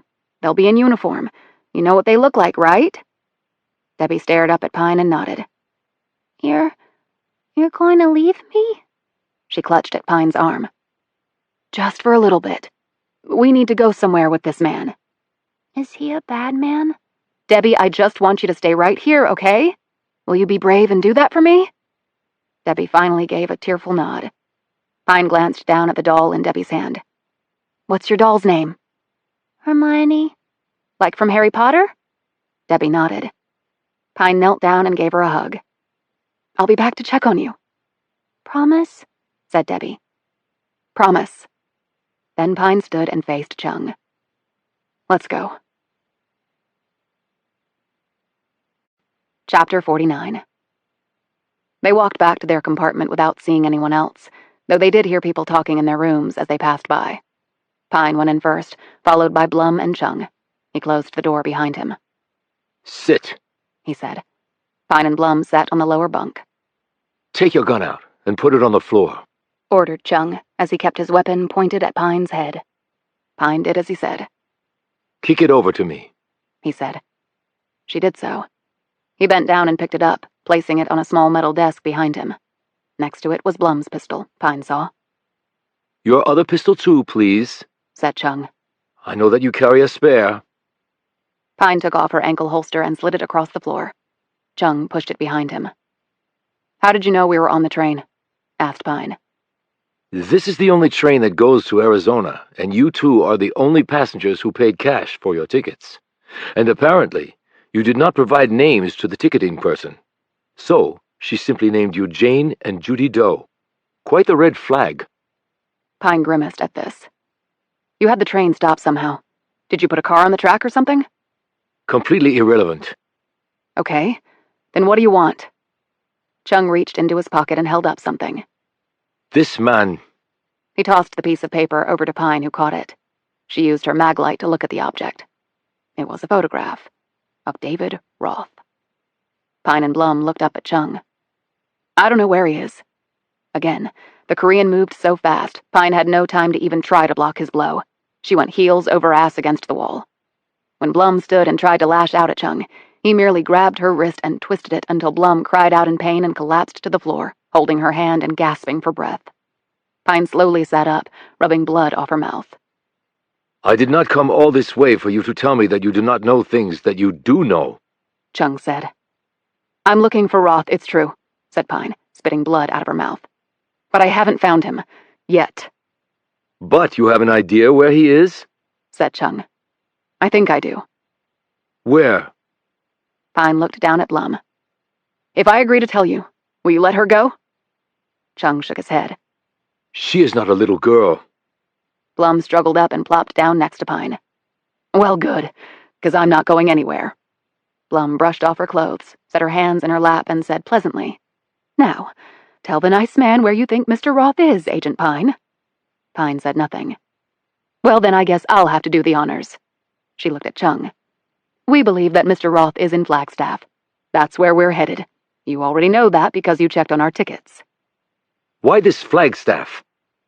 There's an FBI office there. It's the largest one near the Grand Canyon. We think he's going to turn himself in there. Why turn himself in? Said Chung tightly. We think he's afraid, said Blum. He doesn't want to die. He thinks the FBI can protect him. Can they? Pine finally said, looking at Chung.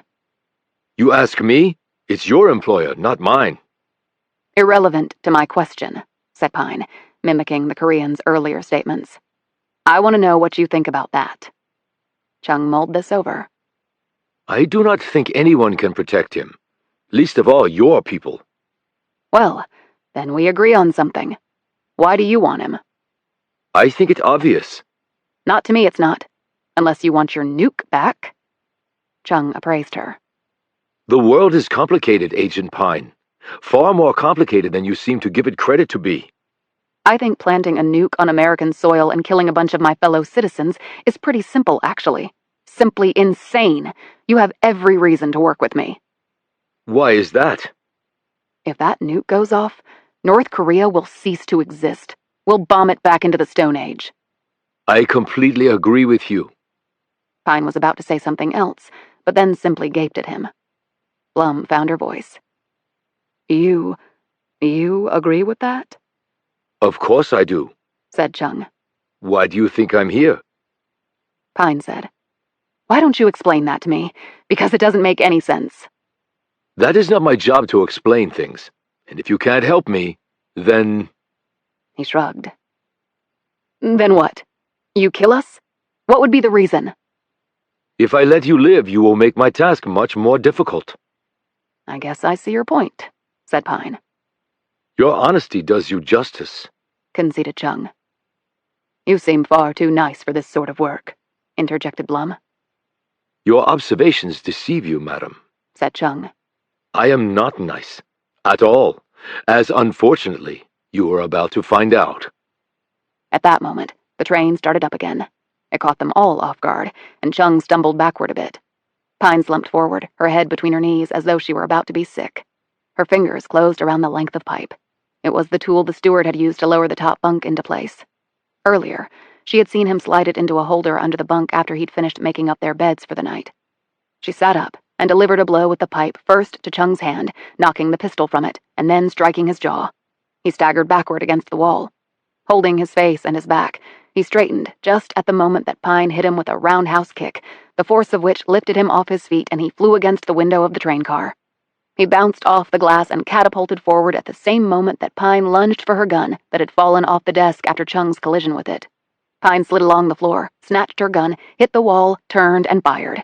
The shot missed Chung, but smacked into the window and shattered it. Chung exploded forward and kicked the gun free from Pine's hand. He followed the kick with a hand strike to her side, which seized up her left side and drove all the air out of her lungs. Shit! Here we go again. Chung straightened and was about to deliver a crushing kick to Pine's head when he reeled backward, grabbing his own head. Blum had hit him with the pipe. Blood flowing from a gash on his head, he turned and was about to deliver a blow to Blum that would have killed the woman when Pine hit him from behind with a knee to the base of his spine, propelling him forward into the already cracked glass. As the train picked up speed, Pine planted her legs firmly around Chung's, pinning them together. At the same time, her arms encircled his torso and kept his arms bound to his sides. She levered forward, forcing Chung's face against the glass. Pine got her delt under Chung's right shoulder blade and pushed upward. She gave a heave, and slowly, the shorter Korean was lifted off the floor, the toes of his nicked shoes now the only thing touching there. This was remarkably difficult, since Pine could not spread her legs and plant her feet to give herself the leverage to more efficiently lift Chung. She knew that if she allowed his legs an inch of freedom, he would disable her and then kick both of them to death. She could have had Blum grab one of the guns, but she wasn't going to make the woman cold-bloodedly shoot the Korean in the head. And she might miss and hit Pine, or since Pine was plastered to the guy, the bullet could pass through Chung and kill her. But she couldn't just stand here holding the Korean. That was not sustainable. The plan came together in her head in seconds. "Carol!" panted Pine. "The window! The seal!" Blum looked confused for a moment, but then lurched over, gripped the red lever at the bottom of the window and pulled it free. Chung, seeing what they were trying to do, struggled to free himself. He rammed his head backward, catching Pine hard on the chin. Pain rocketed up her face and she winced. But she managed to hold him firmly against the broken glass as Blum pulled the rubber seal free from around the perimeter of the window. Once that was done, Blum gripped the edge of the glass and tugged hard. It broke free from the wall of the train, slipped sideways, and then fell out of the opening. Air whipped inside the compartment, blowing the curtains straight out. This was the moment of truth, Pine knew. With the window gone, so was most of her leverage holding him against it. Chung jerked and pulled and bucked, but without his feet being on the floor, he couldn't gain the necessary traction, and without that he lacked the ability to strike out. The interior train lights started to flicker on and then off.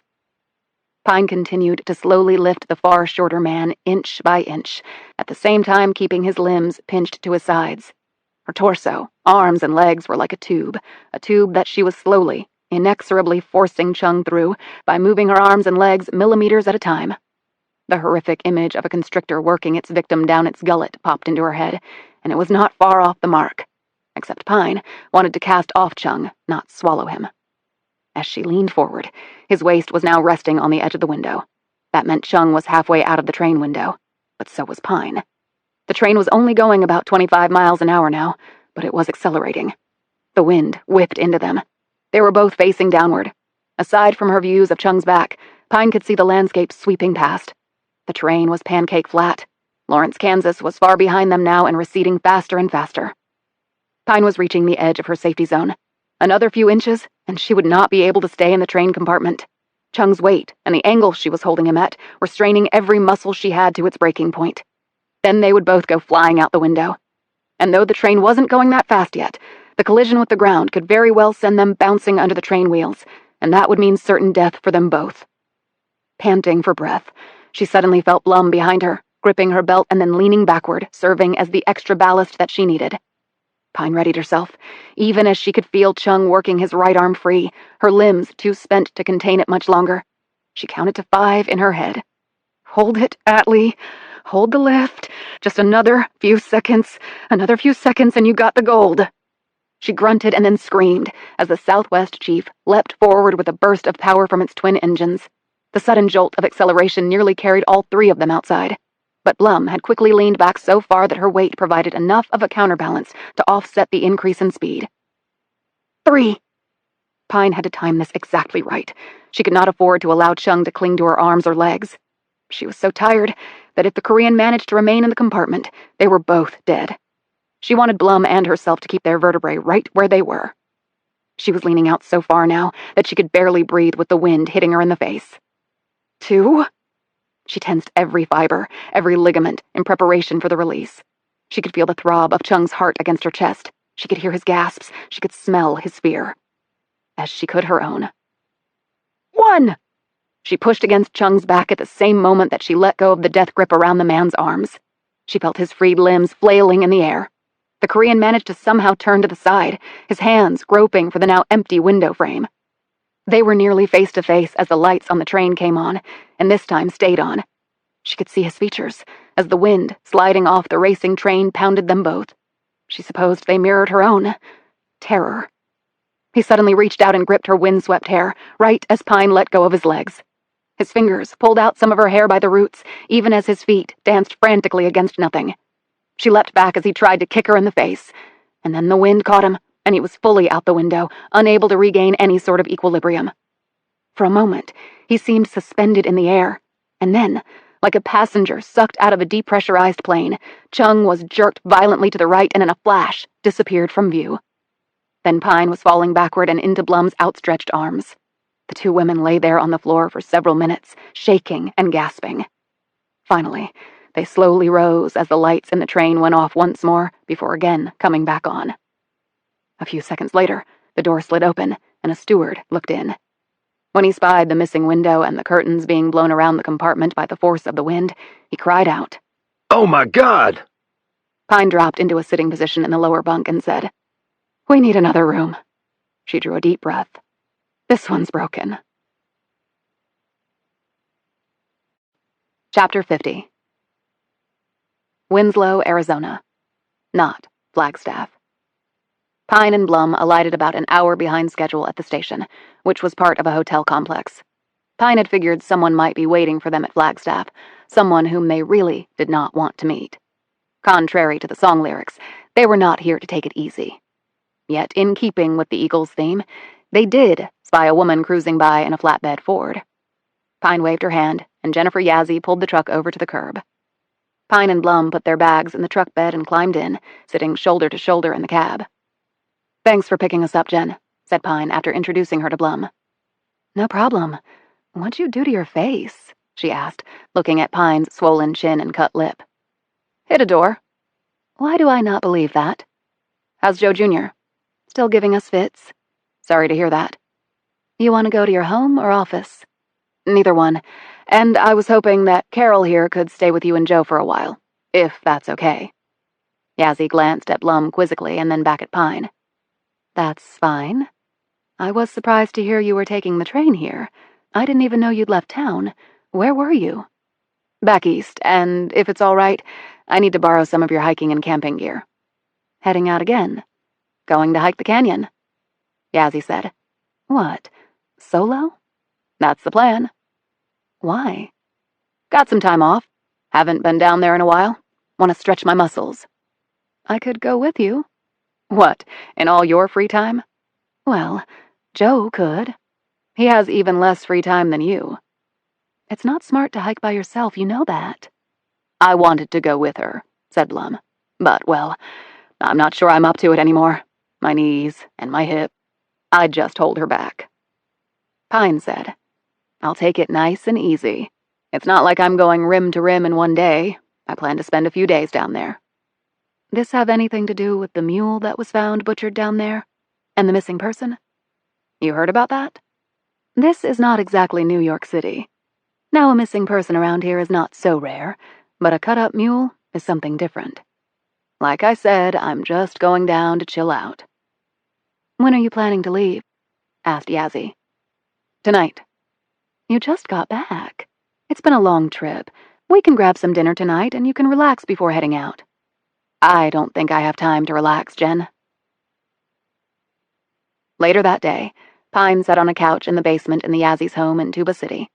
She had seen on the news feed that the Southwest chief had encountered signal problems, which had necessitated the abrupt stop. There had been some electrical problems and a few bumps and bruises with passengers and crew, but no serious injuries. Freight trains used the same set of tracks, and care had to be taken because the signaling system was critical in making sure one train did not slam into another. There had been no mention of the shattered window. But a body had been discovered near the tracks, the news had reported. No identification had been made. Pine doubted one ever would be. But at least Sung Nam Chung was certifiably dead. She had the borrowed gear all together and had gone over her checklist, which was about 80 items long. These included good hiking shoes with support and traction soles, trekking poles, a battery-powered headlamp, a wide-brimmed hat and sunscreen, a first aid kit, salty food, a whistle and signal mirror, something to sleep in, and a lightweight tarp, plus layers of clothing. She would also be taking a refillable hydration bladder with a flow system activated by biting down on the mouthpiece. And all that would weigh less than 25 pounds. And, of course, she had her twin pistols. They were additional weight, but Pine figured they might be the most important items she carried with her, if she wanted to get back alive. Blum, who was staying upstairs in the spare bedroom, came down and joined her on the couch. She looked over the equipment. "What route will you take down?" "Either Bright Angel or South Kaibab. I haven't decided yet." "Have you figured out the location from the latitude and longitude?" "As close as I could. I can't pinpoint it exactly from that." "Which is even more reason for you not to go alone."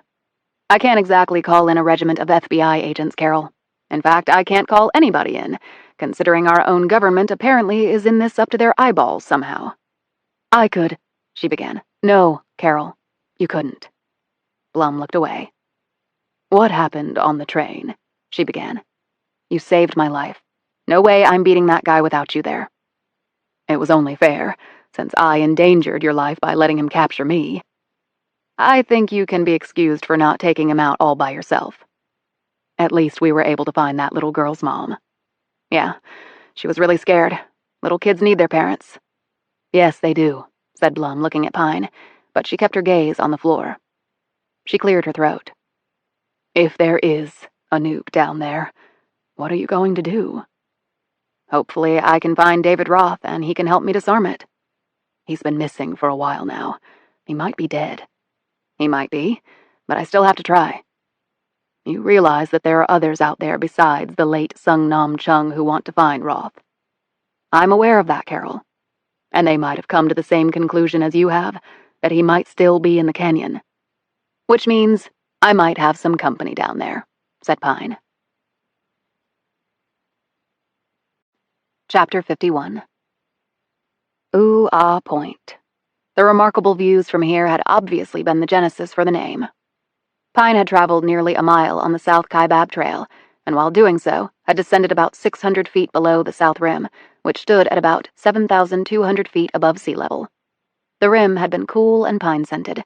That would change dramatically the farther down she trekked. The south rim averaged nearly 60 inches of snow a year, while Phantom Ranch received less than 1. Jennifer Yazzie had dropped her off at the trailhead. "Joe called before we left," she said as Pine was getting her gear out. "You didn't tell him?" "No, but he did tell me something you might want to know." "What's that?" said Pine as she strapped on her backpack. "Joe said some feds have been poking around." "For what?" "They were asking about you." "What agency?"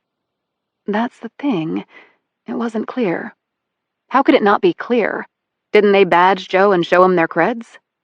"Apparently not, and so he didn't tell them anything." She paused and smiled. "Not that he would have anyway, without checking with you." "Tell him thanks for me." Pine slid out her trekking poles. "Anything else?" "A military chopper landed at the canyon airport earlier today. Joe heard about it from one of the rangers." "Unusual activity." "You don't seem surprised," replied Yazzie. "That's because I'm not." "If you're in some sort of trouble, let's just say I'm off the grid right now, and people you thought should be your allies aren't."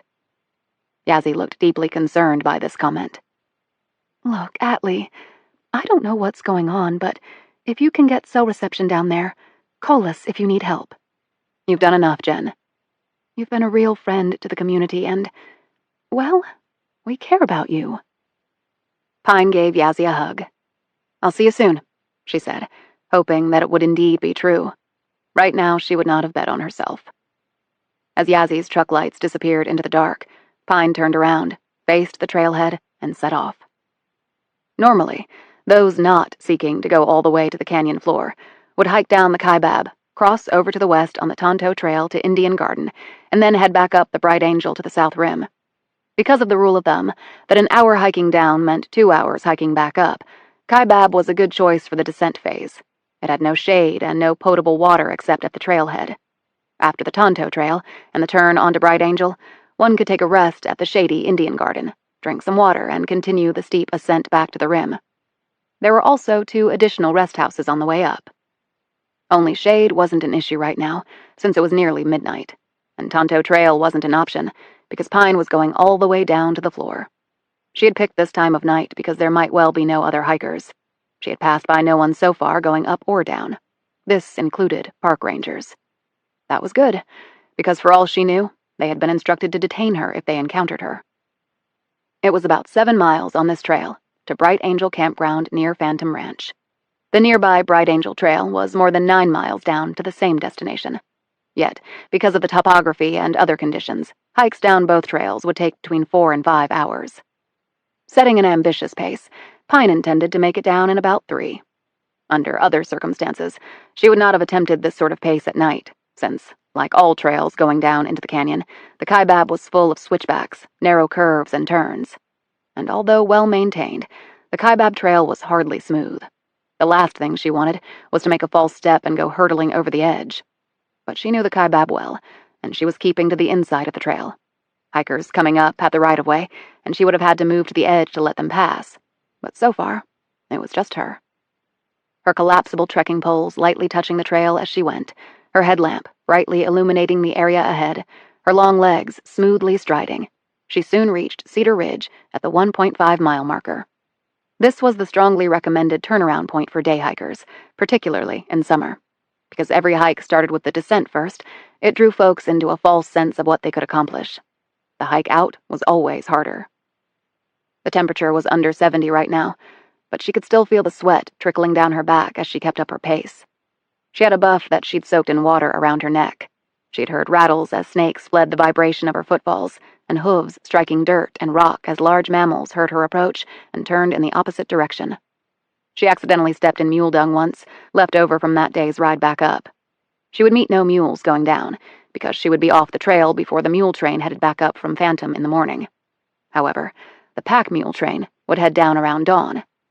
That would not be a problem for her either. She'd be down at the inner gorge by then. She ate as she went, balancing salty foods with taking small sips on her hydration line only to quench her thirst. The temperature increased the farther down she ventured. She passed the ominous-sounding Skeleton Point, having shed 1,400 feet of elevation since Ooh-Ah. She stiffened a bit and slowed her punishing pace as she heard footsteps approaching from the other way. The trail would really zigzag now with a long series of switchbacks as it dropped her into the Tonto Plateau. She had already passed the tip-off phone, which was a way to call rangers in case you were in trouble. There would not be another such line of communication on her way down.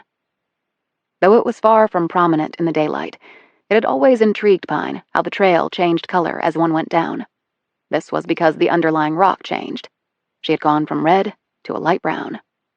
A moment later, twin headlamps appeared out of the darkness. 2 men. Pine's hand instinctively went to her Glock. But the men, one younger and one older, perhaps father and son, passed by with a wave and matching weary smiles. Their journey was almost over. Hers was just really beginning. About 3 miles later, she reached a short tunnel cut into the stone and entered it. Her hand again went to her gun. This would be an ideal place for an ambush. She left the tunnel and immediately stepped onto the Kaibab suspension bridge, more popularly known as the Black Bridge. This was also the Mule Bridge, because it was the only one the beasts used. It had high, chain-link metal sides and a plank floor. The only other bridge in the canyon was the nearby Bright Angel Suspension Bridge, which one reached coming down that counterpart trail. It was known as the Silver Bridge because of its all-metal configuration. The mules didn't like the open metal floor, and thus wouldn't walk on it. It had also been built to carry the water lines between the 2 rims, and Pine thought it might not be strong enough to support 1,500-pound mules and riders at a time, whereas the Black Bridge could. Before setting foot on the Black Bridge, Pine could have veered west and taken the river trail over to the Silver Bridge and crossed the Colorado there, but she liked the Black Bridge crossing. There was another reason she was going this way as well. As she crossed the bridge, she looked down and saw the muddy Colorado roaring beneath her. Locals called that the true Colorado, because that was the Spanish word for reddish. Without the complex dam systems that had been constructed around the canyon, the mighty Colorado would, in certain parts of a drought-filled summer, be little more than puddles. but the dams had regulated the flow to make it more consistent and also to use it for hydroelectric power generation. It was also the reason that rafters could enjoy the challenging rapids. But without the water controls also provided by the dam system, parts of the Colorado could become so dangerous as to be rendered impassable by raft. And the dam system had contributed to something else. The silt tended to accumulate behind the dams, resulting in clearer water downriver. The sunlight penetrating the water resulted in algae thriving, and this contributed to the green color of the Colorado, which was quite evident when viewed from higher altitudes. She left the bridge and took a few minutes to go down to Boat Beach, lie in the sand, and stare at the star-filled sky. This was the other reason she had crossed at the Black Bridge. Pine made a practice of always coming to the beach and sky staring, and part of her perhaps thought that sticking to this routine would maybe bring her luck. But then again, in her line of work, you tended to make your own luck by good preparation and even better execution. But you've never taken on a nuke before, Pine. She continued on, and the terrain became far more silty and loose, byproducts of the water passing nearby. Pine could feel her feet slipping as she made her way forward. It was like walking on a beach, unreliable footing everywhere. That was the last thing she needed after her swift descent, but it wasn't like she could lift off the ground and fly the rest of the way. To reach Phantom Ranch, she would simply follow the trail that would turn to the north. But she was not going to Phantom, where no doubt hikers and riders were now slumbering peacefully before their journey back up. She kept following the riverbank. Bright Angel Creek was just up ahead. As she reached it, she took off her shoes, rolled up her pants, and waded into the shallow water. She sat down on a rock and let the cool water provide an amazing foot massage. The creek finished its journey right here as it plunged into the Colorado at a spot roughly equidistant between the two bridges. Bright Angel Creek was the place to plop in the water down here, if one was so inclined.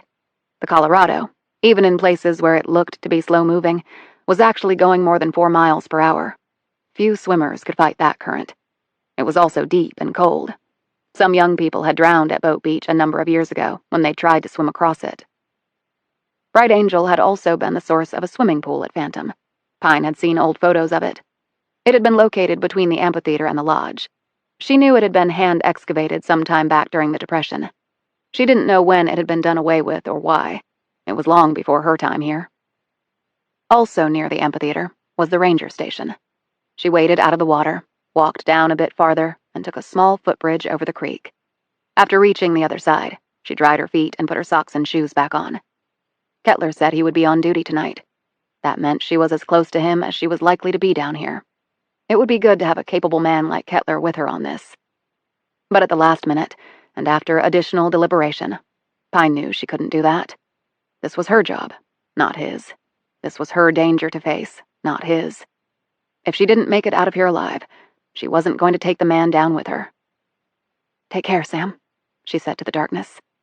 "If I don't make it back, don't forget me. At least for a little while." "Okay, Pine, cut the melodramatic crap. You got a nuke to find. God help me." Chapter 52.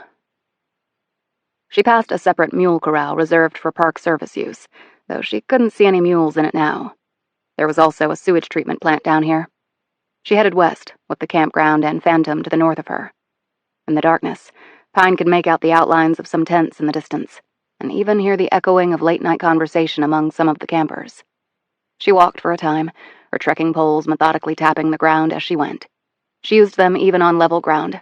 Her knees, back, and hips would thank her later. After a bit, she slowed her pace and then stopped. She sat on a rock after checking it for scorpions and snakes. The noise from the river would mask anyone approaching, which she didn't like but could do nothing about. There were many things one could do nothing about down here. In the canyon, the environment was the master. Humans were merely visiting.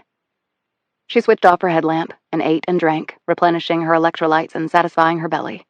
She'd brought her filter with her, and she knew sources of water in the area she was headed to. She took off her shoes again and rubbed her socked feet. The pace down had been hard, but she was supremely fit and had come out in good shape. However, climbing out, particularly if she had to match her pace going down, would be a whole other experience. Hopefully, she would not have to sprint the whole way with a regiment of bad guys chasing her. She checked her illuminated compass because being down here at dark was like being on the water at night. Land and sea looked a lot alike.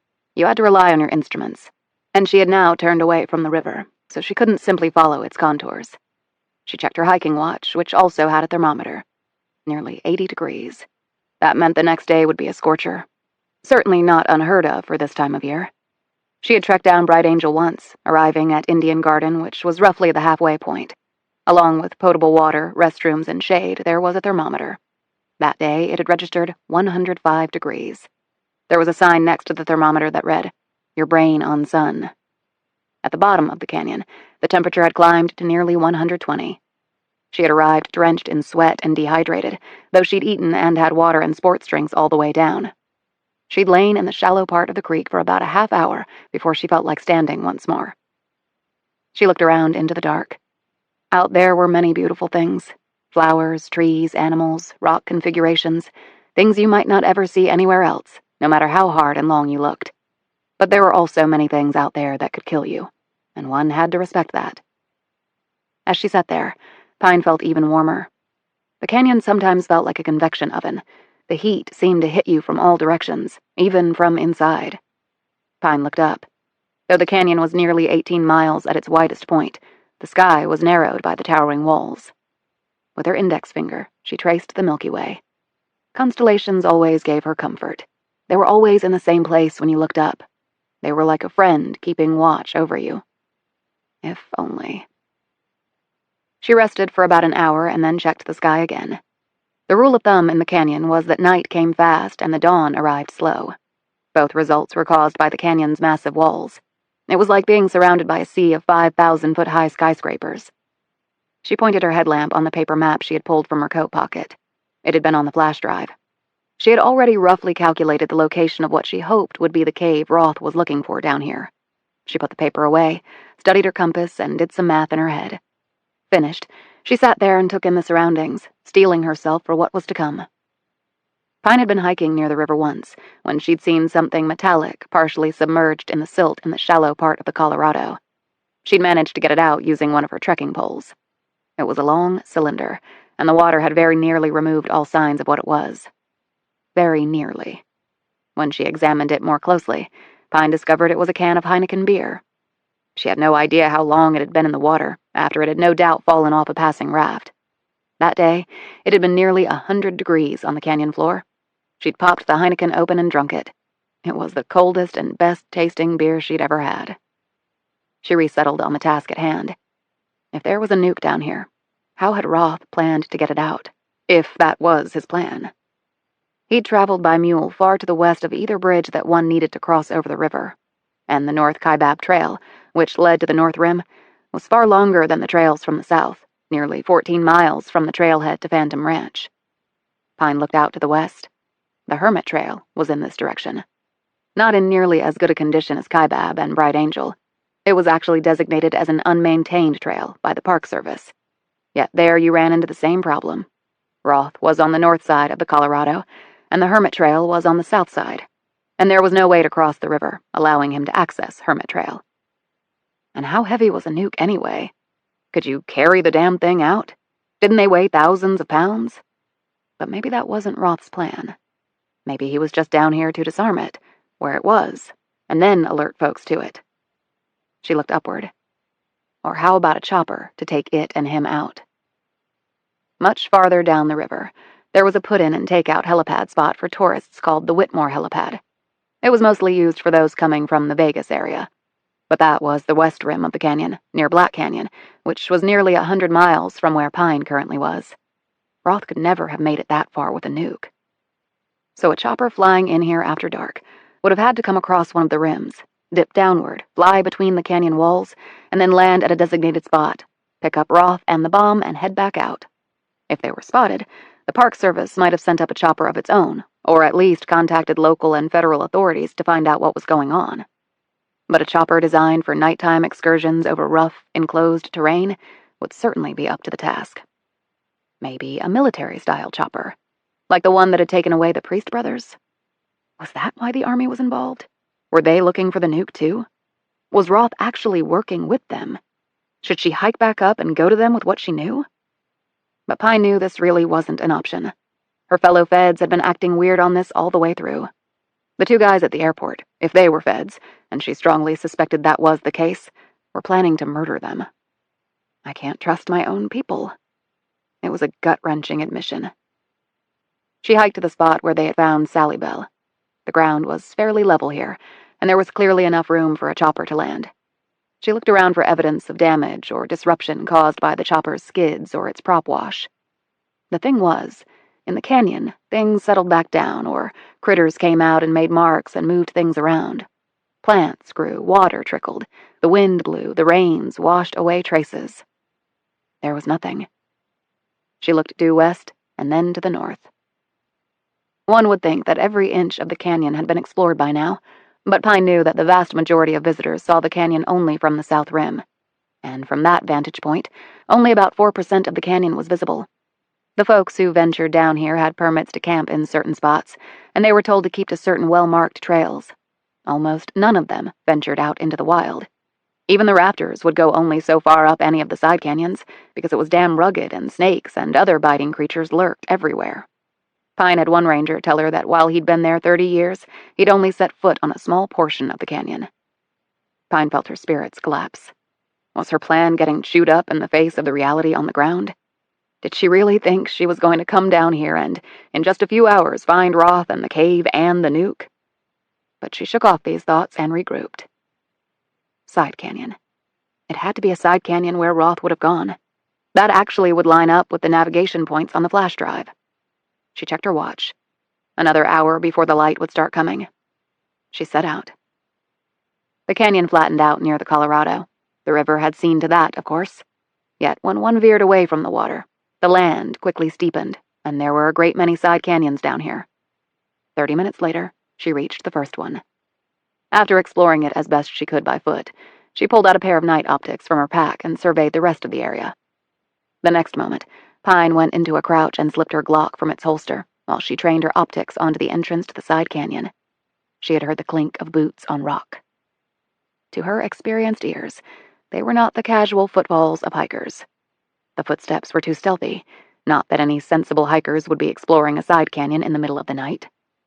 She slid to the right and took up position behind a boulder. 10 seconds later, 3 men appeared from out of the dark. She saw them clearly through her optics. She was pretty sure they weren't rangers. Pine had seen many rangers, but she had never seen any of them wearing full body armor and combat helmets and holding M4 assault rifles. Chapter 53. Pine drew farther back against the rock as the men drew closer. She silently cursed, because as she crouched there, the dawn was beginning to break over the canyon. Light coming here could be breathtaking. She had hiked over the canyon at various places and various times simply to see the sunrise. It was a surreal, one-of-a-kind experience. Now she hated it, for the first time ever. She could tell the men were real pros, simply by the way they moved over the ground. They worked as a team, spread out, 1 point, 2 flanks, and communicating efficiently by hand signals, their gazes scanning all points on the compass, methodical, missing nothing. And at some point soon, they would not miss her. They also had night optics, but their models looked far superior to hers. They were dressed in camis, but were not wearing military uniforms. No insignias, no name tags, no indicia of rank. But they certainly looked military. As the light began to deepen and then diffuse, they lifted their optics and trained their eyeballs on the terrain ahead. Her Glock versus 3 assault rifles. It would be a short fight. She wondered where they would bury her, if they even bothered with that.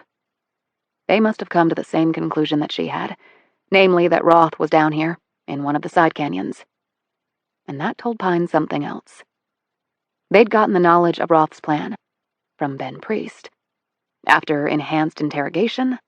And what about poor Ed Priest, whose only sin was being Ben Priest's concerned sibling? As Pine focused on the M4s coming her way, she slipped out her phone. One of the major carriers had put a tower in the park, and its customers sometimes could get reception. Well, Pine was a customer. No service was displayed across the top of her phone screen. Note to self, if you get out of this alive, cancel your fucking provider contract. She stiffened as the man on the point reached up and pulled a small communication unit that was velcroed to his armor. He spoke into it and then listened to the response. Okay. He's probably got secure satellite communication down here. He would probably have it in Siberia, or Antarctica too. If these guys weren't American military or CIA paramilitary, she wasn't sure who they were.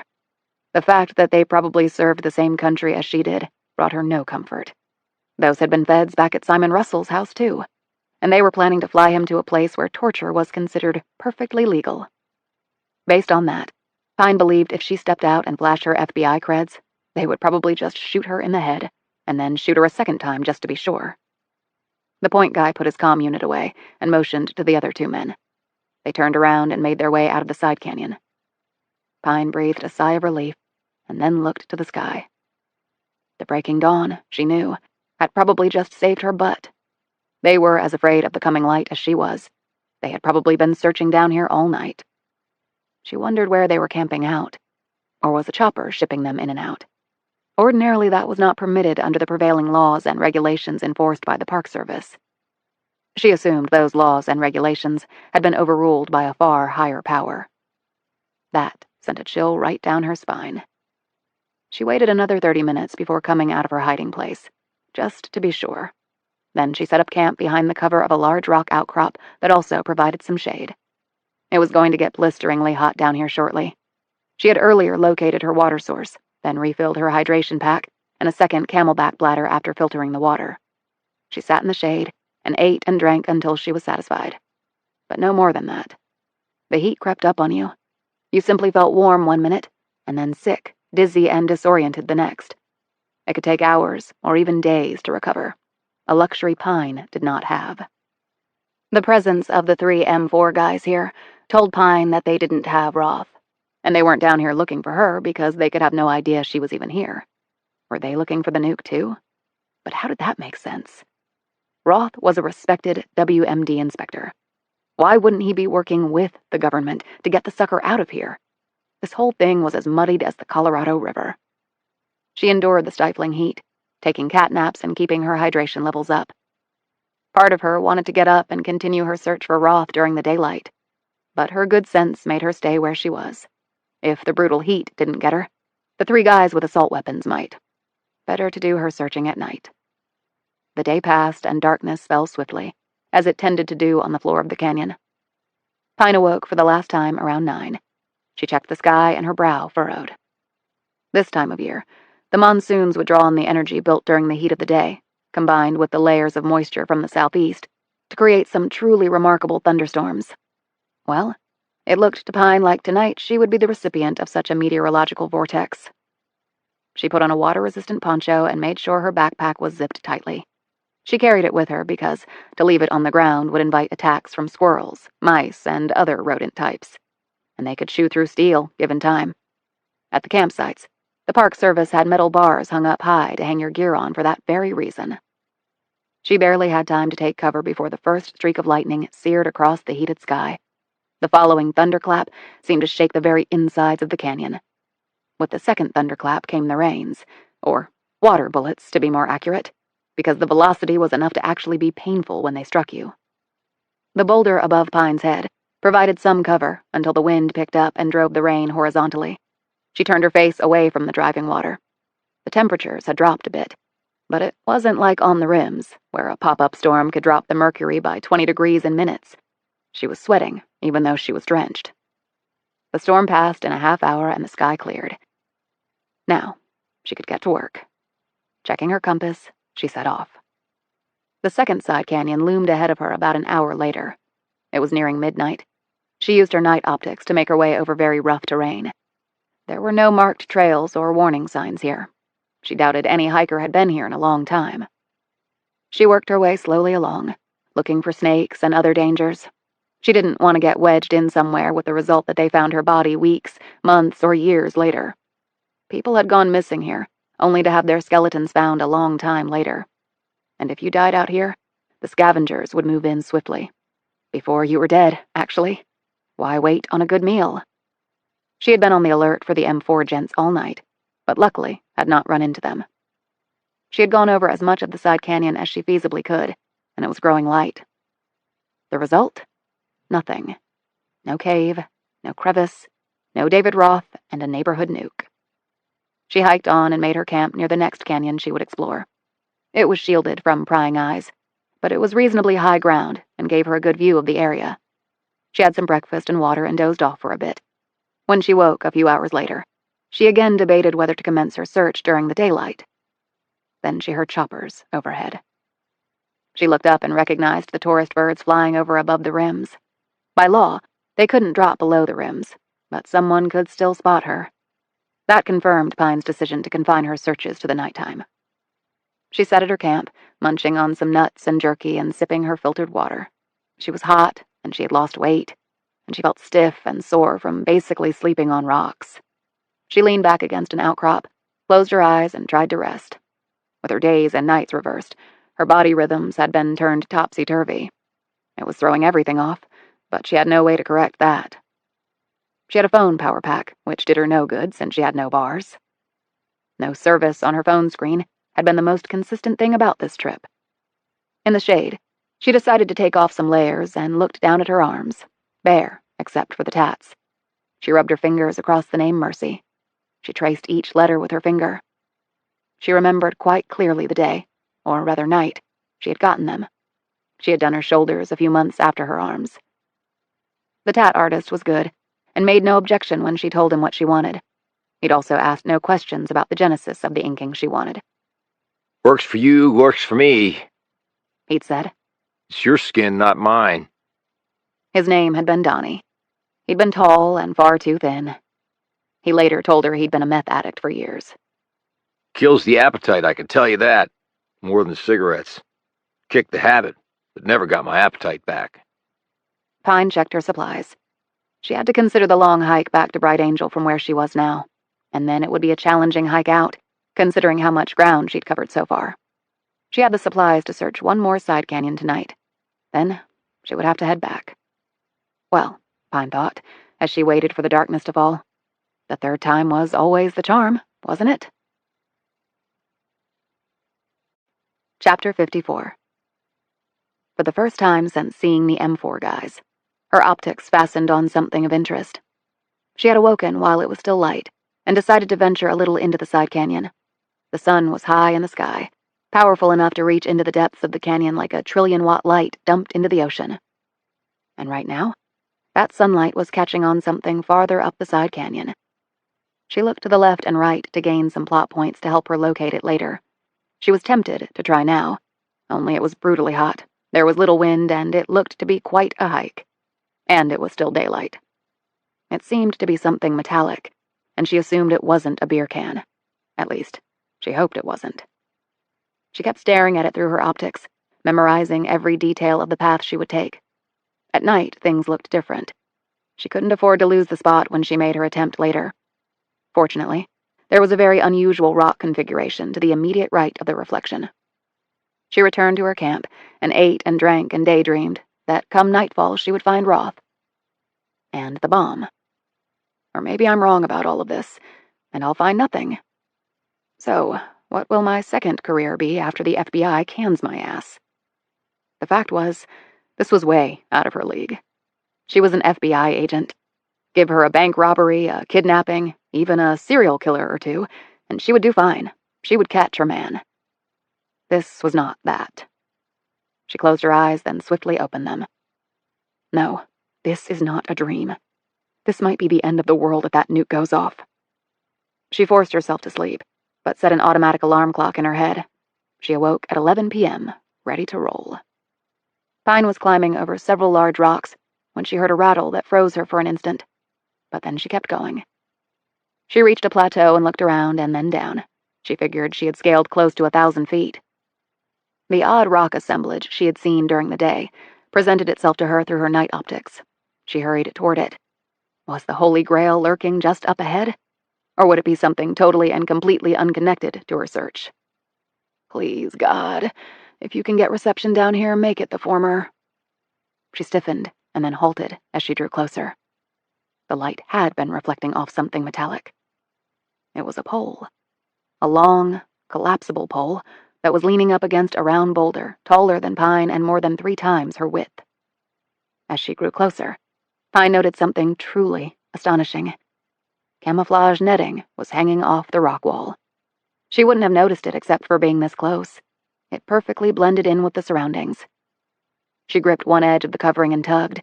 She peered through the opening this created. Pine gasped. A cave. She glanced at her compass. This spot was well within the parameters left on the flash drive. Had she just found Roth? And the bomb? She let the cover fall back into place, took a step back, and peered around. There was no evidence that anyone had been here, but somebody had to have put up the covering. About 30 seconds went by as she contemplated what to do. Pine heard nothing. No boot hitting rock. No squawks from a compact. No heavy breathing. She heard nothing until the light hit her, and the man said, Turn around very slowly. Do not let your hand go anywhere near your weapon, or we will open fire. I'm FBI. I'm going to show you my creds. His next words hit her like one of Chung's massive kicks. Don't bother, Agent Pine. Turn around and keep your hands away from your weapon. Do it. She slowly turned, her hands held up near her chest but no higher. She wasn't preparing to draw down like they were standing in the middle of the OK Corral, but her hands fully up in the air would signal complete surrender. She was an FBI agent. She wasn't surrendering to these guys, whoever the hell they were. And it indeed did appear to be the same 3 men from the other night. What are you doing down here? Barked Pine. I don't see you having the leverage to ask us questions, Said the man. I've got a federal badge. That leverage enough for you? And you guys are Army. Why? Just because we have camis on? More than that, you're outfitted in ACU, Army combat uniforms. He shrugged. Hell, you can buy those uniforms on eBay. But not ones with the operational camouflage pattern. That's very recent. And you're armed with M4s. The man took a step closer. What are you doing here? I imagine I'm doing the same thing you're doing. Looking for somebody. Who would that be? Do we really have to play this crappy game? Who would that be? He asked again. That would be kiss my ass. Now let me ask you a question. How did you find me? We found you the first day you came down. We've been following you. Bullshit. I spotted you going up a side canyon. You turned back because it was getting light. We turned back before we could stumble right over you.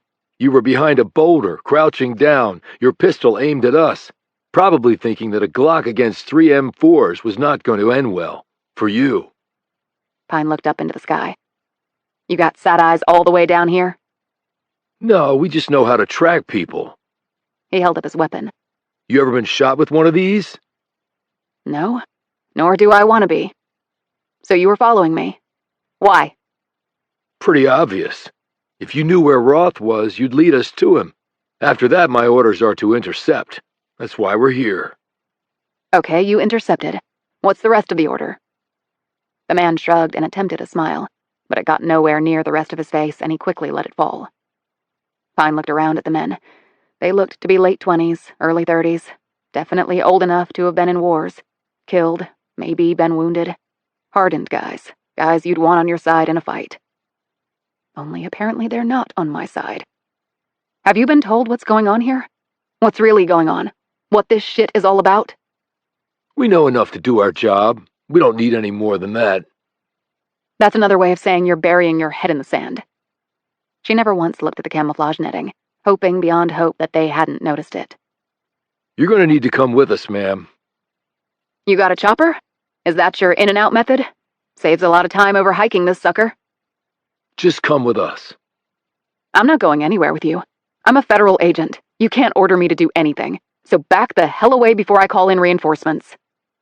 The man looked around and lightly shook his head, his eyes filled with mirth. I don't see that you have any backup, and your phone doesn't work down here. Back the hell away. We have other orders in the event you refuse to come with us. What's that? Shoot me? I'm an FBI agent. No, ma'am. Right now, you're just an enemy of this country. How the hell do you figure that? We work for the same country. Are you going to come with us? Last call. The 2 other soldiers raised their M4s and took aim. One for her head, the other the torso. Non-survivable. This is nuts, barked Pine. I'm a federal agent. Lower your weapons and stand down. Now! No can do, ma'am. Last call. 3 seconds. Pine stood there frozen. They were really going to execute her, right on the floor of the Grand Canyon. She made to reach for her Glock. She might be able to get off one shot.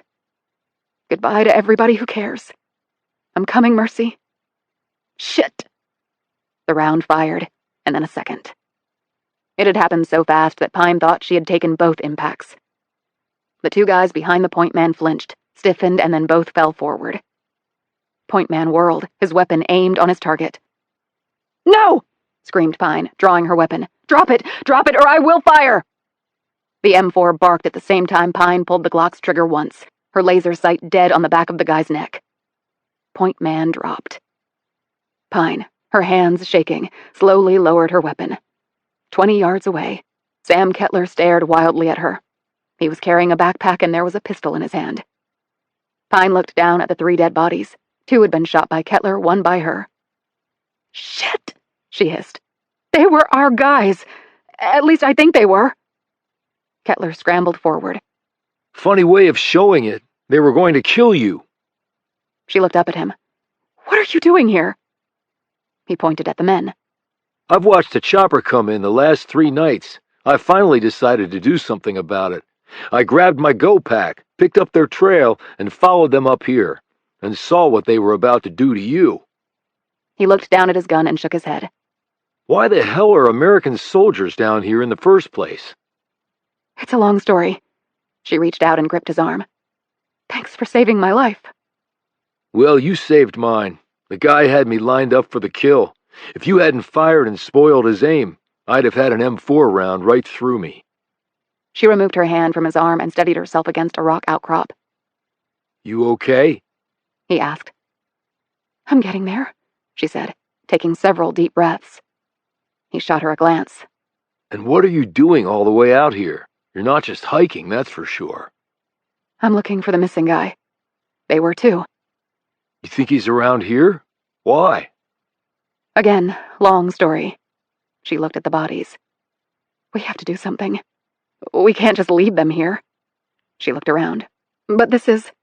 well, I guess it's a crime scene. We can't disrupt anything. She rubbed her forehead.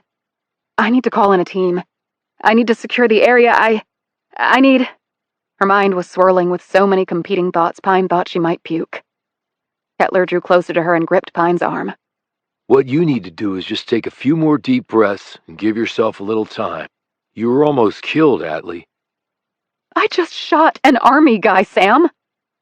Well, I just shot 2 of them. While Pine was regaining her composure, Kettler spotted the cami blanket. He moved it aside and saw the cave opening. Damn, where did that come from? It might be what I was looking for. Well, I can put the bodies in there for now. I'll help.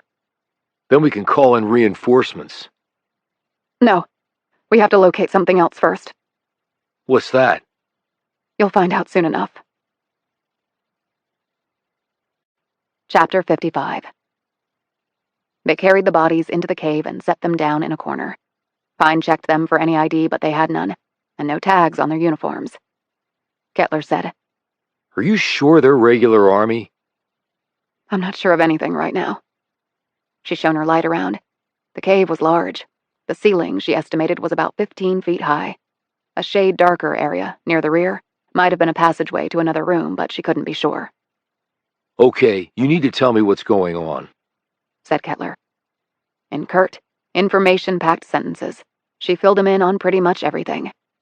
When she was done, Kettler looked like he might throw up. He looked around. A nuke? In here? Are you shitting me? I wish I were. He shone his light around. Well, it's not in this space. But it could be back there, she said, motioning to the rear of the cave. Hit it with your light. It's stronger than mine. He did so, and the opening to a passageway cut into the rock was revealed. They entered the passage and moved along it single file, with Pine in the lead. As they walked along, Pine stumbled over something.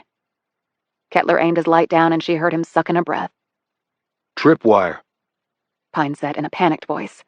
Like, tied to an IED? No. How can you be sure? Because we'd already be dead. They moved forward and were about to step into what looked to be a larger cave when a voice called out. One more step, and you won't be taking another. Mr. Roth? Called out Pine. There was silence for a few moments. Who are you? Special Agent Atlee Pine with the FBI. I'm here with a park ranger named Sam Kettler. I was investigating the death of a mule and Ben Priest being missing. A light beam hit them in the face. Let me see your badges. They slowly held up their official medal. Look, Mr. Roth, I can understand if you don't trust us, because I'm not sure I trust my own agency right now. I want you to turn around and leave here, now, or the consequences will not be good for you. Mr. Roth, we're here to help, and I'm pretty damn sure you need help. I told you to leave, now. Pine glanced at Kettler and then called out. What about the 3 bodies we just dragged in? Roth said nothing for a long moment. 3 bodies? We just shot 3 soldiers who were looking for you. They were going to kill us, even though I showed them my FBI badge. And I'm pretty damn certain that they were going to kill you next, so we just saved your life. This is... This is a situation, Mr. Roth, and we have to confront it. Ben Priest told me a little about it. You know Ben? Yes, and I think it was our military who abducted him. Another moment of silence passed before Roth blurted out. They took Ben? How? It's a long story. The point is, everything is screwed up.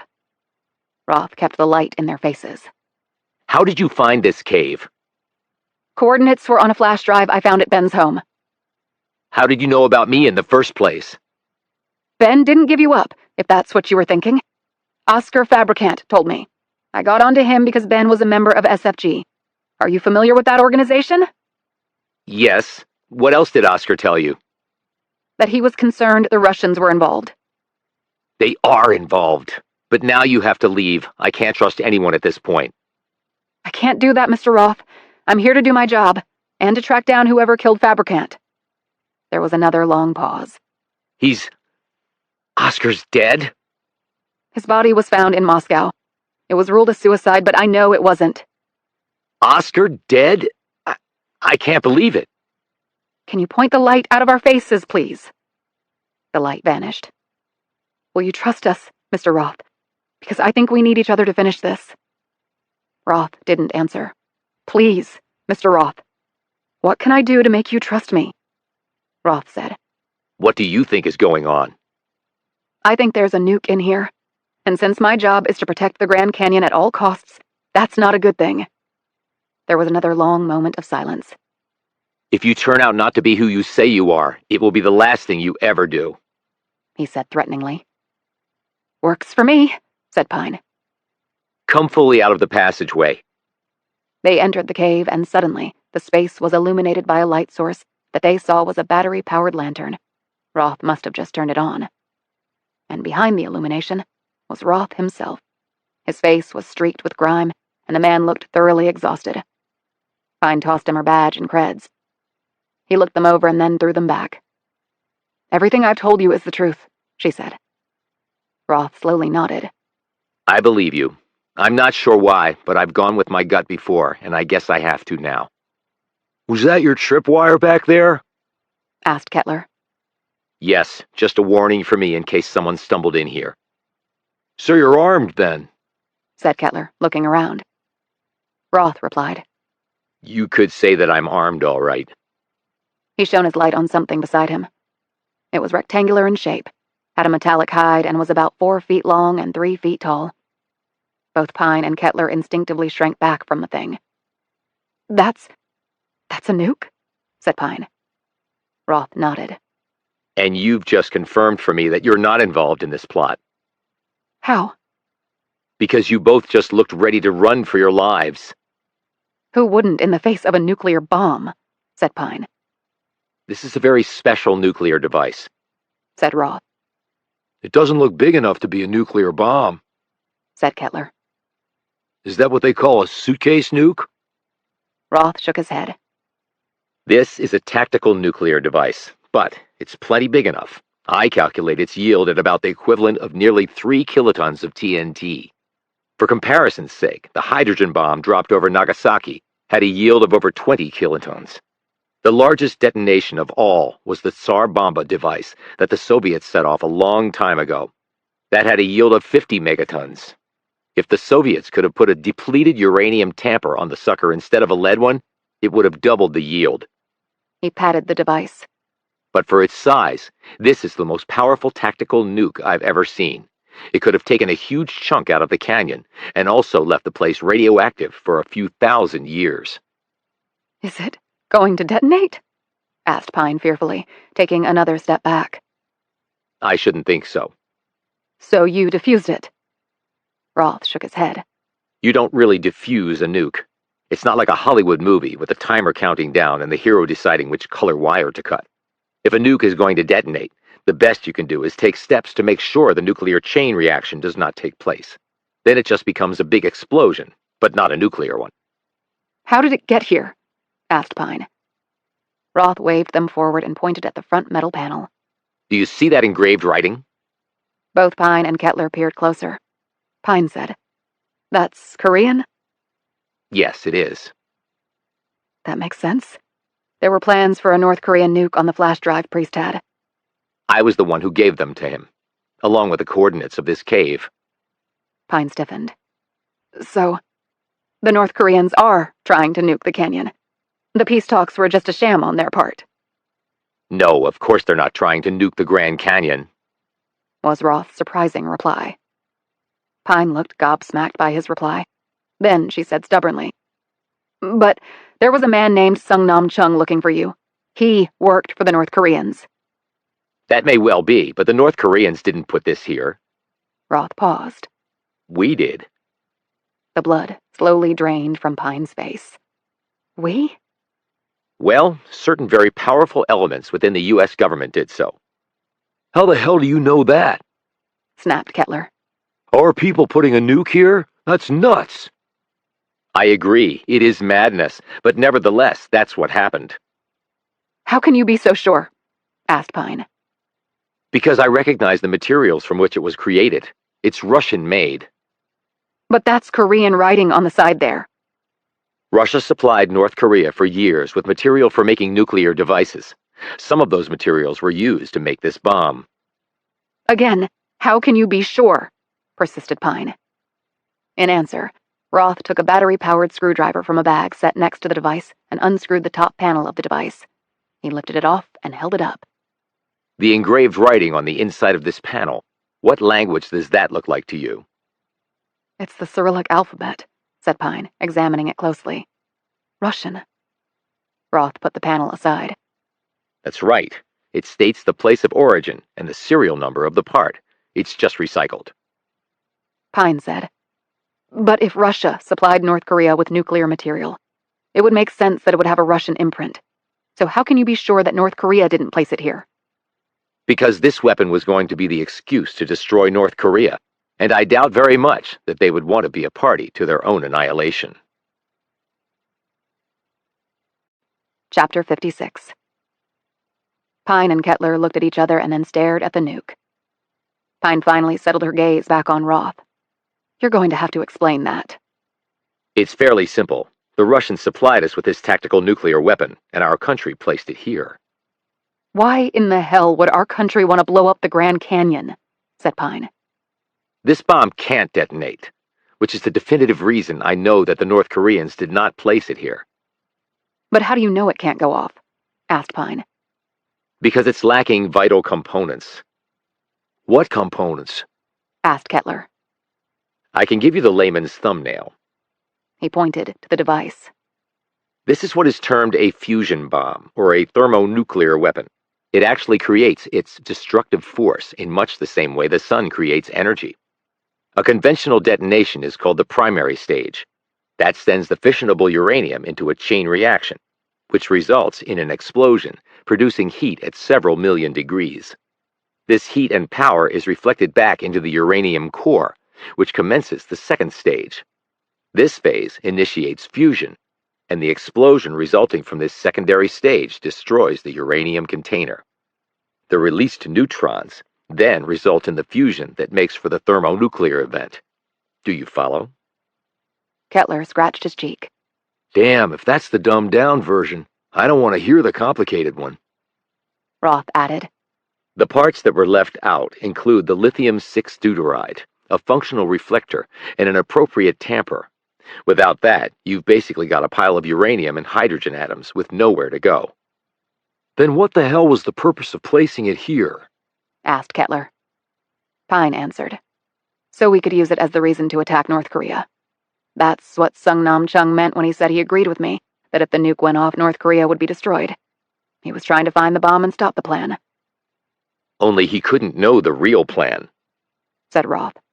The bomb was never going to go off, but it nonetheless would be used against North Korea as though it had.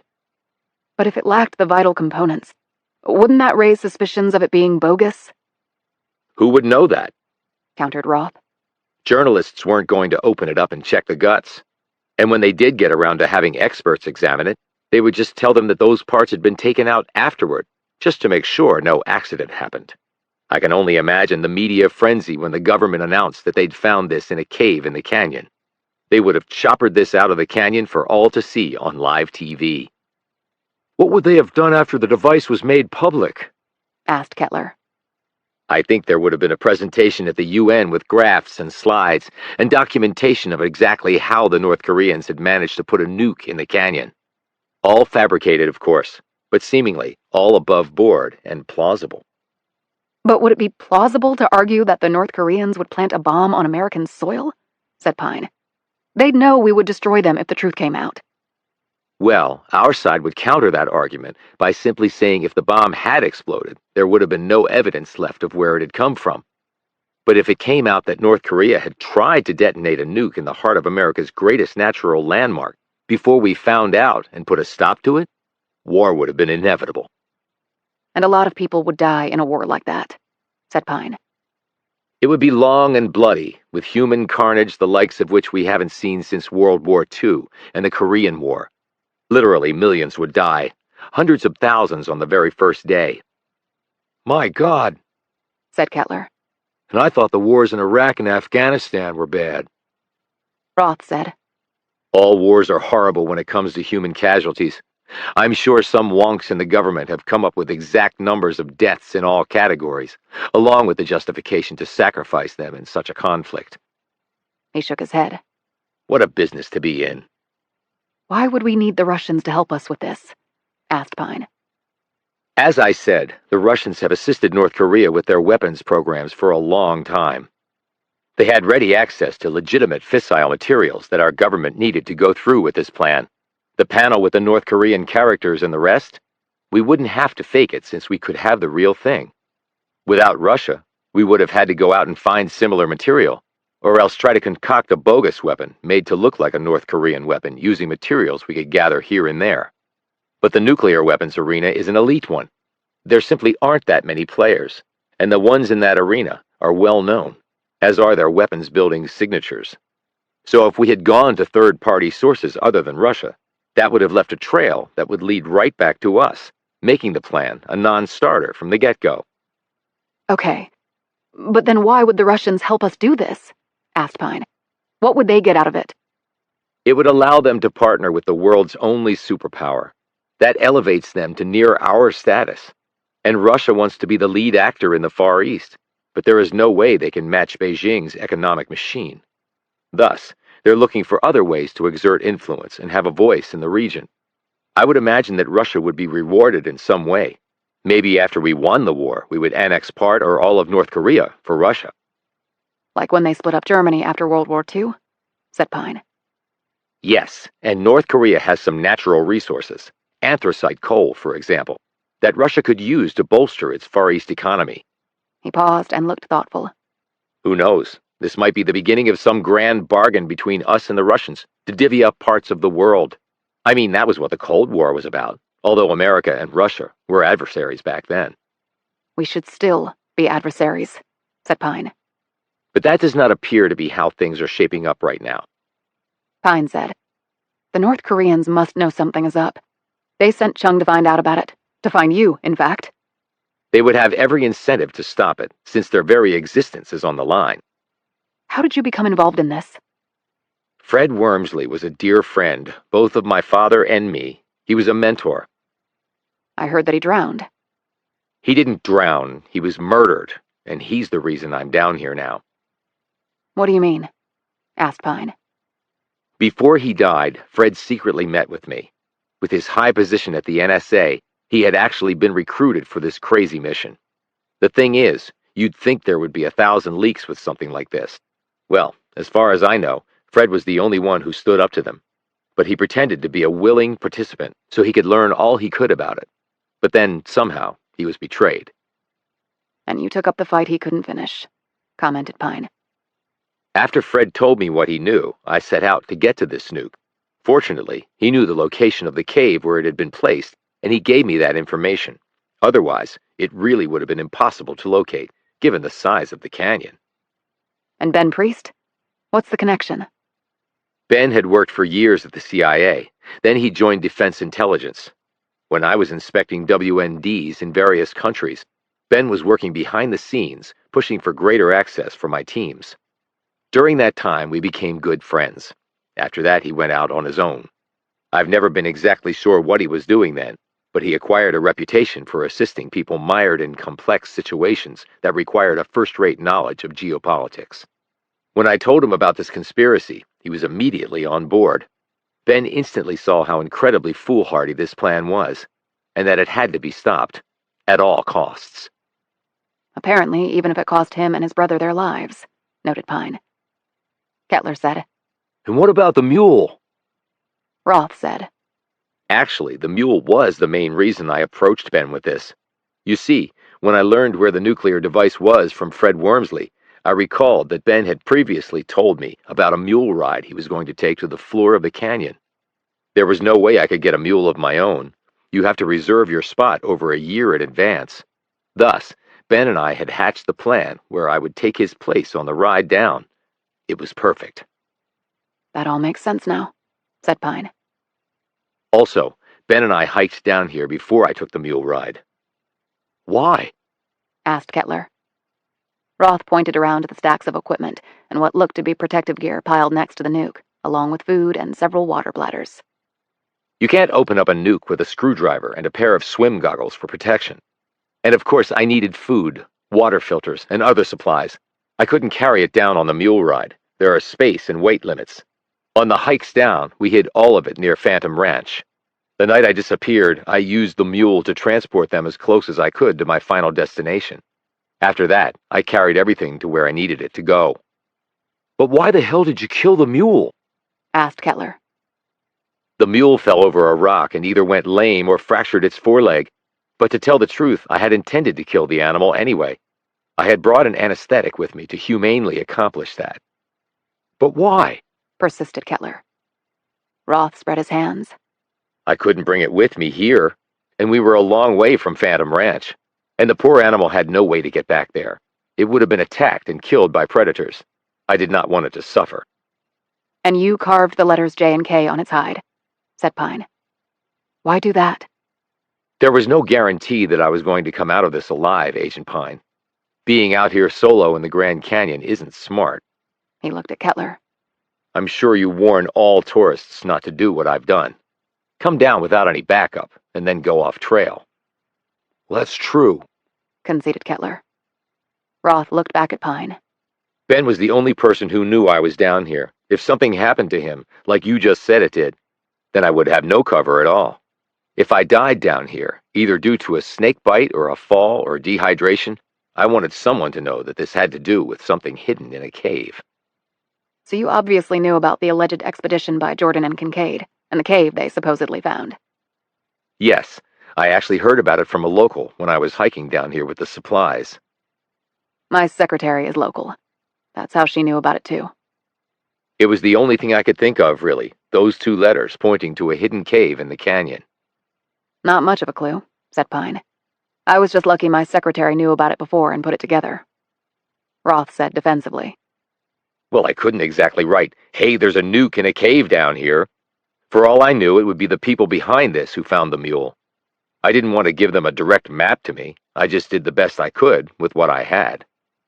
But then you rolled the mule over to hide the carving, said Pine. Why? Because I knew scavengers would come and tear at its hide. The markings would have been destroyed if I had left them exposed.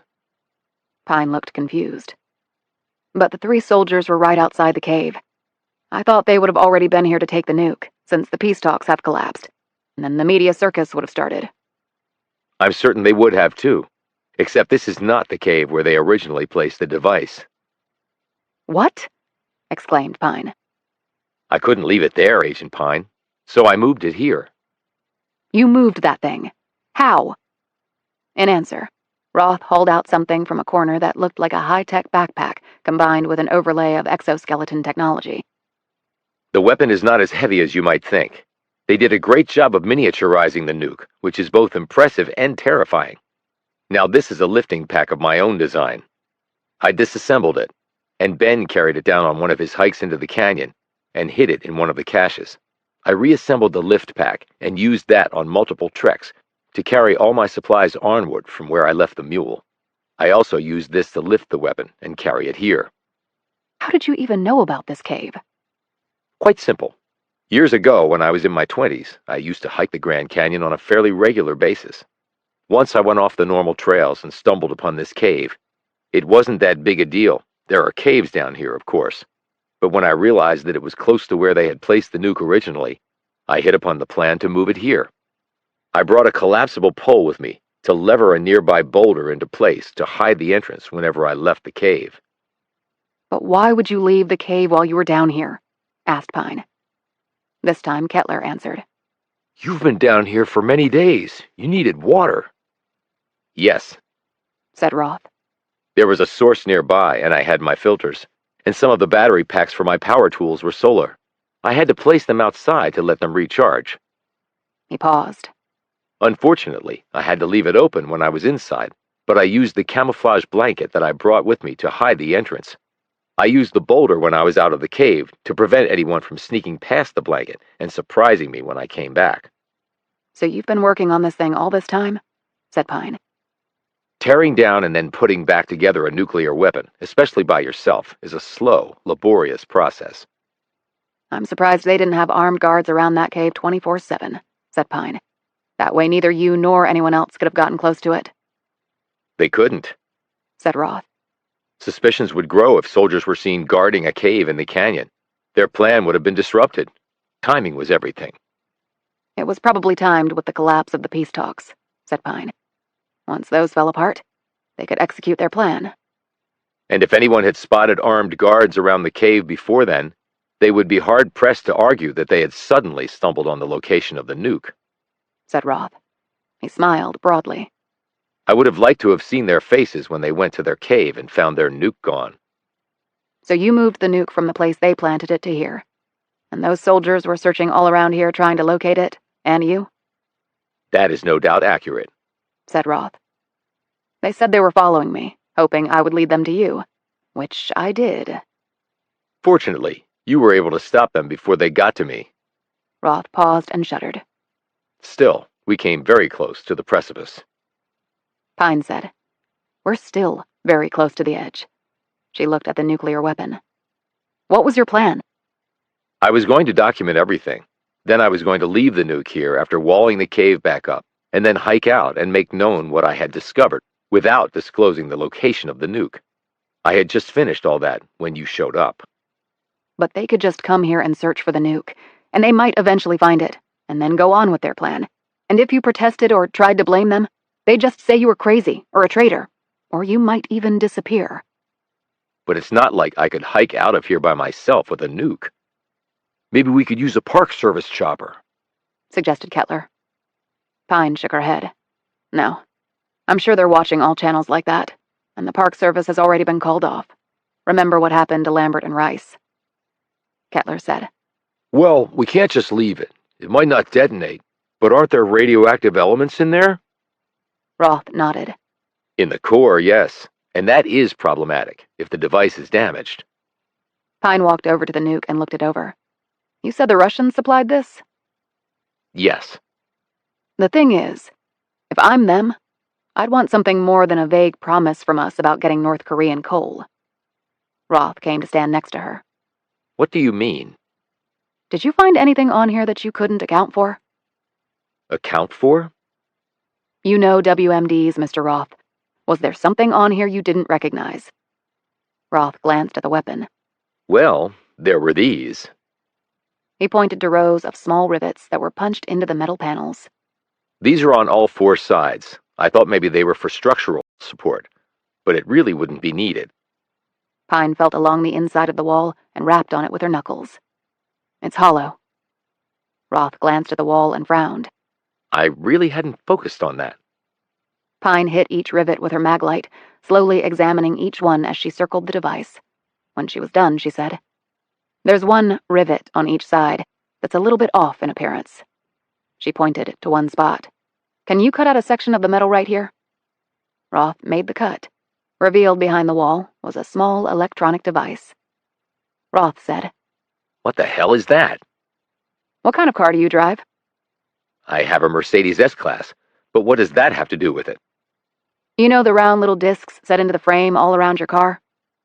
Roth looked at the revealed device in the wall of the bomb. Those are cameras. Are you saying this is some sort of camera? Yes. She held up the metal piece he had cut out. And this is the lens disguised as a rivet. It probably has a listening device built in, too, But why would that be here? asked Kettler. I worked a case when I was at the WFO. It dealt with a Russian spy ring.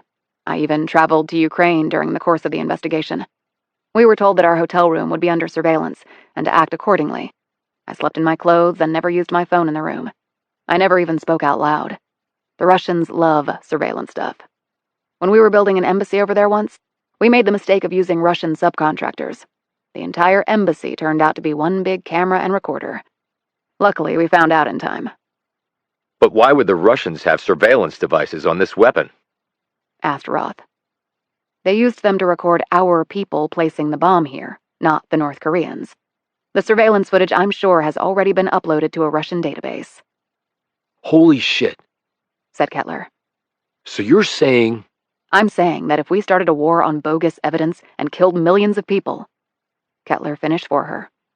The Russians would have rock-solid proof that we were guilty of the whole thing and had lied to the world. Pine added. It's what they call compromat. How much do you think the Russians could blackmail us for in return for keeping that secret? Roth slumped back against the rock wall. Anything they wanted. Right. Roth suddenly stared in horror at the device. In a whisper, he said, Do you think they're still watching and listening right now? Highly unlikely. You can't get Wi-Fi or even cell service down here, and no satellite signal would reach through this much rock. But then how would they have gotten compromising information? Asked Roth. They got it long before the nuke ever got to this cave. It had to be delivered to the Americans and then shipped here. They might have audio and video of American officials receiving it. And then our guys, maybe ones in uniform, loading it onto a plane, bringing it to Arizona, and then maybe transporting it by chopper here. Lots of video and audio of our country up to its neck in this thing. She glanced at the nuke. But to be sure, let's disable the other devices. Roth took up his saw once more, and with Pine and Kettler's help, he cut the other devices out of the walls of the nuke. Pine placed them all in her backpack. So what do we do now? Asked Roth. Contrary to what you said earlier, we're going to hike this nuke out of here, said Pine firmly. Why? Said Roth. Because now that we know about the surveillance devices, we can use that as leverage. How? Asked Roth. Before she could answer, they all heard the sound. What's that? Said Kettler suddenly. They ran back out into the first cavern. The sounds were much more prominent now. That's a chopper, said Roth tensely. And I don't think it's coming to rescue us, said Pine. Chapter 57. Pine peered around the edge of the opening and through the camouflage covering. There's a light flicking over the rock. They must know this was the last place the search team was. They waited for a few minutes until the chopper passed over the ridge and was gone. Okay, we need to get going, said Kettler, firmly taking charge. He ran over to the dead men and relieved 2 of them of their M4s and extra ammo clips. You got optics? He asked Pine. She nodded. Keep a watch on the chopper and the light. They'll make several passes. If they don't see anything, they'll move on to another grid. Based on your experience? Said Pine. The Army has a way of doing things, the same way. Pine rushed off to do this. Roth said to Kettler, But we can't climb out of here with the nuke. It's too heavy to carry all that way. It was hard enough taking it from the other cave to this one. We can do it if we all take turns, said Kettler. and use the lifting thing you brought. But what about Agent Pine? Said Roth. Hell, she's probably stronger than both of us put together. Now come on. They raced back into the other space, and Kettler helped Roth enclose the nuke in a large camouflage bag Roth had brought down.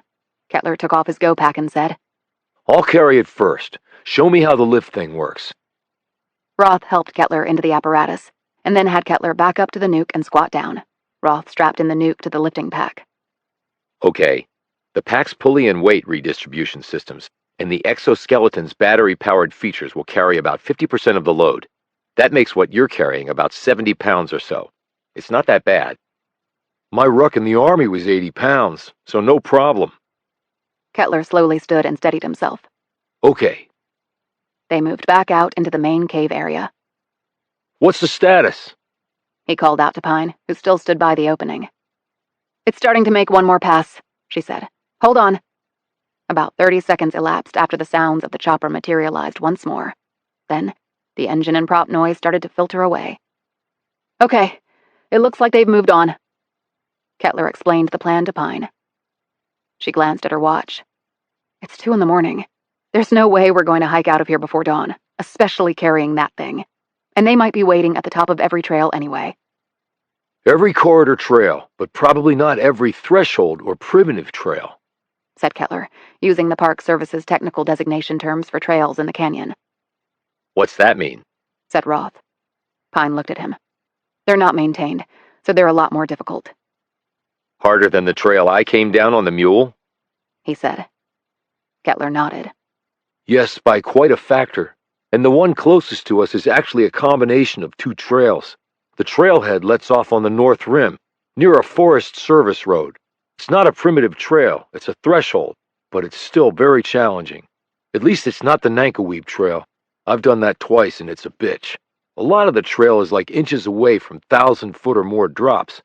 Definitely not for the faint-hearted, but the trail we'll be going on has some of those too. Pine said. Do we have the necessary equipment to do that? He held up his go-pack. In here I have climbing ropes and D-links. If we rope all 3 of us together... She looked at Roth. You good with that? I'm good. He said. Like I said, I've hiked these trails before. Right, Said Kettler. but not like the one we're going up. Roped together, they hiked east to the trail and started up. Roth was roped in between Pine and Kettler, who knew the trail and was thus in the lead. You good with that load? Pine asked Kettler. Yeah, Okay, but we'll switch out every 2 hours. They followed the contour of the Colorado until they reached a creek flowing directly into the river. Kettler located the first cairn, a stack of stones wired together, marking the entrance to the trail. They had not gone very far before they reached a climb point where the creek was quite high. Pine could see that Roth was struggling with both the pace and the terrain. She jogged ahead and caught up to Roth. Okay, this might get a little dicey, so we're going to do this the smart way. She called out to Kettler, who quickly joined them. Despite Roth's objections, they used the rope to help him over the ascent and also to make it through part of the creek overflow. Pine grabbed his belt and pulled him over the final hurdle, where he lay wet and breathless at their feet. Okay, Said Roth. I might have overestimated my climbing abilities. I'm not in my 20s anymore, and to be honest, the hikes I did with Ben kicked my ass. Pine said, Don't worry, we're going to get you out of here. They started climbing a half hour later, after Roth was sufficiently rested and Pine had taken over carrying the nuke pack. The trail was crumbling in some parts and non-existent in other parts. Pine noted the growing anxiety in Roth's features as the path became steeper and increasingly twisty. She patted him on the shoulder as they finished a particularly vicious part. You're doing fine, Mr. Roth. I'm David. With the situation we're in, I think we've earned the right to use first names. I'm Atlee, and he's Sam. Roth managed a weak smile, but the anxious look remained on his features. They made good time. Pine checked her watch. Dawn would be coming soon. What's that sound? Asked Roth anxiously. The falls. Replied Kettler. Coming off the river up here. The river turns south into the creek we crossed, and then it ends at the Colorado. Watch your footing. It gets a little slick up here. They made their way across a broad valley. After that, some nasty switchbacks appeared, which they had to traverse. Pine called out, "Sam, I think we need to stop and rest." Kettler looked back at Roth, who was looking exceedingly unsteady on his feet. Right. They made camp, digging into the cliffs as much as they could. They set the nuke pack against the side of the mountain, as far away from the edge as possible. After they'd eaten and hydrated, Roth fell asleep on a thin sleeping bag that Kettler had laid out for him. They were on the northwestern side of the canyon, so the dawn would be coming to them more slowly than if they'd been on the eastern end. The pair sat there with their backs against the rock, the M4s in hand. You think he'll be okay? Asked Kettler. I don't know. I figure he's about 15 or maybe even 20 years older than us, and he's not used to this. And he's been down here a long time. It takes it out of you, as you well know. But he did carry that pack all the way to the other cave. That was no mean feat. Right. You want to get some shut-eye? I can keep watch, offered Pine. Kettler shook his head. I'm good. They fell silent. So the fate of the world hangs on, what, us? Said Kettler. Apparently so. Really not what I signed up for, joining the Park Service. Well, it's what I signed up for, replied Pine. He turned to her and smiled. I'm glad you're here, Atlee. If it were just me and Roth, I might be freaking out. No, you'd be doing just what you're doing, what it takes to complete the mission. She paused.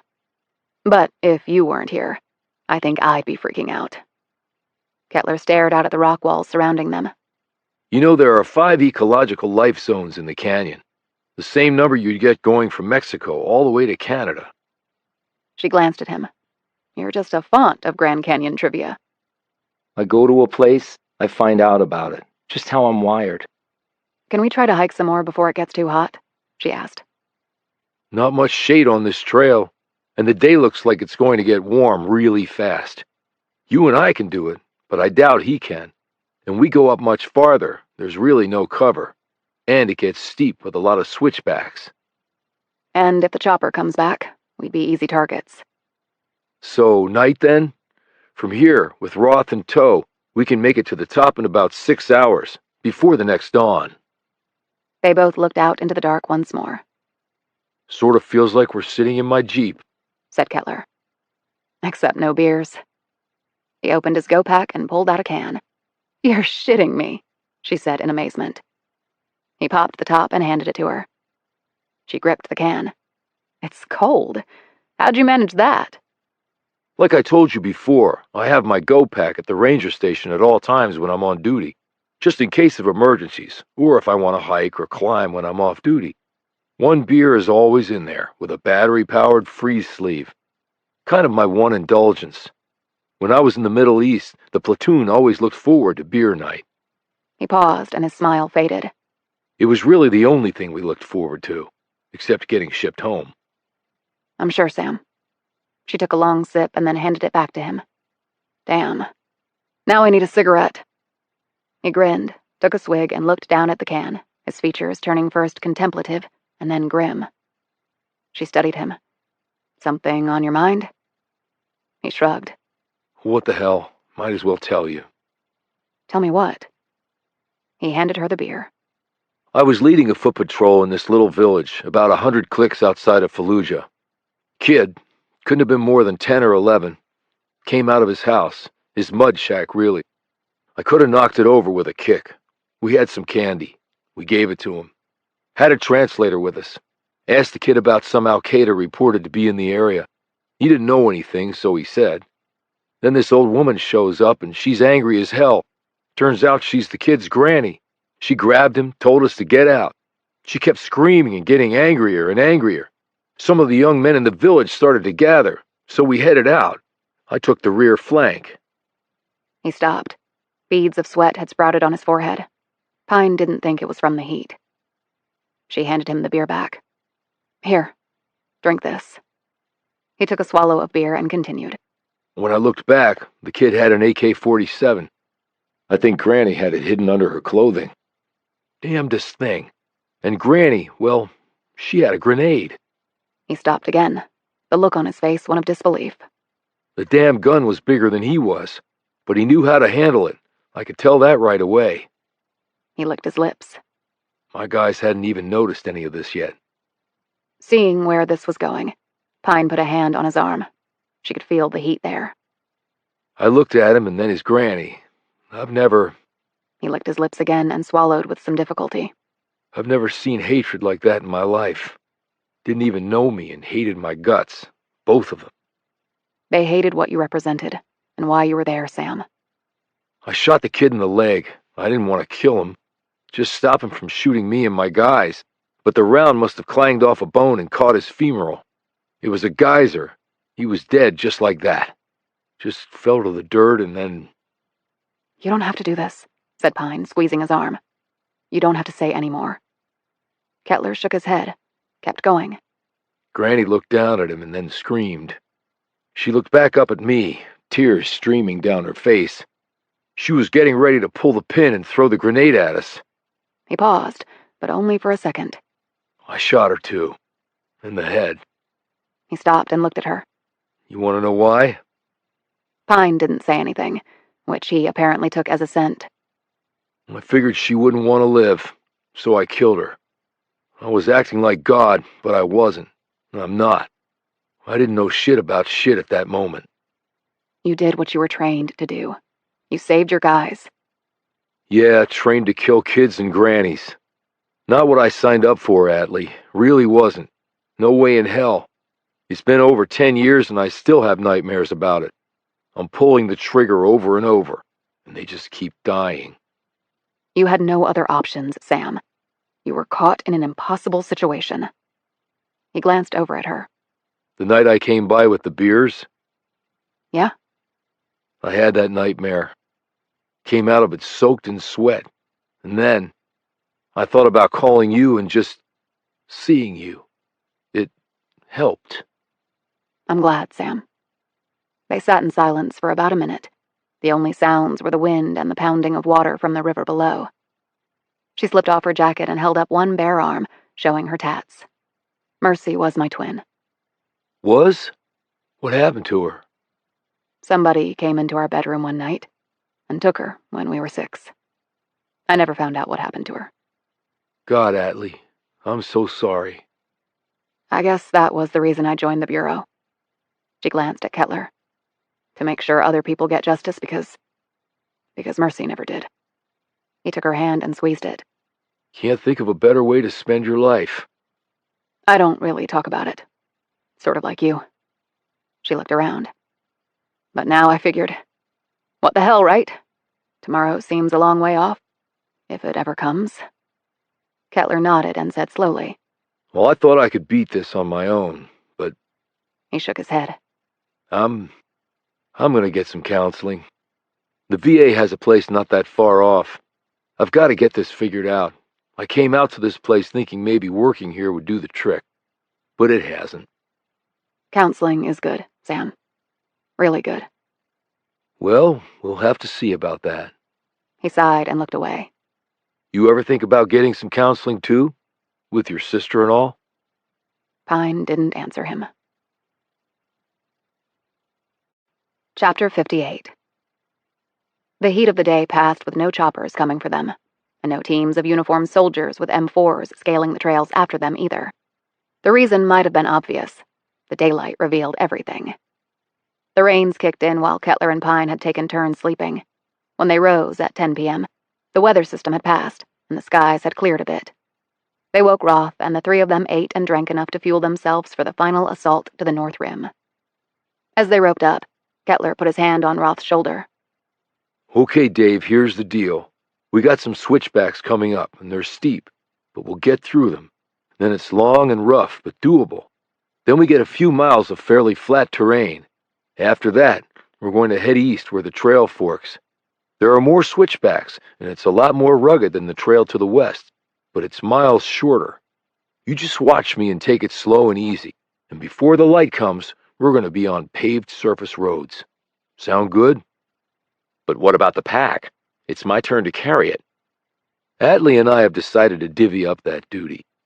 But it's not fair to the two of you. You've been down in this canyon a long time. We haven't. It drains you. Every person has to look at themselves and see what's best for the team and mission.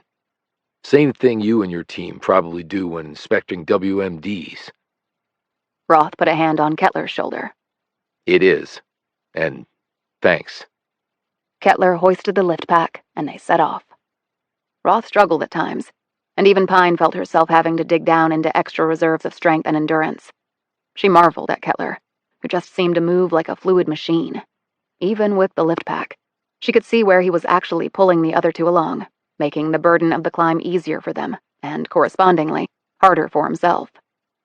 They turned east at the fork and reached the steep switchbacks. Kettler glanced back at Roth and put up his hand for them to stop. I'm okay, said Roth breathlessly.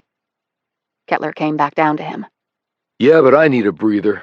My calves are spasming a little, and Atlee can take over the pack. Okay, if you say so, replied Roth, who collapsed to the ground. Pine gave Kettler an appreciative look. Then her features tightened. Whump, whump, whump. The sounds of the chopper prop came out of nowhere. Headlamps off, snapped Kettler. They all switched off their lamps. Kettler grabbed Roth and pulled him under some scrub pines. Pine quickly joined them. They all squatted there, frozen, as the searchlight started moving across the steep terrain, like a luminous spider gliding over glass. Pine found herself holding her breath. The only good thing was, there was no place here for the chopper to land.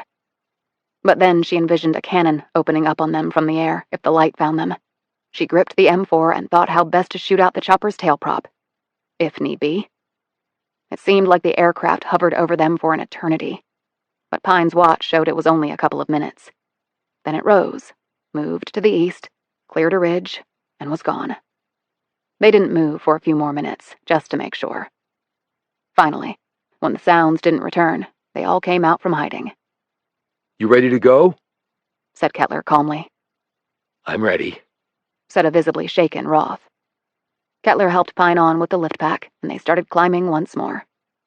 Shortly after, the trail steepened considerably, and the rain started up again, stinging them in the face. As Roth took a step up on a narrow path that was unnervingly close to the edge of a long fall, the stone gave way, and part of the drenched trail crumbled. With a scream, Roth fell to the side, clawing at the air, and then, with a shriek of terror, he went over the edge. His plummeting weight immediately pulled hard on Pine, who fell face first. The full weight of the nuke and the lift pack slammed into her back, smashing her against the dirt and forcing all the air from her lungs. Down below, Roth dropped lower, dangling from the hitched rope around his waist. He was swinging and trying to grab the rope. This just unsettled things more on the trail as his constantly shifting weight pulled Pine ever closer to the edge. She slid across rock and mud and cacti as she frantically tried to halt her momentum. At the other end of the rope line, Kettler was struggling mightily to keep from getting pulled over too. As Roth continued to windmill below, Pine's face was now over the edge. She did not want the rest of her to follow. She pressed the palms of her hands into the rocky terrain and pushed hard backward to keep herself from going over. It was like she was bench pressing 1,000 pounds. "Shit!" she cried out. She was being stretched to her limit. The next moment, Kettler called out, Atlee, I'm gonna pull back as a counterweight. If I get too close to the edge with you, we're all going over. Once I get stabilized, we'll work out a solution. Just hold on." She gritted her teeth and nodded to show she understood.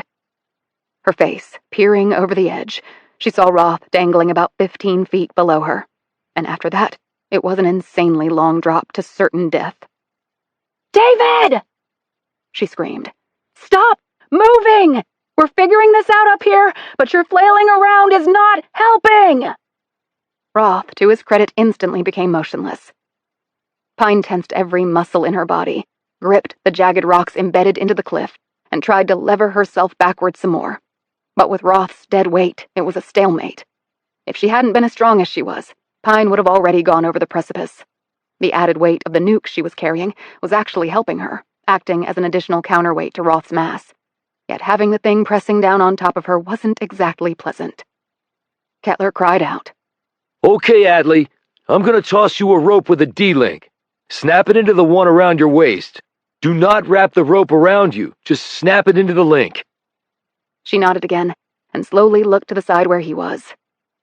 Kettler had wrapped the rope connecting him to Roth around a massive rock wedged against the side of the trail.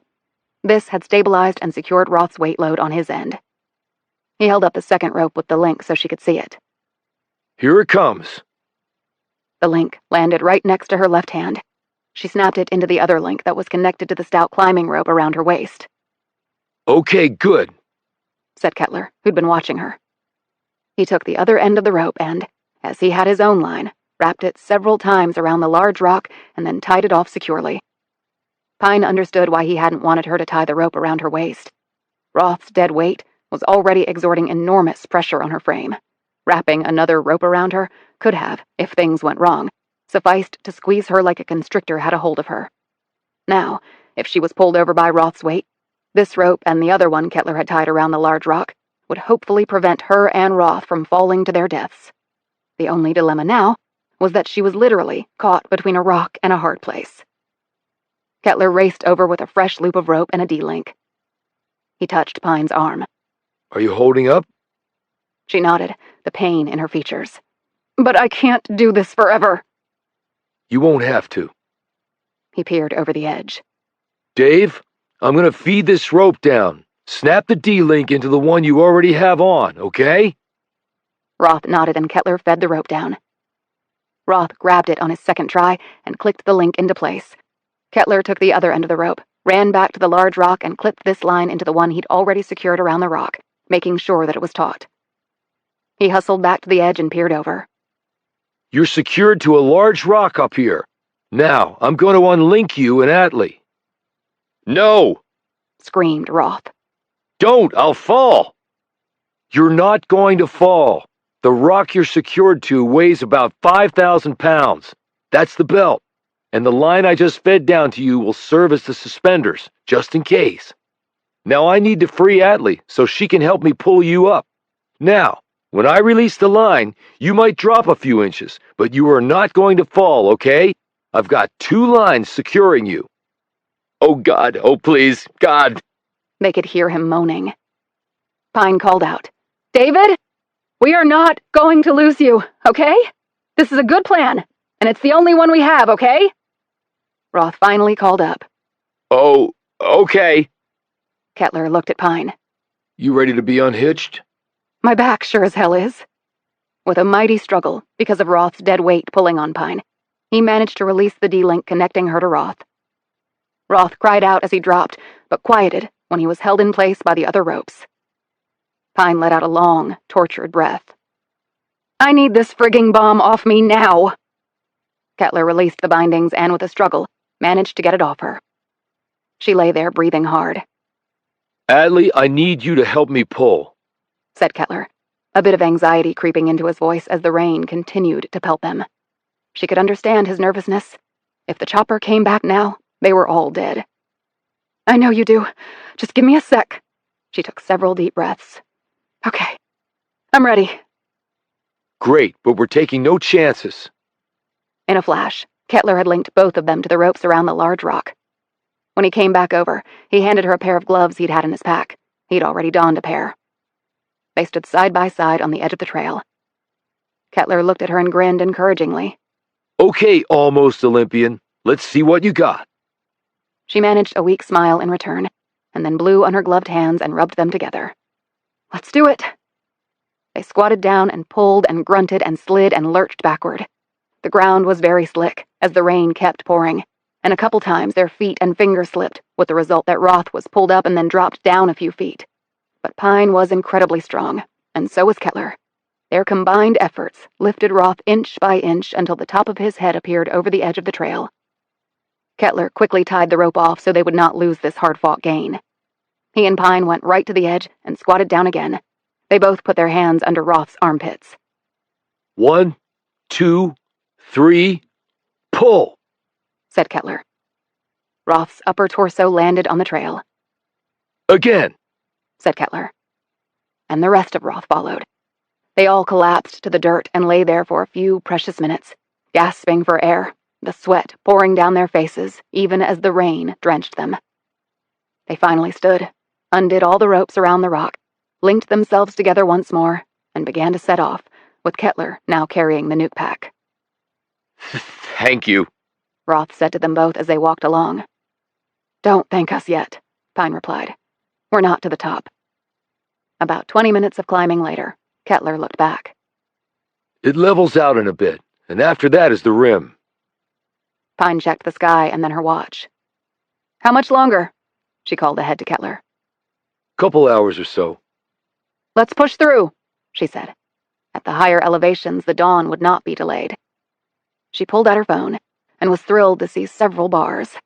She punched in the number, praying the call would go through. The person answered sleepily on the third ring.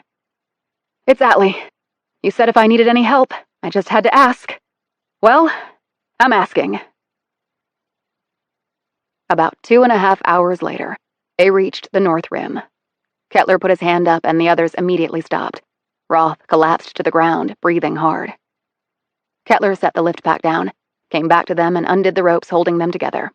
He squatted down and surveyed the area up ahead with a practiced gaze. So what's the plan now? Asked Kettler.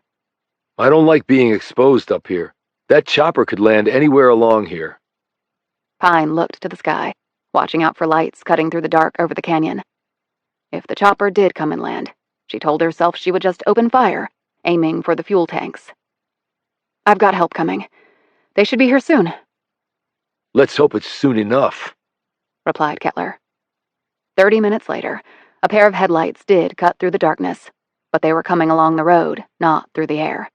Kettler swung his M4 around and took aim at the approaching vehicle. "Stand down," said Pine quickly, as the vehicle came close enough for her to see it clearly. "I know them." The Chevy Suburban stopped in front of them, and Joe and Jennifer Yazzie climbed out. Joe Yazzie Sr. was a big, burly man. His dark hair, worn long, was shot through with gray. His skin was leathered from living his whole life in a desert environment, and he walked with a bit of a limp. Pine knew this stemmed from a shot he'd taken to his thigh that was still healing. He had on his police uniform and held a pump-action shotgun in his right hand, muzzle down. "Atlee?" called out Jennifer. "It's us," said Pine, as the three of them came out of the shadows. "Agent Pine, are you okay?" Carol Blum had climbed out of the rear seat and was hurrying toward them. "We're all fine." The group met in the middle of the road. Pine introduced Roth and Kettler to the Yazzies and Blum.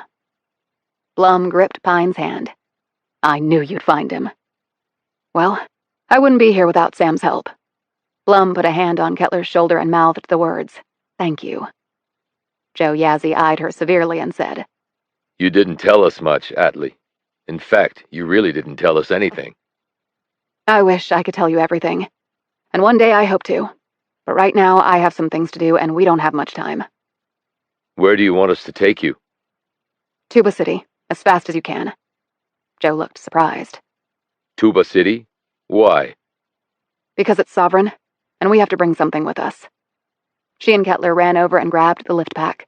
Together they brought it over and set it down next to the SUV. Joe glanced at it suspiciously. What the hell is that? "That," said Pine, "is our pot of gold at the end of the rainbow." Chapter 59. They headed north to Jacob Lake, then hung a right and traveled east to Marble Canyon, finally dipping south to Tuba City.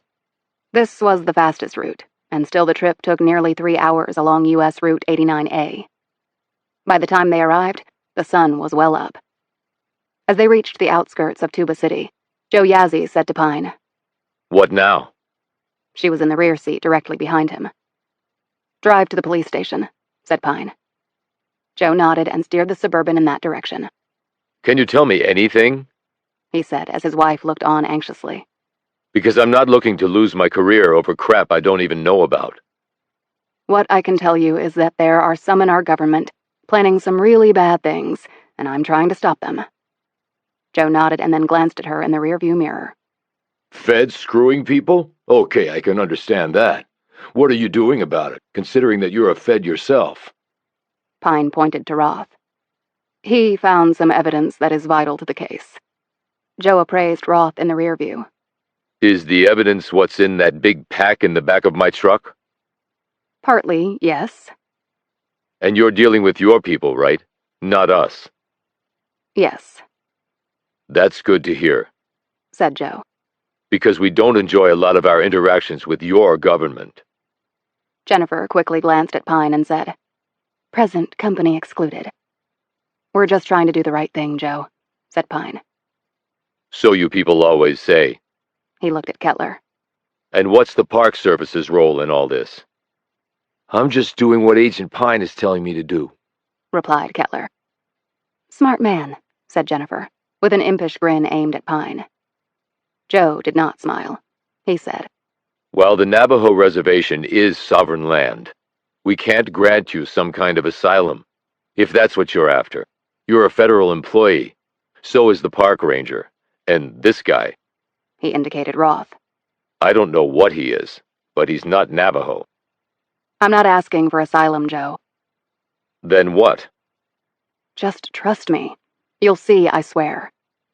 Joe was about to say something when his wife put a hand on his shoulder and nodded. "We trust you, Atlee," she said. Joe glanced at his wife for a long moment and then returned his gaze to the windshield. They drove on. The police station was in the middle of flat land. The building was the color of terracotta, with the round main structure architecturally enhanced by wooden pergola wings. As they all trooped in, some of the staff and police officers looked at them curiously, and others suspiciously. Joe Yazzie said tersely, Official business. and kept walking. Pine, Roth, and Kettler cleaned up in the restrooms of the station. Jennifer had hot coffee and some vending machine food ready for them when they came out. Blum helped her pass out the hot coffee and food. She touched Atlee on the arm. "I can't tell you how good it is to see you, Agent Pine. We had a few close calls, Carol, but we made it. Now comes the really hard part." They ate and sipped the coffee in Joe Yazzie's little office while he and his wife looked on. I want to know what's going on. Said Joe when they were done. Right now. You're in my country and it's my rules, so no more help until you tell me. Pine looked from Yazzie to his wife. "I never told you this. Anybody ever asks, you don't know anything." Jennifer glanced nervously at her husband, but Joe kept his gaze resolutely on Pine. I don't tell anybody anything, ever. He replied firmly. Pine drew a long breath and said, "In the back of your truck is a nuclear weapon." "Dear God," said Jennifer, as the blood drained from her face. Roth stepped forward. It's not armed. It can't go off. Says you. Joe snapped angrily. He looked furiously at Pine. You had me drive a fucking nuke to Navajo land? To the police station? With my wife in the truck? "The weapon can't detonate," said Pine firmly. She pointed at Roth. "He does this shit for a living. And would you have preferred that I left it in the canyon?" What are you going to do with it? Demanded Joe heatedly. Because it's sure as hell not staying here. "I'm actually taking it to my office." Your office? "That's what I said." Joe shook his head, a disgusted look on his face. Nukes. When in the hell will you people stop this crap? "I wish I had a good answer for you, Joe, but I don't. Now I need a few minutes alone with these folks." Joe looked at his wife. All right. Take all the time that you need. I'm going to go out to my truck. Any black chopper that comes near it, I'm going to shoot down. You cool with that? He added gruffly. "Knock yourself out, Joe." After he and Jennifer left, Roth turned to Pine. You said you're taking the nuke to your office. Why? "Because when you're negotiating, you need some ammo. I'm betting that nuke has all the bullets I need." Roth blanched. What are you intending to do? Blum said, "You can trust Agent Pine, Mr. Roth. She knows what she's doing." But you have to understand we're dealing with Goliath here. Blum smiled and said, "Well then, David, you're quite aptly named." Chapter 60. Are you insane? Clint Dobbs, the head of the FBI in Arizona, sounded like he was about to suffer a stroke or have an anxiety attack or both. I don't think so, sir, no, replied Pine calmly into the phone.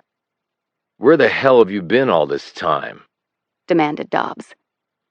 On the vacation you told me to take, sir. Damn it, you haven't answered any calls or emails. There's no service where I was, sir. I'm just back now.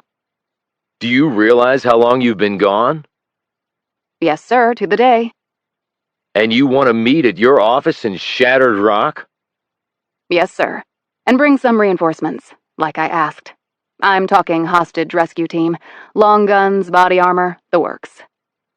Do not be insubordinate. I'm not coming to Shattered Rock. You can come to Phoenix. I would, sir, but I have something at my office that I can't really transport. What the hell are you talking about? Just trust me, sir. I don't see why I should. I've already gotten an earful from the DD about you. Pine drew a deep breath. I think the DD might be involved in what's going on, which is the reason I'm calling you and not him, she said to herself. What in the hell are you saying? That sort of talk could cost you your shield, Pine.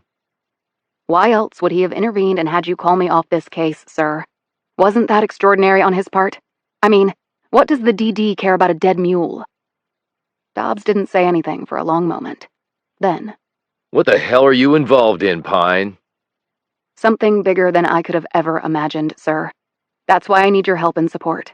I can't do it alone, and if the DD won't do it, I need you to have my back, sir.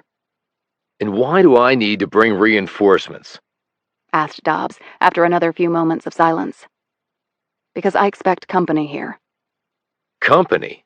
What do you mean? Some criminals? A gang? Depends on how you define that, sir.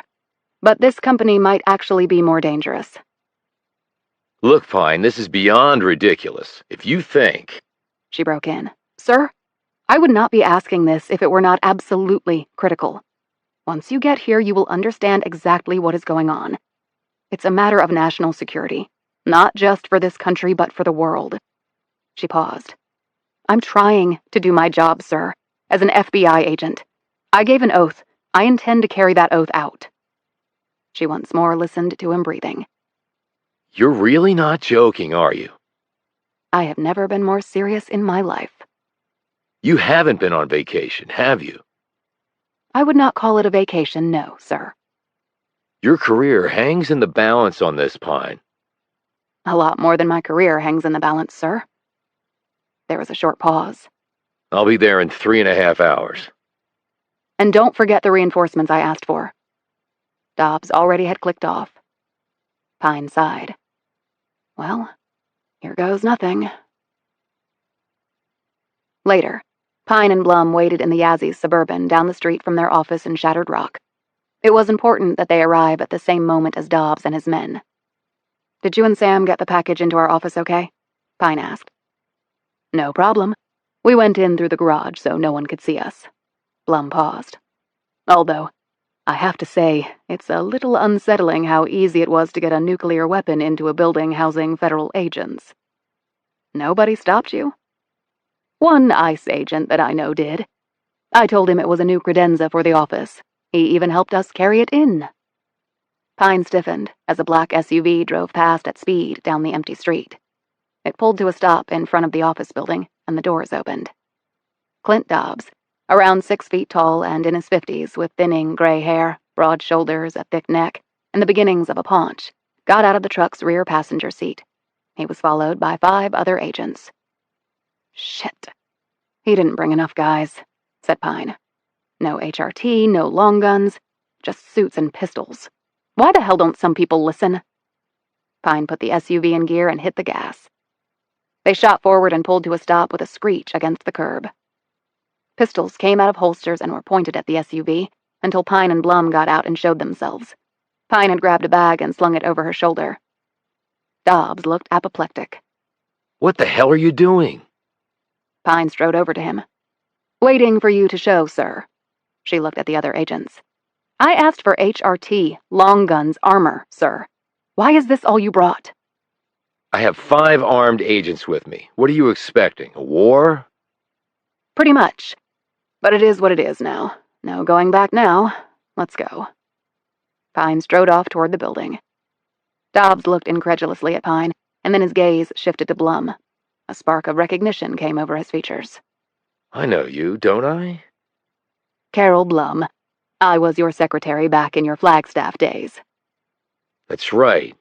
He looked around.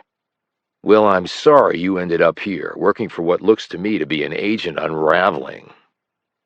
Oh, don't feel sorry for me, Mr. Dobbs. Agent Pine is the sort of agent the FBI should be proud of. And when you find out what she's done, you'll see that she's far from unraveling.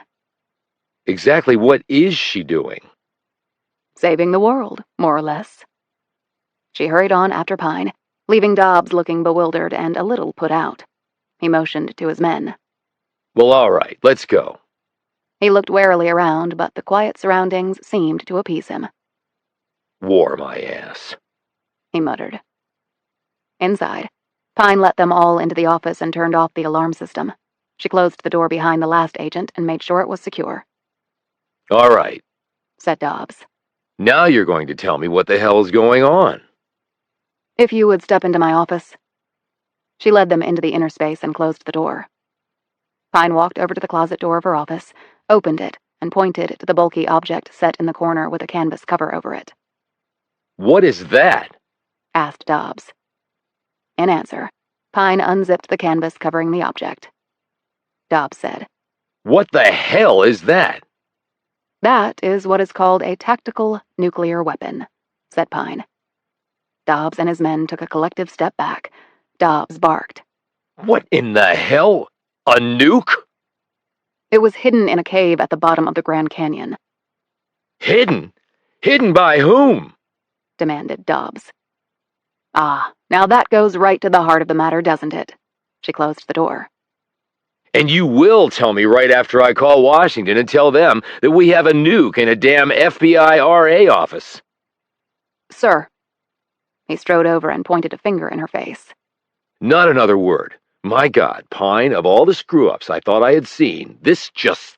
Oh, Clint, for God's sake, can you just close your mouth for 1 minute and let her explain? Said Blum in exasperation.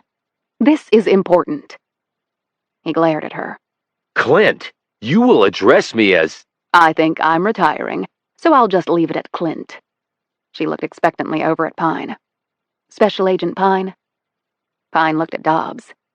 I take it that you saw the AED of the National Security Branch was on the email chain about the dead mule and missing person case?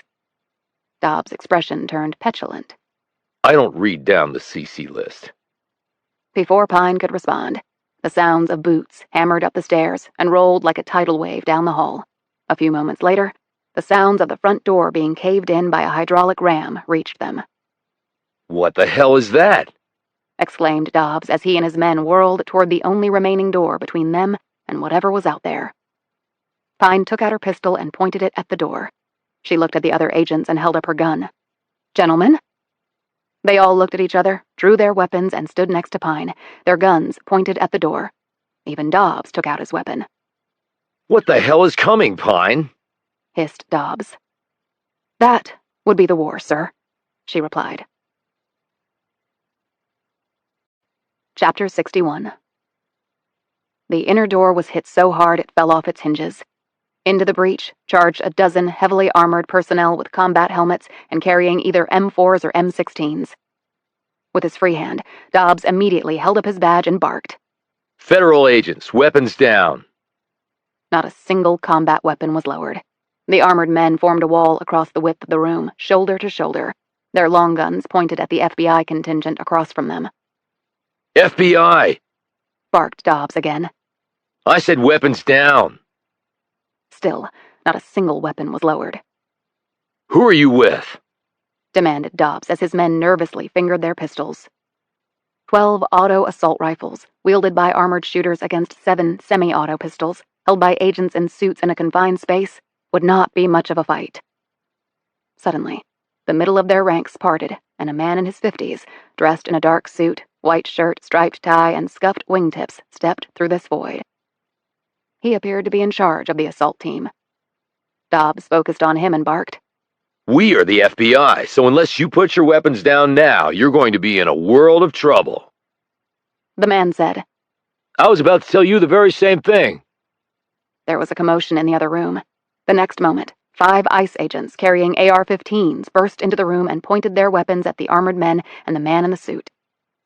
Half the armored men pointed their guns at the ICE agents, while the other half-dozen kept their guns trained on Dobbs and his agents. Federal agents! Cried out the ICE point man.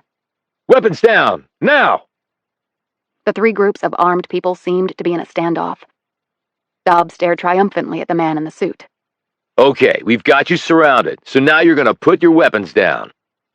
The man said calmly. No, we're not! We're here to collect these 2 women! He pointed at Pine and Blum. Dobbs said, For what? Treason against the United States! One of the ICE agents stepped forward and looked at Pine. Bullshit! Adley Pine is no traitor! Now who the hell are you? The man drew out a phone, punched in a number, and spoke into it in a low voice. He held the phone out to the ICE agent. Your director wants to speak to you. The man blinked. The director? Harold Sykes, director of DHS. Yes, he's on the line. The agent took the phone. Who is this? He snapped to attention after no doubt recognizing the voice of the head of Homeland Security. Yes, sir. What? No, I mean, but she's an FBI agent. I know her. No, I'm not saying, but a traitor? No, sir. Yes, sir, right away, sir. Looking thoroughly beaten down, he handed the phone back to the man and looked over at Pine with a helpless expression. I'm sorry, Adley. It's okay, Doug. We'll get this figured out. Doug slowly turned to his men. Okay, let's move out. Sir? Said one of them. I said let's move out! Barked Doug. In a few seconds, ICE had vacated the field of battle, leaving the men in armor and the FBI agents. The man in the suit turned to Dobbs. Dobbs pulled his phone from his jacket and said, Okay, I'm calling my director right now, asshole. The man smiled. Better yet, how about I call his boss, the Attorney General, and have him order you to turn these women over to us? Dobbs glanced at Pine. There is no way in hell that Pine or Blum are traitors. Your opinion on the subject is absolutely irrelevant. Dobbs gathered his composure and began speaking in a calm tone. Fine. You show me the appropriately signed-off indictments issued by a U.S. attorney, and we'll arrest them right here, read them their rights, take them to a federal holding cell, and then we can move forward through the court system. The man had started shaking his head halfway through. This is national security, not a court matter. Dobbs exploded. I don't give a shit if it's jaywalking. He pointed to Pine and Blum. These women are American citizens, innocent until proven guilty. Right to due process. I'm sure these things are familiar to you, that is, if you are an American, which frankly I'm beginning to doubt. Okay, we're done here. Lower your weapons. No! Barked Dobbs. Go to hell! I can call the AG right now and he can order you to do it. You can call the fucking president and my answer would be the same. You're way out of line! Barked the man. I'm out of line? Exclaimed Dobbs. We're federal agents. I said we're done here. Lower your weapons or they will open fire. Last chance. The FBI agents were nervously glancing at each other. They knew, to a man, that this would be a slaughter, yet they held their line and did not lower their weapons. Very well, said the man, shaking his head as he stepped back behind the wall of armor. You can't say I didn't give you the opportunity. Now Pine stepped forward. Okay, I think this testosterone show has gone on long enough. We need to begin the negotiations. The man looked incredulous. Negotiations? You have nothing to negotiate with. In response, Pine walked over to the closet door and opened it, revealing the nuke. I have this. The man snapped. How the hell did that get here? Some people decided to do the right thing. The man gazed at her with contempt. Who? David Roth? I won't get into specifics. You're all traitors, barked the man. Or patriots, at least from my point of view. The man glanced at Dobbs. Now do you understand why we need to take them? They've got a nuclear bomb! How did you know it was a nuclear bomb? Said Pine. From here, it looks like just a metal box. The man blanched and glanced at Dobbs, who was staring at him grimly. Yeah, how did you know it was a bomb? I didn't, until Pine told me it was a nuke. A Russian nuke, said Pine. Russian? Exclaimed Dobbs, glancing sharply at her before looking back at the man. Are they Russians? No, they're Americans working with the Russians. I actually knocked 2 Russians out who were snooping around Ben Priest's home. Pine gazed at the man in the suit. And you guys got stung by Moscow. Really badly. What the hell are you talking about? Exclaimed The man. Pine put the bag she'd brought with her on her desk and pulled out the surveillance devices and dropped them on the wood. Your Russian friends included multiple cameras and listening devices inside the nuke. A few moments of silence so profound passed that Pine thought she could hear every smack of her heart, as well as those of the agents on either side of her. The man said, How do I know you're not lying? Pine tossed him one of the devices. You must have had blind faith in your Moscow buddies. She also tossed him one of the panel pieces that Roth had cut out. I bet old Putin is smiling somewhere right now. The man took the device and the metal piece, walked over to the nuke, and placed the device inside a hole in the enclosure. Then he placed the piece of metal into the hole. A perfect fit. He looked at the other sides and noted the same holes in the metal. Pine thought she heard him say, "Fuck." The man turned around. So the Russians have proof we placed the nuclear weapon in the canyon. Where does that leave us? Isn't it game over? No, because our side hasn't discovered the nuke yet and made the case to go to war with North Korea. Why does that matter? Asked the man. Not starting a war and killing millions of people on bogus evidence that you trumpeted to the world is a hell of a lot better than actually doing so. And that also means the Russians' blackmail scheme just got a lot weaker. Blum stepped forward.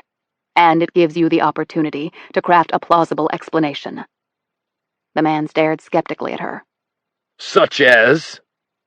Such as, you placed a non-operating nuclear device in a cave in a canyon because you were exploring alternative methods of storage and were checking environmental factors.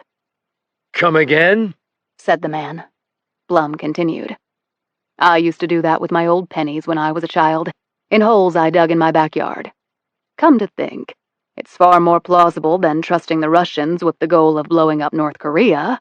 I mean, who would believe we would actually be that stupid? The man looked at her dully but said nothing. Or you can claim all the evidence they had was fake, added Blum.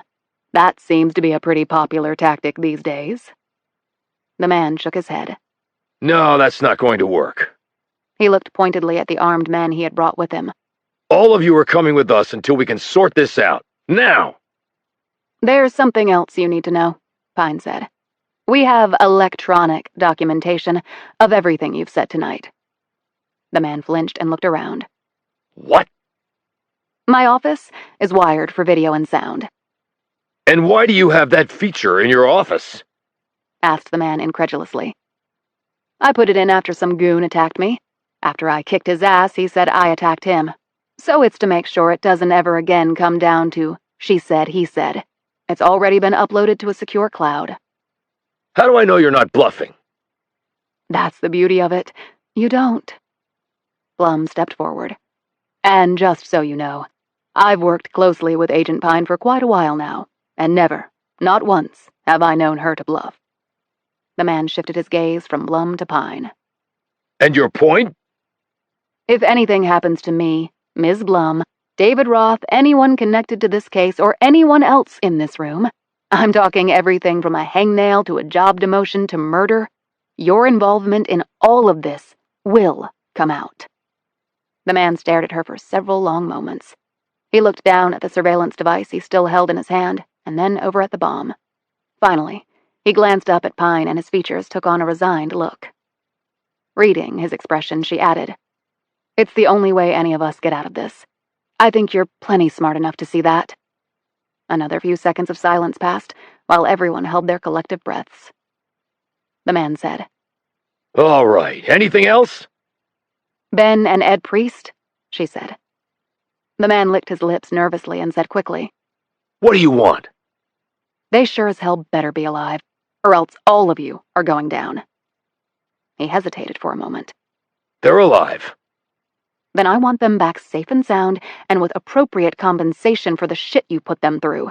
And I'll check on that, so don't screw with me. Done. So long as they won't breach any, confidences. You're also going to owe a lot of money to Oscar Fabricant's family. And while you're at it, throw a ton of cash to the Society for Good. I think we need more, not less good. And we know about Fred Wormsley, so his family will be receiving substantial financial support for his patriotic service to his country. All right. Anything else? The man said tightly. Her features turned somber. There are 3 bodies in a cave in the Grand Canyon. 3 of your guys. You killed 3 of our men? Said the man incredulously. Well, I didn't have much choice, considering they were trying to kill me. But I want their bodies retrieved and turned over to their families. And if they were military, I want their families to be taken care of. And their service records will not reflect any of this. They go out clean with full honors. How magnanimous of you, he said sarcastically.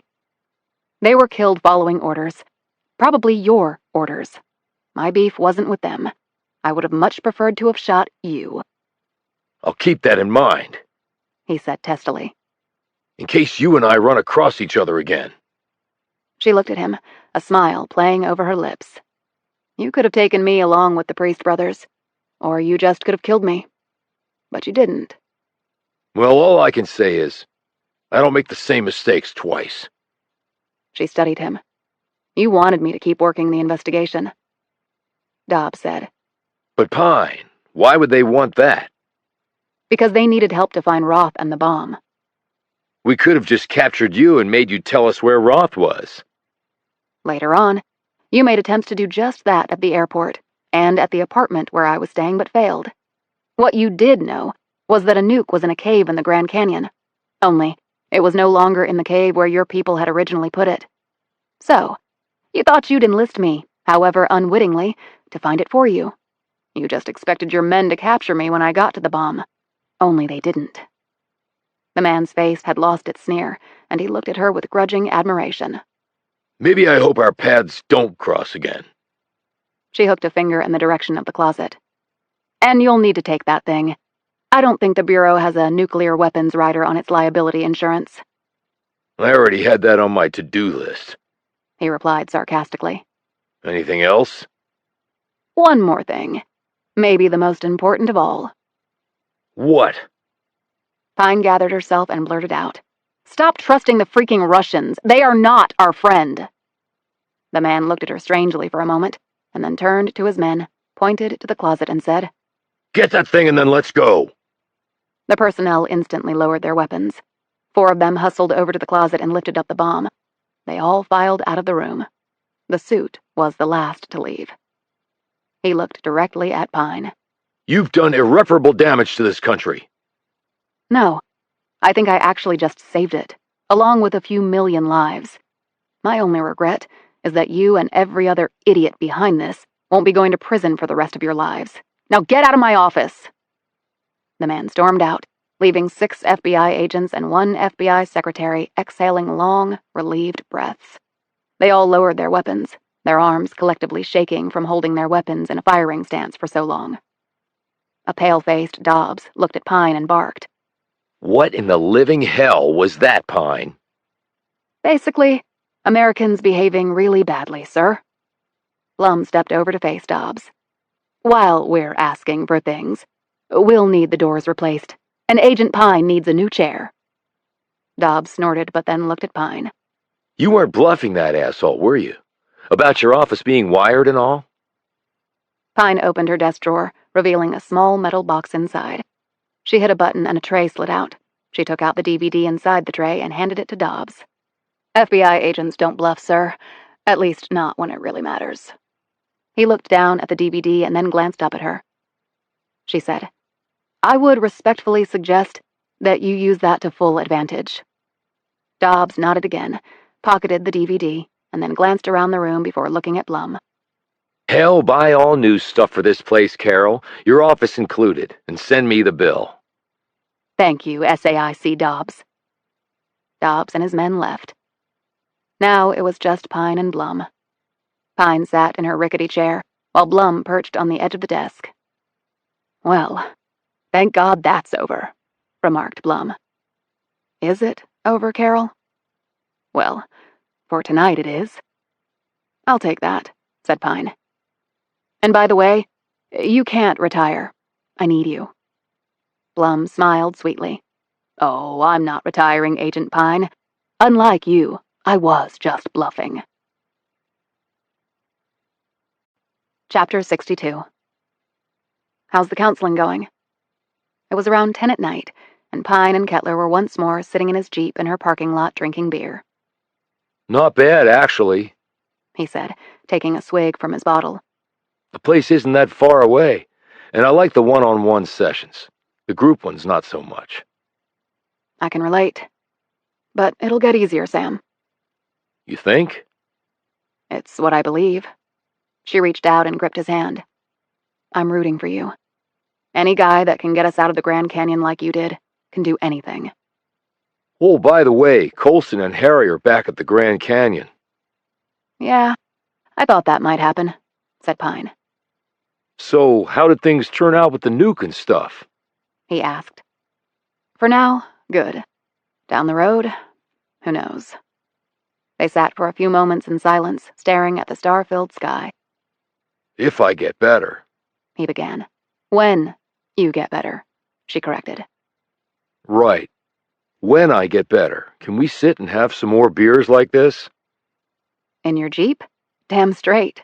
That night was pretty much in my top 3 of all time. What were the other times?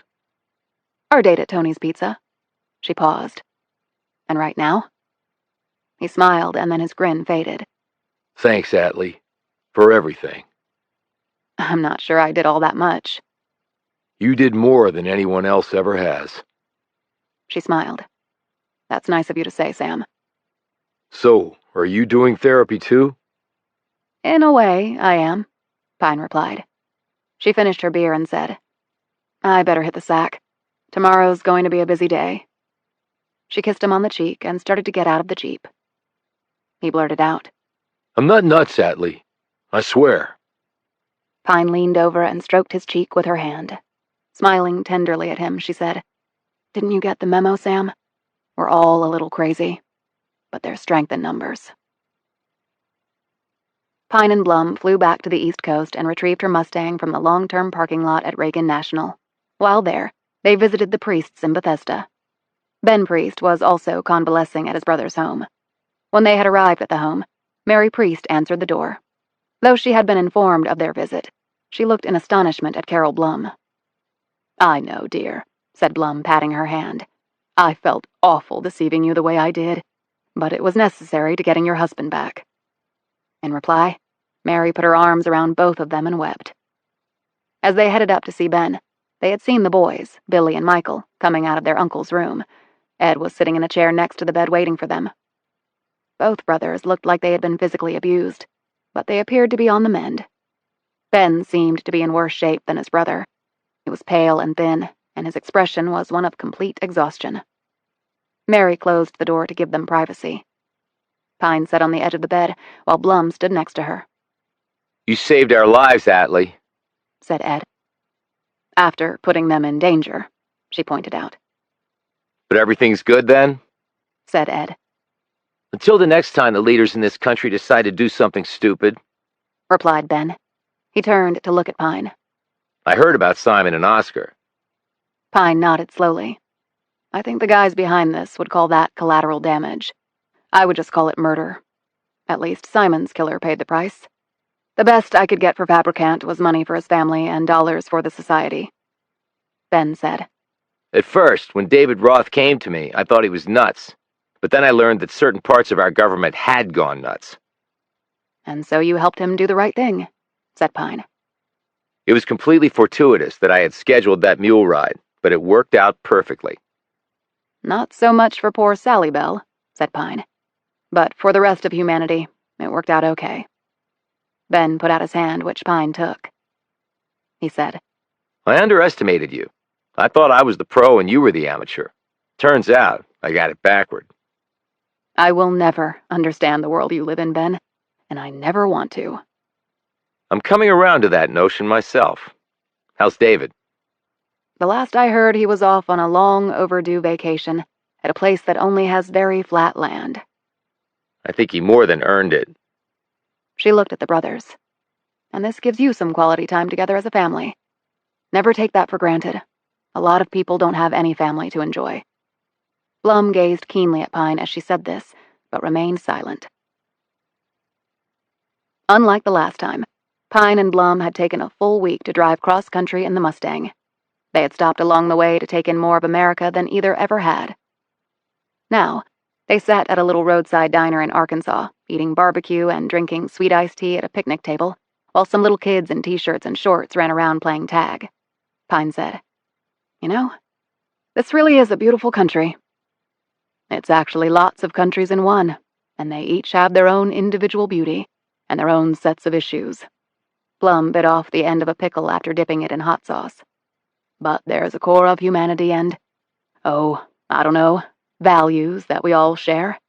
Sort of the glue that holds us together." She paused and smiled. "It actually reminds me of my 6 kids." "How so?" "I can't remember one day while they were growing up that they all got along. Not a single day all those years. Someone was calling someone a name, one was hitting another, 2 others were in a screaming match, and the 2 others were playing together and having a wonderful time. Then the next day they'd be at each other's throats." "What do you take away from that?" asked Pine. "All you can hope is that if one of them gets sick or gets hurt or really needs help, that the others will come to their aid. Other than that, I'm afraid all bets are off. Life is messy, and people are just deluding themselves if they think someone will just wave a wand and everyone will suddenly play nice in the sandbox. It's just not how we're wired, apparently." She paused once more to take a sip of her tea. "But I have to say, even with all that yelling and fighting, when there were good times, they were pretty damn great. Wouldn't trade 'em for anything." They got back into the car after putting the top down and drove west. "I could get used to this," said Blum. "Maybe we should make it an annual thing." "Thelma," said Pine. "What?" "I have to be Thelma. You get to be Louise." "Well, you and Gina Davis are about the same height, and I can't tell you how many people say I resemble Susan Sarandon," she added with a self-satisfied smile. "So we're good to go?" "So good to go I could scream." And Blum did just that, while waving her hands in the air like she was cheering at some sports competition. Atlee Pine had never laughed harder in her life. Chapter 63. Pine sat in her newly renovated office, adjusting the controls on her state-of-the-art ergonomic office chair that could do just about anything except fly, although there might be a control for that too somewhere. She ran her hand over the mahogany wood of her new desk, looked down at the fresh carpet, and then over at the new solid wood door. But when she glanced at the wall, the indentations were still there. Blum had been of the opinion that they should remain as a deterrent, and Pine had heartily agreed. Pine stared down at the news story on her laptop screen. The country was buzzing about some momentous changes that had taken place within the government. Some very high-up leaders had suddenly announced their resignations. These included top generals at the Pentagon, the head of Homeland Security, and the Attorney General, all with differing explanations, but none involving their participation in a foiled plot to blow North Korea off the map. Others had been reassigned in an unexpected shakeup that had caught many off guard, and certain key advisors within the White House had also resigned, saying they wanted to spend more time with their loved ones. And the president had, out of the blue, announced that he might not seek re-election. Lastly, the peace talks with North Korea had been restarted, but now with South Korea and Japan in the lead roles. Even by recent standards, it had been an extraordinary news cycle. Dobbs had evidently used the DVD to full advantage. She expected him to be nominated as deputy director any day now. Hell, she thought, maybe he should run for president. Her office phone buzzed. "Yes, Ms. Blum?" "Special Agent Pine, there's a gentleman to see you." "What about?" "He's from Washington, D.C. with a request." "Okay." The door opened and Blum escorted in a short man who looked to be in his early 30s. He carried himself in a very cocksure manner. His features were sharp and his gaze even sharper. He was dressed in a blue suit, stiff white shirt and solid tie, with a handkerchief carefully aligned in his breast pocket. Pine stood. "What can I do for you?" The man said. I'm Walter Tillman. I'm with the federal government. So many say, and yet it doesn't always turn out to be true. Can I see some ID? He took out his wallet and showed her an ID card with his picture on it. Okay, what do you want? To formally invite you to D.C. Why? to talk with some folks there who want to meet you. Why? He flinched and his look darkened. They think you're talented and want to recruit you to work on some matters for them directly. I already have a job. He looked around the small office. Look, no offense, but you're in a crummy office in the middle of nowhere. No, I'm in my FBI resident agency office in the middle of beautiful Arizona, within spitting distance of the only natural wonder of the world located in this country. Only this position would be far more prestigious, a kick up in the GS level, and a lot more money in your wallet. I didn't join the FBI to get rich, and I could give a damn about prestige. Now, I'm not sure you understand. They want you in D.C., at the highest levels. And I decline. Now, Tillman dropped all pretense of civility. You think you're something, don't you, because of what you did? He added with a snarl. Pine looked over at the 2 indentations in the wall and was sorely tempted to add a third. I tell you what, Walt, the day your guys get their shit together, to my satisfaction, I'll think about it. But I won't be stupid enough to hold my breath on that. Anything else? No, that's about it. He said sullenly. Good, because I have someplace to go. Ms. Blum will show you out. As though she had been listening against the wood, the door opened and there was Blum. Pine took her pistols out of her drawer and slipped them into her twin holsters. She grabbed her dark jacket off the chair and, passing by Tillman without a word, said to Blum, "I'll be back in a couple of days. Safe travels, Special Agent Pine." Pine left the office. Down in the garage, Pine put on her sunglasses, took the car cover off, and stowed it in the trunk. She fired up the Mustang and drove out into the sunshine. She had a long drive ahead of her, and she was looking forward to every mile and minute of it. The vintage car roared along, its big block V8 eating up the highway as she went from Arizona on a diagonal through the southeastern corner of Utah, where she followed the flow of the Colorado River for a bit, before cutting east and entering the Rocky Mountain State. She stopped only once, for a restroom break and some dinner, which she ate in her car, looking at the stars swarming the big sky. She held up her bottle of water and said, "See you soon, Sam." Pine drove on, timing it so she arrived at 80X Florence about 10 minutes before midnight. She got out of her car, slipped on her jacket, and clipped her FBI badge to her belt. By the time she cleared security and was being escorted down the corridor to the visiting room, it was 1 minute to midnight. She sat in the same seat and looked through the same wall of polycarbonate glass awaiting his arrival.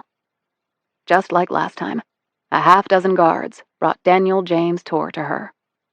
They chained him down and left, waiting just outside as before. Torr popped his neck, placed his manacled hands in front of him, and eyed her curiously. And she figured he had to be curious, since he had agreed to see her again. She reached into her pocket and took out the picture. She looked at it for a moment. The image of Mercy gazed back at her. Pine placed it against the glass so that Torr could see Mercy staring back at him. "Where's my sister?" she said.